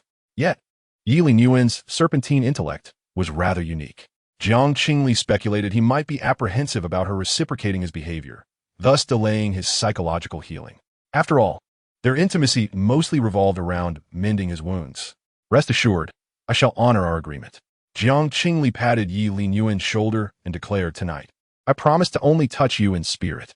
Yi Lin Yuan, perhaps due to Jiang Qingli's impression, appeared even darker after her words. He gazed at her for several moments before turning away in silence. Having grown accustomed to his temperament, Jiang Qingli descended the stairs as if nothing had happened. In the dining room, Bai Lijing set the dishes on the table. Sunlight filtered through the leaves in the courtyard, casting dazzling patterns on the young man's white shirt. Jiang Qingli momentarily lost her focus, finding Bai Lijing's appearance in a white shirt oddly familiar. Had he previously starred in a similar advertisement? Her stomach audibly protested at an inopportune moment, prompting her to hasten towards the dining area. As she drew closer, Bai Lijing glanced at her before suddenly lowering his head and swiftly covering his left cheek with his hand. "What is it?" Jiang Qingli asked, puzzled. "Nothing," Bai Lijing replied, his gaze averted. "Please, do not look at me for now." The more he avoided her, the more curious Jiang Qingli became. She reached out to grasp his hand, but he evaded her touch. "You're avoiding me?" She feigned displeasure. "Did we not agree last night that I could do anything to you? Just loosen your grip so I can see what's wrong with your face." The handsome young man pressed his lips together. "I fear you may find me unappealing." I shall decide whether to find you unappealing after I see, Jiang Qingli asserted fairly. Reluctantly, Bai Li Jing moved his hand aside. Jiang Qingli leaned in for a closer look and discovered several pink scratches adorning his left cheek. Bai Li Jing lowered his long lashes, his voice muffled. Do not stare. I know it looks bad. Not at all. You remain as handsome as ever. Jiang Qingli was taken aback by the severity of the appearance anxiety faced by celebrities and quickly offered her reassurance. Will you truly not find me repulsive? The young man took her hand and rubbed it against his cheek. I knew you were the best of me. Jiang Qingli felt a twinge of guilt, realizing that she might be the one responsible for the scratches. As the perpetrator, she certainly could not disparage her own handiwork. Just as they were engrossed in this tender moment, a serious voice interrupted. Mr. Bai Li, there is ointment available in the pharmacy. Would you like me to fetch it for you? Yin Nuo approached, glancing at Bai Li Jing's face before turning to Jiang Qingli. Miss, do not worry. Even without medication, it will heal within a few hours. Is that so? Bai Li Jing smiled at her. Then, would you be so kind as to apply it for me? After last night, Jiang Qingli now felt a bit anxious at the request. All right, let us eat first, she said, pinching her heated earlobe. I will assist you after we've finished. During lunch, Yi Linyuan was absent, and Bai Li Jing remained closely by Jiang Qingli's side, attentive to her every need, almost as if he were feeding her mouth to mouth. Jiang Qingli felt as though she were a child. After the meal, Jiang Qingli applied the ointment to Bai Li Jing's wounds and then took Yin Nuo's vehicle to the academy to apply for the assessment. The female mental power assessment occurs biannually. Jiang Qingli was just in time to apply in the final days of the first half of the year. Upon passing, she would sit for the examination alongside other females next month. On her way, she noticed several familiar faces among the other females. Due to the instability of mental power levels during the first 5 years, assessments are conducted annually. Thereafter, the intervals extend to 5, 10, and 20 years. High-ranking females receive generous rewards from the empire, yet they must also accept tasks assigned by the empire, contributing equivalently in return. The application requires a one-on-one verification, and Jiang Qingli was number 5. Upon reaching the entrance, she realized Bai Yi was behind her, number 1. Bai Yi, linking arms with Ling Qing, widened her eyes upon seeing her, taking several seconds to speak. Sister Qingli, what are you doing here? Have you awakened your abilities? Jiang Qingli replied flatly. It's none of your concern. She walked directly into the application room, without sparing them a glance. Ling Qing's eyes flashed with surprise. Had she truly awakened her abilities? A second awakening? How could that be possible? She was merely a useless, inferior female. Ling Qing instinctively dismissed the idea, but could not help but follow the girl with her gaze. However, after only a few moments, the Grey Wolf butler raised his hand to close the door, cutting off his view. Observing Yin Nuo's indifferent expression, Ling Qing chuckled softly. Surely, he did not think he had any interest in Jiang Qingli? That was laughable. A worthless individual, even with a second awakening, was likely to possess abilities no better than those of her beast husbands, far inferior to Yi. At this point, Bai Yi was too preoccupied to concern herself with Ling Qing. She was mentally summoning the system. System voice. Present, please state your request, host. How could Jiang Qingli be here? Has she awakened her abilities? Bai Yi exclaimed in a panic. She's merely a cannon fodder. How could she possibly awaken her abilities? What type and what level? You must investigate immediately. Bai Yi was seething with rage. What use are you to me? If it weren't for this system, how would you exchange items and become the perfect female everyone in the upper city envies? The system emitted a mechanical laugh, both mocking and eerie. Should you forget your original self, I can reclaim the items and let you experience it for a few days. Enough. Bai Yi, overwhelmed with fear, interrupted. I will not inquire further. Although the system could not provide assistance, Bai Yi refused to give up. Having been here for some time, she had built some connections. She dismissed Ling Qing and began asking around. Unfortunately, no one knew anything about Jiang Qingli's situation. Bai Yi contemplated a possibility. Could I use the items on Jiang Qingli? Like previously with the males, hypnotize her, manipulate her? System, unless you designate her as a target for. However, since for same-sex and opposite sex are distinct systems, all prior points will reset upon designation. Bai Yi, are you kidding me? To give up all my points for Jiang Qingli? I must be insane. Bai Yi pinched her brow, feeling an overwhelming sense of irritation. The system reassured her, do not worry. Your abilities are aligned with the standards of the female lead. She cannot surpass you. While this was said, Bai Yi felt a strong sense of crisis as she thought of the once inferior individual awakening abilities. The feeling of unease intensified. After a moment of contemplation, Bai Yi suddenly lifted her gaze. In her line of sight, the gray wolf butler stood tall and handsome. Chapter 61. Is your beast husband inadequate? To Bai Yi, Nuo was likely deemed a quality male by the system primarily due to his Earth-type abilities and superior looks. System data revealed that Nuo had lost his parents at 3 and grew up in a charity orphanage in the 2nd District. He earned a spot in the Imperial Military Academy through exceptional grades and withdrew early due to conflicts with a powerful figure. Half a year later, he secured a position as a bodyguard for the Jiang family and was subsequently assigned to serve Jiang Qingli as a butler. Though he was called a butler, he was merely a servant. Bai Yi, with her 5 beast husbands, held a position of privilege, if not for the need for points. She would scarcely have acknowledged Nuo. According to the system, Nuo's favorability towards her was negative, indicating substantial room for improvement. If she could win him over, the rewards would be plentiful. However, high returns came with high risks. Should his favorability diminish further, it would be counterproductive. What should I do? Bai Yi pondered for a moment, and suddenly her eyes brightened as she asked the system, "By the way, are there any more of those affection fruits?" At this moment, she recalled that this was not her first encounter with a male whose affection was in the negative.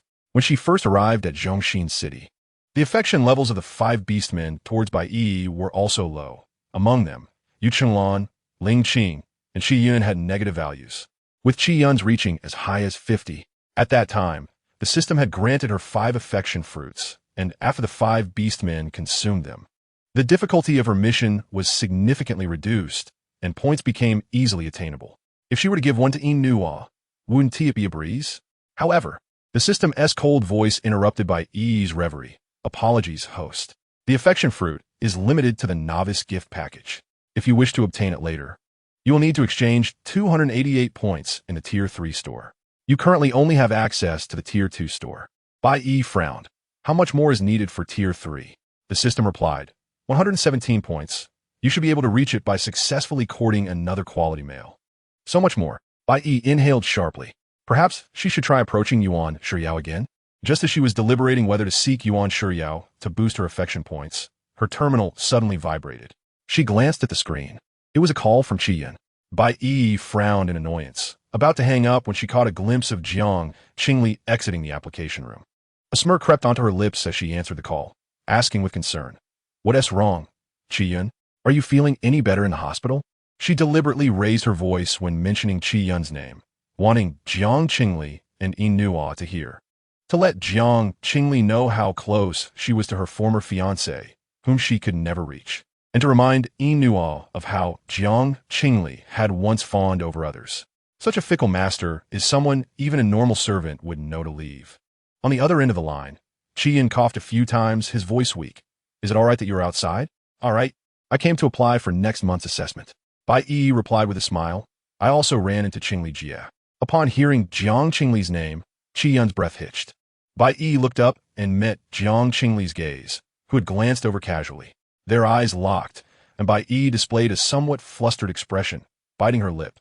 "Qingli Jie, I know you care about Qi Yun. Do you want to speak to him?" "No need," Jiang Qingli replied coldly. "Don't consider me part of your circle." She took a step closer to Bai Yi, a half-smile gracing her lips. "Not everyone is like you, eager to take on second-hand goods." A flicker of mild derision passed through her bright almond eyes, and Jiang Qingli did not linger, turning to leave with Nuo. Bai Yi stood there in a daze, feeling that Jiang Qingli had changed from before. Before she could ponder this further, a strong retching sound came from the terminal. A nurse anxiously inquired, but Qi Yun was too preoccupied to respond. Since hearing Jiang Qingli's voice, he felt dizzy, retching increasingly violently, as if he were trying to expel something deep within his soul. In Bai Yi's mind, the system flashed, emitting a sharp alarm warning. "Warning! The affection level of the target Qi Yun is fluctuating drastically. Please, host, proceed to calm him immediately." Lin Xie was nestled in the last row corner with Jiang Qingli, perusing gossip on the campus forum. The content was immensely varied, filled with various rumors and discussion threads. Knowing that Jiang Qingli had undergone her second awakening, Lin Xie found several threads related to mental powers for her to read. Jiang Qingli was attentively engaged, while Linsa leaned over her desk, scrolling through her terminal, suddenly recalling something. By the way, have you received the course invitation from Professor Lin? Not yet. Jiang Qingli shook her head. Is he a mentor for mental power-related courses? Yes. Lin Xia patiently explained, females detected with mental powers will receive course invitations to help us master them. We'll be classmates then. She linked her arm with Jiang Qingli's. What have you read so far? The thread was halfway through, and Jiang Qingli was reading about someone sharing their experiences with beastmen in bed, highlighting the pleasurable aspects of using mental powers. Oh, you little pervert. Lin Xia teased as she pinched her arm. Jiang Qingli's ears flushed as she quietly protested. I'm just looking. Where's the harm in that? Lin Xia grinned and leaned closer. Qingli baby, I'm actually quite curious. Among your beastmen, who do you find most satisfactory? In contemporary society, the atmosphere was quite liberal. Last time, Jiang Qingli had overheard two females in the changing room comparing their beastmen sizes and discussing what clothing suited them best. Compared to that, Lin Xia's question was rather conservative. However, Jiang Qingli struggled to articulate her thoughts. She had only been intimate with two, and the encounters had been limited, making comparison difficult. Seeing her shy, Lin Xia was astonished. You mean you haven't done anything with them? Or are they just not good enough for you? Jiang Qingli felt a bit conflicted. Both beastmen she had interacted with were quite capable. If she were to have them learn more, they might not even have the strength to get out of bed. Yet, she was also eager to see more, having not experienced much since her arrival. Besides, what was wrong with the girl wanting to explore a bit? Jiang Qingli resolutely nodded. Lin Xia chuckled. Well, that is my collection built up over several years. The males in there are quite handsome. One of the male leads even looks a lot like Bai Li Jing from the side. Cough cough. Jiang Qingli nearly sputtered her drink upon hearing this. Lin Xia quickly handed her a tissue, momentarily forgetting what she had meant to say. Jiang Qingli nodded, turning to face the aircraft. As the door opened, she unexpectedly met a pair of gentle eyes. Bai Li Jing sat inside, smiling as he asked, Baby, what do you want to learn? Jing, Shaoli, I want to improve. I desire it immensely. Chapter 62. Pulling the hair flowers where she cannot see. Jiang Qingli's body stiffened, almost causing her to slam the aircraft door shut. She paused for a few seconds before slowly stepping inside. As the door closed, Bai Li Jing reached out and pulled her onto his lap. His long, powerful arms encircled her waist, and the young man skillfully buried his face in her neck, gently nuzzling her ear. It tickled a bit, making Jiang Qingli giggle as she reached out to stroke his soft hair. I miss you, Bai Li Jing smiled, planting a kiss on her cheek. Do you miss me, baby? Jiang Qingli found his playful demeanor rather endearing and teased. Not really. I'm quite serious about studying, unlike some people who are distracted. Then I must be terribly unproductive. Bai Li Jing straightened up to meet her gaze. His deep, melodious voice expressed self-reproach, yet it was laced with an unmistakable smile. I still need to learn well from my baby. Jiang Qingli felt flattered, her spirits lifting as she raised her chin. Of course. Her eyes sparkled, and Bai Li Jing stared intently, his Adam's apple bobbing as one hand subtly pressed against her waist, gently pulling her closer to him. Bai Li Jing lowered his gaze to her, his voice enticing. So, baby, what were you discussing with your friends just now? What do you want me to learn? Upon hearing this, Bai Li Jing noticed the proud little girl, who had just been lifting her chin, suddenly freeze, her ears turning red, clearly a bit shy. Jiang Qingli's gaze flitted around as she maintained a serious tone. Some topics related to mental powers. Oh, by the way, I didn't perform mental healing for you yesterday. Shall we do it tomorrow night? She had indeed found a legitimate topic to discuss. Jiang Qingli was quite pleased with her quick thinking. She looked at him earnestly, adopting a serious expression. It's all your fault for being so distracted last night that we didn't succeed. I'm sorry, Shaoli. Bai Li Jing readily adopted a remorseful expression, leaning down to kiss her delicate fingers. It's all my fault for being lost in the sea of feelings, causing us to miss out. Please forgive me, my lady. As long as you forgive me, I'll do anything you ask. The handsome young man leaned closer, gazing up at her, his tone weak and pleading. Yet, within his usually gentle eyes, a flicker of excited anticipation danced. Jiang Qingli was taken aback by his unexpected cooperation, nearly laughing out loud. Wow, you're really getting into character. Don't make me sound like a villain forcing someone into a corner. Little Li could be the bad guy. That was of no consequence. Bai Li Jing's voice was soft. No matter how wicked you are, I still find you charming. Jiang Qingli thought to herself. How on earth could this person maintain a straight face while uttering such sweet nothings? Feeling her cheeks warm, She averted her gaze to the window, feigning interest in the road outside. As she watched the rapidly retreating cityscape, a thought suddenly struck her. Why did it seem that whenever the topic of mental healing arose, Bai Li Jing would skillfully sidestep the conversation as if he were evading the subject? Was he reluctant to let her understand him? Or did he harbor some secret? Instinctively, Jiang Qingli glanced at the young man beside her, who immediately leaned closer, seeking affection like a large dog unable to detach from its owner. His soft lips brushed against her cheek, and just then, her terminal began to emit a series of incessant beeps. Jiang Qingli, caught off guard, picked up the terminal to check. The message interface revealed that Lin Xie had sent over a dozen videos with lengthy, eye-catching titles. She quickly grasped the terminal, glancing nervously at Bai Li Jing, who blinked innocently in response. "What's wrong?" he inquired with a smile. Jiang Qingli breathed a sigh of relief. "Nothing." Before long, the aircraft came to a halt in the garage. Jiang Qingli opened the door and immediately spotted a tall figure standing a few steps away. Yi Linyuan had arrived at some point, waiting for an unknown duration, arms crossed, his gaze fixed on Bai Li Jing behind her, his expression darkening. Confused, Jiang Qingli asked, "What's wrong?" After she departed, Bai Li Jing disembarked from the aircraft, somewhat puzzled, while Mr. Yi's expression was grim. Had something occurred? Quit pretending. Yi Linyuan approached without any pleasantries, his imposing presence palpable. "Did you tamper with my aircraft?" he asked, fixing a cold stare on Bai Li Jing. During the evening rush hour, traffic in the central city was horrendous. Even if he summoned help, he would undoubtedly be late to retrieve Jiang Qingli. His instincts were on high alert. Upon his return, he had waited in the garage, and, as expected, Bai Li Jing had gone to fetch Jiang Qingli.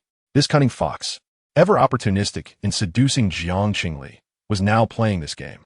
In response to Yi Linyuan's accusations, Bai Li Jing smiled innocently. "Mr. Yi, it seems your paranoia is rather pronounced. It appears that this is a common trait among serpents. If you don't mind, I could recommend a few psychologists." "Vile creature," Yi Linyuan scoffed. "You put in so much effort, yet I don't see her marking you." Bai Li Jing's smile faltered. He comprehended the underlying implication in Yi Linyuan's words, his eyes narrowing. "Has she marked you?" Yi Linyuan raised an eyebrow, embodying the demeanor of a triumphant victor as he turned to leave. Let him speculate, oblivious to the argument that had erupted between the two beastly men in her absence. Jiang Qingli took a shower before entering Yi Linyuan's room. His personal space bore few possessions, remaining unchanged since her last visit. "Come here," he commanded, his gaze locking onto Jiang Qingli. He lounged on the sofa, his serpent tail lazily coiled, the tip lightly tapping the carpet, seemingly in a good mood. Beasts could freely control their beastly features while in a conscious state. Jiang Qingli approached, sitting on his serpent tail. "I've noticed you particularly enjoy letting your tail out." "It's convenient," Yi Linyuan replied, demonstrating by lifting his tail, wrapping it around one of her legs. With slight pressure, she shifted from a slouch position to straddling his tail. The coolness of the serpent's body gliding against her leg evoked some rather blush-inducing thoughts. Jiang Qingli felt a bit awkward and hastily broached the subject of mental healing. Yi Linyuan's slit pupils narrowed slightly, appearing dissatisfied with her formal approach. Nevertheless, he nodded, allowing her to draw closer. After a few moments of dizziness, Jiang Qingli opened her eyes to find the surroundings transformed. This was her second time entering Yi Linyuan's mental realm. The area resembled her previous visit, but appeared much improved. The air was fresher, and the ground was no longer as parched and terrifying. The trees that had once been bare and lifeless now sprouted tiny green buds, hinting at newfound vitality. Suddenly, she felt a tug at her ankle, a slick sensation wrapping around it. Jiang Qingli looked down to see a thick, black serpent coiling around her ankle. Its head tilted back as it flicked its tongue at her. "Ah, it's you?" Jiang Qingli recognized the creature as Yi Linyuan's spirit. She reached out, intending to pet it like before. However, as her fingertip brushed its head, it abruptly stiffened, collapsing to the ground as if turned to stone. Startled, Jiang Qingli poked at its body, but remained unresponsive. Panic surged within her. Her voice trembled. "Hey, you're not dead, are you?"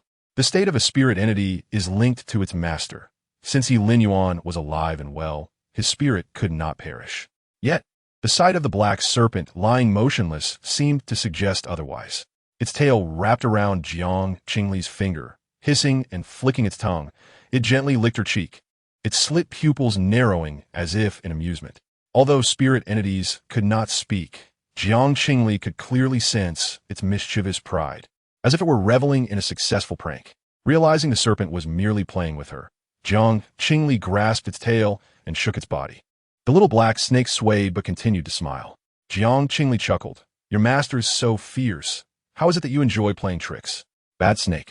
The little black snake, hearing the last two words, lowered its body, gazing up at Jiang Qingli with an adorably pitiful expression. It nudged her finger with its head, seemingly pleading for her not to be upset. All right, I'm not angry, Jiang Qingli reassured, stroking its chin. Let us embrace. I'll help you reduce your pollution levels. Before she could finish, the little black snake, unable to contain itself, swiftly slithered up her sleeve. The serpent's tail brushed against her skin, trailing along her waist, leaving a series of cool sensations in its wake. This peculiar feeling was both strange and delightful, causing Jiang Qingli's cheeks to flush as she reached out to grasp it. However, the snake, having licked her several times, wrapped around her waist, persistently nudging her, unwilling to release its hold. With no other option, Jiang Qingli resigned herself to providing therapy for the spirit entity. Time passed, and the serpent in her palm eventually settled down, appearing to fall asleep. Jiang Qingli gently extracted it, patting its head before placing it aside. When she looked up again, the black mist in the forest had noticeably thinned. A familiar sharp pain surged in her mind, likely signaling the limit of her healing abilities. Jiang Qingli closed her eyes, massaging her temples. After a few intense seconds of dizziness, Jiang Qingli opened her eyes to find herself nestled in Yi Linyuan's embrace, cocooned in his arms. Glancing out the window, it was still night. Gradually, the throbbing in her head subsided, and she quietly asked, "How long was I out this time?" "You weren't unconscious," Yi Linyuan replied. "Your mental strength has improved." Jiang Qingli blinked in surprise. "Really?" Yi Linyuan nodded, finally adopting a somewhat professorial demeanor as he explained, "As a level female, you can clear up to 10 pollution points at once. The first time you helped me, it was 10. Today, it's 20. He raised his hand to show her the actual pollution value on his wristband. The orange text displayed that Yi Linyuan's pollution level was at 65. A pollution level exceeding 80 was considered dangerous, and anything above 90 posed a high risk of beastification, leading to confinement in a regulatory facility. My previous pollution level was 95, Yi Linyuan stated. Moreover, intimate contact with you also decreases pollution levels. I have yet to hear of any other female possessing such an ability. Your level must be quite high. We will know more specifics after the assessment. The girl nestled in his arms nodded, her expression slightly weary. Yi Linyuan gently tucked a strand of hair behind her ear, his voice unconsciously softening. Did you experience any discomfort earlier? Upon mentioning this, Jiang Qingli felt a flush creep to her cheeks. Your serpent is simply insatiable. Can't you control it? Yi Linyuan paused momentarily, the serpent's tail awkwardly thumping against the mattress out of sight. Feeling quite drowsy, Jiang Qingli decided not to dwell on the matter, mumbling. Perhaps the pollution level was too high and unstable. It shouldn't be like this next time. Yi Linyuan furrowed his brow and responded in a muffled tone. With heavy eyelids that fought against sleep, Jiang Qingli chatted with him for a few moments before succumbing to fatigue. Wrapping her arms around his arm and drifting into a deep slumber, Yi Linyuan propped himself up, his gaze resting on Jiang Qingli. She always curled up while sleeping, resembling a baby, her soft face pressed against the pillow, her eyelashes casting delicate shadows in the moonlight. The spiritual entity often represented the true, subconscious thoughts of its master.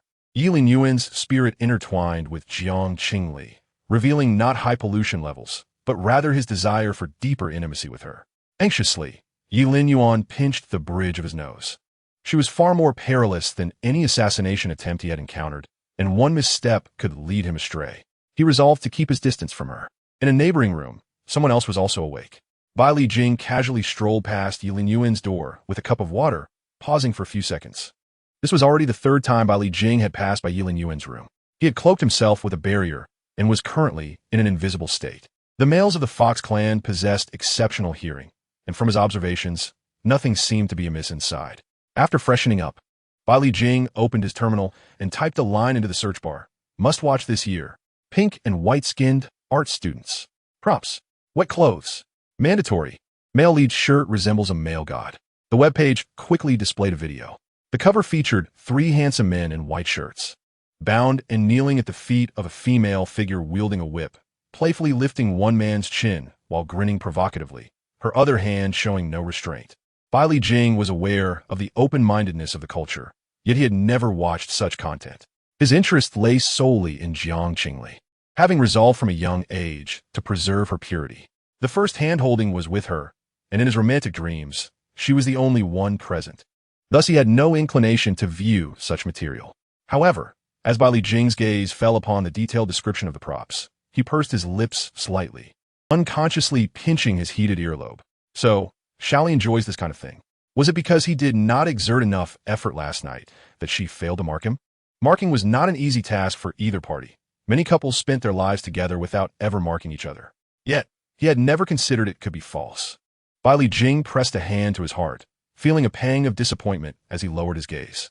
Moments later, he opened a shopping website and purchased the props. He was determined to satisfy Xiaoli and prove that he was no less capable than the male leads in those films. The following morning, when Jiang Qingli awoke, the space beside her was already empty. While brushing her teeth, she casually scrolled through messages on her terminal. 2 hours prior, Yi Linyuan had sent a message. Out. Return date uncertain. Lin Xia messaged, "Baby, did you watch it? Which one do you like best? Did you see the first one? I adore that athlete series." A wave of regret washed over Jiang Qingli. She had slept so soundly last night that she had forgotten to appreciate the legendary top-tier film. How unfortunate. After having breakfast with Bai Jing, they headed to the garage together. Remembering the previous gift, Jiang Qingli felt a slight blush. Yet she had to admit that she genuinely liked that present. However, they also had matters to attend to. After watching the surprise, "You need to help me practice?" Jiang Qingli reminded him, her tone earnest, though her ears betrayed her embarrassment. Bai Jing's smile deepened, just as he was about to respond. A disgruntled voice interrupted from behind. "Hey, what scheduling are you talking about?" "Fox, I've learned. Xiaoli, I will work even harder. Wait for me. Leopard, have you scheduled? What about me? What about me? Rabbit, which selfie should I send to sister today? I'm torn." Chapter 64. Don't blame her.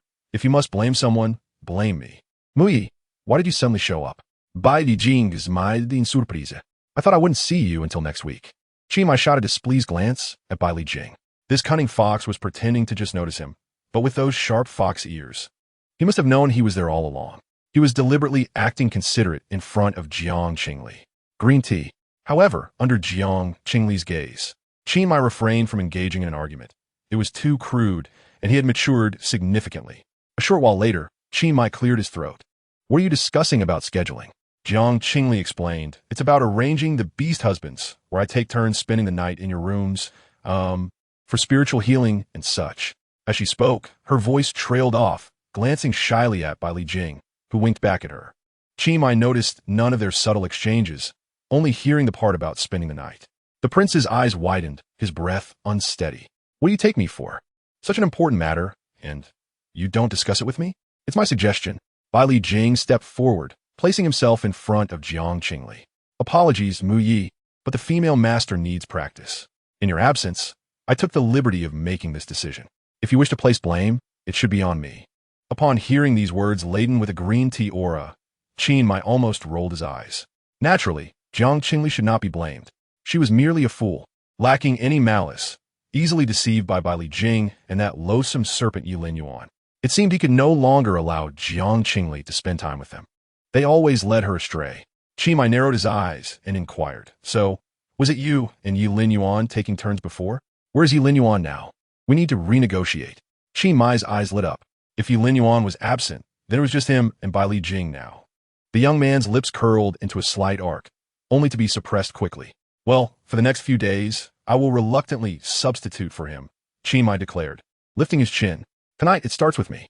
"Apologies, but it's my turn tonight," Bai Jing replied with a smile. "Mu Yi, you can have tomorrow night." "Why should I?" Qimai frowned, refusing to yield. "Yesterday was that loathsome serpent's turn. What does that have to do with me?" Realizing he had let slip a curse in his excitement, he quickly glanced at Jiang Qingli, feeling a surge of nervousness. Bai Jing remained unperturbed. "You just said you would substitute for Yi Linyuan. That's how we arranged it." Qimai, damn, this fox has played me again. He wanted to backtrack, but did not wish to lose face in front of the female. He concluded the conversation dryly. "Fine, let be so." As their discussion wrapped up, the previously silent Inua finally spoke up. "Miss, it's time to head to the academy." No sooner had she finished speaking than Qin Mai hastily made his way to the flying vehicle, as if fearing he would be chased away if he moved any slower. Once seated, he turned to urge Jiang Qingli, "Hurry up." Jiang Qingli nodded and waved at Bai Li Jing. "We're off now." Bai Li Jing tightened his grip on the girl's fingers, a flicker of disappointment crossing his gaze. The time they once had was now to be shared with another. Yet, he had no choice but to endure it. Inside the flying vehicle, Qin Mai watched the two of them entwined in their affection, growing increasingly agitated. The last time he discovered this fox had climbed into Jiang Qingli's bed in his absence. He could hardly remain still in the palace, fearing that when he was away, they might even have children. He had never even kissed Jiang Qingli, and their relationship progressed at a snail's pace while the other beast husbands soared to new heights. It was utterly intolerable. Qin Mai immediately requested a leave. The court instructor firmly refused. Appointed by the queen to ensure Qin Mai improved his cultural knowledge during his house arrest, preventing him from becoming a royal laughingstock again. The following day, the headlines of the daily report directly exposed his examination paper, with the title reading Explosion. A royal illiterate emerges in the interstellar era. The empire is doomed. Each time he made a slight move, the media flocked to him like flies, proclaiming his downfall. Qin Mai remained unfazed. Others may label him as illiterate, but he continued to embrace that very label, for he had no father, and his lofty mother merely communicated through messengers, showing little concern. Yet, he never anticipated that one day, in a fervent desire to meet a female, he would burn the midnight oil, enduring 2 sleepless nights to fill out the examination paper, ultimately achieving a high score of 60. The instructor even suspected he had cheated, but upon finding no evidence, he was released.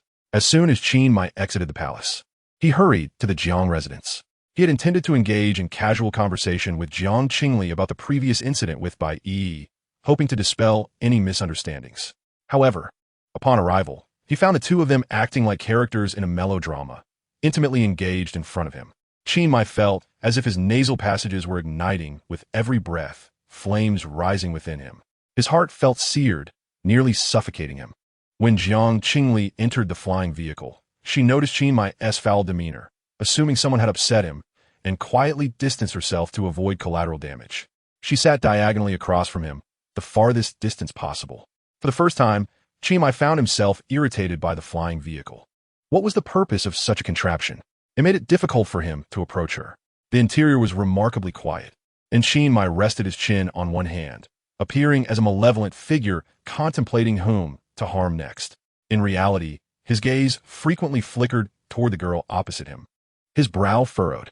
Although Qin Mai dressed in the latest fashion and sported multiple ear piercings, giving the impression of being quite sociable, he had hardly interacted with females throughout his life. Perhaps it was hard to believe, but the female he spoke to the most was a nearly 200-year-old palace instructor, leaving him momentarily at a loss for words with Jiang Qingli. Perhaps his scrutiny was too overt. After a few minutes, Jiang Qingli asked, "Are you feeling down?" She initiated conversation with him. The tension within Qin Mai suddenly released, and he finally voiced the words that had been tumbling in his mind. "Should I come over and talk to you?" Jiang Qingli nodded, somewhat confused, sure. A few minutes later, Qin Mai awkwardly began, his usually carefree demeanor now tinged with an unusual caution, much like a large dog. "Are you angry with me?" He lowered his voice, reluctantly adding, "Because of that person." Chapter 65. Why stop touching Qin Mai, standing at 6 feet 2 inches, bent down to meet the gaze of the girl who was over 20 centimeters shorter than him. He furrowed his brow, his gray-blue eyes devoid of the initial annoyance or anger they had held, instead filled with a faint unease. This was the expression a large dog often wore when fearing disapproval from its owner. Jiang Qingli inexplicably felt that he resembled the obedient little snow leopard from her mental landscape, prompting her to reach out and gently pat his head. This proud prince, with his soft hair and ears, felt delightful to the touch. Unable to resist, Jiang Qingli patted him again and asked, "Who is that person?" Qin Mai instantly felt guilty. Avoiding her gaze by E, the air thickened suspiciously for several seconds. Jiang Qingli paused, seemingly puzzled. "What happened between you and her?" "Nothing much," Qin Mai replied sharply, his heart racing at the sudden inquiry, his voice involuntarily rising. "That day, she tricked a servant to apologize to me, which is why she entered my quarters. I spoke to her no more than 10 times before sending her away." After he finished, Jiang Qingli remained silent for several seconds. The irritation within Qin Mai intensified, his heart sinking like a stone into the depths of the sea. Suddenly, he recalled an incident from when he was 5 years old. At that time, Qin Mai had just been adopted by his foster father, and when a nearby shop lost some food, he was captured and nearly had his hand chopped off. He struggled and cried that he had not done it, but no one believed him. Eventually, his foster father rushed to the scene, repaid the shopkeeper, and secured his release. Following his foster father, Qin Mai whispered that he had not done it, to which his foster father merely smiled and replied, "It's all right. Our little wild one will change in the future." In that moment, Qin Mai realized that explanations were futile. Everyone believed him to be a naturally wicked rascal. No one would trust him. Over the years, Qin Mai had grown accustomed to this. He had never clarified any rumors or scandals. He had always felt that he did not need to be understood. Being scolded did not matter. He had long since built a tough, invisible shell capable of withstanding all criticism. Yet perhaps because she had confronted his sordid past without ever inquiring, her attitude toward him had remained unchanged. In Jiang Qingli's presence, Qin Mai's once proud defenses began to crack. He grasped her wrist, gritting his teeth as he asked, "You don't believe me?" Holding his breath unconsciously, Qin Mai stared at the face he had pondered for days, his gray-blue eyes reflecting a nervousness and grievance he had not even realized. Suddenly, he felt a hand patting the top of his head. "I believe you," Jiang Qingli replied, ruffling his hair. Before he could inquire further, she provided her reasoning. "I know you're a good kid." Qin Mai, this foolish boy, wore all his emotions on his face, unable to hide any of his thoughts. Though he was thin and small, he neither stole nor robbed. Feeling the gaze upon his face soften, Qin Mai flushed. "What do you mean good kid or bad kid? Be mindful of your words." As he spoke, his voice trailed off. His handsome face turned a deep shade of crimson. Jiang Qingli, being considerate, shifted the topic. "By the way, what did Bai Yi want from you? When did she come to see you?" "I don't know what she wanted. I ignored her and told her to leave." Qin Mai hesitated. "Just a few days ago, when I called you on video, didn't you hear her voice?" Jiang Qingli pondered for a moment before recalling the day the video call was abruptly cut off, and a soft female voice had come from Qin Mai's end. So you were talking about that," Jiang Qingli explained. "Actually, I didn't see her. I only heard her call you your highness, and I thought she was a servant. Besides, after the video call, Bailey Jing rushed over, so I had no time to think it over." She hadn't realized that Qin Mai had explicitly mentioned he didn't like Bai Yi, striving to clarify that to her. Jiang Qingli felt her heart soften. Meanwhile, beside her, Qin Mai's previously stormy mood instantly darkened again. Damn it. He had worried for 2 or 3 days, only to find it was all for nothing. He remembered it all, and after he finally managed to come out, Jiang Qingli hadn't even asked him what he had been doing inside. It was as if they were strangers. Qin Mai muttered an acknowledgement, yet his gray-blue eyes remained fixed on her. The proud prince had completely forgotten that not long ago, he had been utterly resistant to the female lead, specifically stating in the contract that they should not interfere with each other. His mind was now preoccupied with frustration, wondering why she showed no concern for him. Also, why had she stopped touching him? "What's wrong?" Jiang Qingli inquired. Qin Mai swallowed hard, averting his gaze, his words as firm as a fortress. "Nothing. When do you have that mental power class?" Jiang Qingli began to respond, but abruptly halted. She had seen a pair of fluffy snow leopard ears sprouting from Qin Mai's head, as if greeting her, shaking slightly. "What basics?" Qin Mai turned to ask, just as Jiang Qingli reached out her hand toward him. In the next moment, his ears were pinched. "Wait, when did they appear? Who let them out?" Qin Mai felt an overwhelming sense of embarrassment, yet the gentle caress of her soft fingers on his ears brought forth a delightful sensation. It was as if his very soul was cradled in her palm, tenderly kneaded, lost in her gentle touch, his entire being tingling with pleasure. Qin Mai squinted his eyes, a soft hum of enjoyment escaping his throat. In the quiet chamber, this faint sound seemed extraordinarily out of place. Upon hearing the strange noise he had emitted, Qin Mai jolted awake, only to realize he had been resting his head on Jiang Qingli's shoulder, allowing her to caress him, and his tail had somehow emerged, playfully swaying in her other hand. His mind went blank for several seconds. Qin Mai hastily rose to his feet. However, the aircraft abruptly braked, causing his body to lurch forward uncontrollably, a soft sensation brushing against his cheek. In an instant, Qin Mai was rendered motionless, the area touched igniting with a burning heat. Unbeknownst to the perpetrator of this incident, she lowered the partition and inquired, "What's the matter?" The young man's profile flushed crimson, the lipstick leaving a striking mark upon his skin. After a brief pause, Inua cast her eyes downward, apologetically stating, "I'm sorry, Mississippi. A craft collided with ours just now. I must attend to it." Jiang Qingli frowned, yet before she could respond, the glass of the driver's seat was suddenly rapped upon. Bai Yi tucked a strand of hair behind her ear, slightly embarrassed, and bit her lip. "I'm sorry. This is my first time traveling alone. It was unintentional." Raising her gaze mid-sentence, she seemed to finally recognize Inua, her eyes widening with surprise. What a coincidence." "Miss Bai." Inua's expression remained impassive as she leaned back, creating distance. "Unfortunately, it was you who deliberately collided with our aircraft." A blush crept onto Bai Yi's cheeks. "I'm truly sorry. It was an accident. I mispressed the directional button." She bit her lip. "You don't think I'm foolish, do you?" Inua furrowed her brow, about to speak when a cold voice from the back seat interrupted. "No, you're foolish, and yet you don't leave? The former leopard, who allowed you to touch me. The current leopard, why did she stop touching me?" Chapter 66, Powers Disabled. After being chastised by the girl, Bai Yi's expression stiffened. She timidly raised her eyes, seemingly just noticing the presence in the back seat, and softly called, "Sister Qingli." Her gaze then fell upon Qin Mai, who was covering his face, his voice softer than before, his cheeks flushed. She realized he was embarrassed. A secret delight surged within Bai Yi, though she maintained a composed demeanor. "Sister Qingli, please don't blame Inua. It was my fault." Turning back to Inua, she reassured, "It's fine, Inua. Sister Qingli won't hold it against you. I will take full responsibility." Jiang Qingli muttered, "Is this the fate of a canon fodder character?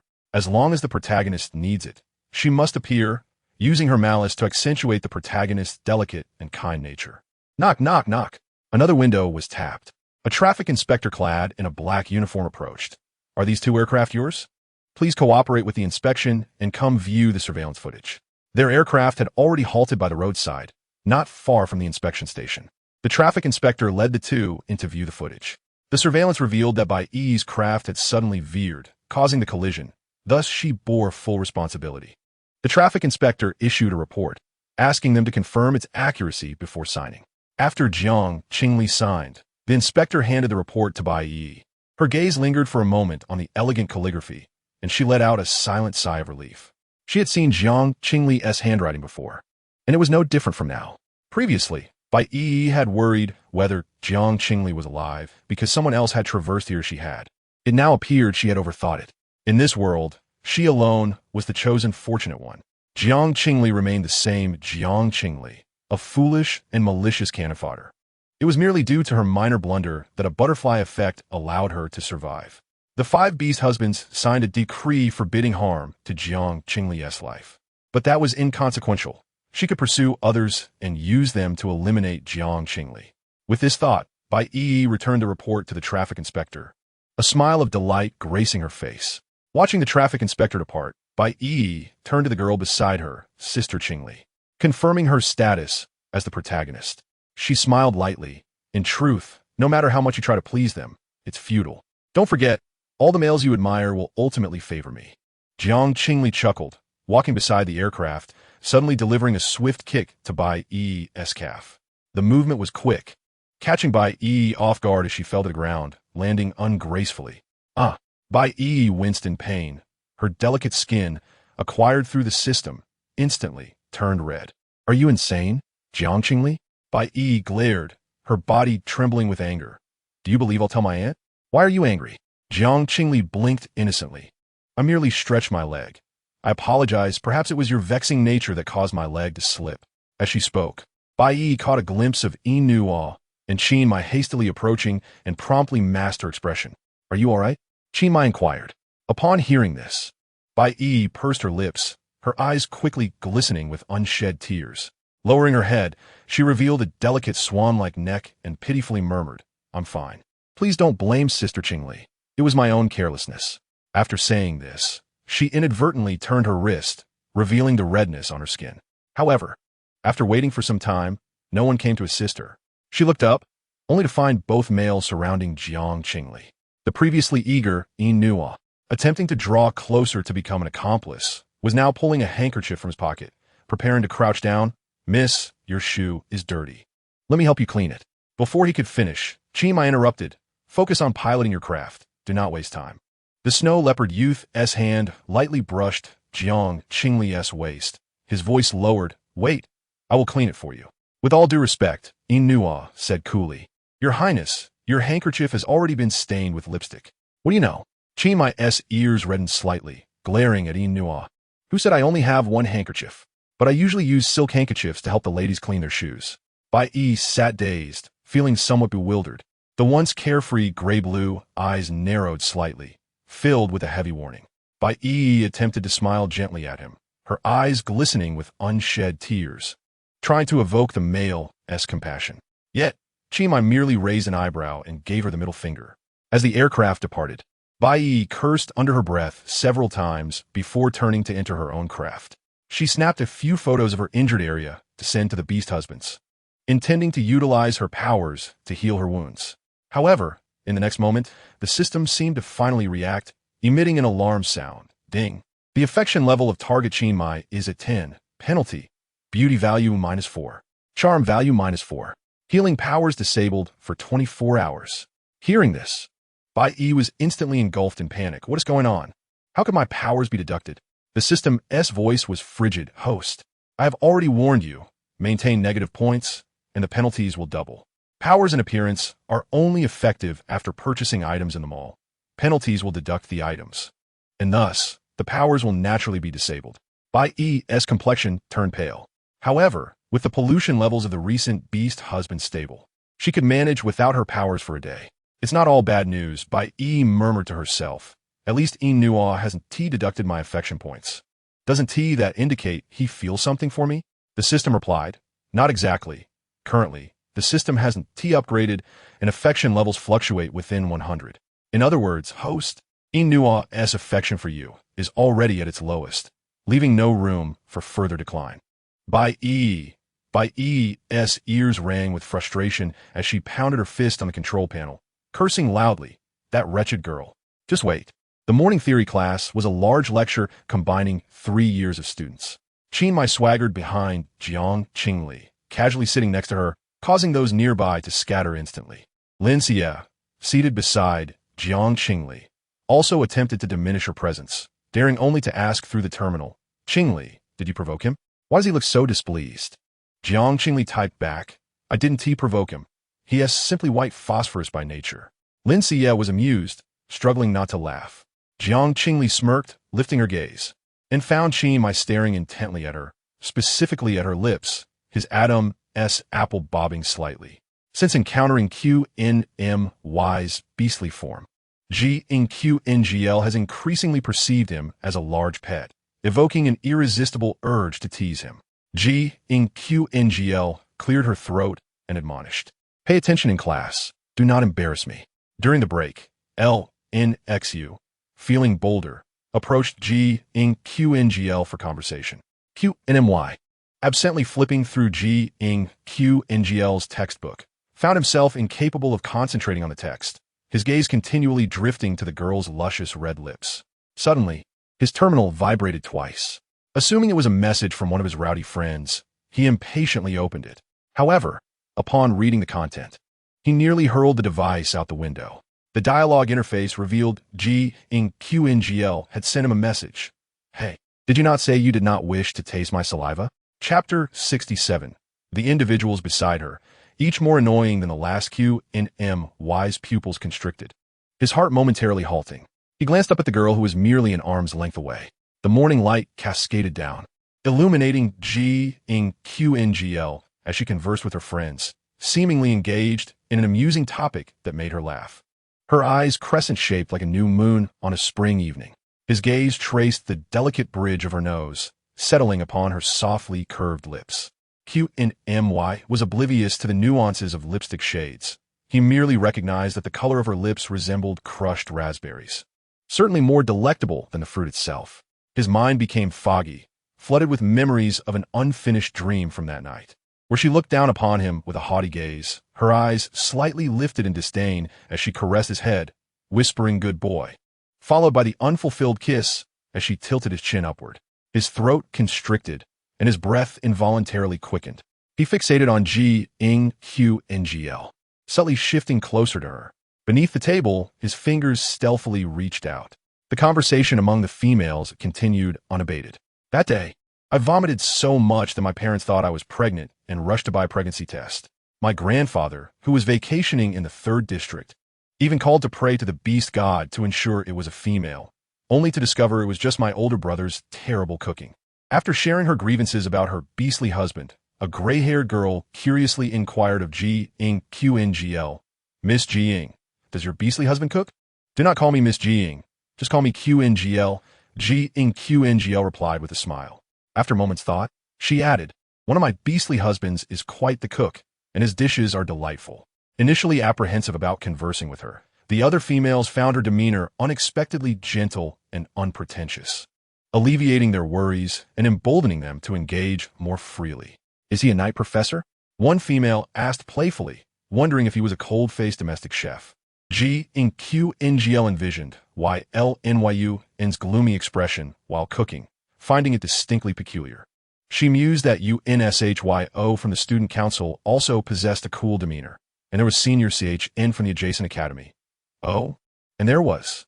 Before Qingli could further ponder, her movement suddenly halted. She widened her eyes, feigning a sip of water while discreetly glaring at Q and MY beside her. QNMY appeared even more rigid than she, his face flushed, eyes frozen in place. The snow leopard youth's body temperature felt slightly elevated, causing Qingli to feel her legs growing numb. What are you doing? She whispered sharply, fearing detection. Under the table, she pinched the back of QNMY's hand, leaving crimson imprints upon his pale skin. He attempted to explain, but Qingli steadfastly ignored him, turning away with deliberate indifference. The usually arrogant prince touched his nose, experiencing an unfamiliar emotion called embarrassment. QNMY swore he had no intention of touching her leg. He merely wished to stealthily grasp Qngl's fingers. However, as she raised her hand, his nervousness led him to mistakenly hold the wrong part. Ruffling his hair, QNMY sought to articulate his thoughts to Qngl. But before he could formulate an opening line, the class bell rang. Qngl, however, had distanced herself by 3 seats. Under normal circumstances, QNMY would not care about attending class and would have approached her to explain. Yet, with Qngl earnestly focusing on the lecture and his prior promise to her, he could only direct his attention to the professor at the podium.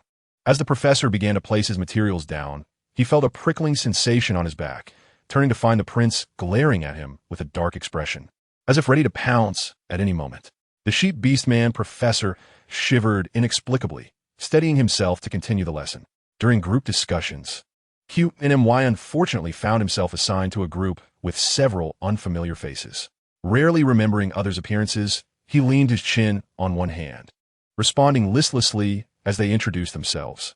His gaze wandered around the classroom, inadvertently spotting a boy in a platinum uniform standing outside the window. UNSHYO, with his icy demeanor, fixated on Qngl's direction with unwavering intensity. What is he doing here again? QNMY clicked his tongue in irritation. Glaring outside, perhaps sensing the hostility emanating from QNMY, UNSHYO lifted his eyelids, meeting QNMY's gaze. The latter bared his teeth in a blatant display of provocation.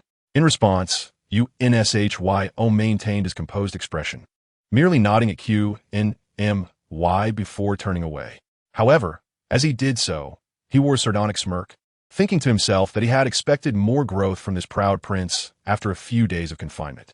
Yet, he remained as combustible as ever, viewing every male as a potential rival. UNSHYO had a compelling reason for seeking out Qngl. The student council president learned of her extraordinary abilities ranking at or above the level of exceptional, which instantly altered his demeanor. After the recent meeting, he patted UNSHYO on the shoulder and earnestly stated, only 15 of females awaken exceptional abilities. In the past year, QNSH has stolen several females from us, especially Qngl. Being the only daughter of the Jiang family and sister to Jiang, you must find a way to recruit her. If successful, you won't have to wait until next semester. I will promote you to vice president of the student council without hesitation. The president did not voice the implications of failure. But UNSHYO had been with the student council for 2 years and understood that while he would not be dismissed, the president would seek someone else to entice Jiang. The student council was rife with single males, and there were certainly exceptional ones among them. The thought of Jiang potentially succumbing to the allure of another male agitated UNSHYO. As he gazed down at the sunlight streaming at his feet, his mind was filled with images of Jiang laughing and speaking with others. For the first time, he felt that Jiang was perhaps too popular. The individuals around her were increasingly irksome. The class bell rang, and several females were engaged in lively conversation with Jiang, linking arms with her as they invited her to join them next time. Jiang readily agreed, waving goodbye to her new friends, only to turn around and find Q&MY trailing closely behind her like a devoted shadow. Yet, he was awkward, glancing left and right, but failing to meet her gaze. Jiang halted, looking up at him and asking, "Is there something you need?" Q&MY's footsteps faltered as he struggled to articulate his thoughts. His lack of social interaction rendered even the simplest phrases stuck in his throat. After an extended moment of silence, he found himself unable to finish his sentence, his gaze frequently darting towards the throngs of people around them, displaying remarkable patience. Jiang grasped Q&My's shirt and pulled him into an empty classroom. By this time, most students had dispersed, and none had noticed their actions. However, standing some distance away, UNSHYO suddenly straightened up. Could it be that she was with Q&MY in the classroom at that time? An assertive and wild male like Q&MY would never consider anyone else's feelings. The beautiful and delicate female, trapped in his embrace, could only emit soft whimpers, unable to escape, forced to tilt her head back and surrender her breath. UNSHYO's brows furrowed deeply as he made his way toward the classroom. His thin lips were pressed into a straight line. As a member of the student council, he could not afford to neglect his responsibilities. Yuan Shi Yao reminded himself of this as he approached the classroom door, where he chanced upon the tall figure of Qin Muyi, who bent down to envelop the delicate form of a female student. At that moment, he lowered his head, appearing just and fair, yet his heart was entirely elsewhere. Chapter 68, Training the Leopard. My lady, I wish to kiss you. Jiang Qingli was lifted and placed on her seat. With the window adjusted to a one-way view, Qin Muyi positioned himself beside her, his towering form casting a shadow that enveloped her in darkness. The silver-haired youth pressed his lips together, glanced at Jiang Qingli, and then lowered his head once more. Qin Muyi was undeniably handsome, yet his demeanor was excessively cold, with sharp and defined features that, when furrowed into a frown, could easily be mistaken for intimidation. Were there others present to witness this scene, one could not rule out the possibility of a call to the authorities. However, only Jiang Qingli understood that when Qin Muyi had lifted her before gently setting her down, his movements had been both awkward and tender. Unfazed, she leaned against the wall, raising an eyebrow in inquiry. "What is it that you wish to convey to me?" "Without saying a word, I am leaving," she declared, attempting to rise. Qin Mai, feeling a surge of urgency, leaned on one hand beside her, his breath becoming somewhat erratic. He opened his mouth, and the words that had been lodged in his throat suddenly sprang forth in a rush. "I didn't mean to do that. I wasn't glaring at you." Qin Mai's voice rose, and he lowered his head once more, his ears flushing a deep shade of red. He stammered, at a loss for words. Although Qin Mai's demeanor appeared coarse, he had studied etiquette for several years and was aware that staring at a female was quite impolite. He contemplated fabricating an excuse about being lost in thought, yet for some inexplicable reason, he did not wish to deceive Jiang Qingli. "I do not wish to touch your leg. Rather, Qin Mai paused, a wave of shame washing over him. After a moment of internal struggle, fearing that Jiang Qingli might truly leave, he confessed, "I want to hold your hand." Jiang Qingli grasped his meaning and inquired, "Do you wish to hold hand with me?" The act of holding hands does not convey the same level of intimacy, does it? As the girl drew closer while posing her question, Qin Mai caught a whiff of her uniquely sweet fragrance. It felt as though his mind had plunged into a pool of syrup, enveloped by the sweetness, rendering him incapable of coherent thought. Qin Mai nodded in a daze. "You could simply say it," he remarked. Jiang Qingli was perplexed by how someone could be so awkward. She couldn't help but chuckle. If this were a game, Qin Mai would undoubtedly have allocated all his points to the tsundere attribute in the cultural characteristics. Upon hearing her laughter, Qin Mai felt his skin flush with warmth, leaving him utterly flustered. Just as his head swam in confusion, the girl's clear, melodious voice rang out. Qin Mai. Instinctively, he looked up. Jiang Qingli gazed at him and said, "You should speak for yourself." "Speak about what?" Qin Mai, bewildered, inquired. "You wish to hold my hand?" Jiang Qingli responded, extending her palm towards him. Her snow-white, delicate hand faced him, and Qin Mai instinctively reached out, only to have it evaded. "You may hold it only if you speak first," Jiang Qingli asserted sternly. Qin Mai, the young man, furrowed his brows, feeling a sense of resistance. He could not shake the impression that Jiang Qingli viewed him as a mere pet. Was this truly reasonable? He is indeed a snow leopard, the most noble of royal lineage, a premier male. However, the commanding tone in Jiang Qingli's words evoked the unfinished dream in Qin Mai's mind. He could not help but wonder if she would, like in that dream, give him everything as long as he behaved. With a swallow, Qin Mai's voice emerged hoarsely as he spoke. "I wish to hold hands." "Hold hands with whom?" "With you." "Who am I?" Jiang Qingli pressed forward relentlessly, an invisible heat searing through Qin Mai. He parted his lips. "You are Jiang Qingli." He paused momentarily before continuing, "My sovereign." Subsequently, without the need for further prompting from Jiang Qingli, Qin Mai smoothly articulated, "Sovereign, I wish to hold your hand." "Such a good boy," Jiang Qingli responded, raising a hand to stroke his hair, inviting him to take her hand. How absurd. Does she truly regard him as a mere pet? Inua is your pet. But I am a leopard. Do you understand? Qin Mai gritted his teeth, cursing silently in his heart. Yet his hand instinctively clasped her delicate fingers. With an unlearned grace, his calloused yet slender fingers intertwined with hers, their hands locked together. They had never been this intimate before. Jiang Qingli playfully pinched his cheek, her eyes sparkling with mirth as she said, "Indeed, from now on, be more candid about your desires. The matriarch will fulfill your wishes." After all, the agreement stated that during the marriage, she was responsible for him. If Qin Mai continued to be obstinate, it would be challenging for them to coexist harmoniously. Under the same roof, it was essential to communicate openly. The gentle caress of her fingers dissipated Qin Mai's earlier displeasure. As he gazed into her eyes, filled with unmistakable joy, he felt an unprecedented sense of recognition and fulfillment rising from deep within his spirit. Jiang Qingli acknowledged his needs, and in that moment, Qin Mai's heart brimmed with emotion. However, soon after, a deeper void emerged. He yearned for more of Jiang Qingli, more that was intrinsically hers. As the hand above his head ceased its tender touch, Jiang Qingli remarked, "I'm a bit hungry. Shall we go for lunch?" Qin Mai casually responded, yet he remained utterly immobile. His gaze was fixed, akin to a ferocious beast fixating on its coveted prey. Jiang Qingli instinctively sensed an unfamiliar danger. She yearned to retreat, but behind her stood a wall, leaving no avenue for escape. "Speak your desires." Qin Mai gently echoed Jiang Qingli's words, uncertain whether they were meant for her ears or his own.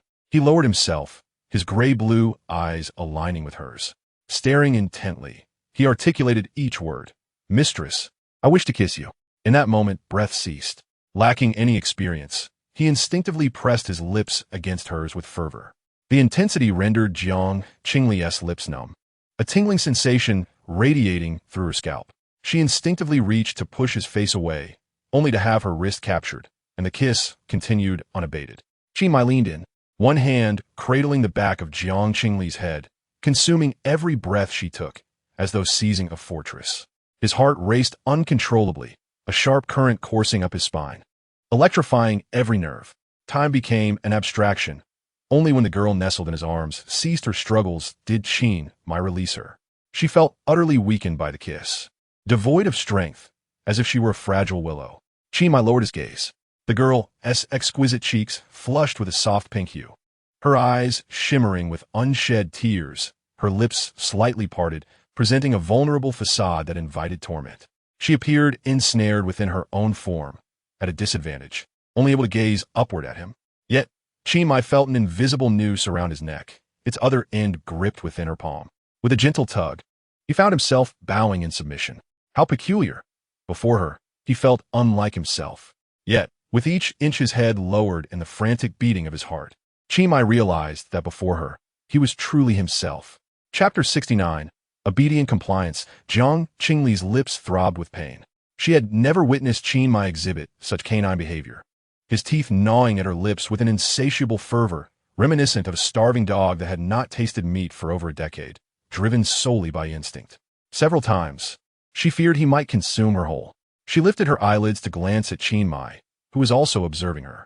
The side of his face that had just been struck bore a faint blush, yet the male snow leopard's eyes held no trace of anger or shame, but rather a more fervent intensity as he fixated on the girl in his grasp.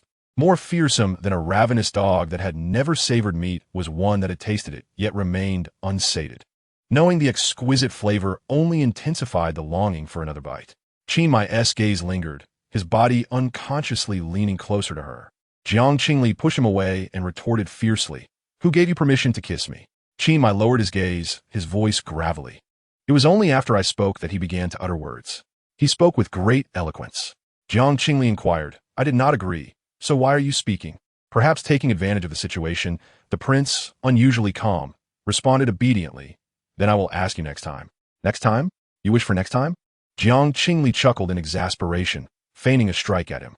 Just as she lifted her wrist, Qin Mai turned his head, presenting the other side of his face. This maneuver left Jiang Qingli momentarily stunned. What was happening?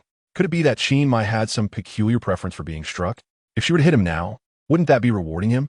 Jiang Qingli scrutinized Qin Mai's face, contemplating whether to proceed with the action. Moments later, it was Qin Mai who faltered first, averting his gaze and asking, "Why are you looking at me? Is there something on my face?" He even dared to retort. Jiang Qingli questioned, "Why did you kiss me?" Qin Mai's previously strong and composed demeanor crumbled like paper, his neck visibly flushed. Some fierce-looking creatures, when questioned, could quickly turn shy. If this were a game of wits, Jiang Qingli effortlessly seized the initiative. She crossed her arms and raised an eyebrow. "Do you remember when you first met me? You warned me not to approach you casually and said if you were to lay hands on me." Qin Mai avoided her gaze, bending his body, burying his heated face in the crook of her neck. The warmth of his breath against her skin made Jiang Qingli uneasy, feeling the air gradually heat up. After a while, Qin Mai's voice emerged, muffled. "Then you can punish me." Jiang Qingli was taken aback. "What?" With his other hand discreetly resting on Jiang Qingli's waist. Qin Mai leaned closer, shortening the distance between them. The girl's sweet fragrance enveloped all his senses. Qin Mai, in a daze, explained, "Did we not sign a contract? If I were to lay hands on you, you could deal with me as you wish." Pressing his lips together, Qin Mai emphasized, "In any case, it's up to you." Jiang Qingli hesitated. "Will you truly obey whatever I ask?" "Obey." Qin Mai repeated the word in his mind, his heart racing. What did she mean by obedient? Should he offer his hand, bow down to her whims, or, like those melodramatic television shows, kneel to serve her?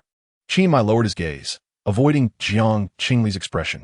A strange thirst stirred within him, as if he needed more to fill the void.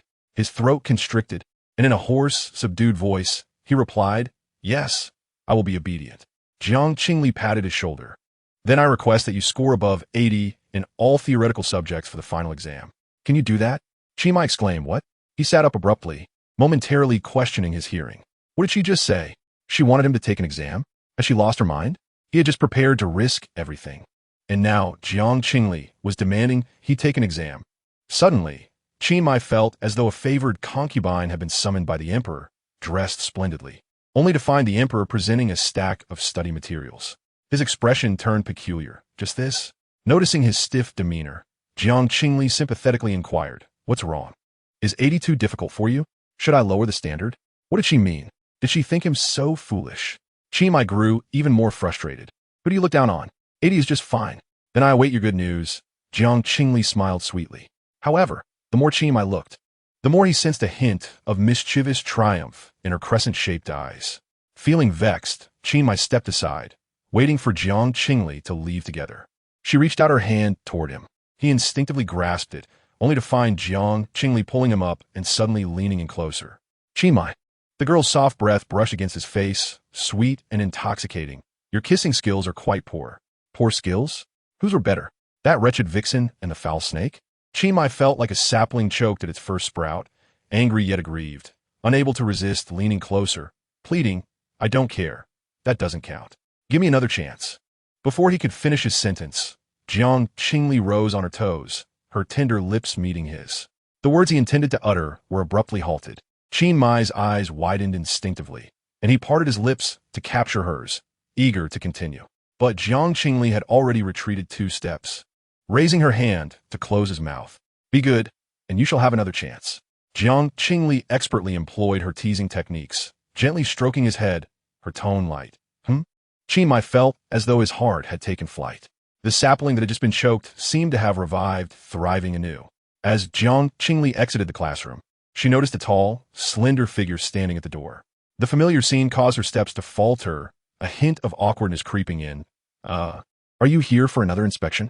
Yuan Shiryao remained silent, his pale pink lips pressed tightly together, arms crossed, his emerald eyes surveying her from head to toe. Her hair was slightly disheveled, her eyes slightly red, and her cheeks flushed. Her lips, particularly, bore the signs of recent touch-ups, unable to conceal the swelling and the remnants of smeared lipstick. No matter how one looked at it, she appeared to have been thoroughly bullied. What had transpired inside was all too evident. Anger surged within Yuan Shiryao, flames flickering in his emerald gaze.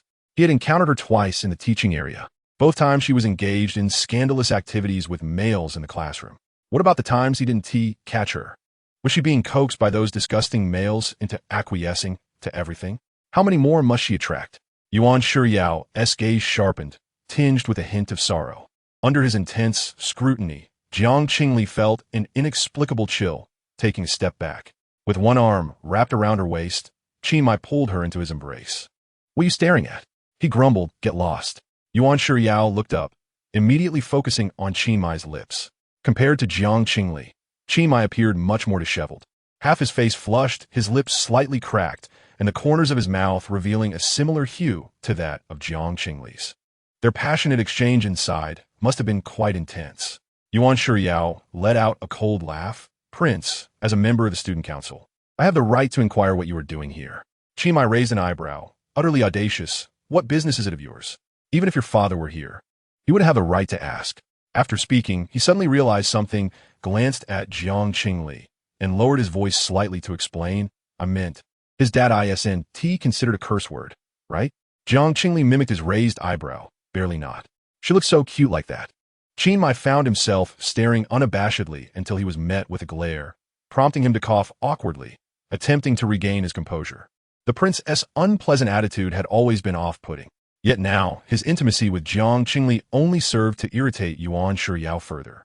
His fingers unconsciously clenched, and just as he was about to speak, a languid voice drifted from behind. Wow, how lively. So many people here. Qin Mai muttered, want to kneel and beg yourself not to be a dog? You'll find that kneeling and being a dog is even more enjoyable. Chapter 70. Your hands are so soft upon recognizing the newcomer. Qin Mai frowned discontentedly. What are you doing here? He asked, his tone unfriendly, stepping forward to shield Jiang Qingli behind him. Don't worry, I'm not here to discipline you on behalf of the emperor this time. Qin Shu glanced at him, too lazy to give him any further attention. I have serious business. Turning to Jiang Qingli, her demeanor underwent a complete transformation, instantly warm and friendly. Qingli, do you have time to chat? Jiang Qingli sensed her lack of malice and guessed the topic at hand, placing her hand in Qin Shu's. Observing Qin Shu attempting to charm Jiang Qingli right before his eyes, Qin Mai could not help but snort coldly. Your hands are so soft, truly adorable. Qin Shu held her hand, giving it a gentle squeeze. Shall we sit in my office for a while? Jiang Qingli felt a bit bashful from the compliment, nodding in agreement. Upon receiving affirmation, Qin Shu turned her gaze towards Qin Mai, her expression becoming somewhat indifferent. Then I shall take Qing Li and depart first. You may carry on as you wish. In uttering you, she did not cast a glance at Yuan Shiryao. Qin Mai clicked his tongue, finding Qin Shu's demeanor intolerable.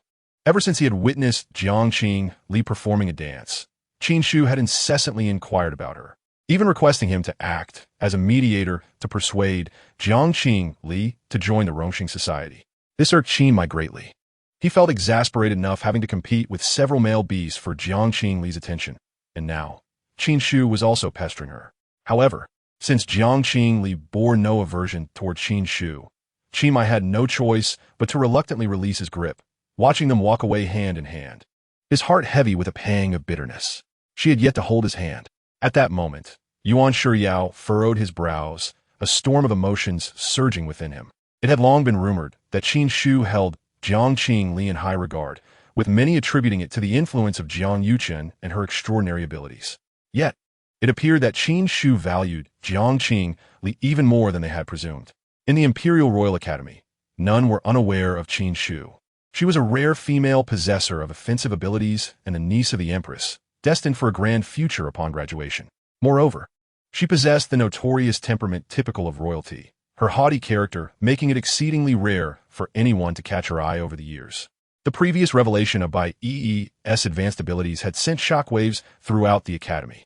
The student council dispatched 3 senior male officials to woo her, offering a plethora of advantages.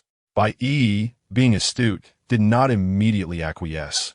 Instead, she approached Qin Shu at a banquet, attempting to incite tension between both parties to gain greater benefits. However, when faced with Bai Yi's overtures, Qin Shu displayed utter indifference, not even rising from her seat, an attitude starkly contrasting with her previous warmth towards Jiang Qingli. Was it possible that Jiang Qingli possessed even more leverage? Or was it that all members of the royal family were simply enamored with Jiang Qingli? A slight gulp, and Yuan Shiyao felt his breath quicken involuntarily. Hey! A cold, hard voice interrupted his thoughts. Yuan Shiyao looked up to see Qin Mai striding towards him, his face devoid of warmth. What is your purpose? Qin Mai's tone was blunt. Are you stalking her? Yuan Shiyao remained composed. I am merely conducting a routine inspection. Your Highness is being overly sensitive. Don't pretend with me. I can tell you are an untrustworthy leech. Qin Mai dismissed the notion, his tone dripping with disdain. I warn you, keep your distance. She has no interest in you. Is that so? Yuan Shiyao's gaze shifted, his emerald eyes glinting with mockery. If you believe she has no interest, why is your Highness so vigilant? The Black Cat Beastman's words were sharp. Could it be that the prince fears his female partner has feelings for me? As soon as the words left his mouth, he observed the fury rising in Qin Mai's expression. Yuan Shiyao smirked before turning to leave. Unlike Qin Mai, who squandered his time idling around females, he had matters of substance to attend to.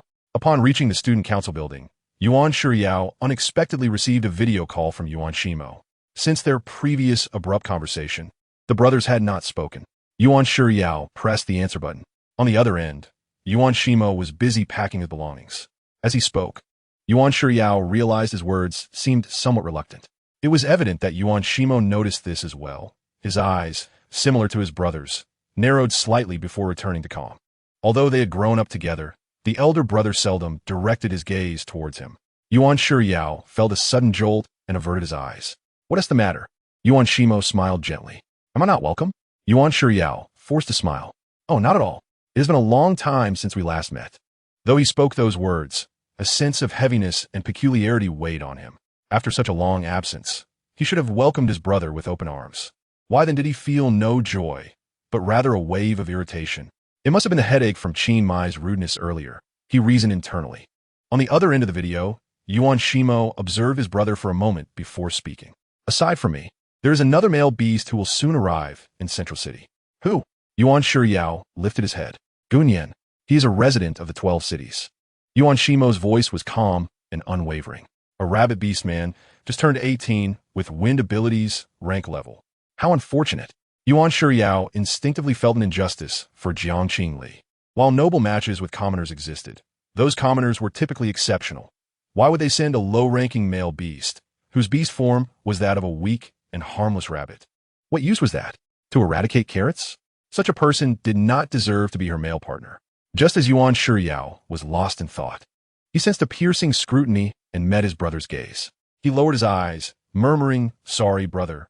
I meant to say you are rather unfortunate to be matched with Jiang Qingli. Do you truly believe that?" Yuan Shimo's voice suddenly turned sharp, deviating from his usual gentleness. After speaking, Yuan Shimo hung up the video call. Staring at the terminal, Yuan Shiyao pressed his lips together. He always felt that whenever the topic of Jiang Qingli arose, his brother became unusually sharp. A strange thought crossed his mind. Could it be that his brother harbored feelings for Jiang Qingli?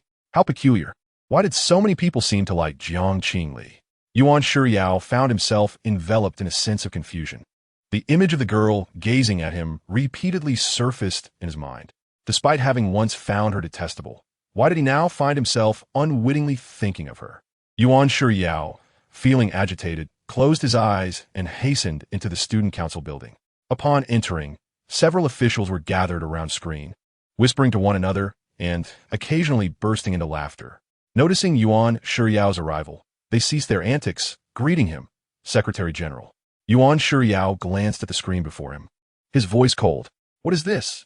Another senior official inquired, Secretary General, would you like to review it? The admissions office mentioned that if any of these candidates are unsatisfactory, we can simply discard them. Haha. Yuan Shiya was disinterested, striding further inside. No need. The official nodded, casually glancing at the list before submitting it. Had Yuan Shiya paused to examine the list, he would have discovered a pure and exquisite face at the very bottom, alongside the name Gunyan. M.O. My brother seems to have an interest in my wicked wife. Has he lost his mind? Yao. Does brother also harbor feelings for sister-in-law? What is it about her that is so appealing? In his mind, he envisioned sister-in-law countless times. Chapter 71. Unusual. Rongxing Society. Secretary General Qiao Lan noticed that the members on duty today were distracted, consistently glancing in a particular direction. Following their gaze, she saw the notoriously rebellious prince. His handsome face set in a cold expression, leaning against the wall with one hand in his pocket at the entrance of the president's office. This scene easily evoked the image of a dog waiting for its master, which was rather bizarre. Qin Mai had always exhibited disdain towards Qin Shu and all royal family members, scoffing at the Rongxing Society. That he would appear here was astonishing. Several members were engrossed in gossip. He has been standing there for an hour. I never thought I would see the seventh prince here in my lifetime. The president asked me to invite him to join 2 years ago, and he dismissed our society as a pigsty reeking of nobility. It seems he is here looking for a female. A female? Is it the one who danced with the president, Jiang Qingli? Qin Mai came here for her? As they speculated, the door to the president's office opened from within, revealing a slender female figure. Qin Shu smiled and said something to Jiang Qingli, raising her hand to smooth out the disheveled strands of hair. The eyes of those in the conference room widened in astonishment. Oh my! The president personally opened the door, and she even gave a head pat. The president seems genuinely delighted. I've never seen her this proactive even when courting junior students. This Jiang Qingli has something about her. Hey. Qin Mai is approaching. The members, being beastmen, keenly absorbed every detail of the scene. Qin Mai grasped the delicate wrist of the girl, pulling her close while casting a fierce glare at Qin Shu. Qin Shu leaned against the door, her crimson lips curling into a lazy smile as she raised her eyes. What? Afraid I might devour your female master. You dare? Qin Mai frowned, then turned his gaze anxiously towards Jiang Qingli. Jiang Qingli, amused by his childlike concern, spun around before him and said, See, I am perfectly fine. Qin Mai's gaze lingered on her face, and after a brief pause, he asked, She didn't force you to join this dreadful organization, did she? Of course not, Jiang Qingli replied, raising her hand to stroke his hair. Miss Qin noticed my unstable mental energy and taught me some techniques. That is more like it. Qin Mai, feeling a bit embarrassed, flushed at the tips of his ears. He grasped her hand in his palm and turned to Qin Shu, saying, Let's go. With that, he took Jiang Qingli's hand and headed toward the stairs. Wait, did he just allow that female to touch his head? Not only that, he even greeted the president? Was he ever this polite before? With such a well-trained female master. The president must be feeling quite pleased now. Shu, keep it down. Did you not know the president wanted to introduce Qiao Lan to Qin Mai before? At that time, Qin Mai cursed quite harshly. The group immediately fell silent, cautiously glancing at the quiet Secretary Qiao. They quickly resumed their own business. Jiang Qingli and Qin Mai waited for the elevator. The girl glanced at the floor indicator, turned, and spread her palm towards him, tilting her head with a smile. Qin Mai hesitated for a few seconds before placing his hand on hers. Jiang Qingli shook her head, brushed his hand away, and raised her palm higher. After a moment, Qin Mai awkwardly pressed his chin into her palm, his face contorted with discomfort. Yet, the fingers hanging by his side tightened nervously, and his neck flushed crimson.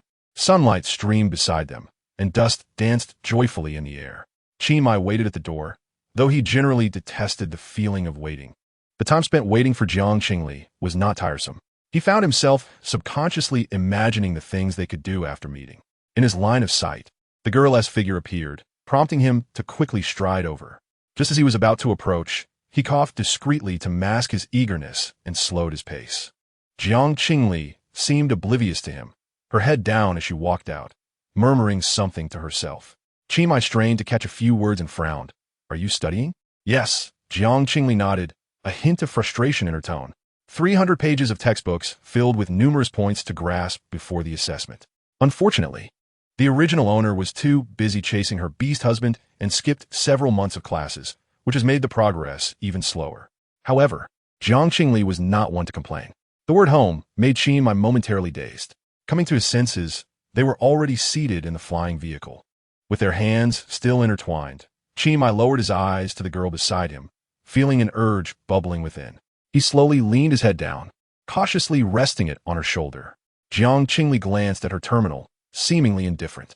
Noticing her lack of resistance, Qin moved slowly to the side, raising his other hand, contemplating whether to embrace her waist or shoulder.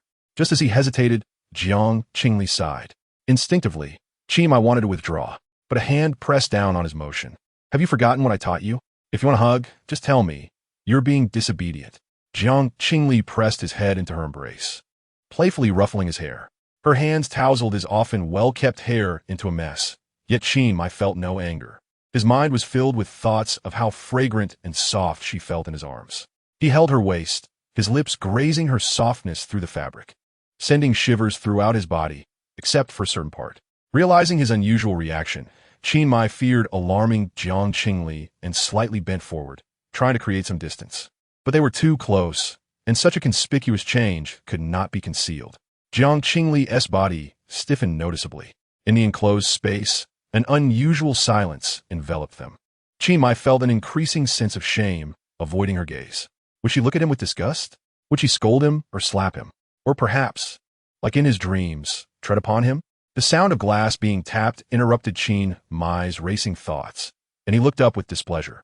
Through the glass, Nuo, expressionless, reached out to open the door. Wait! As the door opened slightly, Jiang Qingli, fearing discovery, hurriedly stood, wrapped her arms around Qin's neck, and sat directly on his lap. The hem of her skirt spread out, resting on his jeans, their bodies closely pressed together through the fabric, leaving Qin momentarily stunned. The door was quickly shut again, and the hand resting on her waist pressed down, the heat causing his legs to weaken. Jiang Qingli stammered, "What's wrong?" "Apologies, miss. I did not intend to disturb you," Nuo said, looking down. "Mr. Bailey has encountered some issues. His pollution levels have fluctuated significantly." "Mr. Bailey is in trouble?" Jiang Qingli frowned with concern. "When did this happen?" "According to the servant, it has been about half an hour," Nuo replied. Half an hour had passed, and they only mentioned it now? Qin nearly scoffed. It was evident that Nuo was envious of Jiang Qingli's closeness with him, using Bai Li as a scapegoat. What a wretched dog. The girl seated on his lap appeared visibly anxious, and she stood up to head outside. Qin grasped her hand, pulling her back towards him. "I'm in this state," he mumbled with a blush. "You can't just leave me." Is she even speaking coherently? Qin thought. What does she mean? He can handle it himself? Qin's expression twisted in frustration. Jiang Qingli pinched his chin, forcing him to look up, and pressed her lips against his for a soft kiss. As Qin stood in stunned silence, she straightened, her breath slightly uneven. "All right, don't sulk." Qin held his lips slightly parted, unable to respond, appearing as if he had been rendered speechless. The hand that had been gripping hers also loosened. "That's better." Jiang Qingli kissed his cheek once more. "Next time for sure." She hurriedly departed. When the door closed, Qin remained in a daze for a moment before suddenly collapsing onto his seat. He buried his face in the crook of his arm, trying to calm himself, but his blood boiled, nearly overwhelming him. He tightly shut his eyes, and despite not moving at all, his breathing grew increasingly rapid. How he longed for her. How he yearned for her to do something audacious. "Miss, have some water," Nuo offered as they exited the garage, handing her a bottle of drinking water. Jiang Qingli took a sip, her footsteps quickening as she asked, "What is his pollution level now?" "Mr. Bailey has set permissions for us. Only you should be able to see it," Nuo replied. Without any prompts from the terminal system, Jiang Qingli entered several layers of passwords to access the value interface, discovering that Bailey's pollution levels had fluctuated drastically today. Typically around 30, they had suddenly surged to 40 this afternoon, and then skyrocketed to nearly 80. Currently, it remained at a high level of 72.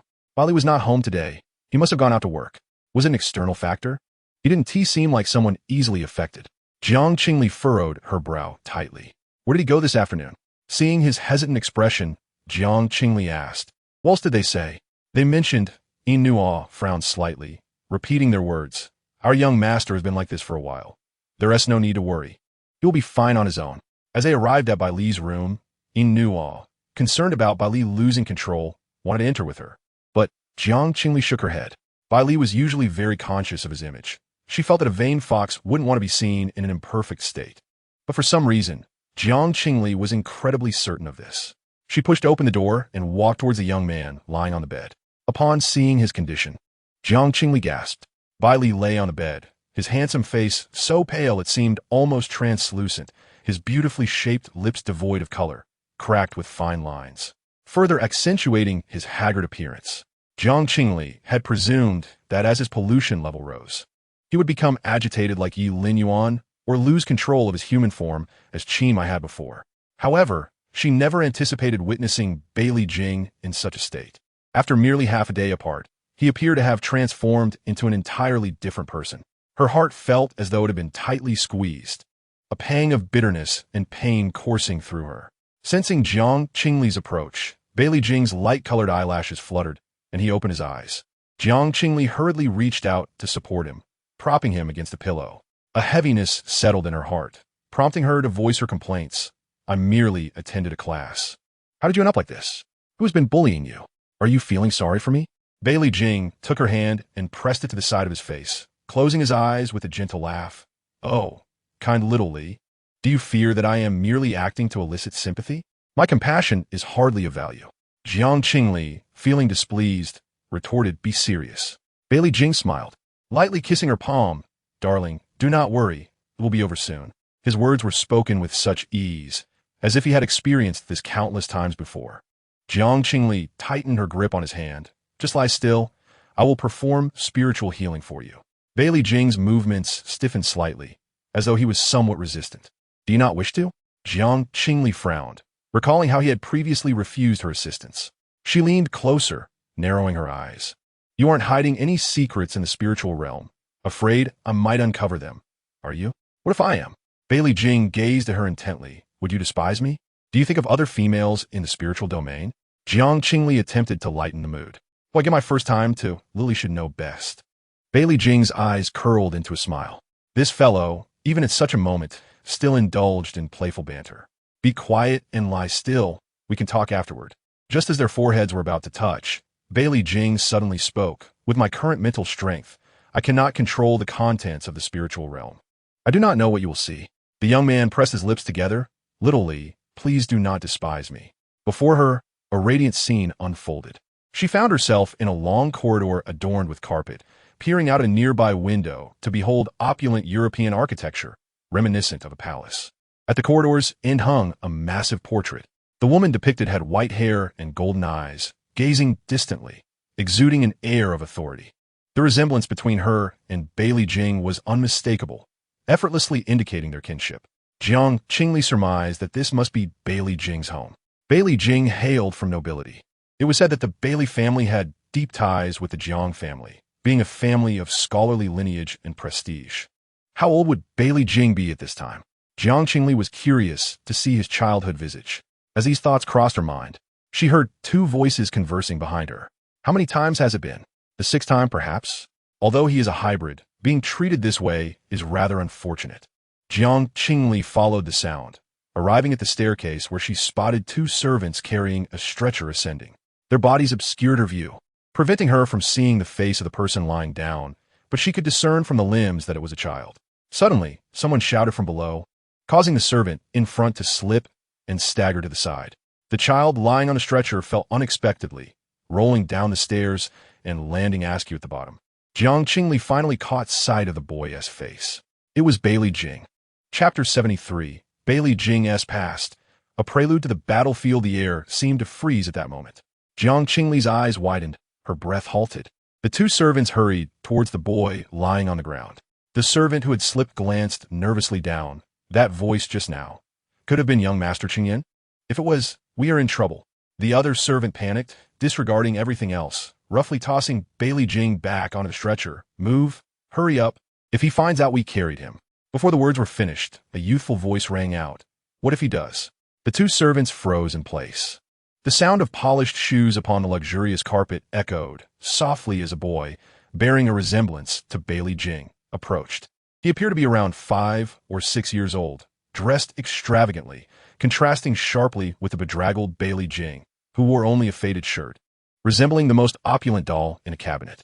The servants had referred to him as young Master Changyan. Jiang Qingli recalled having encountered information about Bailey Jing's distant younger brother, Bailey Qingyan, during her research. It was said that Bailey Jing pursued his dreams in the entertainment industry, prompting the Bailey family to bring the distant brother into their household to assist Bailey Jing with managing family affairs. Bailey Jing's venture into the entertainment world began at the age of 18. Why was Bailey Chengyan currently in the Bailey household? Moreover, judging by the servant's demeanor, he must have been there for quite some time, to the point where they had learned to navigate his temperament, fearing him. Even more perplexing was how this distant relative, Bailey Chengyan, seemed to be living more comfortably than Bailey Jing, the biological child. Could it be due to the fact that Bailey Jing's parents had passed away when he was only 10, leading the Bailey family to look down upon him? However, Bailey Jing's mother was also an only child. Why would the Bailey family treat their sole descendant so harshly? As Jiang Qingli pondered these questions, Bailey Qingyan had already approached. The boy lifted his chin, surveying them with cold, frosty golden eyes. "Are you speaking ill of me behind my back?" No, the servant stammered. "We were merely chatting." "Please do not be angry. Is that so?" Bailey Chengyan narrowed his eyes, exuding an air of mature authority despite his youth, reminiscent of the woman in the portrait at the end of the corridor. The servants, clearly apprehensive, fumbled with their words, unsure of what to say. Suddenly, Bailey Chengyan spread his arms. "Well then, it doesn't matter. I've already recovered." His gaze fixated on the boy on the stretcher as he broke into a grin, his tone lighthearted. "Thanks to my hybrid brother." The servants lowered their heads, too intimidated to respond. At that moment, a soft, maternal voice called from a distance, "Chengyan? Grandma, I am here." Bailey Chengyan raised his voice, sounding like an ordinary child. "I am talking to my brother." "I told you, he is not your brother." A woman appeared at the end of the corridor, approaching Bailey Chengyan. Her face mirrored that of the woman in the portrait behind her. She was Bailey Jing's maternal grandmother, the head of the Bailey family, Bailey Qing. Bailey Chengyan erupted into joyous laughter, leaping into his grandmother's embrace. "Grandma, I feel so much better." Bailey Chengyan frowned again. "But my brother looks unwell. Did he have too much blood drawn today? I must thank him properly when he wakes." "No need. He won't die from 1,000. Bailey Qing replied. "He owes you that." After finishing her words, she carried the boy away, not once casting a glance at Bailey Jing. From Jiang Qingli's perspective, she could clearly see the frail boy lying on the stretcher tremble slightly. Jiang Qingli suddenly realized that Bailey Jing had been awake all along. Moreover, Bailey Chengyan was aware of Bailey Jing's consciousness and deliberately provoked him. Following the departure of the grandmother and grandson, the servants, fearing further delays, hastily lifted Bailey Jing upstairs. Bailey Jing's room was a secluded attic. The space contained only a bed and a few chairs, devoid of any decorations or entertainment facilities. The servants unceremoniously tossed Bailey Jing onto the bed and turned to leave. As the door closed, darkness enveloped the room. Jiang Qingli sat at the bedside, gazing at Bailey Jing. The boy opened his eyes, staring blankly at the ceiling, devoid of luster. He was astonishingly thin, his sleeves hanging loosely, his complexion pale, with strands of hair clinging to his forehead, presenting a picture of utter desolation. No one could associate such a disheveled youth with the vibrant, admired star, Bailey Jing. Jiang Qingli reached out, her fingertips barely brushing against his face. She understood she could not physically touch him, yet she could not resist the urge to do something. A sudden ringing interrupted Bailey Jing's stupor. He turned his eyes, and sparks of light ignited in his ashen gaze. Bailey Jing struggled to extract a terminal from the drawer of the nightstand. His finger hovered over the call button, hesitating momentarily as he cleared his throat. Indeed, he was a star. At such a tender age, he had already mastered the art of image management. Jiang Qingli felt her heart soften a little, her curiosity piqued. Who could be on the other end of the line that made Bailey Jing react in such a way? Upon connecting the call, Bailey Jing softly uttered hello. A crisp, childlike voice inquired curiously, "Brother Bailey, what's wrong?" The voice resembled that of a little duckling and sounded like a girl, likely only 5 or 6 years old. Jiang Qingli furrowed her brow, an unsettling familiarity tugging at her. Bailey Jing cleared his throat and replied softly, "It's nothing, just a bit of a cold." Having a cold is quite uncomfortable. The girl's voice brimmed with concern. Have you taken any medicine? My brother and I can bring some to you, if you like. Xiao Li, a somewhat cold voice interrupted. He wasn't a fool. He understood the importance of medication. Xiao Li? Jiang Qingli's heart skipped a beat. It was her that Bai Li Jing was speaking to. No, that wasn't he right. It was the original owner of this body. Jiang Qingli shook her head, forcing herself to dismiss the peculiar sense of DJVU. Then I'll come play with you once you're better. The girl's voice was sweet and soft, gently reassuring him. You must get well soon. Bai Li Jing smiled faintly. All right. After hanging up, the smile on his face gradually faded, replaced by a bitter sigh. Xiao Li. Bai Li Jing turned over, curling himself under the blanket like a vulnerable infant seeking comfort. A white fox curled up beside him, pressing against his back. This fox was Bai Li Jing's spiritual entity. Jiang Qingli reached out to the fox, which rested its chin in her palm, weakly nuzzling her. Unlike when she encountered the snake and snow leopard this time, Jiang Qingli keenly sensed the fox's emotions.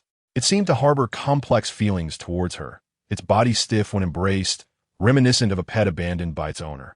Yearning to approach, yet fearful of being forgotten again, Jiang Qingli pressed her forehead against its face, gently stroking its fur.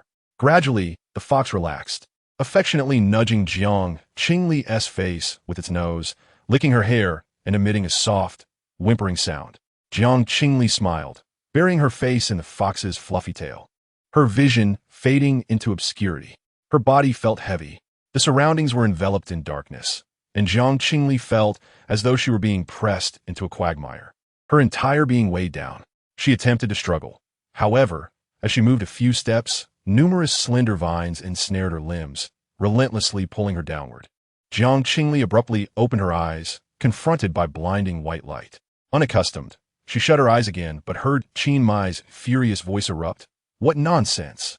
If you did nothing, how could she faint? Immediately following was Yin Nua's voice. Mr. Bai Li, I believe you may have harmed the young lady. It is necessary to notify the military. Notify the military for what? We should just arrest him and throw him in jail.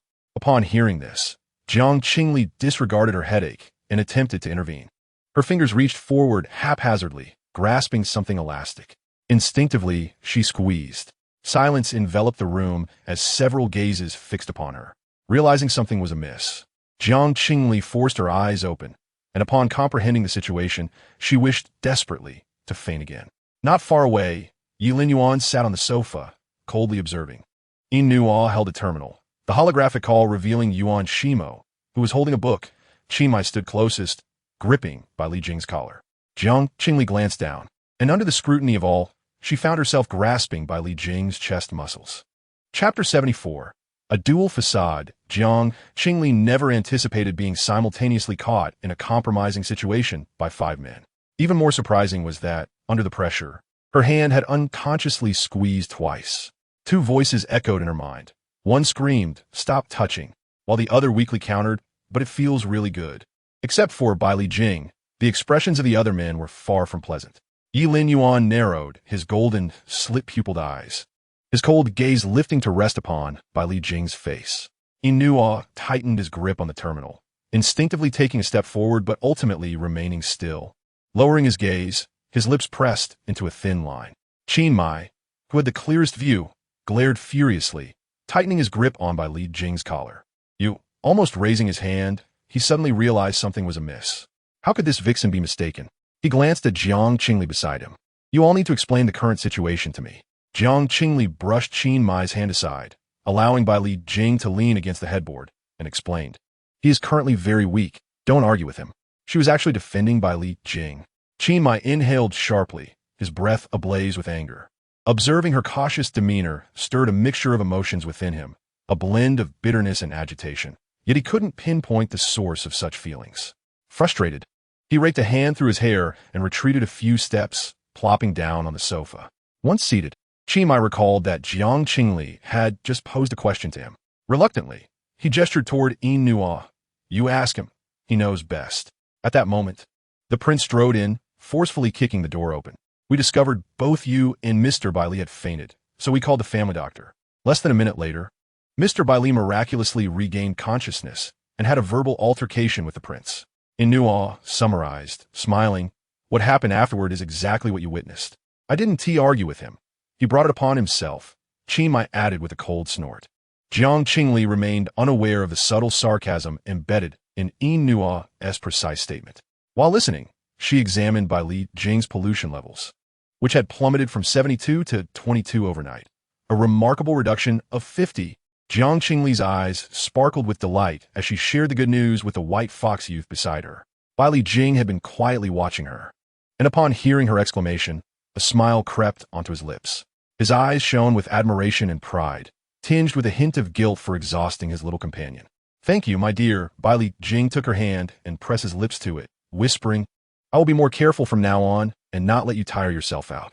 "It's nothing." Jiang Qingli gently patted his head. "It's what I should do." As soon as those words left her mouth, a disdainful snort echoed in the room.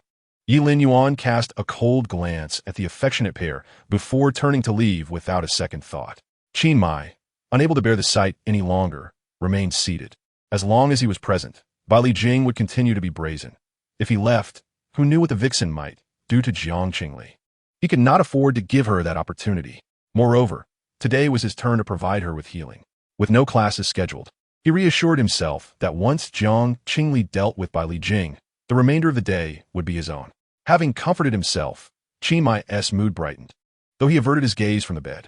The doctor had yet to arrive, and the expressions of those in the room varied, all eyes fixated on Jiang Qingli, causing her scalp to prickle with discomfort. Out of the corner of her eye, she noticed the holographic image of Yuan Shimo. Jiang Qingli quickly spoke up. "Yuan Shimo, do you need something from me?" The others turned their attention toward the silent Yuan Shimo. He appeared to be seated in a carriage, the backdrop adorned with dark green patterns interwoven with intricate light gold vines, which accentuated the elegance of the young man clad in a white silk shirt. Yuan Shimo's cat-like eyes narrowed slightly, a hint of mockery flickering across his features. "Ah, it's nothing of great importance. I merely wanted to inform the female master that I have departed from the Ninth City." "All right, how long until you arrive?" Jiang Qingli inquired. "Approximately half a month." "That long?" She was taken aback, spoke softly, saying that there had been a series of substantial thefts in the 7th and 4th districts. Consequently, the checkpoints in both districts had become exceedingly stringent, with rigorous oversight of flying devices. He opted to utilize ground transportation. "All right, please ensure your safety," replied Jiang Qingli, flashing him a friendly smile. "If you need anything, just let me know." A cunning ploy of the fairer sex, thought Yuan Shimo with a cold smirk in his heart, while maintaining a polite smile as he thanked Jiang Qingli and ended the video call. As the carriage emerged from the tunnel, Yuan Shimo gazed out of the window. The skies of the lower district were perpetually cloaked in dark clouds, yet today was a rare sunny day. The pale sunlight filtered through the glass, casting elongated shadows on the floor of the carriage. Yuan Shimo turned his head to observe the city basking in sunlight. The warmth of the rays on his face reminded him of Jiang Qingli's earlier smile. It seemed she always wore such a smile, perhaps using it as a trap to entice other men, luring them into conflicts while she sat above, mocking their foolishness and inferiority. A frown creased his brow as he recalled Yuan Shiyao's unusual remarks about girls, increasingly convinced that Jiang Qingli was a deeply manipulative female. The sunlight was glaring enough to be vexatious, causing the young man's lips to tighten in a grim line. He remained utterly still, exuding an air of icy indifference. Yet, the shadow beneath him quivered with an eerie, frenzied life of its own, as if it sought to upend the entire world. Shortly after Yuan Shimo ended the video call, the doctor arrived. Equipped with numerous instruments, the family doctor assisted Jiang Qingli into the home's resting room for an examination, while another nurse tended to Bai Li Jing. Qingmi and Yin Nua followed closely behind Jiang Qingli, but just as they were about to enter the resting room, the doctor intervened. "Gentlemen, I understand your concern for the young mistress, but the examination involving mental strength requires a tranquil environment. Please be patient," he instructed before closing the door. The two stood at the door, exchanging glances for a brief moment before turning away with disdain. Qingmi, unable to contain himself, leaned against the door and grumbled, "Hey, you can leave. Don't occupy the space here." "Your Highness, I am responsible for ensuring the young mistress's safety," Yin Nua replied calmly, unfazed. "It seems, however, that your emotions are rather unstable. Perhaps you should undergo an examination as well." Qingmi scoffed. "This fellow is merely pretending to be docile in front of Jiang Qingli, while he bares his fangs behind her back." He sneered, "I am Jiang Qingli's beast husband, And, rounding it off, I'm also your employer, so when I say leave, you should leave. Yin Nuo regarded him coolly, clearly unconvinced. At that moment, a servant approached and whispered something to Yin Nuo, who glanced at Qin Mai before reluctantly departing. Qin Mai raised an eyebrow, a smug smile gracing his lips.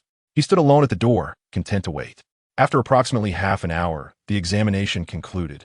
As Jiang Qingli opened the door, a tall figure crouching by the entrance leapt forward, enveloping her in a warm embrace. The youthful figure carried the refreshing scent of sea salt, and his strong arms wrapped around her, surrounding her with a comforting heat. Had he been waiting here all along?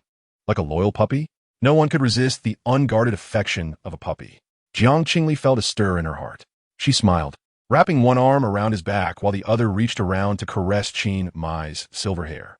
Qin Mai asked, somewhat indistinctly, "Are you all right?" "I'm fine," Jiang Qingli replied, giving his hair a gentle squeeze. "I somewhat miss petting the little leopard's ears." "That's good to hear." Qin Mai closed his eyes and held her tighter, nuzzling his cheek against her side, completely oblivious to the presence of another. "Your Highness is quite concerned for the young mistress," the family doctor interjected with a smile, cautiously reminding him, "However, Your Highness, the young mistress is still rather weak." Qin Mai froze, realizing he was holding the girl far too tightly. He hastily straightened up, letting his hands fall to his sides like a large dog caught in the act, appearing somewhat flustered. Jiang Qingli, aware that he hadn't meant to, placed a hand on his shoulder. "It's all right. Meng Jia said I'm in good health and will recover by tomorrow." "Yes, just refrain from using your mental strength today." Meng, the doctor, mentioned with a hint of pride, the young mistress's mental recovery rate is faster than that of the average person. If the family head were to know, she abruptly halted, cautiously glancing at Jiang Qingli. Earlier, Jiang Qingli had been exceedingly cooperative during the examination, causing Meng to forget that their young mistress had severed ties with the family 3 years ago. In previous visits, she had merely mentioned the Jiang family and was promptly dismissed by the servants. If it weren't for her lengthy tenure of over a decade at the Jiang family and her thorough understanding of Jiang Qingli's health metrics, Yin Nuo would never have permitted her to enter.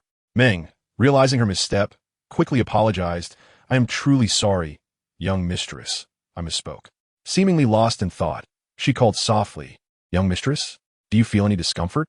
Jiang Qingli felt somewhat dazed. How strange. Upon hearing the term family head, a woman's figure suddenly surfaced in her mind, long hair cascading to her waist, smiling gently. A familiar, yet chilling sensation surged through her spine. Jiang Qingli felt her vision blur and her body sway. Yin Nuo steadied her arm, whispering, "Young mistress, perhaps you should rest for a moment? I'll escort Meng." No. I'll wait for Xiao Hu to finish before leaving," Jiang Qingli replied, offering a professional smile. Xiao Hu was the male nurse examining Bai Li Jing. "Then I shall excuse myself for now. I'll go check on Bai Li Jing," she stated before turning to depart. Such a good relationship, Meng mused, observing her young mistress's hasty steps. She had heard of the outrageous things Jiang Qingli had done since leaving the Jiang family, and noted that in their few encounters, she seemed to have changed significantly. The family head and young Master Yuchen were both distressed, yet they dared not reach out for fear of inciting her anger. It was presumed that the young mistress would continue down a path of recklessness.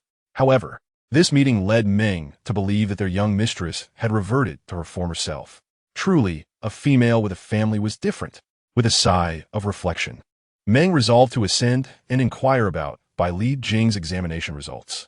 Just as she turned, she noticed Qin Mai standing beside her, wearing an intimidating expression.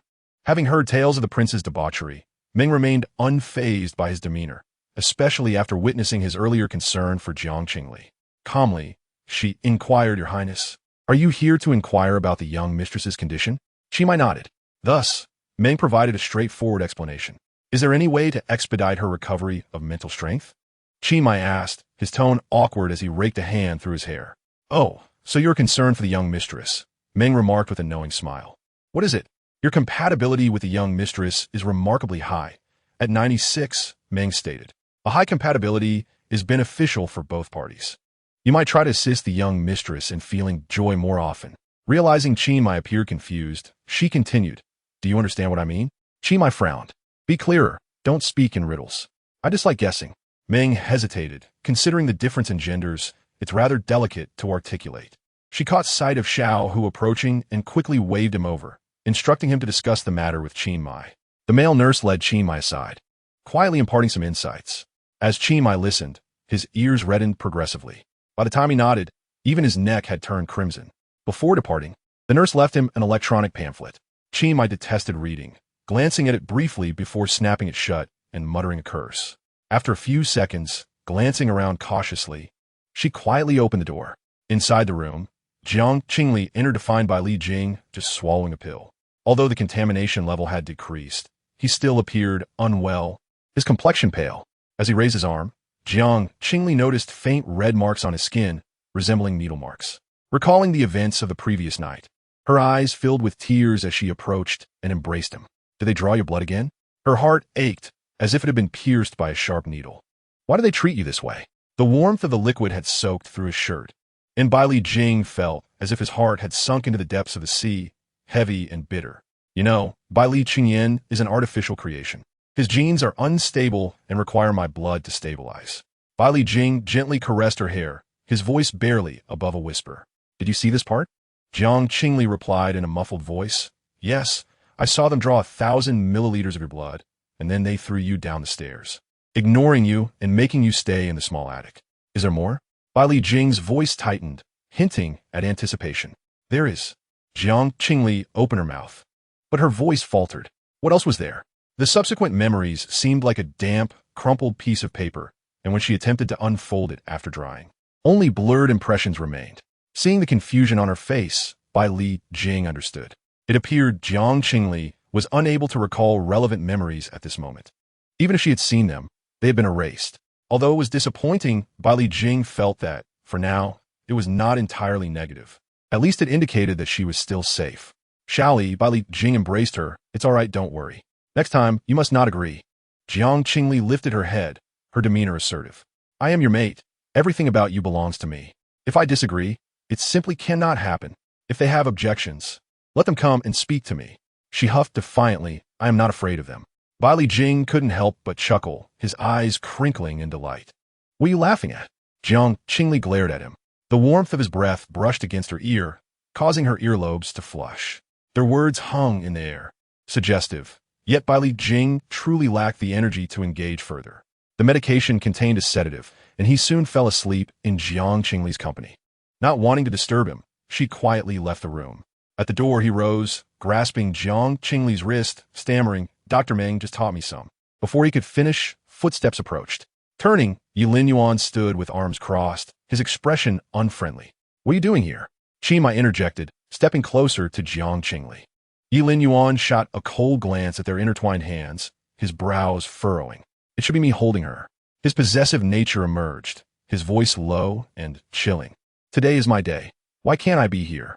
What do you mean your day? It's clearly my turn.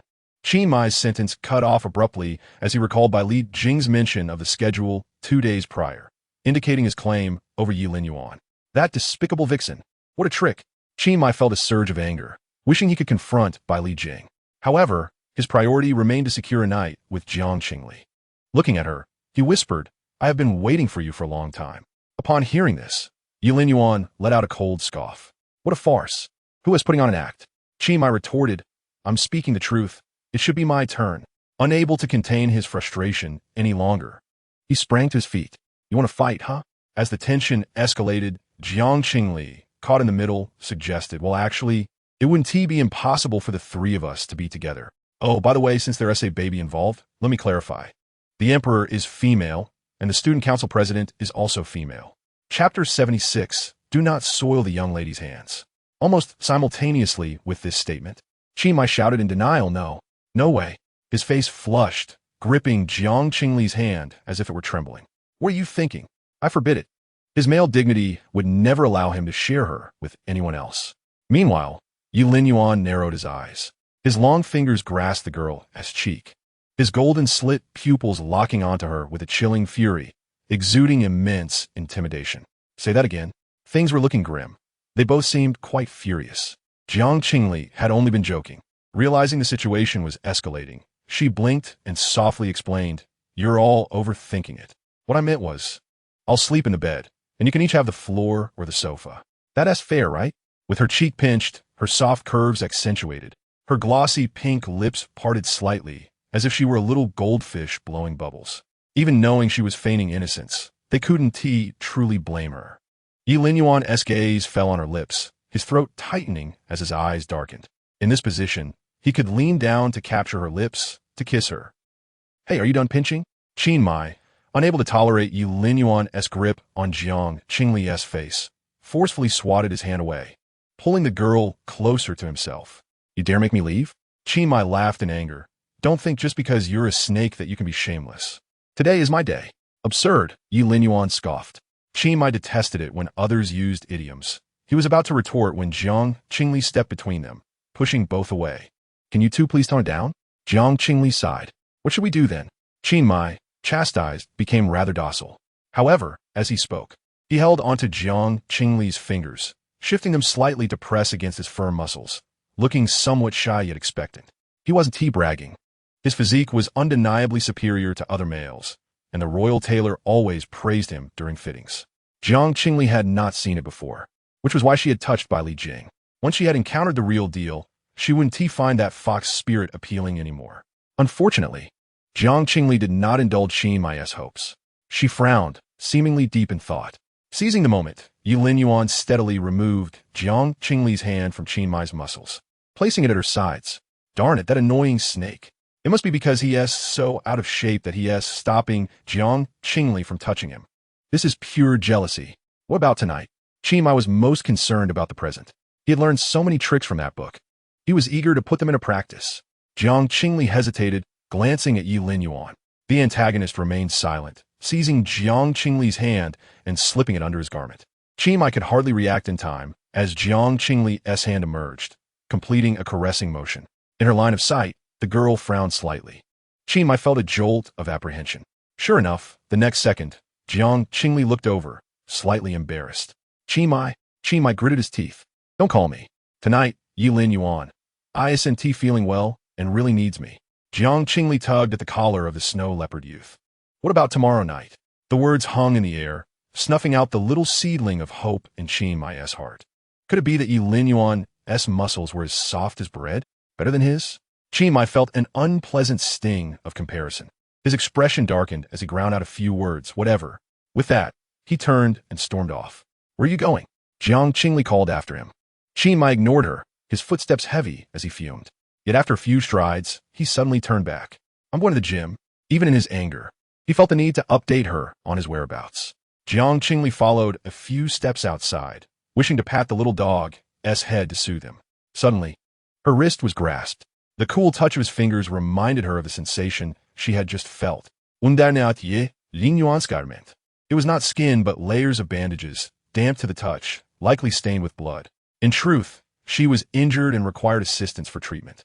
Ye Linyuan, possessing a noble status in the first district, would undoubtedly raise suspicions if he were to suddenly sustain an injury, and it would be unwise to disclose this to Qingli. However, her mental strength had not yet fully recovered. Could mere kisses offer the same assistance as before? "Miss." The voice of Yin Nua interrupted Jiang Qingli's contemplation. The gray wolf butler stood by, bowing respectfully. "Lunch is prepared." "Very well." Jiang Qingli nodded and addressed Yi Linyuan. "I shall first check if Bai Li Jing has awakened. You may start your meal." She was still concerned about Bai Li Jing's condition and turned to enter the room. The door closed behind her, yet the two males in the corridor remained motionless. Yi Linyuan cast a cold gaze at Yin Nua. Often, the butler maintained an appropriate distance from his master, adopting a posture that was both standard and humble, resembling a silent and inconspicuous backdrop. However, the occasional glances he directed at Jiang Qingli were far from submissive. They instead radiated a fervent obsession akin to molten lava. Such restless elements stirred a murderous intent within Yi Linyuan. Nevertheless, Yin Nua seemed oblivious to the hostility emanating from Yi Linyuan and merely gestured, "Mr. Yi, please proceed to the dining room." Yi Linyuan did not budge. Yin Nua continued, "The young lady and Mr. Bai Li have been close since childhood. You cannot intrude upon that bond. It will be best for you to join us for the meal." Yi Linyuan chose not to linger and gracefully descended the stairs with an air of nonchalance. "My master is the young lady. I shall only depart this world when she commands it." Yin Nua lowered his gaze. "Yet you, with so many enemies, should be mindful of your safety." Of course, Should you meet an untimely demise, I will handle your affairs and cleanse every trace of blood to spare the young lady the burden. In the clean and bright room, Bai Li Jing leaned against the headboard, his fingers weakly reaching for a glass. As Jiang Qingli pushed open the door, she swiftly approached and offered the water cup. Bai Li Jing did not take it. Instead, he held the rim with his lips, gazing at her with eyes that sparkled like rippling waves.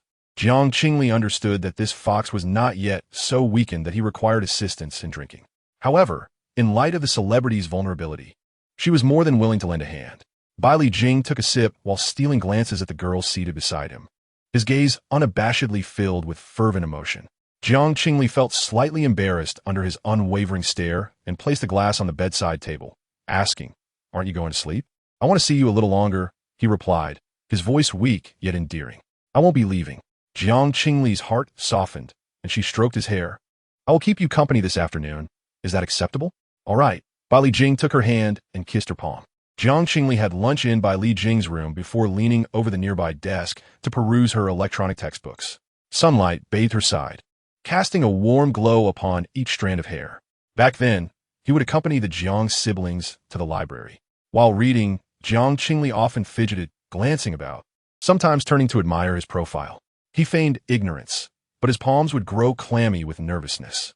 Occasionally, he could not help but casually inquire what she was looking at, to which she would retort, Your breathing is distracting." He would apologize with a smile, observing her cheeks flush a deeper shade of red. Around this time, Jiang Yuchun would deliberately interrupt their flirtation with some comment. Indeed, Jiang Yuchun often sat directly across from them, unaware that within his blind spot, Jiang Qingli would secretly hold his hand, her fingers brushing against his palm. The sedative effects of the medication soon took hold, and Bai Li Jing, smiling, unexpectedly fell into a deep, restful sleep. When he awoke, the day had already grown late. Jiang Qingli sat by his bedside, sending a message in their group chat. "Is everyone present?" "Brother, not yet on stage. I've been thoroughly vexed." Chapter 77. Rescheduling. Everyone sending selfies. Jiang Qingli's group, with her 5 beast husbands, was typically quiet. The males seldom had topics to discuss, and if there were matters to address, they would privately message Jiang Qingli. "Qin Mai. 11,111. Qin Mai. Question mark. Qin Mai. Who is being unserious? Qin Mai. I merely happened to be resting and saw your message. Do not slander me. Qin Mai. Image. He unexpectedly sent a photo. Jiang Qingli clicked to open it. It was a selfie, captured from the collarbone down. The young man's skin glistened with a light sheen of sweat from exercise.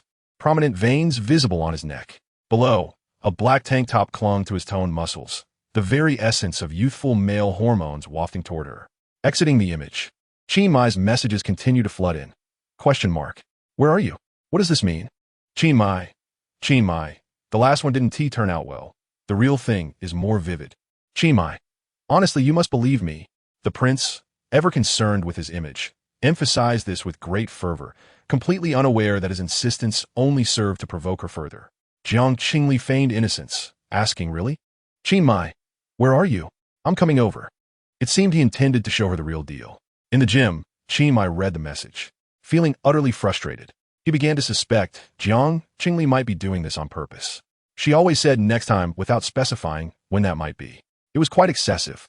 Glancing at his companions, Qin Mai let out an annoyed grunt.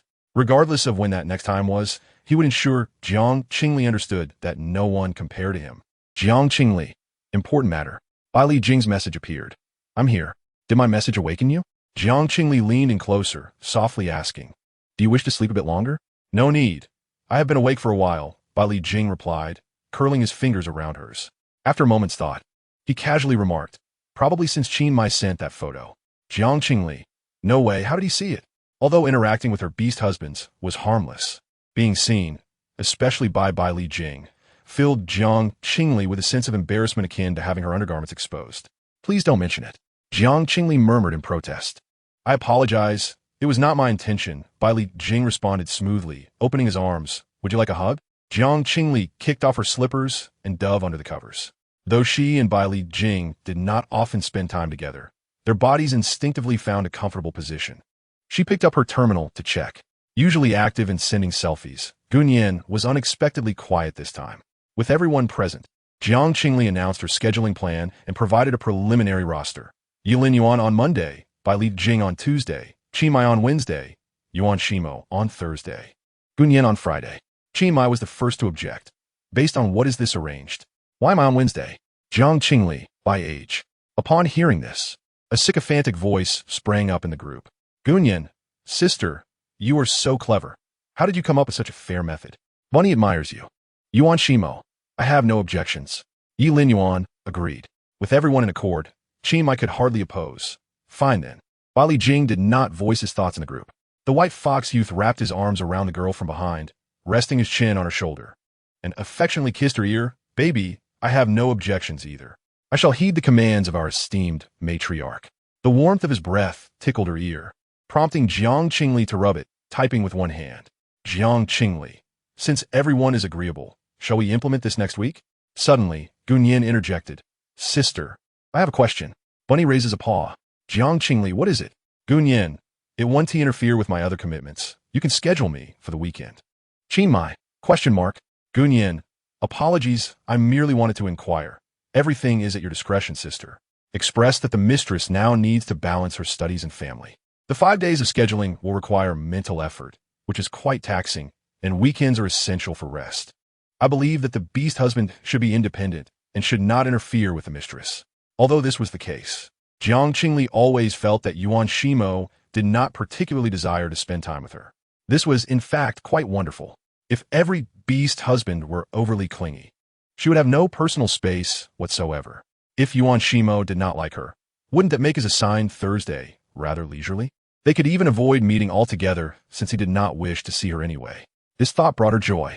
Jiang Qingli followed Yuan Shimo's lead, stating that there would be no need for makeup classes, but if they required mental healing, they could arrange for a weekend session. This resolution left everyone satisfied, and the meeting was adjourned. Upon exiting the group chat, Jiang Qingli received a private message from Gunyan, the youth, whose exquisite selfie avatar captured his essence. First sent a small rabbit emoji with tears. He then messaged, I'm sorry, sister. I didn't know the rules of the first district. Please don't be angry. Jiang Qingli was not actually upset.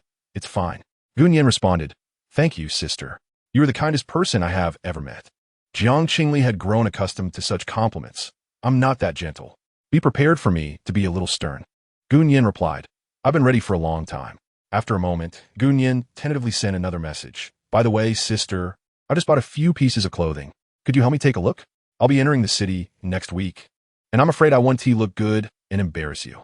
In their recent conversations, Gunyan had mentioned that he had never traveled far, leading Jiang Qingli to perceive him as a timid and adorable rabbit. Naturally, she could not refuse his request, of course. The video call quickly connected. This time, Gunyan initiated a flat video, not a holographic projection, resulting in a small screen. Once connected, a pair of fluffy rabbit ears appeared. The ears twitched, and as the camera panned down, a pair of crystal-like pink eyes emerged. The youth's delicate features radiated joy. Sister. In the next moment, the young man resting his gaze on Jiang Qingli lifted his eyes. Gunyan noticed another presence and appeared somewhat startled. Uncle Bailey, I'm sorry. I meant to say Brother Bailey. The youth blinked innocently and added, what a coincidence. Every time I look for my sister, you're always there. Chapter 78. The scheming snake affectionately pouts. It hurts. Gunyan spoke with a hint of laughter, as though engaged in a mundane conversation. However, having interacted only once via video, Bai Li Jing had already discerned Gunyan's temperament. It was evident that he was subtly teasing him for clinging to Jiang Qingli. While others might have been irritated, Bai Li Jing remained unfazed. He lazily lifted his long lashes, casting a glance at the video screen before tilting his head closer to the girl in his embrace. Am I too clingy? Bai Li Jing bit his lip, feeling a twinge of guilt. I'm sorry, Shaoli. Am I bothersome? Not at all, Jiang Qingli quickly reassured him, reaching out to tousle his hair. Don't overthink it if you're unwell. Bai Li Jing gazed at her with a smile, his tone filled with affection. You are so good to me. Out of sight from the girl, Bai Li Jing cast a sidelong glance at the screen, his light golden eyes narrowing slightly, exuding a challenging aura. On the other side of the screen, Gunyan visibly stiffened, his breath becoming heavier. The youth bit his lip, unwilling to back down. Sister, before he could finish, Bai Li Jing interrupted. By the way, do you need help choosing any clothes? I can assist you. Jiang Qingli found this suggestion quite fitting. Yes, he is a big star. He knows fashion well. The dresses he picked for me were beautiful. Gunyan felt a bit awkward and shyly lowered his gaze. Then I will go change. He placed the terminal aside and walked away quietly. As he stood up, Jiang Qingli caught a glimpse of his fair, exquisite collarbone and shoulder. A strange thought suddenly crossed her mind. Wait, could it be that Gunyan isn't wearing anything? As soon as this thought emerged, Jiang Qingli quickly dismissed it. She realized that she was viewing him through a colored lens. Gunyan was just a very obedient and timid rabbit, unlikely to engage in such bold and flirtatious behavior. Shaking her head, she dismissed the notion. As if fearing she might flee, Gunyan swiftly changed clothes and reappeared on the screen. Compared to the moment they first connected, Gunyan now appeared much more serious. The youth tucked away his rabbit ears and stepped back a bit, standing against a softly colored hotel wall. The light blue silk shirt draped beautifully, accentuating his snow-white skin, resembling a character that had stepped out of comic. The slightly open collar revealed his slender neck and delicate collarbone, giving him an air of slight fragility. Jiang Qingli noticed that Gunyan seemed significantly taller than she had imagined. She had previously learned from his profile that he stood at 182 meters, but after seeing his selfies, she had always thought of him as a pretty young boy, someone she could easily reach out to touch. However, seeing him in full now, she realized that he was indeed a grown man. This feeling was a bit peculiar. Jiang Qingli remained silent, while Gunyan on the other end of the video appeared somewhat anxious, biting his lip. Sister, does it look bad? Not all, it looks great. Jiang Qingli replied earnestly. This outfit suits you perfectly, and you are so good-looking that you would look good in anything. I dare say that there are very few who can match your beauty in the first district. With just a few encouraging words, Jiang Qingli had Gunyan beaming with delight. Suddenly, there was a knock at the door. Yilin Yuan's cold voice echoed, "Dinner is ready." Jiang Qingli realized that it was getting late. On the other end, Gunyan understandingly said, "Then I'll go eat too." "Sister, you've worked hard. Go rest soon." Merely looking at clothes hardly qualified as hard work. Rather, it was a delightful experience. Jiang Qingli didn't dwell on it, ending the call and heading downstairs for dinner with Li Jing. In the 4th district at the Anaway Hotel, Gunyan removed the blue shirt he had on and hung it up in the wardrobe. At his feet lay several other garments, cheap shirts he had purchased in the 12 cities. Due to poor craftsmanship, these shirts were made of inferior material, but they had the advantage of being semi-transparent, subtly revealing his outline. If water were involved, the effect would be even better. Gunyan's gaze fell upon the glass of water on the table. Everything was ready, all because of that old, cunning fox. Thinking of a young man who had held the girl earlier, Gunyan let out a huff. Last night, he had wasted so much of his sister's mental energy, making her suffer, and then clung to her afterward. How annoying. The youth's expression turned sullen, his soft voice revealing his frustration in the absence of others. If only I could get rid of him. Yet, it seemed his sister was rather fond of him, which complicated matters. In the distance, thunder rumbled faintly, drowning out the youth's sickly murmurs. The night deepened, and with the fading thunder, a gentle rain began to fall. The rain, laced with damp mist, trickled down, soaking the slender fingers resting on the windowsill.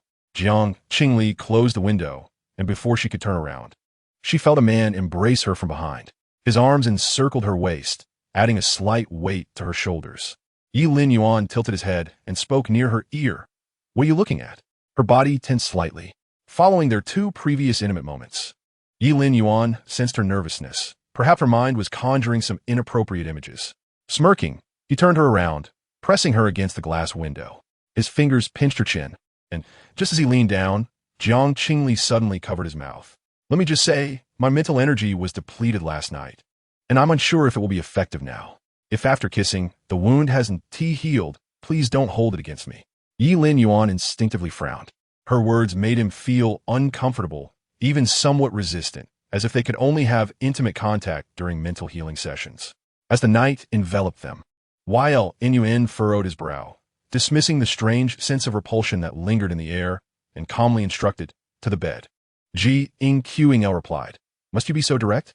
I do not wish to engage today."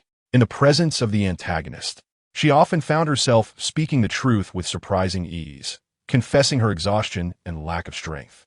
Upon uttering her thoughts, she sensed Yilin narrowing his eyes in displeasure.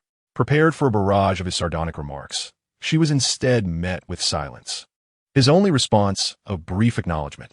As Jiang Qingli approached the bed, she was swiftly ensnared by his serpent tail, which drew him closer, capturing her lips with fervor.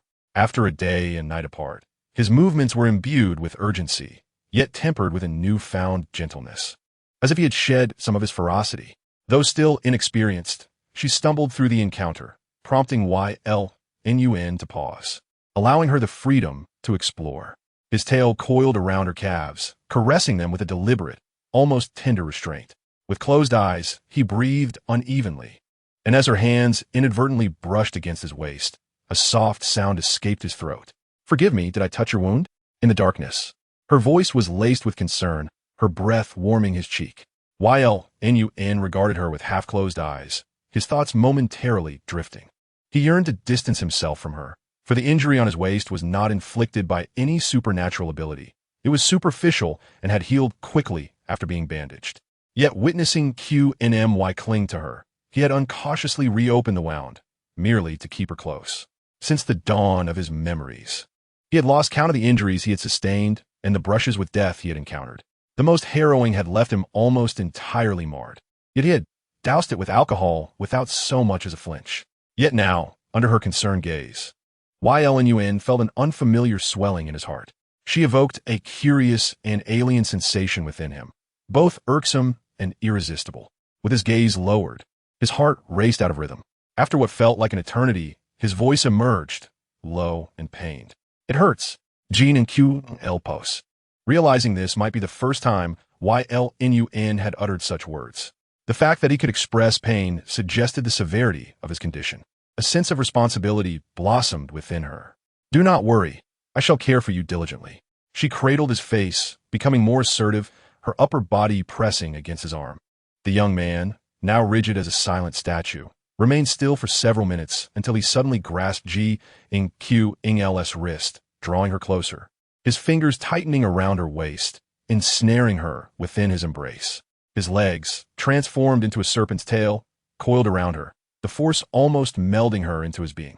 Unable to bear the pressure, Jiang arched her neck back, but was held firm by the grip on her nape, forced to tilt her head back. Her cheeks flushed, whether from lack of oxygen or something else entirely, she could not tell. A soft whimper escaped her lips, reminiscent of a fragile prey ensnared by a venomous serpent. An overwhelming hunger surged within him, a primal urge to consume her, to fill the void within his heart with her essence. "Do not kiss me," she pleaded, her fingertips growing numb, her hands weakly pressed against his chest, desperately gasping for air in the rare moments of respite. Startled, she tensed as she realized his hand remained motionless between her legs, provoking perilous associations. Yelin remained silent while she, in a fluster, reached for his wrist, attempting to push him away, but his grip on her leg was unyielding. The serpent's tail wrapped around her calf, its naturally cooler temperature tightening around her ankle, imparting an unusual sensation. Jiang felt her legs weaken further, her mind racing with blush-inducing images. Yelin smirked, a soft chuckle escaping his lips, his breath teasing her ear, as if mocking her contradictory feelings. "What are you laughing at?" He replied nonchalantly, burrowing beneath the covers. Jiang sought to intervene, but his voice, muffled, broke through. "Dr. M. stated that happiness would expedite the recovery of your mental fortitude. That is not something you can just say," she protested. "And did you not express disdain for doctors? Did you inquire out of concern for me?" It seemed he had learned to care for others after all. The tension in Jiang body began to release. The thin blanket formed a warm, intimate cocoon, infused with her distinct sweetness. Yelin cast his gaze downward, his serpent tongue flickering, when a sudden thought struck him. During the invasion of the marriage system, he had perused the profiles of other beast husbands. 3 held exceptionally high compatibility scores, QNMY at 96, GNIN at 93, and UNSHM at 91. It was highly probable that Biljing was another forcibly included beast husband, given his compatibility score of only 85. Yelin was unaware of his own compatibility score with Jiang, but the fact that he could mark her indicated it was above 80, surpassing most couples. What troubled Yelin further was the revelation that Jiang Qingli's best genetic match within a marriage system was not any of the 5 beast husbands, but rather another male. This individual must possess considerable authority, with highly confidential information. In mere moments, Ylin was unable to glean further details. Someone surpassed their compatibility scores. In genetic terms, this person was more suited to Jiang Qingli than they were. Perhaps with a mere beckoning, she would gravitate towards him, discarding all 5 of them. Who could it be? Ylin pondered. Jiang Qingli gasped, trembling, curling her legs. You bit me. Ylin dismissed further thoughts, gripping her ankle with one hand, continuing his actions. Outside, the rain intensified. A wave of dizziness washed over Jiang Qingli, a disorienting blend of dream and reality that was both frightening and intoxicating. Time slipped away, and eventually, the torrential rain subsided.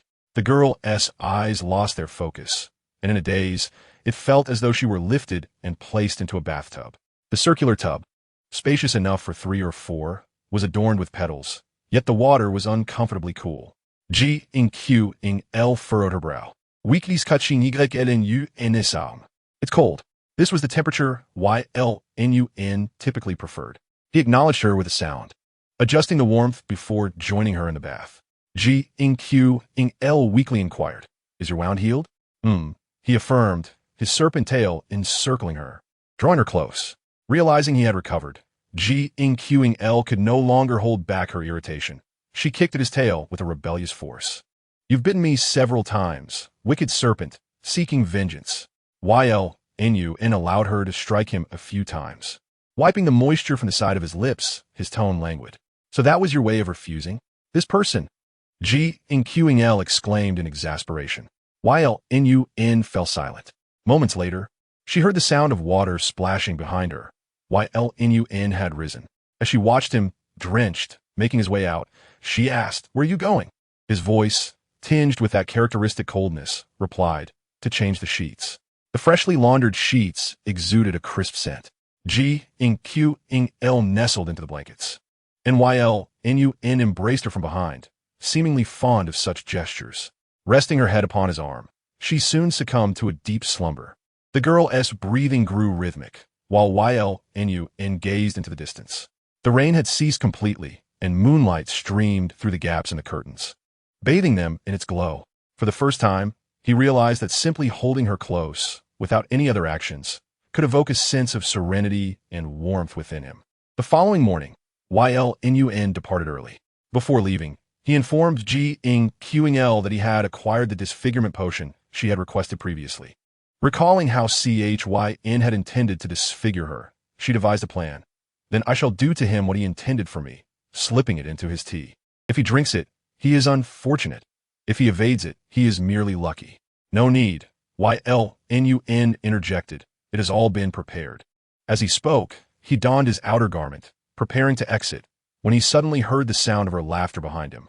As night descended, Yilin Yuan furrowed his brow and asked, "What are you laughing at?" The conversation shifted to the surveillance chip, the restoration gem, and the recent medication. Yilin Yuan, evading the topic, simply stated, "I'm leaving.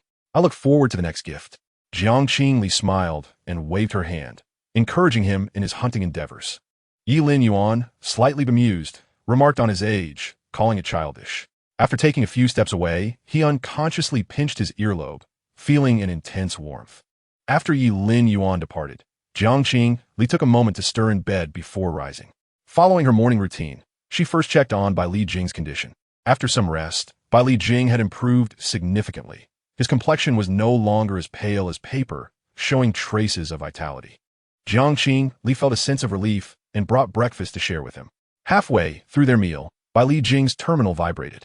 He glanced at it, dismissing the call without much reaction. However, the terminal continued to vibrate insistently, one call after another. Jiang Qingli, intrigued, asked, "Does it work?" "Sort of," Bai Li Jing replied, "but it's not important." Just as he was about to silence the terminal, Jiang Qingli swiftly leaned in. Catching sight of the caller's name, Bai Li Chengyan. "Does he dare to call you?" she inquired incredulously. Bai Li Chengyan's voice came through, accompanied by a series of weak coughs, a tactic he often employed. Whenever he mentioned Bai Li Jing would likely acquiesce. as he had promised many things to Bai Li Qing before leaving home, including the continuous provision of blood. However, this time, the response on the other end was not immediate agreement. Bai Li Chengyan expressed his dissatisfaction. Bai Li Jing, what are you pretending for? Don't forget what you promised Grandma. Hurry up and come get blood. You owe me. What do you owe him? A clear and crisp female voice interjected. Bai Li Chengyan paused, surprised. Who are you? But he quickly deduced that the only woman who could answer Bai Li Jing's phone was none other than Jiang Qingli. The Jiang family and the Bai Li family had been friends for generations. In the past, Jiang Qingli had treated Bai Li Jing well, and Bai Li Chengyan dared not offend the Jiang family, thus behaving with restraint towards Bai Li Jing. But times had changed. In recent years, Jiang Qingli's disdain for Bai Li Jing had become widely known. I'm sorry, but he can't come right now, Jiang Qingli replied calmly. Bai Li Chengyan, sensing something was amiss in her tone, questioned. What do you mean, Qingli Jia? He offended me yesterday, and I am punishing him, Jiang Qingli replied leisurely, extending her hand towards Bai Li Jing, her fingers delicately resting on his neck in a semblance of a threat. Her nails lightly grazed his neck, and the handsome young man instinctively tilted his head back, his throat visibly moving as he swallowed. With his eyes half closed, he presented a captivating allure. The girl smirked. Bai Li Jing cannot donate blood to you without my permission. I'm quite displeased. Bai Li Chengyan was evidently taken aback by her statement, momentarily stunned. Anger quickly followed. Did Bai Li Jing tell you something? Qingli Jia, let me clarify. He has been acting, and his mental state is in question. He is exhibiting paranoia. We are drawing blood to help him with an examination. Don't listen to his nonsense. Is that so? Jiang Qingli. What kind of examination requires 1,500 milliliters of blood? Bai Li Chengyan faltered for a moment before defiantly stating, this is a family matter, not convenient to disclose. In any case, hand the terminal to him. I have something to say. No, Jiang Qingli interrupted coldly. In the morning light, the girl's fingers tightened around the neck of the white-haired youth, and Bai Li Jing felt a gradual sense of suffocation. Yet his heart raced, pounding violently against his chest. The young man parted his lips slightly, resembling a fish out of water, his fair and handsome profile flushed with a delicate hue. As his vision blurred, he saw the girl in his embrace squinting at him, delivering a chilling warning to the other end of the line. Remember, Bai Li Jing is now mine, and his blood is, of course, my possession. From this moment forth, no one may touch him without my consent. The atmosphere grew tense and suffocating. On the other end, Bai Li Chengyan was utterly bewildered by Jiang Qingli's unexpected stance, feeling as if they were trapped in a melodrama. What nonsense is this about him being yours? Do they think this is some kind of idle drama? Has Jiang Qingli lost her mind? Bai Li Chengyan pressed. Qingli Jia, do you already know my situation? Jiang Qingli refrained from responding. Earlier, she had inquired with Yi Nuo and learned of the Bai Li family circumstances. The tale traced back several years. Bai Li Jing's mother, Bai Li Su, was the sole daughter of the Bai Li family. Yet she rejected a family-arranged marriage to be with an unnamed Fox clan star. The prestigious family looked down upon entertainers, and the entire clan vehemently opposed the union. However, their objections proved futile, and soon Bai Li Jing was born. 5 years later, the Bai Li family relented and agreed to accept them.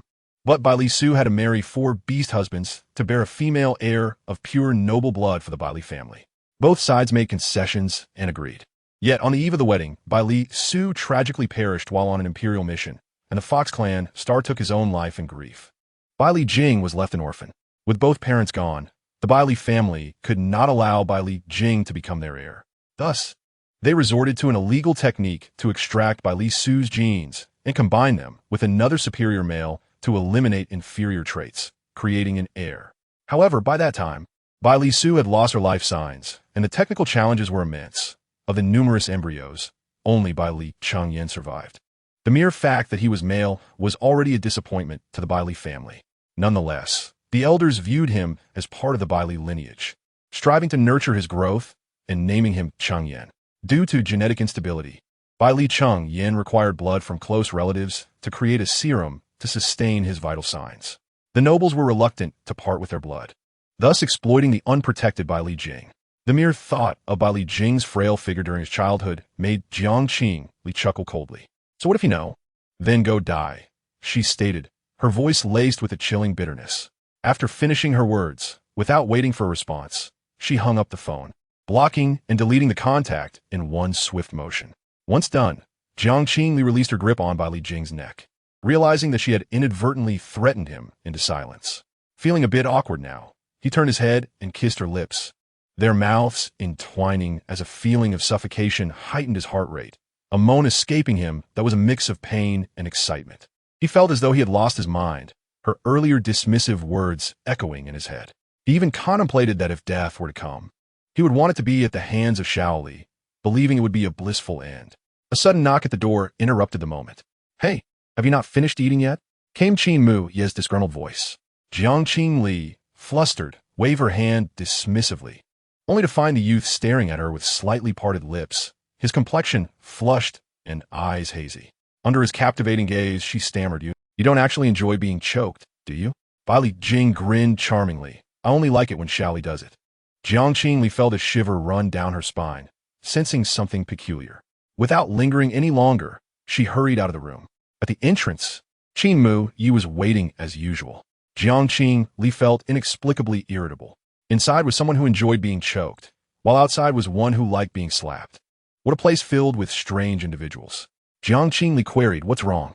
"Qin Shu has been admitted to the hospital," Qin Mu Yi reluctantly revealed. "Are you going to visit him?" Given their good relationship, Jiang Qingli naturally agreed. The two quickly made their way to the hospital. As they entered the elevator, they spotted a familiar figure. Bai Yi was still dressed in a white dress, looking delicate and frail as she greeted them with a wave, carrying a thermos in her hand. No one spoke, and Biyyy introduced herself. "This is prepared for Chyn." She smiled at Qngl. "Sister Qngl, didn't you also make sweet soup for Chyn before?" The little fox has already fallen madly in love, in a positive sense. In the spacious elevator, Biyy's words resonated clearly. "Sister Qngl, are you also going to see Chyn?" Biyy blinked, gripping the thermos box tightly. Feeling a bit troubled. "I am certain my cooking cannot compare to yours, and I feel somewhat inferior." Knowing this, are you still looking for criticism? Qngl smiled gently. "If I were you, I would have given up." The irritation for being provoked by Bilch in the morning had faded, and Qngl was in high spirits. Biyyy did not expect to be addressed in such a manner, and looked helplessly at Qnmy. However, Qnmy did not spare her even a glance, focusing solely on Qngl. The prince frowned, seemingly in a foul mood. Surely he has realized Qngl's malice. Biyyy felt intrigued, and was about to speak when a mechanical voice interrupted. The elevator dinged as it reached the top floor. Qngl exited first, heading in a different direction from Biyyy. Biyyy was puzzled. Weren't they here to see Chyn, who resides on the other side? She wanted to follow, but before she could approach the area, a nurse stopped her. "I'm sorry, miss, but you cannot enter the restricted area without permission." Biyyy clenched her teeth, stomped her foot, and turned to leave. When Qngl entered the ward, Qnsh was eating an apple. She lay on the hospital bed, one arm restrained in a device, while lazily munching on the apple with the other hand. Upon seeing Qngl, she waved, and the nurse immediately brought over a chair to place by the bedside. Qngl requested, "Could you please bring another chair? You're here too?" Qnsh seemed to just notice Qnmy, lifting her gaze, and awkwardly said, "Please step outside. We females need to have a private conversation." Qnmy had no desire to converse with her either, huffing heavily before turning to leave. The two siblings had a mutual disdain for one another, something Qngl had grown accustomed to. She placed the gift she had brought beside her and inquired, "Is your arm injured?" "It was bitten off by a beast," Qnsh replied. "It should be reattached in a few days, but the contamination is quite serious. Recovery will likely take several months." Qngl winced at the thought, then comforted her. "Thankfully, it can be reattached. We must be grateful for technology." Her serious demeanor made Qnsh laugh. Mimicking her tone, she said, "Thank you, technology." Qngl asked a few more concerned questions and sincerely inquired if her healing abilities could be of assistance. This was not mere politeness. She genuinely cared for everyone around her. Qnsh's expression softened as she gradually realized why her foolish brother behaved submissively in Qngl's presence. Initially, she had approached Jiang Qingli out of fear that Qnmy would clash with a rumored malicious female, causing another scandal for the royal family. However, as they interacted, she found Jiang Qingli increasingly endearing. After a while, QNSH recalled something. Do you remember the Zhuke you saved? Jiang Qingli nodded. Of course. QNSH leaned against the headboard, choosing her words carefully. His name is Chu Filing. Could I trouble you to help take care of him? Seeing Jiang Qingli frown slightly, QNSH added, they are willing to offer you a reward. Jiang Qingli, not in need of money, replied. However, QNSH pulled up a screen with one hand. The image displayed mine. The Chu family possesses over 50% of the Empire's mineral resources. QNSH smiled. They promise that if you care for the young master for a school year, this ruby mine will be yours, along with the restoration gems. Jiang Qingli glanced at the ruby necklace indicated beside the mine image, feeling a human inclination to waver. QNSH continued. By the way, I remember that our SHMS mother is a chief judge, and he has a master's degree in law. You can sign the contract with him. And I will be the guarantor to ensure you are not at a loss.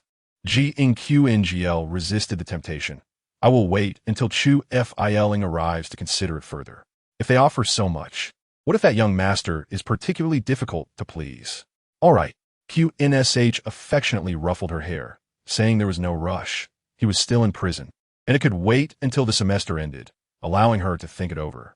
Z know that we know not that. QNSH then inquired about Jiang Qingli's mental recovery. A nurse entered to remind them visiting hours were over, prompting Jiang Qingli to rise and bid farewell. By the way, QNSH said, don't mention this to Qnmy yet. He had a few altercations with Chu Filing, which were quite perilous. After Jiang Qingli left the ward, the glass automatically transformed into a one-way barrier. QNSH clearly saw that as soon as the door opened, Qnmy rushed to Jiang Qingli's side, bombarding her with questions. Judging by his lip movements, he asked if she had spoken ill of him. He also inquired, did you really make sweet soup for him? QNSH remarked, can't we discuss something more substantial? Jiang Qingli was still too kind. She hadn't even dismissed him yet. The terminal vibrated, and QNSH pressed the answer key. A young female with red hair and red eyes appeared on the screen, her features sharp and beautiful. This was Chu Filing's sister, Chu Qingli. Has she agreed? QNGS kid. QNSH replied languidly. It depends. She may not even be interested in your brother. Have you heard the saying? The finest gem is the ruby, and the finest ruby is the pigeon blood. Chu Qingli laughed confidently and proudly, saying, this perfectly describes my brother. Once she meets Ling, she will surely adore him. Meanwhile, on the other side of the floor, BIYY sat by the bed, scooping a spoonful of sweet soup and offering it to the weak CHYN. CHYN here. CHYN's eyes were dull, like a puppet under control, as he opened his mouth. The sweet soup was poured in mouthful by mouthful, and BIYY cheerfully asked, is it delicious? Yes. CHYN nodded, but appeared lost in another thought, his eyes glazing over. Are you touched? BIYY smiled, her gentle voice akin to a siren's call from hell, asking, do you love me more than before? Upon hearing that, CHYN had awakened in the morning. BIYY couldn't wait to win his affection. Once she gained his favor, she could trade inexpensive props with QNMY or UNSHYO. Any increase in goodwill would be beneficial. Opposite her, CHYN's expression stiffened. A voice in his head seemed to urge, obey her, fulfill all her wishes. She is your beloved. CHYN opened his mouth, but in that instant, another image flashed through his mind of a girl carrying sweet soup towards him. His words abruptly ceased, and he erupted in a more intense wave of nausea. The nurse hurried over to wipe him, and once he calmed down, she assisted him to sit up. However, when he lifted his gaze, everyone was frozen in shock.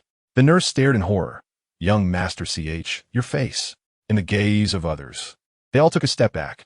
My face? CHYN asked in confusion, only to realize his voice had become hoarse. His heart dropped, and he shouted at the nurse, a mirror. The nurse hesitated, but eventually handed over the mirror. CHYN beheld his face, now covered in disgusting pus-filled boils. Repulsive to behold, his hand trembled, and the mirror shattered. Instinctively, CHYN moved towards BIYY, seeking solace, but she stepped back. This motion made Chyn's eyes widen in disbelief. He asked incredulously, Why? Are you afraid of me? Of course not. Biy forced a smile despite her disgust, suggesting, Let us have the doctor check you first, shall we? She began to push the nurse beside her. Just as the nurse was about to step forward, Chyn clutched his head and screamed. He dashed out like a frenzied beast. Upon reaching the corridor, his peripheral vision caught a glimpse of a slender figure. The pain in Chyn's head intensified. He half kneeled on the ground, stumbling forward, ultimately crawling like a regressed animal. At last, he reached that figure. Chyn looked up, struggling to extend his hand towards her. His voice filled with unprecedented humility and pleading. Save me, my lady. Chiyun, consumed by madness, found himself inexplicably shoving everyone aside and sprinting towards Jiang Qingli. A piercing headache ravaged his mind, as if a steel rod were mercilessly grinding his nerves and breath, inflicting agony akin to divine retribution. Instinctively, he knew he must seek out his female counterpart, for only she could save him. Yet perplexingly, the first name that sprang to his mind was not the beloved by Yi, but rather Jiang Qingli. It was as if this drive were inscribed in his very genes. As he crawled toward her silhouette, Chiyun heard the girl speaking in a sweet, melodic voice. It suddenly reminded him of how Jiang Qingli had once spoken to him. The proud Miss Jiang had always trailed behind him like a devoted shadow, softly calling his name, accepting all of his disdain and aversion without question. What he had once loathed now irresistibly drew him in. A powerful yearning surged within Chiyun, a desire to be touched and comforted by the girl before him. Alongside this overwhelming need, a sharp pain coiled around his heart, his stomach twisted in agony, as if something were about to burst forth. Chiyun weakly called out her name repeatedly. Meanwhile, at the elevator, Jiang Qingli was preoccupied with dismissing Qin Mai's unreasonable demands for sweet soup when she suddenly felt something tug at her ankle. Before she could react, Qin Mai pulled her back, warning her not to step on the trash. Looking down, Jiang Qingli discovered a figure in a hospital gown sprawled at her feet. Unkempt red hair obscured most of his face, but the lower half was enough for her to recognize him. Chiyun? Through the tangled strands, Chiyun saw Jiang Qingli take a step closer, and an overwhelming joy erupted within him. Please, comfort me. I need you, he babbled incoherently, his eyes gleaming like a frenzied beast. However, just as a smile began to form on his lips, it was abruptly halted. Jiang Qingli raised her foot, her immaculate black shoe pressing down on his fingers. She looked down at him, her gaze cold and disdainful, as if she were observing a repugnant insect. With a chilling voice, she questioned, on what grounds? Chiyun was momentarily taken aback. Jiang Qingli pressed her foot harder against his fingers, slowly articulating, if I recall correctly, it was you who was eager to annul our engagement, the one who conspired with others to expel me from the academy, and the one who sought to mar my appearance. And now you dare to ask for my comfort? Is it that by E cannot satisfy you, or is it? A smirk played on her lips as she uttered the venomous words. You are inherently despicable. Like a lightning strike to his core, Chiyun froze, almost doubting his own hearing. What had Jiang Qingli said? Had she lost her mind or made a slip of the tongue? He looked up in disbelief, seeking confirmation, but barely lifting his head before the steel-toed shoe came crashing down on his face, sending him flying. The impact was so forceful that his back slammed against the wall before he fell face-first to the ground. The sores on his face burst, sending sharp pains coursing through him. He struggled to raise his head, witnessing the one he had once scorned embracing Jiang Qingli, whispering something to her. Jiang Qingli shot him a glare, huffing lightly. The notoriously arrogant prince now slightly bowed, attempting to appease her, and muttered defensively, I'm not being violent. If he raises his head any further, he LLC under your skirt. Not only is he despicable, but he is also shameless. Jiang Qingli turned away, her back to Qin Mai, remaining silent. Was she standing up for herself? Chiyun felt a warmth blossom in his heart amidst his daze. Perhaps she was merely feigning anger, still harboring love for him. Qin Mai grew increasingly anxious, leaning closer to gauge her expression. Don't be mad, or will you step on me? I want to reward you. Jiang Qingli turned her face, her alabaster skin betraying no hint of displeasure, her glass-like eyes sparkling with amusement. She playfully tugged at Qin Mai's ear, feigning seriousness. I wasn't finished speaking earlier. You're making it difficult for me. Next time if I ask you to act, you must do so, understood? I understand, Qingli replied, his eyes once again drawn to Jiang Qingli's face, awkwardly asking, really not angry? After all, you used to make him sweet soup. Jiang Qingli blinked innocently. Shall I make him another bowl? No way, Qingli exclaimed, as if his tail had been stepped on, swiftly grabbing her wrist and pressing the elevator button furiously. Once inside, he positioned himself in front of Jiang Qingli, using his tall frame to shield her completely. Qiyun, his eyes burning with pain, fixated on the elevator, unable to discern what they were saying behind him. It finally dawned on him that Jiang Qingli's earlier demeanor towards Qin Mai had nothing to do with him. She was merely toying with Qin Mai. What appeared to be a quarrel was merely a playful act between lovers in which he was an unwitting participant. This realization signified that Jiang Qingli truly no longer cared for him and would not even regard him as a trivial object. Just days prior, when she had fed the stray cats at school and bandaged one that had been bullied, the memory struck him. Qiyun erupted into a violent cough, expelling a pool of blood. Qin Mai's kick had been merciless, aimed at taking Qiyun's life. At least 3 ribs were broken, and he felt a cold, numbing pain coursing through him. In his daze, he heard hurried footsteps and a soft voice crying out his name. Struggling to open his eyes, he saw Bai Yi, who was hiding nearby, frantically on the phone. What should I do, Ling Qin? Qiyun is badly hurt, his face is, she sobbed, and he is still in the disciplinary room. H. Lianing and Jean Li are both absent. You're my only hope. Her cries were desperate, her face a picture of sorrow. Qiyun, in a haze, recalled how every time Bai Yi displayed such a demeanor, their group would go to great lengths for her. He had always been by her side during her battles with acne, applying medication and believing in her love for him. Yet, why was she now crying over the phone, expressing grief for herself while remaining distant, her eyes betraying a clear disdain? Did she truly love him? Did she genuinely wish to be his female counterpart? The thought of being her counterpart ignited memories of Jiang Qingli's disdainful glance, sending a fresh wave of agony through Qiyun's heart as his stomach burned with nausea, leading to violent retching. A nurse hurried to the corner, addressing Bai Yi. Miss Bai, please provide some emotional comfort to Master Qiyun. Bai Yi glanced at the disheveled beast-man, exchanged a few words with Ling Qing through her tearful voice, then hung up, casting a disdainful look at Qiyun. Ugh, you're always throwing up. It's not like you're pregnant. Just as she was about to find an excuse to leave, a small, crimson shard rolled and came to rest at her feet. Before she could examine it closely, a series of alarming notifications echoed in her mind. Warning, target Qiyun's affection level at 10. Warning, target Qiyun's affection level at 15. Warning, warning, the alerts rang out in succession, the affection level plummeting, drowning her in chaos. Bai Yi's mind was overwhelmed as the system shrieked in terror. Zhongqingguo has malfunctioned. Chapter 83. We are destined for divorce in the future. This is rather inappropriate. Isn't it? Zhongqingguo was not a fruit from a tree, but rather a crystalline insect resembling a fruit, which, when consumed, would entwine itself within the host's heart. According to the system, as long as the host remained alive, Zhongqingguo would not fail. Yet what was happening now? Bai Yi was filled with horror, and before she could question the system, a furious Qiyun suddenly lunged at her. The male beastman pinned Bai Yi beneath him, his hands tightly gripping her neck.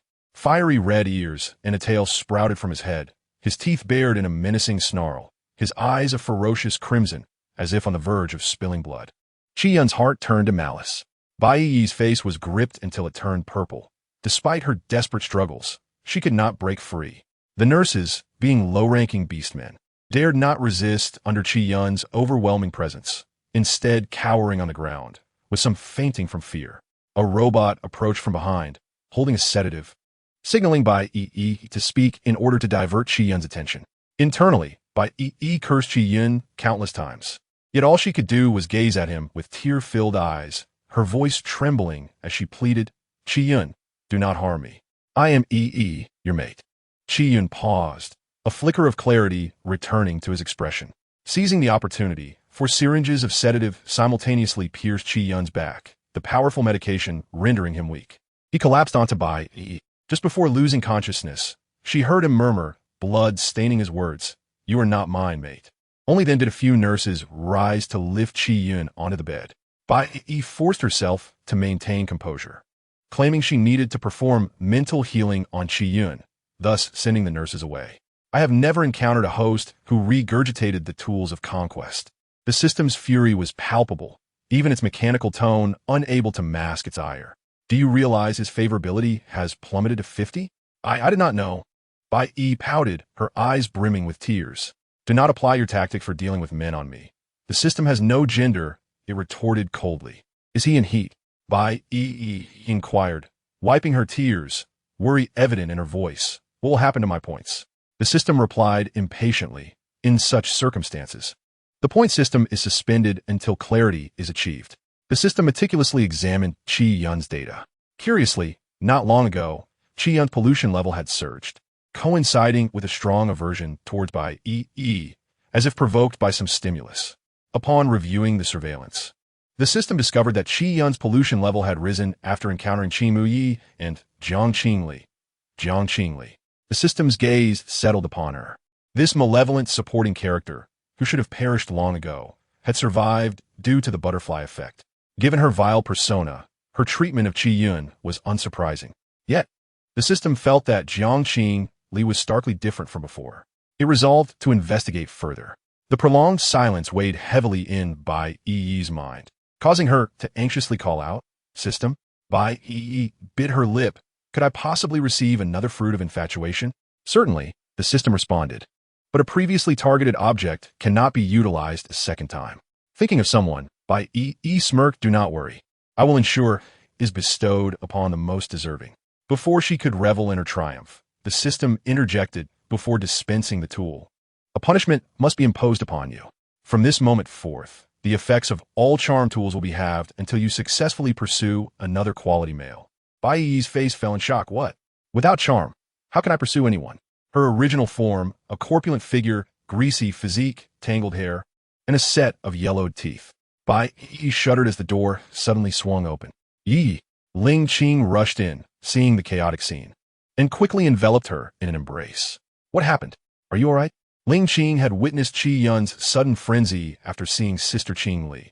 He had relentlessly attacked her, and she was deeply worried for him.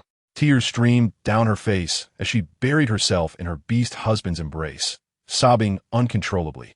Ling Qing held her with one arm, glancing at the disheveled Qi Yun on the bed, and found the situation somewhat bizarre. If he was genuinely concerned, why did he not cover Qi Yun with a blanket, leaving him sprawled there with his face marred by sores and blood? Bai Yi huddled, her beautiful visage evoking sympathy. Yet, Ling Qing felt that Bai Yi was not as captivating as usual.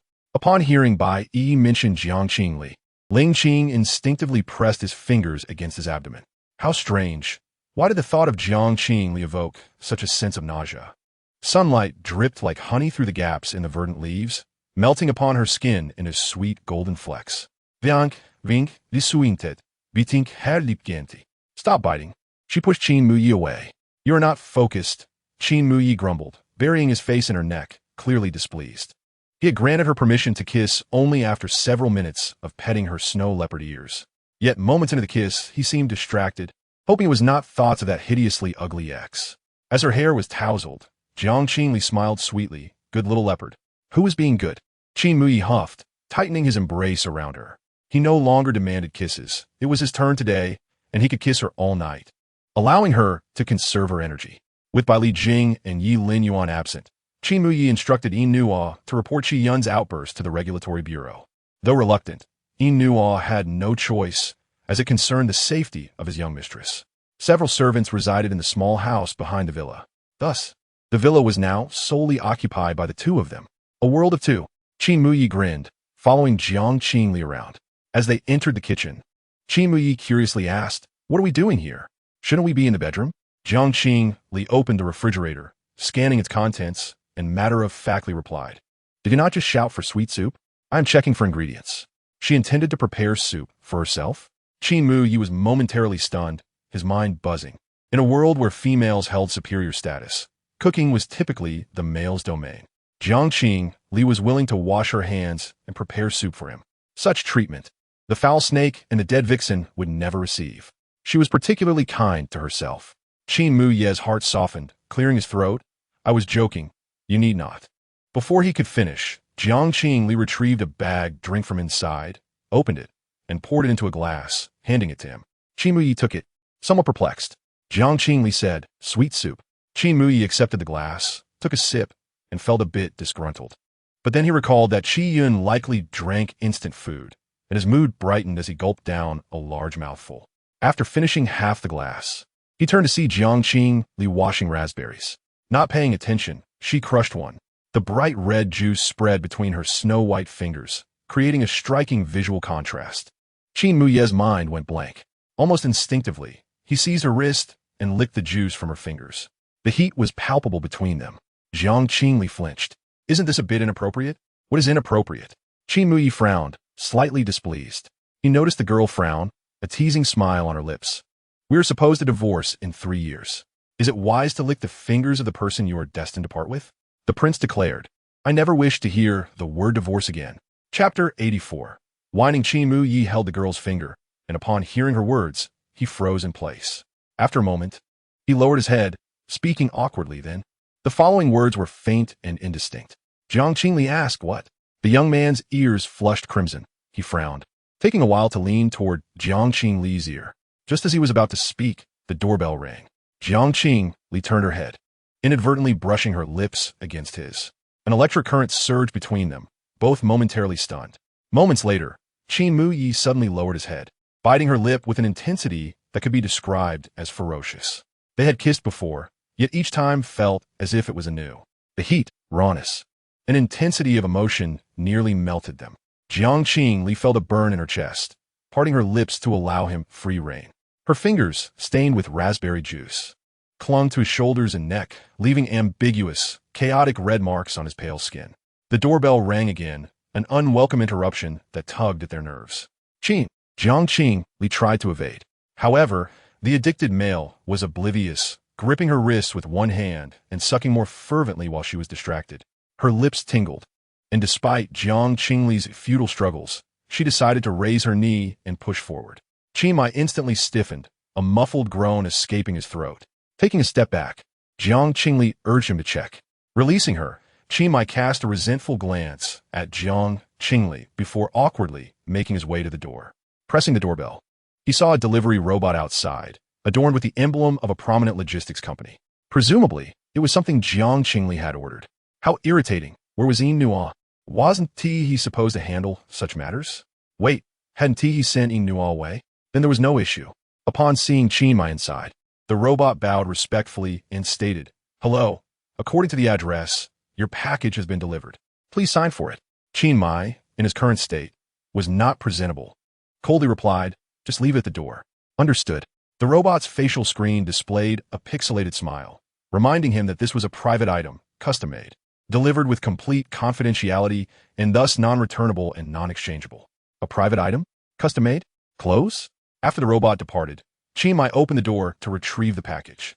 The exterior of the box bore no markings, ensuring privacy. Weighing it in his hands, it felt rather heavy, as if it contained numerous items, accompanied by the faint sound of chains. What kind of clothing had such an abundance of chains? Curiosity piqued. He did not inquire further and approached Jiang Qingli. Presenting it to her, "Here, your things." "All right." Jiang Qingli assumed it was a toy she had ordered online, and after preparing 2 glasses of sparkling water with freshly washed raspberries, she handed one to Qin Mai as they ascended the stairs while unboxing. Qin Mai, following her closely, suddenly froze, feeling inexplicably puzzled. "What's wrong?" Jiang Qingli opened her mouth but made no sound. However, her fair cheeks and the area behind her ears gradually flushed pink. Qin Mai questioned, "What's the matter?" Had he done something to upset her again? Feeling somewhat anxious, he approached the master bedroom door, raising his hand to knock, but hesitating for fear of making another mistake, ultimately squatting at the entrance, slowly sipping his sparkling water. A door apart, Jiang Qingli closed the door, opened the package, and emptied its contents. As she did, a plethora of items tumbled onto the carpet. A pure white leather collar dangled with chains, 3 pairs of silver handcuffs, and even a whip. Each piece was exquisitely crafted. She picked one up, the sound of the delicate chains causing her face to heat up. Angered, Jiang Qingli tossed the items aside. That detestable Qin Mai, when he handed it to her. She had thought he was finally getting it and gifting her something. Instead, it was for his own enjoyment. Clearly, he had some peculiar preferences. Jiang Qingli hastily gathered the items, initially intending to seal them and throw them at Qingli, but fearing it might please him, she reconsidered and shoved them beneath the bed. Tomorrow was the weekend, and Lin Xie had invited Jiang Qingli and 2 other junior classmates to her home to tutor them on basic mental abilities. Before leaving, she would have Inua take them away and discreetly dispose of them. She was the host indeed, but she would never indulge in such a perverse whim, nor would she allow him to seize the initiative. In the afternoon, Jiang Qingli finally emerged from the bedroom, but retreated into the study. Qingli had no choice but to pull out a book and force himself to read. After dinner, they returned to the study, sitting on the carpet, leaning against the wall while reading. Qingli sat restlessly beside her. Finally, it was just the 2 of them today. What was the point of merely reading? He hesitantly moved closer to Jiang Qingli, his fingers fidgeting, occasionally brushing against the back of her hand. He wanted to hold her hand, but hesitated to take the initiative, feeling akin to a small dog playfully waving a toy before its master. Wait, forget the toy. Jiang Qingli shook her head, closed her book, and beckoned Qingli with her finger. Come, let us do some healing. Only healing? Encouraged by her invitation, Qingli grew bolder, resting one hand beside her. Closing the distance, his gaze fixed intently upon her, unabashedly revealing his desire. She could not concede. Otherwise, he would undoubtedly request to use those items. She cleared her throat and gently tapped his head with the book, adopting a serious demeanor. First healing. Seeing her insistence, Qingli did not protest, obediently allowing her to enter his mental realm. Currently, Qingmi's pollution level was around 50, and Jiang Qingli spent half an hour soothing his spiritual essence. She had initially thought her mental strength would be somewhat depleted after healing by Li Jing last time. However, this session was surprisingly smooth. Upon leaving, she felt only a slight dizziness, with no significant discomfort. After the healing, Jiang Qingli discovered a piece of restoration gem in her palm, rumored to aid in mental recovery. The snow leopard, feeling somewhat shy, patted the carpet, while Qingli, not adept at seeking praise, simply stated, "You should give it a try." After using it, Jiang Qingli felt her mental state and mood greatly improved. She reached out to pinch the tip of the snow leopard's ear. Thanks. A reward, Qingli reminded her. A well-behaved pup deserved a reward. Jiang Qingli tilted her head slightly, and he instinctively leaned in to kiss her. He wished to follow his heart, yet hesitated to assert himself, his indecision causing discomfort. After a moment of kissing, Qingli slightly arched his body, attempting to sneak away. However, her delicate fingers caught hold of his belt. The night seemed to deepen, with the garden filled with the sounds of unknown insects. Yet, Qingli paid little attention to this. He was solely aware of the softness and dexterity of her fingers. The air grew exceedingly warm, making each movement dizzying. He could not help but tilt his neck back, his eyes half closed in a daze, struggling to find Jiang Qingli's lips.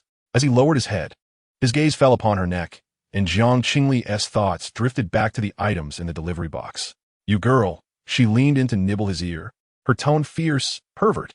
With a loud crash, as she spoke, an unprecedented sound escaped Qingmi's mouth, and his vision exploded in brilliance. Moments later, he slumped against Jiang Qingli's shoulder, feeling drained. Jiang Qingli intended to wash her hands, but just as she stood, he suddenly cupped her face and kissed her. Amid their entwined breaths, Jiang Qingli heard his voice, sweetly clinging to her lips. "Don't go, no divorce." Chapter 85. The original time of silence has returned. Without informing her, through the mirror, she saw Qingli embracing her from behind, his head lowered, unable to meet her gaze, his ears flushed red. Qingli turned on the faucet, and with a clear sound, a cool stream of water flowed through his fingers. His long, broad fingers gently kneaded the foam. Cleansing his hands, he increased the water flow to rinse away the suds. After drying them with a soft towel, his hands regained their pristine appearance, as if they had never touched anything sticky or filthy. Qingli stared at them for a few seconds before reaching out to touch Jiang Qingli's palm. The tranquility of Qingmi's heart was shattered by her words, as if a colossal stone had been dropped into it. Waves of emotion surged, reddening his face and neck. "Don't say such things," Qingli retorted awkwardly. "I just think your hands are very small." Before leaving the study, he remembered to take the unfinished book. He did not inquire where she was going. His heart raced too loudly for him to think clearly. The study was on the 4th floor, and Qingli resided on the 3rd. Initially, when choosing a room, he had intended to stay farther away from Jiang Qingli and selected the most distant room. Had he known, he would have chosen Li Jing's room to avoid being tempted by Jiang Qingli daily. While pondering this, A white figure suddenly appeared in his line of sight. Bai Li Jing stood at the staircase. The handsome and gentle young man leaned against the handrail, seemingly about to ascend the stairs, and upon noticing them, smiled and said, "Good evening, what are you two up to?" Moreover, he deliberately leaned forward to allow Bai Li Jing a clearer view. Indeed, the next moment, Bai Li Jing's smile appeared somewhat stiff. "I did not inquire of you." Bai Li Jing did not even glance at him, instead softly asking the girl, "Baby, what are you going to do with him?" The young man smiled gently, yet there was an invisible air of sorrow and oppression. Beside them, Qingli tightened his grip, exuding a sense that if she dared to fool around, he would not hesitate to bite. Caught in the middle, Jiang Qingli felt like a slice of ham between two pieces of bread, bracing herself as she averted her gaze and stated, "Tonight, it's Qingmi's turn." So that is how it is." Bai Li Jing chuckled. "Our little Li is the most responsible female leader, but do take care of your health." He lifted his hand, his long fingers gently brushing against the girl's cheek, reminding her softly, "I remember you have an online test for your foundational mental power course tomorrow night." Jiang Qingli. Seeing her panicked expression, Bai Li Jing kindly patted the top of her head. "It's all right. I organized the notes for you yesterday. It's not much, but it should be sufficient if you read through it." "Thank you," Jiang Qingli said, her eyes sparkling with gratitude. "It is my duty to alleviate the burdens of the female leader." Bai Li Jing lifted her chin and pressed a gentle kiss on her cheek. "The materials have already been sent to your terminal. Sleep early. You need to conserve energy for better engagement." After speaking, Bai Li Jing's slender eyes casually swept over the stiff Qingmi beside them before he gracefully departed. "Qingmi, this damn vixen." The arrogant prince now harbored a desire to eliminate Bai Li Jing. He could only sit at her feet, pulling out a gaming console. Qingmi played the game on mute, yet most of his attention was directed towards the girl beside him. In her serious state, Jiang Qingli refrained from teasing him and focused intently on the screen, her soft black hair cascading over her shoulders, her profile serene and earnest. Qingmi suddenly thought that perhaps this was not so bad after all. He even pondered whether he should refrain from wasting her time. She was already quite busy. Uncharacteristically, the prince was actually engaging in self-reflection. His chin was suddenly lifted. "What are you thinking?" He looked up to meet Jiang Qingli's smiling eyes. "Nothing," Qingmi replied gruffly. "Aren't you supposed to be watching some basic course?" "I finished it," Jiang Qingli replied. Qingmi was skeptical. How could she have completed so much in less than 2 hours? "I really finished it, and I'm going to sleep now." Jiang Qingli did not elaborate further. Instead, she bounced playfully into Qingmi's soft bedding. Taking a deep breath, she inhaled the fresh and pleasant scent unique to the young man. She stretched her arms and smiled at Qingmi. "Come on, it's time to sleep." Qingmi let out a light hum, but quickened his pace, mimicking her actions as he lunged forward, wrapping her in his embrace and rolling over. As his lips neared, Jiang Qingli raised her hand to block him. "You are too fierce." She tilted her face upward. "I don't want to leave with a swollen mouth tomorrow, only to be laughed at by Yi and the others." "Understood," Qingmi replied with a haughty tone. Yet when he leaned down to kiss her, he awkwardly softened his movements. After a sticky moment of intimacy, Jiang Qingli squinted her eyes, feeling comfortable enough to doze off. Qingmi desired more, but without permission, he refrained from taking further action. Holding the girl in his arms, he buried his face in her neck, breathing rapidly. After a while, he suddenly emphasized, "I don't want a divorce anymore." Jiang Qingli answered vaguely. However, her mind was muddled, thinking that indeed, when a man was comfortable, he could say anything. With Bai Li Jing's notes and her own intelligent mind, Jiang Qingli smoothly passed her quiz with high marks the next day. The days passed quietly and uneventfully for a week. On a Wednesday afternoon, there was a lecture. It was said to be conducted by a highly esteemed expert in the field. While the general interest was lacking, attendance could boost regular scores. For Jiang Qingli, who was teetering on the brink of failing, even a mosquito's leg is meat, so she had to abandon her plans for a trip. Lin Xie was quite considerate, choosing not to go out and instead brought along a beast husband to accompany Jiang Qingli. Lin Xie's beast husband was a nearly 2-meter-tall white tiger beast man, muscular yet exceptionally gentle. He arrived early and claimed a corner seat, and upon seeing them, he brought out drinks and snacks, sitting beside them without intruding, only helping Lin Xie wipe her fingers after she finished eating. When he handed Jiang Qingli a packet of tissues, he averted his gaze politely. A true paragon of male virtue. As the lecture was about to commence, Jiang Qingli glanced at the podium, but her attention was first drawn to the silhouette adjusting the equipment. The young man stood tall, his light golden hair secured with a white ribbon. And beneath the rim of his golden glasses, long lashes fell, partially concealing his emerald eyes. Yuan Shimu? However, they were not well acquainted. Perhaps it was best to act as if she had not seen him. The absence of Qingli was due to his instinctive behavior, often acting rather self-centered. Yet, he was gradually learning to consider Xiao Li's feelings. Chapter 86, Sister-in-law, It Smells So Good. Their gazes met in the air. She did not wish for Yuan Shimu to think that she had a strong interest in him, which could lead to misunderstandings. After contemplating, Jiang Qingli calmly raised her hand and waved at him, as casually as greeting someone encountered on the road. The young man seemed momentarily taken aback, as if he did not expect her to respond this way. His lips curled into a slight smile before quickly suppressing it. His expression returned to a gentle yet aloof demeanor as he turned to say something to the professor. Wow, your husband is a teaching assistant. Lin Xie also spotted Yuan Shimu and leaned closer to exclaim softly.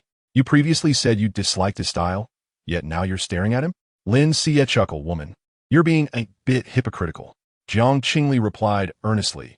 Actually, I have a secret. Come here and I will tell you. What is it? Lin Xie blinked her doll-like large eyes as she leaned closer. The secret is that compared to him, I prefer your type. Jiang Qingli grinned mischievously as she pinched her chin, pretending to lean in closer. Lin Xie, half yelling, protested, inappropriate. Jiang Qingli, inappropriate. Yet she still leaned in closer. Who could refuse the opportunity to be close to a beautiful female? However, just before the soft sensation could reach her, a cold touch landed on her face first. Lin Xie felt a chill and looked up to see that the young teaching assistant, who had been organizing the teaching tools below, had approached them unbeknownst to her. His long, elegant fingers held a sheet of special paper positioned between them. Lin Xie's face had leaned too far forward and bumped into the paper. Yuan Xuezhang, may I ask what you need? Lin Xie's beast husband frowned and inquired. His emerald eyes scanned them, his pleasant voice calm. Ladies, the lecture will commence in 3 minutes. Please maintain silence. After speaking, he placed the paper in front of them and walked towards the podium down the steps. Jiang Qingli picked up the paper and glanced at it, flipping it over to see limited edition written on the back. It seemed to be a product related to this lecture of considerable value. So, it was a giveaway? Does your husband have an issue with us? Lin Xie asked. He doesn't mind others talking, but chooses to address us specifically. As he walked away, Lin Xie shook her head. Is he like this at home too? Can you keep him in check? Jiang Qingli handed the paper to Lin Xie and whispered, he is not my husband. Wow, are you planning to divorce him? Lin Xie laughed softly, glancing furtively to ensure the subject of their conversation did not overhear. Uncertain if it was just her impression, Lin Xie sensed that the young man's posture had become even more upright, his hands clenched tightly, knuckles turning white. The lecture primarily covered the history of imperial civilization, leading many to doze off. Within half an hour, a wave of slumber swept through the room. During the 10-minute intermission, Lin Xie simply fell asleep in her beast husband's embrace. Jiang Qingli had also considered napping, but received a message on her terminal. Qingli, image. Moments later, the other side could no longer hold back. Don't pretend you don't see this. You're on break now. The other side was still typing. The electronic screen displayed a 75-point exam paper, alongside a pair of boxing gloves. This guy, for reasons unknown, had been on a learning spree lately, and after achieving some results, enjoyed sending photos over. Just as a puppy eagerly showcases its newfound skills to its owner. There is an endearing obliviousness to it. Jiang Qingli sent a playful emoji of a hand petting a small leopard and couldn't help but smile at the thought of his expression. Mid-laughter, she suddenly felt an intense gaze fixed upon her face. She glanced up and saw the silhouette of the young teaching assistant leaving the classroom. After a moment of contemplation, Jiang Qingli tucked away her device and hurried to catch up with him. Her steps were light, yet the figure ahead quickened its pace, delving deeper into the teaching area. She followed him around a corner, only to find an empty corridor. Before she could react, a nearby door swung open, and a long hand pulled her into the adjacent storage room. The door shut, revealing a pair of icy green eyes. The young man leaned against the wall beside her, his posture slightly hunched, his voice cool and low. What are you following me for? Tilting her head, she stared at him for a few seconds before suddenly reaching out to tug at his hair. He hastily dodged, only to inadvertently step on some clutter and stumble back to sit on a chair by the door. Anger flickered in his eyes as he opened his mouth to speak, but Jiang Qingli approached him, tentatively asking, Yuan Shiryao? The emerald feline pupils narrowed sharply. I don't know what you're talking about. He raised his voice. It had only served to amplify his embarrassment. While speaking, she curiously reached out to twirl a strand of his light golden hair. However, upon contact, the soft strands disintegrated into particles, gradually revealing the boy's original pitch-black hair color. How amusing, Jiang Qingli thought. Wanted to touch it again, but he turned his head away to avoid her. Why do you care about this? Yuan Shiryao frowned, his cold tone laced with irritation. He had clearly seen her peeking just moments before. Now that she realized he was not her brother, she felt emboldened to ask a multitude of questions about him. Did she not grasp who stood before her? Moreover, what connection did she have with Yuan Shimo, whom she had barely met a few times? Your brother is currently my nominal beast husband. If he goes missing, I should inquire, shouldn't I? Jiang Qingli leaned against the wall, facing him. After her words, she noticed a fleeting moment of confusion on Yuan Shiryao's face, and when he turned to look at her again, his expression was complex, as if he were reluctant to acknowledge the truth. Jiang Qingli mused. Did he just realize I am his sister-in-law? My presence cannot be that insignificant. She shot him a glare. He is unwell and not feeling great, but the professor is his mentor, so he had to come. Therefore, I used a temporary particle hair dye to change his hair color, Yuan Shiryao reluctantly explained, diverting his gaze. However, I have a meeting to attend, so I took this time to handle it. Is that so? Jiang Qingli nodded. I wondered why it didn't quite fit. What doesn't fit? Yuan Shiryao suddenly looked up, staring intently at her. Have you seen him? In a video, Jiang Qingli replied. They've had video calls? Why has Yuan Shimo never mentioned this to me?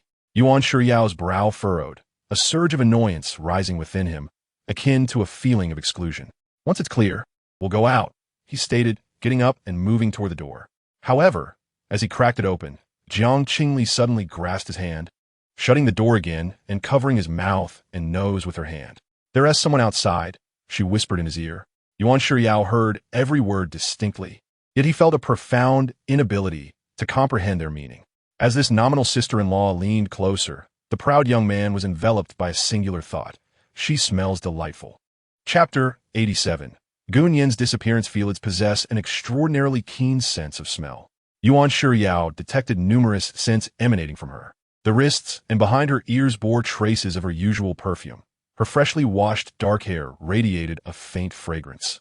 Her skin was enveloped in a subtle scent of shower gel, and her lips, his obsidian lashes fluttered, and his sharp green eyes fixated on her plump, crimson lips. Yuan Shiryao felt an uncontrollable itch and thirst rising in his throat. Did her lipstick contain catnip? Otherwise, why did he feel such an urge to sink his teeth into her lips and taste the shimmering color adorning them? Footsteps echoed outside. The storage room, long abandoned, was cluttered with debris, and Yuan Shiryao watched as Jiang Qingli glanced around, seemingly searching for a smart device to lock the door. However, the pile of items was overwhelming, and she found nothing. She frowned in mild frustration. For some reason, Yuan Shiryao found her expression amusing, and a subtle smile tugged at his lips. His fingertips unconsciously grazed her clothing, inching closer. Jiang Qingli was wholly oblivious to his peculiar behavior. She turned her head to assess the situation outside. Upon recognizing the faces of their searchers, she sighed in relief but also felt a sense of urgency. It was Lin Xie and another female student. Lin Xie had approached the back door of the storage room, looking distressed. What did the professor say we needed again? I just woke up and didn't hear clearly. I didn't catch it either, the other girl replied, scratching the back of her head. The moment the professor started speaking, it sounded like he was chanting an ancient sleep spell. I really don't understand how Yuan Shimo became his disciple. No worries, let us go in and look, the other girl suggested, but as they approached, she suddenly asked, Hey, where did Qingli go? We need to sign in for the lecture. If we miss it, we won't get any points. I haven't seen her since I woke up. She might have gone to the restroom? Lin Xie speculated. I'll give her a call. Just as she finished speaking, the door to the storage room swung open unexpectedly. The two girls looked up to see the very girl they had been searching for standing inside, her cheeks slightly flushed. Hey, what are you doing here? Lin Xie exclaimed. Did the professor send you to get something too? She began to step inside. Jiang Qingli panicked at the thought of letting her in. If it were Yuan Shimo, it would be one thing. After all, he was her beast husband. But Yuan Shiryao was inside, and if he was recognized, it would be a different story altogether. Produce. The fact that Yuan Shima was looking for a substitute would also be revealed. Please don't come in. It's really dusty in here. I'll find it right away. Jiang Qingli hurriedly interjected. It's faster if we look together, the other girl insisted, taking a step forward. But Lin Xie held her back, a smile on her face. It's fine. Let us wait for Qingli. I trust her. Jiang Qingli turned slightly, pretending to rummage through the storage room. Her fingers moved restlessly in the air as her heart raced. From the outside, she appeared to be searching through the shelves. Yet no one knew that Yuan Shiryao was sitting directly in front of her, their faces nearly inches apart. The girl's slender legs stood between the boys, her white ankle socks brushing against his tailored gray trousers, her canvas shoes resting against his leather ones, the fabric of her clothing barely 3 centimeters from his face. Yuan Shiryao needed only to raise his gaze slightly to bury his face in her clothing.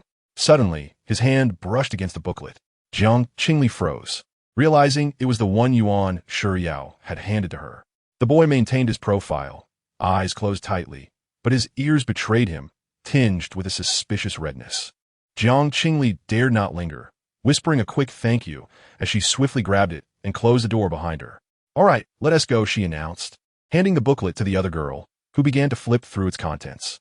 Just as she exhaled in relief, Lin Xie leaned closer, whispering in awe. You actually thought to come to a place like this. You truly are something? Jiang Qingli's heart raced again as she lowered her voice to ask, did you see anything? It became clear why she had earlier stopped the others from entering.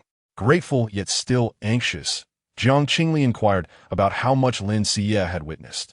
I didn't see his face, but that outfit surely belongs to your husband. Lin Xie chuckled. I didn't expect the famous Gao Ling Ji Hua Yuan Sr. to be so attentive. When you were on tiptoe, he reached out to support you from behind. Inside the storage room, a piercing ringtone shattered the stillness. It was a call from a subordinate of the student council. Yuan Shiryao answered, his tone flat as he slowly asked, what is wrong? Secretary General, it's bad. We're in deep trouble, came the urgent voice from the other end. What happened? Yuan Shiryao inquired. Do you remember the special student from the lower district?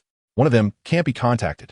If other special recruits were to disappear, it would be of little consequence. But this situation is different. The voice lamented, he belongs to Jiang Qingli.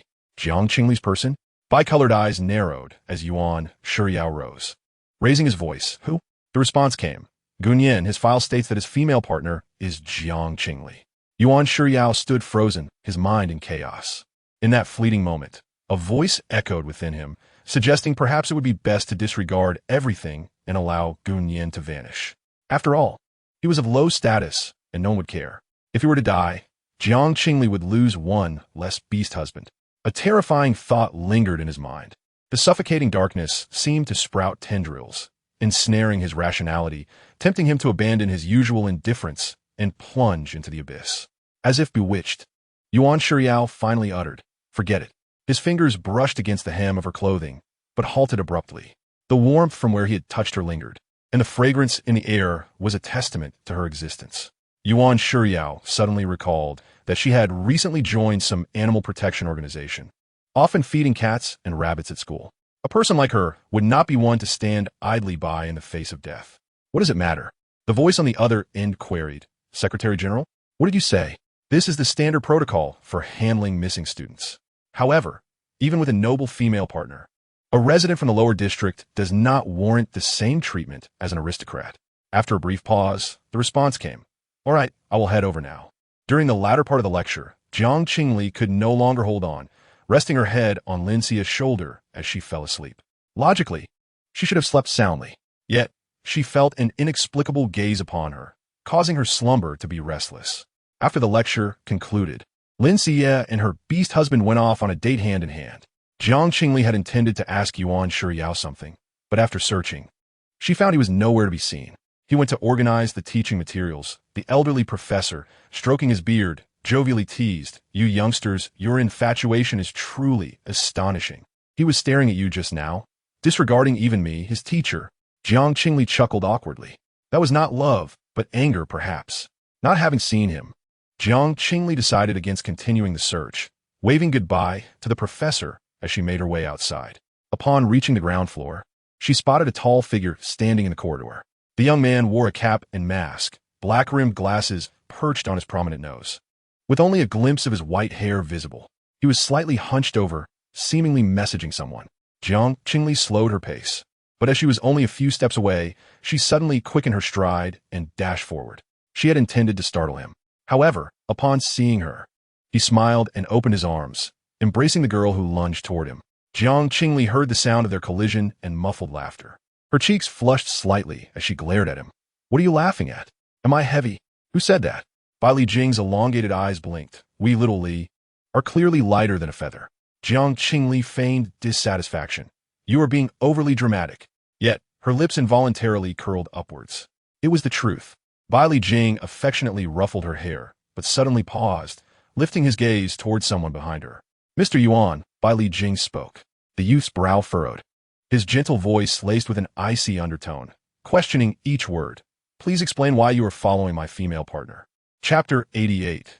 Being a third party is not a glorious affair in the early summer afternoon. The cicadas chirped noisily, sunlight poured down like shards of gold, illuminating the girl's dark hair and white dress, creating a dazzling halo. At such a moment that invites pleasant imaginings, Yuan Shiyao felt an overwhelming sense of irritation. His gaze involuntarily fell upon the young man's hand encircling Jiang Qingli's waist, causing his brow to furrow unconsciously. Bai Li Jing's expression grew increasingly frigid. He took a few steps closer, scrutinizing Jiang Qingli with a calm demeanor. "I heard from the professor that you were looking for me. I was waiting for you nearby." Bai Li Jing bent down, affectionately pinching her soft, pale cheek. "Go ahead." His attentiveness made Jiang Qingli feel a twinge of guilt, and she playfully shook his hand. Bai Li Jing merely smiled as he stroked her hair. Yet, before turning away, Yuan Shiyao distinctly noticed the narrowing of Bai Li Jing's eyes directed at him. A strong warning implied. Yuan Shiyao internally scoffed until Jiang Qingli approached him. "I just wanted to ask what illness your brother has."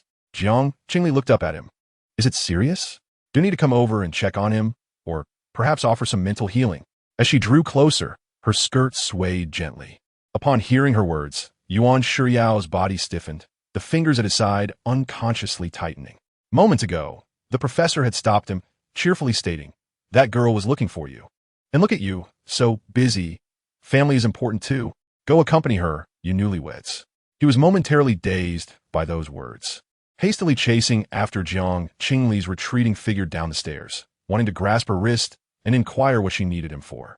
Upon reaching the ground floor, he was met with the sight of her embraced by another man. She smiled sweetly and softly at him, an unbearable sight. Now, she approached him, but her inquiry was about Yuan Shimo. "She is so eager to visit her brother." The aloof young man frowned, coldly rejecting. "It's not serious, no need. Will he come to see me tomorrow?" Jiang Qingli blinked. Tomorrow is Thursday. It is Yuan Shimo's turn. After preparing for so long, this was the question she truly wanted to ask. Last night, she had tried new experiences with Bai Li Jing, and her waist still ached. Tonight, she would have to deal with the energetic Qin Xiaogo. Perhaps her eager gaze was too apparent, as Yuan Shiyao's brow furrowed even tighter. Highly unlikely. "All right, thank you." Jiang Qingli did not press further, waving goodbye as she cheerfully went off to find Bai Li Jing. Bai Li Jing naturally held her fingertips, their fingers intertwined. "Aren't you supposed to be working today?" Jiang Qingli asked. "Why are you here to pick me up now?" "Finished." Bai Li Jing smilat stating.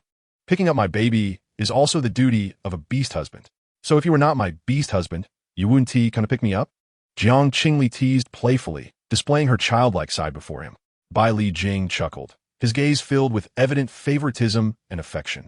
Leaning closer to her ear, his voice low and magnetic. "If I were not Xiao Li's beast husband, then you would have to be cautious. Because being a third party is not a glorious affair. Your husband might take drastic measures." As he spoke, Bai Li Jing cast a glance behind him. Yuan Shiyao remained rooted in place. The cold and composed youth stood rigidly, having heard every word of Bai Li Jing's remarks. Thus his expression was quite grim. This fox clearly recognized that he was not Yuan Shimo. Every single word had struck a chord. What third party? Impossible. Yuan Shiyao would never marry or seek a female companion.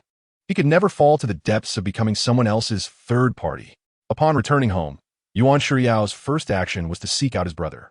Pushing open the door, Yuan Shimo sat amidst a pile of pages, the backdrop a floor-to-ceiling window framed by dense greenery, quietly gazing down, resembling the most exquisite emerald on a backdrop of black velvet. Yuan Shiyao paused, suddenly feeling averse to approaching. "Why are you standing at the door?" With slender fingers, Yuan Shimo turned a page of the book, then set it down, coughing lightly into his fist. Yuan Shiryao stepped closer, shutting the door behind him. He draped Yuan Shimo's coat over the chair's back to prevent the servants from reporting to their father about the clothes found in his room. His gaze casually swept across the floor, noticing several test tubes scattered haphazardly. Yuan Shiryao frowned. Why use so many? Is this situation that severe? Since yesterday, Yuan Shimo had unexpectedly entered his heat phase. From a young age, Yuan Shimo's health had been poor, and his heat periods were more difficult to endure than those of typical males, requiring numerous tranquilizers for relief. Last night, Yuan Shiryao overheard the doctor suggesting that Yuan Shimo should seek his female partner for alleviation. However, Yuan Shimo did not agree. Instead, he coldly suggested increasing the dosage. Yuan Shiryao understood that, compared to being groomed as the family heir, his brother had lost his freedom the moment his exceptional abilities were discovered.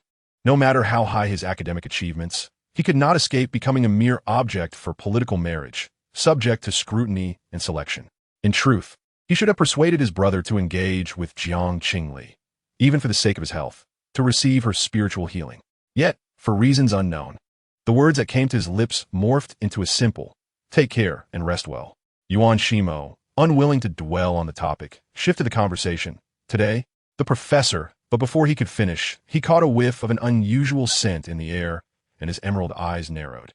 Yuan Shimo fixed his icy gaze upon his younger brother. "You have been in contact with a female." Yuan Shiryao, feeling guilty, averted his gaze, his lips pressed tightly together.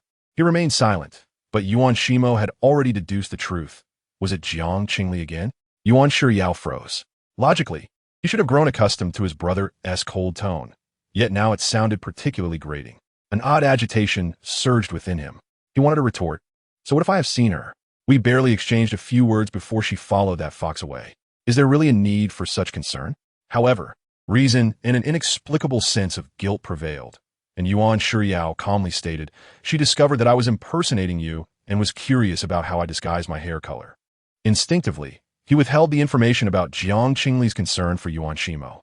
"Is that all?" Yuan Shimo inquired softly. "Yes, that's all," the youth affirmed. Yuan Shimo set down his book, pushed himself up from the bookshelf, and approached, stopping right before his brother. The two young men stood at nearly the same height, facing each other, almost like reflections in a mirror. Suddenly, Yuan Shimo smiled. This academic prodigy was typically gentle with others, but rarely expressed genuine emotion. Even Yuan Shiryao found it challenging to decipher his brother's true thoughts most of the time. Yet now, he could distinctly sense Yuan Shimo's anger.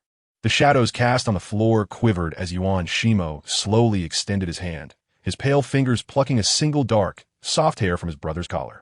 Yuan Shimo stared at Yuan Shiryao, his voice stripped of its usual warmth, now sharp and biting, each word a piercing question. "Is the distance for a normal inquiry close enough to touch her hair? Ayao, tell me, what exactly transpired between you and Jiang Qingli, my female sovereign?" Chapter 89. The Scent of Her Presence. The sharpness in his brother's gaze pricked at Yuan Shiryao's guilt, causing him to step back. Yet, simultaneously, a deeper irritation and resistance welled up within him. Without thinking, Yuan Shiryao blurted out, "We did nothing." "And what about you?" Yuan Shimo listened quietly, suddenly countering with a question. The dark-haired youth was taken aback. "I recall you telling me 2 years ago that the attentions of the Jiang family's young lady were a nuisance, that she was impolite and immoral, utterly detestable." Yuan Shimo articulated each word, his voice growing softer. "You even said that even if all the females in the world turned into swine, you would never love her." The words, spoken in extreme disdain, were being resurrected piece by piece. Yuan Shiryao saw the almost mocking expression on his brother's face, so similar to his own. This reminded him of a recent moment when Bai Li Jing had embraced a girl and shot him a warning glance. Heat surged to his face. "I never said I liked her. You all are overthinking." Yuan Shiryao dismissed the usual respect he held for his brother, his tone dripping with sarcasm. "Or do you think she still harbors feelings for me? That as soon as I approach, she will eagerly cling to me, disregarding you all?" The words flowed effortlessly. Yuan Shimo regarded him silently, raising an eyebrow, his voice devoid of emotion as he remarked, "Have you ever considered that?" Yuan Shiryao's furious expression froze at that moment. He opened his mouth, disbelief etched in his widened emerald eyes. Whether out of anger or embarrassment, his fair neck and face flushed deeply. The air hung heavy for several seconds, the usually composed top student muttering a curse before turning to leave, slamming the door with a deafening bang. Once his brother departed, Yuan Shimo stood still for a moment. This was not the first time Yuan Shiyao had impersonated him. In the past, when he was unwell, Yuan Shiyao had attended several meetings in his stead. Similarly, he had also masqueraded as Yuan Shiyao. They were twins, sharing nearly identical appearances, and despite not being together constantly, they understood each other profoundly. Their identity swaps had never been detected. How had Jiang Qingli discovered it? Yuan Shimo did not believe Jiang Qingli was so familiar with them that she could recognize them at a glance. It must have been Yuan Shiyao who revealed it. There were two possibilities. Either Yuan Shiyao unwittingly exposed himself, or, on a subconscious level, he desired Jiang Qingli to distinguish between them, intentionally allowing a flaw to surface. Regardless of which scenario it was, the thought irritated Yuan Shimo further. He felt a growing aversion to the yet-to-be-encountered female sovereign. Picking up the jacket draped over a chair, Yuan Shimo caught a delightful scent. Though faint, it was enough for him to conjure an image of the girl's face. In truth, the scent of Jiang Qingli was quite similar to what he had imagined. Timid, soft, and irritatingly sweet. Yuan Shimo tossed the jacket into the trash bin and headed towards the stack of books. His time was precious, and he did not wish to squander it on such trivial matters related to females. The warning he had given Yuan Shiyao today was merely a pretext. Just as he took a few steps, Yuan Shimo suddenly staggered, half kneeling on the ground. His body was ablaze, temperature soaring, and he felt his cat ears and tail uncontrollably emerging. Every breath felt like scorching fire, searing his skin and nerves. He was in heat, despite having administered multiple suppressants. The mere scent of Jiang Qingli was enough to send him into an uncontrollable frenzy. Yuan Shimo trembled as he grasped a nearby suppressor, injecting it into his already punctured wrist. He had already administered 3 doses that day, which should have far exceeded the limit. However, due to his frequent usage, he had developed a strong resistance, necessitating increased dosages. After the injection, it would take about half an hour for the effects to manifest. Curled up, with his cat ears drooping into his hair, Yuan Shimo quietly awaited the heat and pain within him to subside. Suddenly, his terminal beeped. His emerald eyes flickered as he sluggishly picked it up, finding a message from Jiang Qingli. Her avatar depicted a green pear. Jiang Qingli, I heard you are unwell. Make sure to rest well tomorrow and drink plenty of hot water. Upon reading the message, Yuan Shimo felt a chuckle bubbling within him. As the female sovereign, she had the duty to provide spiritual healing for the males under her protection and care. It was ironic that she, who detested him and wished to avoid him, spoke as if he were feigning illness to escape, yet she bore no grudges. Cunning females, Yuan Shimo scoffed inwardly. It mattered little. He had no need for females. In the dimly lit room, what are you watching? A weight settled on his shoulder, and a languid voice broke the silence. Then he surely once he come. Chimai, who had been drowsy, suddenly felt invigorated. Since that's the case, I might as well reluctantly take his place, he declared, tossing beads onto Yuan Shimo's face. Jiang Qingli chuckled and patted his head, repeatedly insisting, you can't come, others will be upset. If you do, the carefully arranged schedule will be thrown into disarray. All right, Chimai huffed, feeling that sleeping now will be a waste since the day hadn't yet reached its end. He leaned closer, his gray-blue eyes locking onto Jiang Qingli in the darkness. I want a kiss. Jiang Qingli generously pressed her lips against his. As their breaths intertwined, Chimai's terminal chimed incessantly.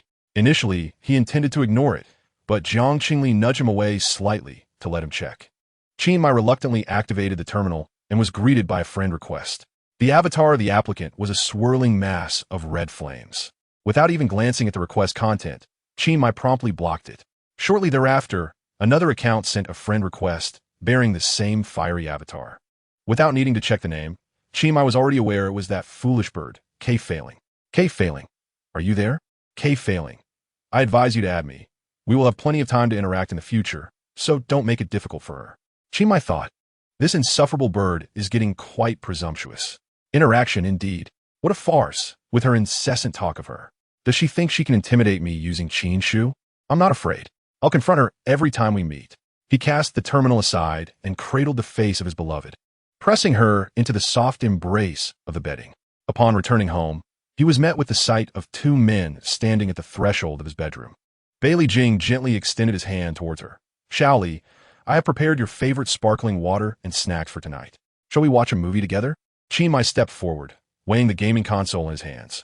My preferred shooting game is far more engaging than a movie. However, considering that Shaoli had classes the next day, indulging in games seemed inappropriate. Bailey Jing smiled, suggesting that a film would be more relaxing. Tension hung in the air, and Jiang Qingli felt a headache coming on, just as she contemplated whether to suggest a movie for the three of them. A calm yet detached voice interrupted from behind. If I am not mistaken, tonight is my time. Jiang Qingli turned to see Yuan Shimo walking towards her. The youth's aquamarine eyes settled on Jiang Qingli's face as he softly called her mistress. This cat, who verbally expressed disdain, had spent hours conflicted before ultimately seeking out his mistress. Suddenly, another male presence emerged, causing the others to noticeably tense up. Qingli crossed his arms and raised an eyebrow, scrutinizing the newcomer.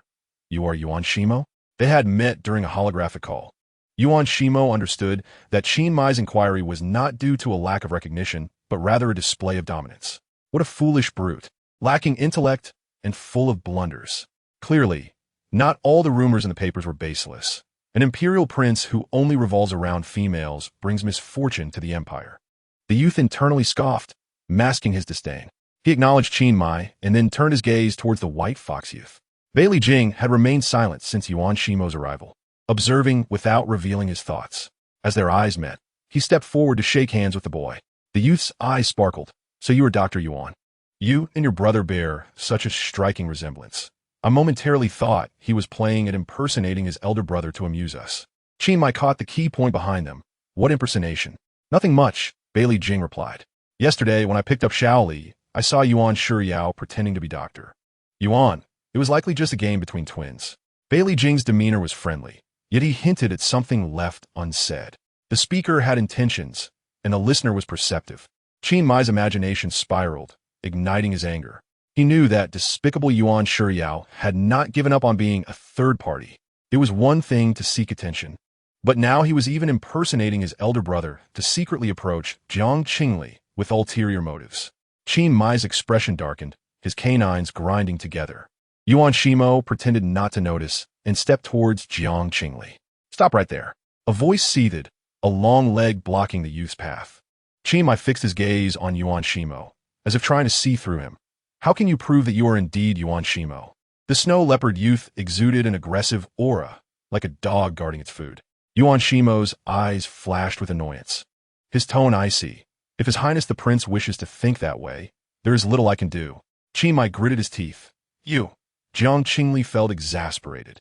She had intended to keep the Yuan brother situation under wraps, but now it seemed everyone was aware. Seeing Qingli's ire, she reached out to soothe his back, subtly indicating, this is undoubtedly Yuan Shimo. How can you be so sure? Qingli inquired. Upon hearing this, Yuan Shimo's gaze shifted to Jiang Qingli, curiosity laced within. Jiang Qingli explained. If it were Yuan Shuyao, you two would have already started arguing. Qingli conceded, that is true. Yuan Shuyao always addresses me as His Highness the Prince in a mocking tone. Having confirmed Yuan Shimo's identity, Qingli's expression softened slightly, yet he remained displeased. He found Yuan Shimo rather annoying, appearing out of nowhere and stealing Jiang Qingli's attention. Of course, it wasn't just Yuan Shimo he disliked. In fact, he held contempt for any male who was not himself in Jiang Qingli's vicinity. Thinking about the presence of Gunyan, who had yet to arrive, intensified Qingli's agitation. And even the gentle touch on his back could not alleviate it. Beside him, Bailey Jing sighed silently, concealing his emotions. An exceptional female should not belong solely to one male. Long before today, Bailey Jing had mentally prepared himself for over a decade. Although seeing other males surrounding his Shao Qingmei brought him inevitable disappointment, he merely wished to remain by her side, occasionally receiving her affection, which was already enough for him. Bailey Jing withdrew his fingers and gently pinched her cheek. Save some time this weekend to watch a movie with me, all right? After receiving her agreement, he turned to Yuan Shimo and quietly shared some notes on mental healing. Qingli clicked his tongue. This fox spirit was once again indulging in his desires. However, since the fox spirit had made concessions, it was unreasonable for him to linger any longer. In the corridor, only Jiang Qingli and Yuan Shimo remained. Still adjusting to conversing with this beast husband, Jiang Qingli pondered and asked, Tonight, shall we be in your room or mine? Yuan Shimo tightened the fingers at his side, a smirk of mockery gracing his lips. He had anticipated this. Should he commend her for being considerate? She even allowed him to choose the location for their first time. Yuan Shimo did not wish to encroach upon her territory and asked softly, "May I inquire, mistress, where's my room?" There were still a few left. Gunyan had chosen the one in the middle on the third floor. "There's another room on the third floor if you'd like to stay there," Jiang Qingli gestured. "I saw a large bookshelf while shopping last time, and I thought it would suit you since you seem to enjoy reading." Upon hearing this, Yuan Shimo's gaze flickered. She bought it? Yet, he could not disregard the possibility that she had watched too many films and thought a study would be more intriguing. The fingers at his side curled. Yuan Shimo's wavering heart steadied once more, and he replied quietly, "I will defer to the mistress's wishes." "Then let me show you," Jiang Qingli said, slipping on her plush slippers and padding down the stairs. Yuan Shimo followed silently, his gaze fixed on her slender figure. In truth, he had not intended to come tonight. His father, located in the 3rd district, had called to urge him, even instructing him to cater to the mistress's needs and prepare his clothing. Yuan Shimo had intended to spend the night at the laboratory. Upon opening the social app, he noticed her dialogue box with a pale blue pear avatar. Perhaps cats indeed possess an insatiable curiosity. Yuan Shimo was intrigued, wondering what kind of person she truly was. The bedroom was bright and spacious, bathed in morning light. "Look, this is the bookshelf I bought last time." Jiang Qingli proudly raised her chin. "It complements the decor beautifully. Doesn't he it?" Yuan Shimo surveyed the bedroom discreetly, pausing visibly when his gaze met the bookshelves that occupied 2 walls. "If you find it satisfactory, you may reside here." Jiang Qingli realized that he was empty-handed. "Where's your luggage?" "I don't have any," Yuan Shimo replied. "There are basics here." Jiang Qingli messaged Inua to prepare and said, "I'm going upstairs to take a shower. I'll come find you later." "All right, mistress," came the response. Yuan Shimo watched Jiang Qingli leave, close the door, and turn to the bookshelf. He reached out to touch it. In this era, physical books were nearly extinct, yet he cherished them and had collected them since childhood. He mentally categorized his books, planning to place humanities on the first shelf and something else on the second, but then realized something was amiss. Why was he moving his books here? This wasn't Tia's home. After showering in the master bedroom, Jiang Qingli changed into a new nightgown and decided to find Yuan Shimo. The warm light from the corridor illuminated her as she walked, but she felt an intense sensation of being watched, as if countless invisible tendrils were creeping up her smooth, pale legs, leaving behind a sticky, dark touch that sought to delve deeper. A chill ran down her spine. She hurried downstairs and, without knocking, burst into Yuan Shimo's room. A soft thud echoed as something fell to the ground. Nearby, the young man knelt on the floor, his light golden hair cascading over his brows. His pale cheeks flushed an unusual red, and his graceful form teetered precariously. Jiang Qingli gasped and rushed over to assist him, but as her fingers neared, they were forcefully swatted away. The boy glared at her with disdain, his voice hoarse and icy. "Don't touch me." Chapter 91. What's wrong with touching you? The boy's strength was formidable, and Jiang Qingli's hand was instantly reddened from the force. Her movements froze. Yuan Shimo was momentarily stunned, a flicker of annoyance crossing his eyes, but the next moment, he abruptly turned his face away. Before he could finish his words, his shoulder was suddenly seized. Jiang Qingli unexpectedly pushed him down, straddling his waist. Caught off guard by her sudden advance, Yuan Shimo's eyes widened in shock, rendered motionless as she sat atop him, her hands roving over his body. Not only did Jiang Qingli touch him, but she also taunted, "I'm touching you, so what? I'm touching you." After being swatted away, she felt a mix of anger and grievance. She believed she had been quite responsible towards Yuan Shimo, preparing the bedroom and study according to his preferences. Despite their average relationship, she had not neglected any form of emotional healing that others received. Even if she hadn't knocked, it didn't warrant such a response. Fuming, she resolved to touch him even more, driven by a desire to irritate him. To prevent his movements, she squeezed his waist with her legs and pressed down on his chest with her hands to secure him. Fresh from her shower, the faint, humid scent and sweet fragrance enveloped Yuan Shimo, causing him to feel dizzy. The human body temperature, slightly lower than that of felines, made him acutely aware of the cool, soft sensation of her touch against his shoulder and chest. Her contact bore no teasing intent. It was purely an expression of her frustration, and thus, her grip was not gentle, leaving faint pink imprints on his skin. Yet, Even amidst this, waves of heat washed over him. The only source of relief was her presence. However, due to her unrestrained force, the cooling sensation would rise suddenly only to vanish, providing no genuine alleviation. The dizziness intensified, and he thought it might be better to simply faint than to endure her torment. Having lived for 19 years, Yuan Shimo had mostly been alone, never having such close physical contact with any female, not even his own mother. It was the first time he realized how soft a female's hand could be. Just the mere touch sent his blood racing towards an unknown destination. His emerald eyes narrowed as he curled his arms over his face to conceal his expression. He bit his lip, desperately trying to suppress the turmoil within him. In the face of this assault, the only thing he could do was silently urge the oblivious instigator to cease her actions. Jiang Qingli's forceful contact with Yuan Shimo lasted less than 3 minutes. She quickly noticed that he was offering no resistance. His trembling torso and the reddening of the exposed ear beneath his arm made it clear he was scared now. Now you know fear, she triumphantly hummed. Since you've realized your mistake, I'll reluctantly allow it. As her hand instinctively reached back, it encountered an alarming curve. In that instant, Yuan Shimo's mind exploded, his emerald eyes narrowing sharply. You. The boy twisted his waist, stifling a fragmented moan. Though outwardly gentle and aloof, he exuded a strong sense of distance. No one would expect him to emit such an oddly intoxicating sound, and even he was hearing it for the first time. As he withdrew his arm from his face, Yuan Shimo bit his lip, the beautiful gem-like hue of his eyes now tinged with red, filled with resentment. It was evident he did not believe her claims of innocence. Suddenly, the boy's hand shot out, grasping her wrist.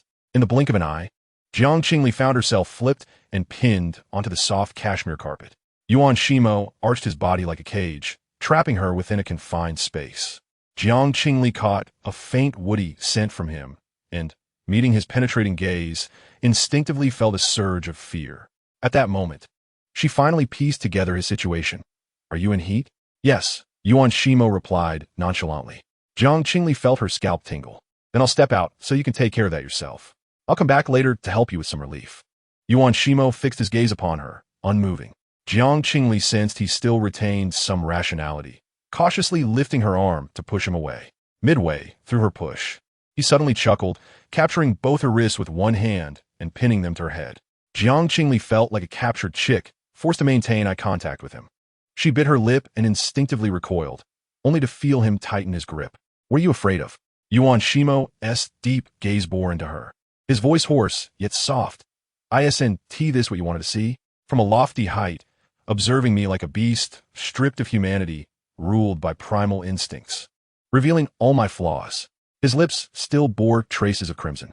The beauty of his face was further enhanced by a hint of decadence. Jiang Qingli sensed the unmistakable pressure against her and quickly clarified, I never said I wanted to see that. Yuan Shimo scrutinized the resistance in her eyes for a moment before his demeanor turned icy. I never intended to show you. He closed his eyes and forcibly composed himself, releasing Jiang Qingli, then swaying slightly as he bent down to retrieve the vial of medication, which he then thrust violently into his arm. The potent drug clashed violently with the heat within him, causing Yuan Shimo to suddenly black out. As he lost consciousness, he felt himself falling into a soft embrace. In the morning, sunlight streamed into the room. Within the student council, several members observed the figure seated at a distance, somewhat bewildered. What is wrong with the Secretary General? He has been sitting there all morning. Earlier, he asked if Yuan Xiuzhang had come to the academy.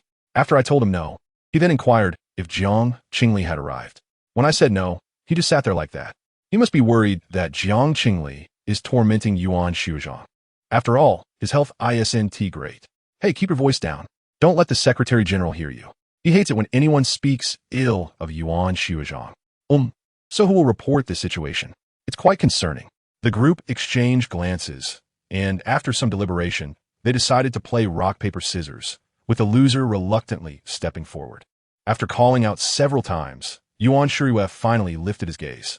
Upon seeing his face, the person was taken aback. Oh my, our usually meticulous and flawless Secretary General has dark circles under his eyes? Did he not sleep all night? As their thoughts wandered, Yuan Shuriwei furrowed his brow and asked, What's going on? It's still about Gunyan. The man sighed, asking whether one would prefer to hear the good news or the bad news first. Cut to the chase. Yuan Shiryao interjected. Let's hear them both at once. Very well, the subordinate honestly reported. The good news is that Gunyan is unharmed. The bad news is that he appears to have been captured and taken to the underground black market. Yuan Shiryao was not particularly surprised. The border between the two cities was often poorly managed and rife with chaos, with various organizations firmly entrenched in their strongholds. For someone like Gunyan, who possessed beauty but lacked strength, being caught was merely a stroke of misfortune. Just as Yuan Shiryao was about to instruct his subordinate to contact the military and retrieve a terminal, his gaze drifted. Surely, nothing untoward had transpired? His heart felt as if it were being pricked by tiny claws. Having not slept the previous night, he had repeatedly picked up the terminal. Yet he found himself at a loss as to how to pose this question to his twin brother. His peripheral vision caught sight of his subordinate, and suddenly, Yuan Shiryao's brow relaxed. Of course, Gunyan was Jiang Qingli's beast husband. With his disappearance, he ought to inform his brother. Chapter 92.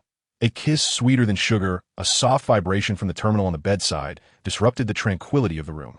Opale. Delicate hand emerged from beneath the thin blanket, reaching slowly for the terminal. But before it could make contact, it brushed against a silky, smooth texture. The slender fingers halted abruptly at this unfamiliar sensation. The light, golden lashes fluttered as Yuan Shimo struggled against a fierce headache, forcing his eyes open, only to be startled awake by the scene before him. He was lying on a bed adorned with light blue sheets, face to face with Jiang Qingli, entwined in an embrace. The girl rested in his arms, her features bathed in the morning light, breathtakingly beautiful. She seemed to be sleeping fitfully, her knees slightly bent. One hand curled in front of her body, the other clutching his clothing. Yuan Shimo glanced down, gasping in shock. How had his silk shirt from the previous night transformed into sleepwear? Who had changed his clothes? The room now contained only him and Jiang Qingli. Presumably, it was her. The boy's breath quickened instinctively, wishing to rouse Jiang Qingli for clarification. His fingers grazed her shoulder, yet he hesitated to tighten his grip, as if he subconsciously wished to avoid disturbing her serene slumber. Yuan Shimo furrowed his brow, unable to comprehend why he felt this way. Never mind. It should still be early.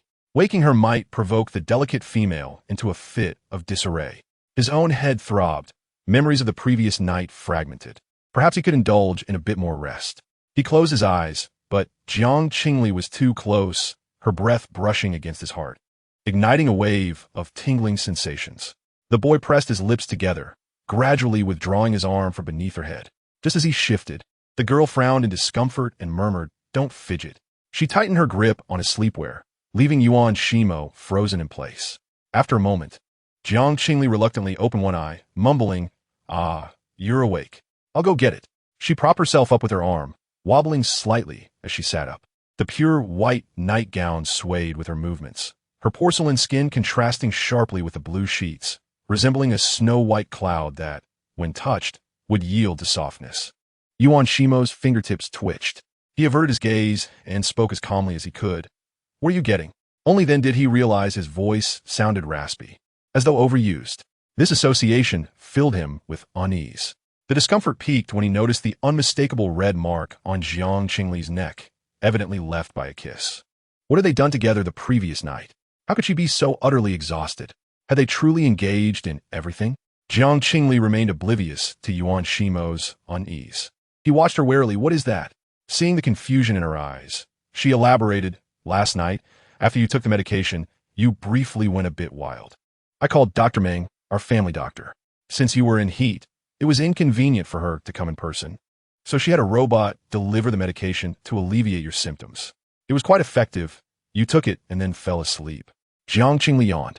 Yuan Shimo felt as if she was concealing part of the story. The rapid injection of the medication, coupled with a high dosage, had likely caused a backlash. It could not have been as straightforward as she claimed. Otherwise, why would she appear so fatigued as if she had pulled an all-nighter?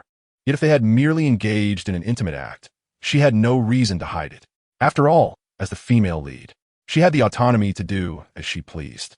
Many females took pride in taking a male as first night, boasting about it, and even comparing notes with other beast husbands.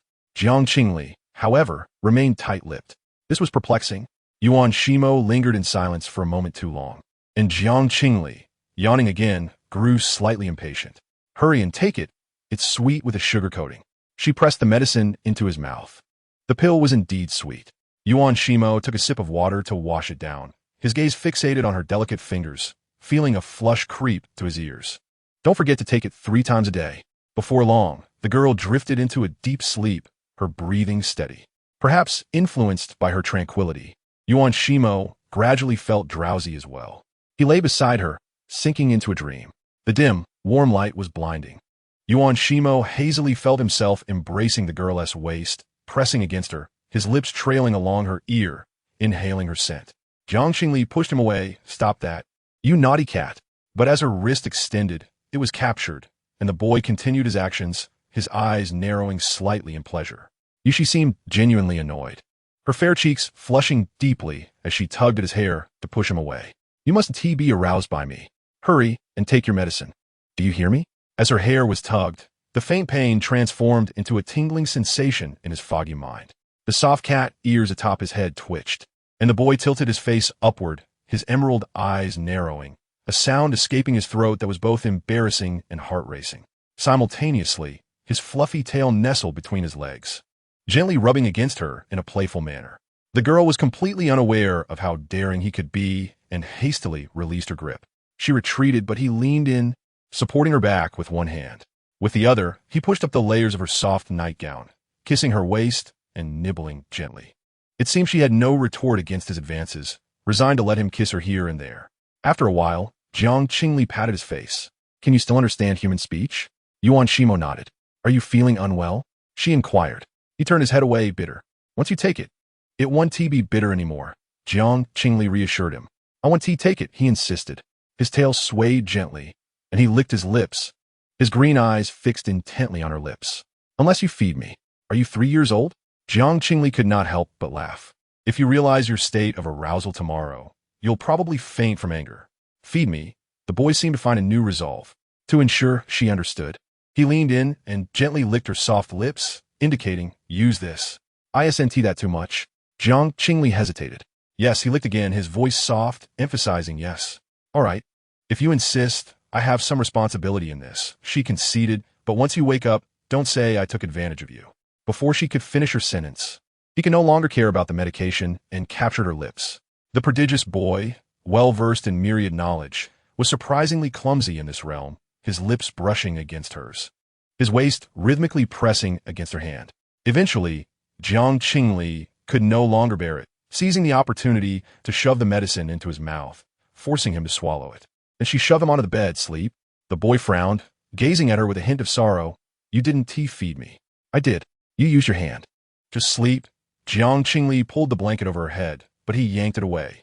He stared at her intently, his cat ears twitching eagerly. I still want more. Take today's medicine, and you can take more tomorrow, she coaxed like a child. I meant kisses.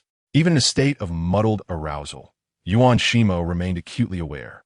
Jiang Qingli pondered for a moment and said, you should take a shower first and change into your pajamas. If you can do that, I will grant you another opportunity. Her delivery of these words seemed remarkably practiced.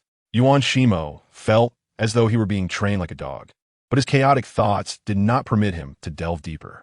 The youth scrambled over to Jiang Qingli's side and lay down. She gently rubbed his cat ears, instructing, close your eyes. His vision faded into darkness.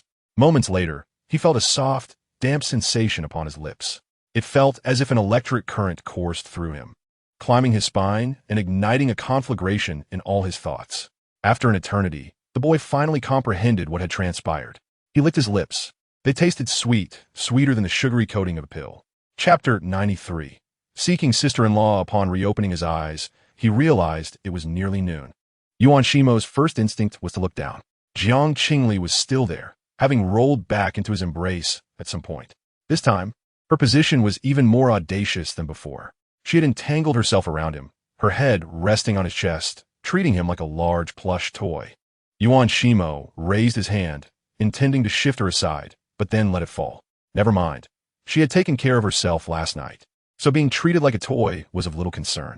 Initially, Yuan Shimo believed he merely needed to lie still and wait for Jiang Qingli to awaken before escorting her to find other beast husbands. However, he soon found that he could not endure the wait. Jiang Qingli was indeed restless in her slumber. Her fingers caressing his waist explored his form, pinching and prodding. As her fingers ventured lower, Yuan Shimo could no longer maintain his composure. He grasped her wrist and pulled her hand into his embrace. Once restrained, the sleeping girl settled down. Yet, Yuan Shimo found it increasingly difficult to remain calm. The fragrance of her skin, the softness of her touch, and her warmth against his leg incited peculiar sensations within him. Unable to withstand it any longer, Yuan Shimo inhaled deeply, closed his eyes, and mentally recited the materials necessary for the afternoon meeting, forcing himself to regain his composure. After cycling through a plethora of documents in his mind, his heartbeat gradually returned to normal. Jiang Qingli, encircling him, rolled over and cuddled into the blanket, shifting to the other side. Yuan Shimo sat up quietly, observing her silhouette. Suddenly, a knock resounded at the door. Yuan Shimo pressed the soundproof button before descending from the bed and making his way to the door. Throughout the entire process, the cat-like youth instinctively softened his footsteps. Upon opening the door, he found the displeased visage of Prince Qin Mai alongside the impeccably poised gray wolf butler. "Has she awakened?" Qin Mai inquired, stepping closer, his gaze penetrating the room. Yuan Shimo unobtrusively obstructed his view, replying, "Not yet." "Still not awake?" Qin Mai frowned, his voice instinctively lowered. "It's nearly 11 o'clock. She usually wakes by 8. Perhaps she was simply too exhausted last night," Yuan Shimo replied coolly. "Does the prince seek something from the female master? I can relay any messages once she awakens." Qin Mai's expression soured at this. "Damn it, I said something similar to that vixen." The exhilaration he felt when uttering those words was now replaced by irritation. This was the justification that Qin Mai had concocted after a prolonged contemplation. Yuan Shimo paused for a moment, adding, "It seems the prince's class this afternoon is at the Physical Education Institute, while she is at the Mental Energy Research Center. The two of you are in different campuses. It is not a convenient journey." Qin Mai was momentarily taken aback. "Why do you care about my class schedule? Are you sick?" Yuan Shimo responded, "I did not specifically concern myself with it. I merely glanced at the schedule while reviewing the female masters." Qin Mai was skeptical. How could anyone have such a photographic memory? It was clearly a premeditated target.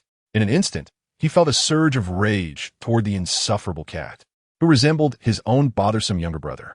He could not be bothered to engage further and turned to leave, planning to return once Jiang Qingli was awake. They typically spent time together, and this annoying cat could not disrupt that bond. Yet, Yuan Shimo sensed that this seemingly respectful servant was not as benign as he appeared. During his exchange with Qin Mai, the gray wolf butler's gaze had subtly scrutinized the interior of the room. He had noticed something amiss with Yin Nua the day before, but had chosen to disregard it, thinking it inconsequential. Now, however, it felt glaringly obvious. The terminal vibrated once more. The youth glanced at the screen, which displayed the name Yuan Shiyao, and quietly approached the balcony to answer. "Student Council. Secretary's office." Yuan Shiyao stared at the terminal, where the character brother was displayed, and hesitated for several seconds before calling out. "Yes," Yuan Shimo replied. "You saw me so early. What is the matter?" Perhaps it was a mere illusion, but Yuan Shiyao perceived his brother's voice to be hoarse and laden with fatigue, as if he had not rested in ages. Frowning, he involuntarily asked, "Did you two talk last night? Did you change your tone? Is your throat uncomfortable?" "Do not beat around the bush," Yuan Shimo replied, his tone lightly mocking. "You wish to inquire about what transpired between her and me last night, do you not?" Yuan Shiyao felt as though he had been struck dumb, standing frozen in place. He opened his mouth to speak, but the words eluded him. He wished to defend himself.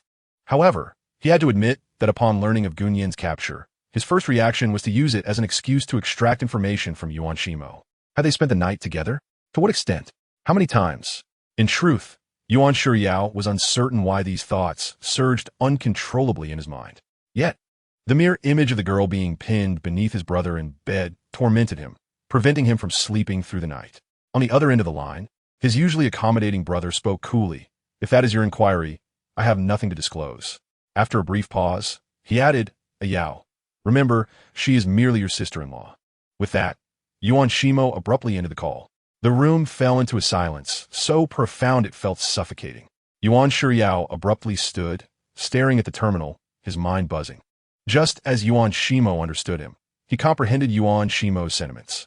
He realized that Yuan Shimo's statement subconsciously bound him to Jiang Qingli. Why? Despite his aversion to marriage and his disdain for Jiang Qingli, did he acknowledge their relationship after only one night? What exactly had transpired? This question relentlessly gnawed at Yuan Shiyao's nerves.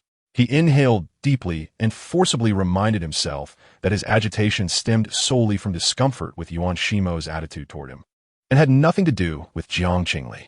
Yes, nothing at all. She was merely his sister-in-law, nothing more.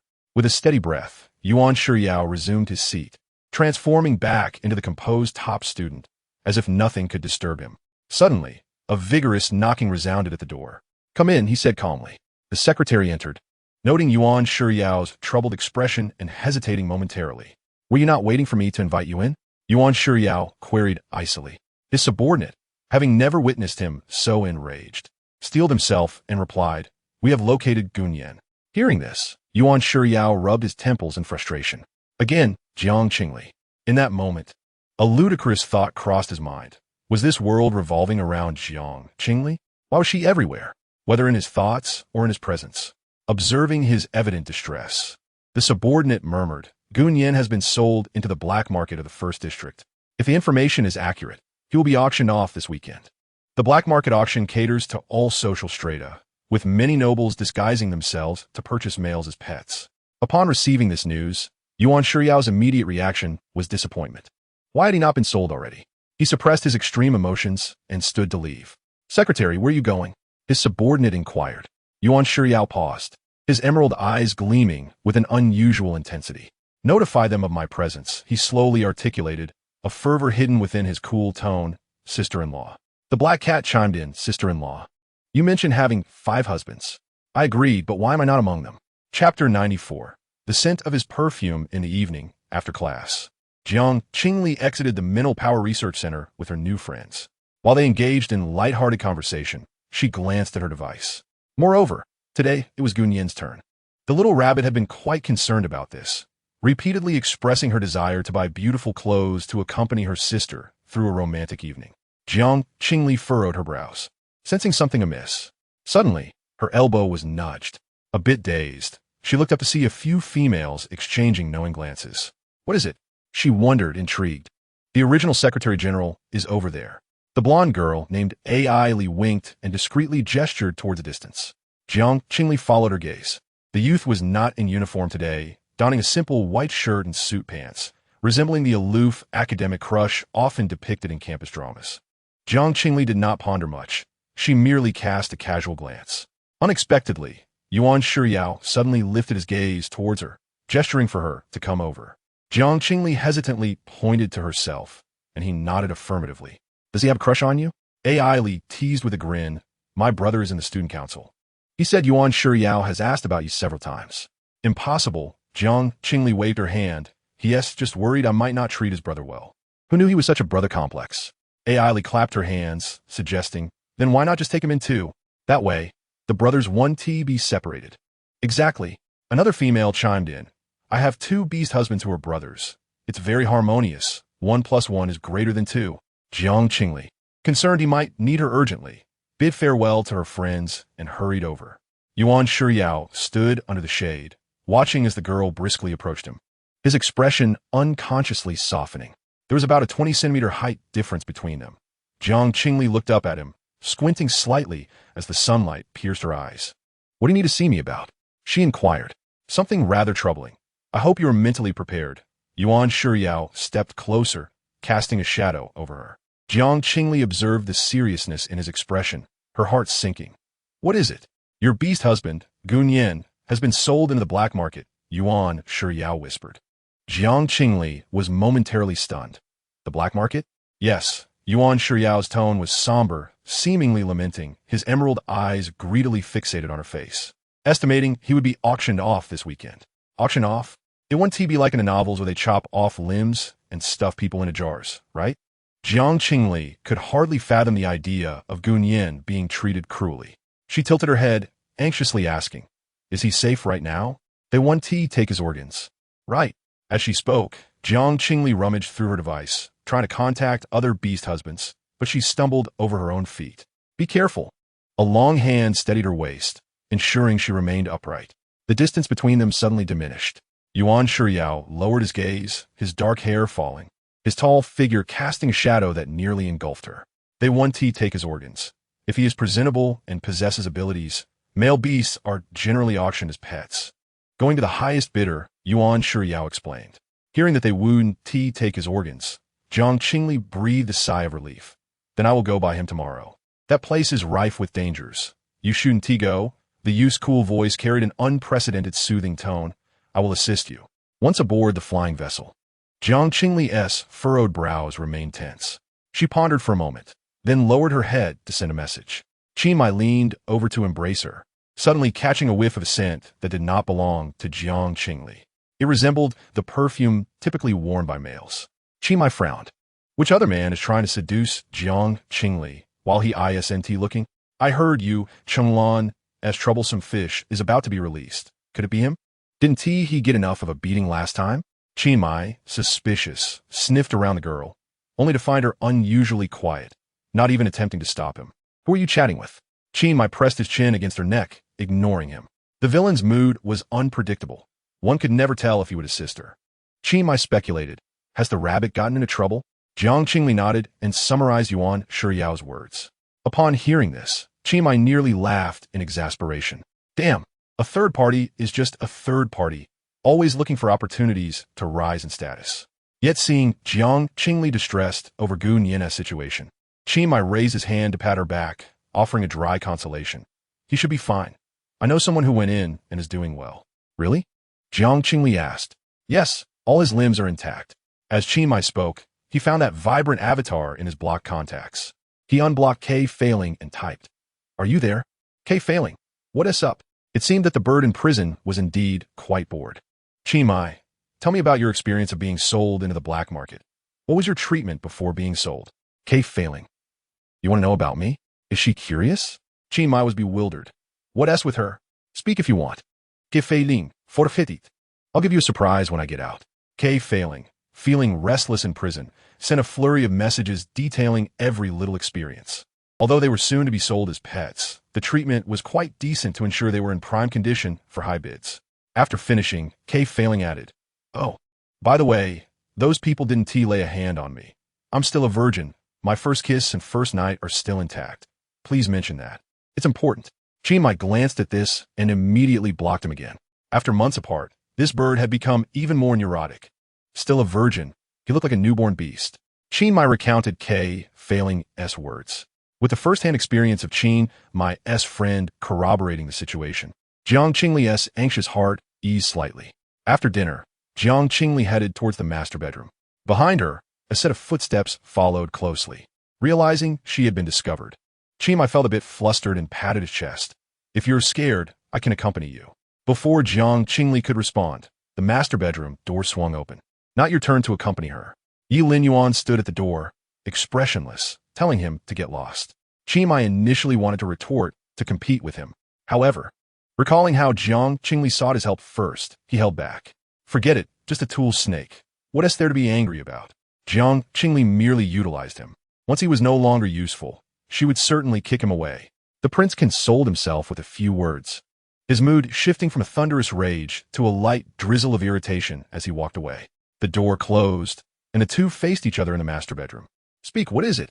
Yi Lin Yuan sat on the sofa, his serpent tail coiled beside Jiang Qingli. Jiang Qingli explained the situation with Gu Nian, gripping his collar, gazing imploringly at him. You are the king of the underground city. You can surely rescue the poor, weak, and helpless little rabbit, right? It seems you know how to show vulnerability when in need. The young man's mood lifted slightly. The auction house is outside my jurisdiction. Then do you have a way to take me in? Jiang Qingli contemplated. I have money. I can bid. His narrow eyes narrowed slightly, golden vertical pupils flickering with discontent. The cold serpent flicked its tongue, brushing against her delicate lips. His cool, thin lips trailed along her cheek, pausing at her ear. His deep voice seductive. I can meet your request, but what do you intend to exchange for it?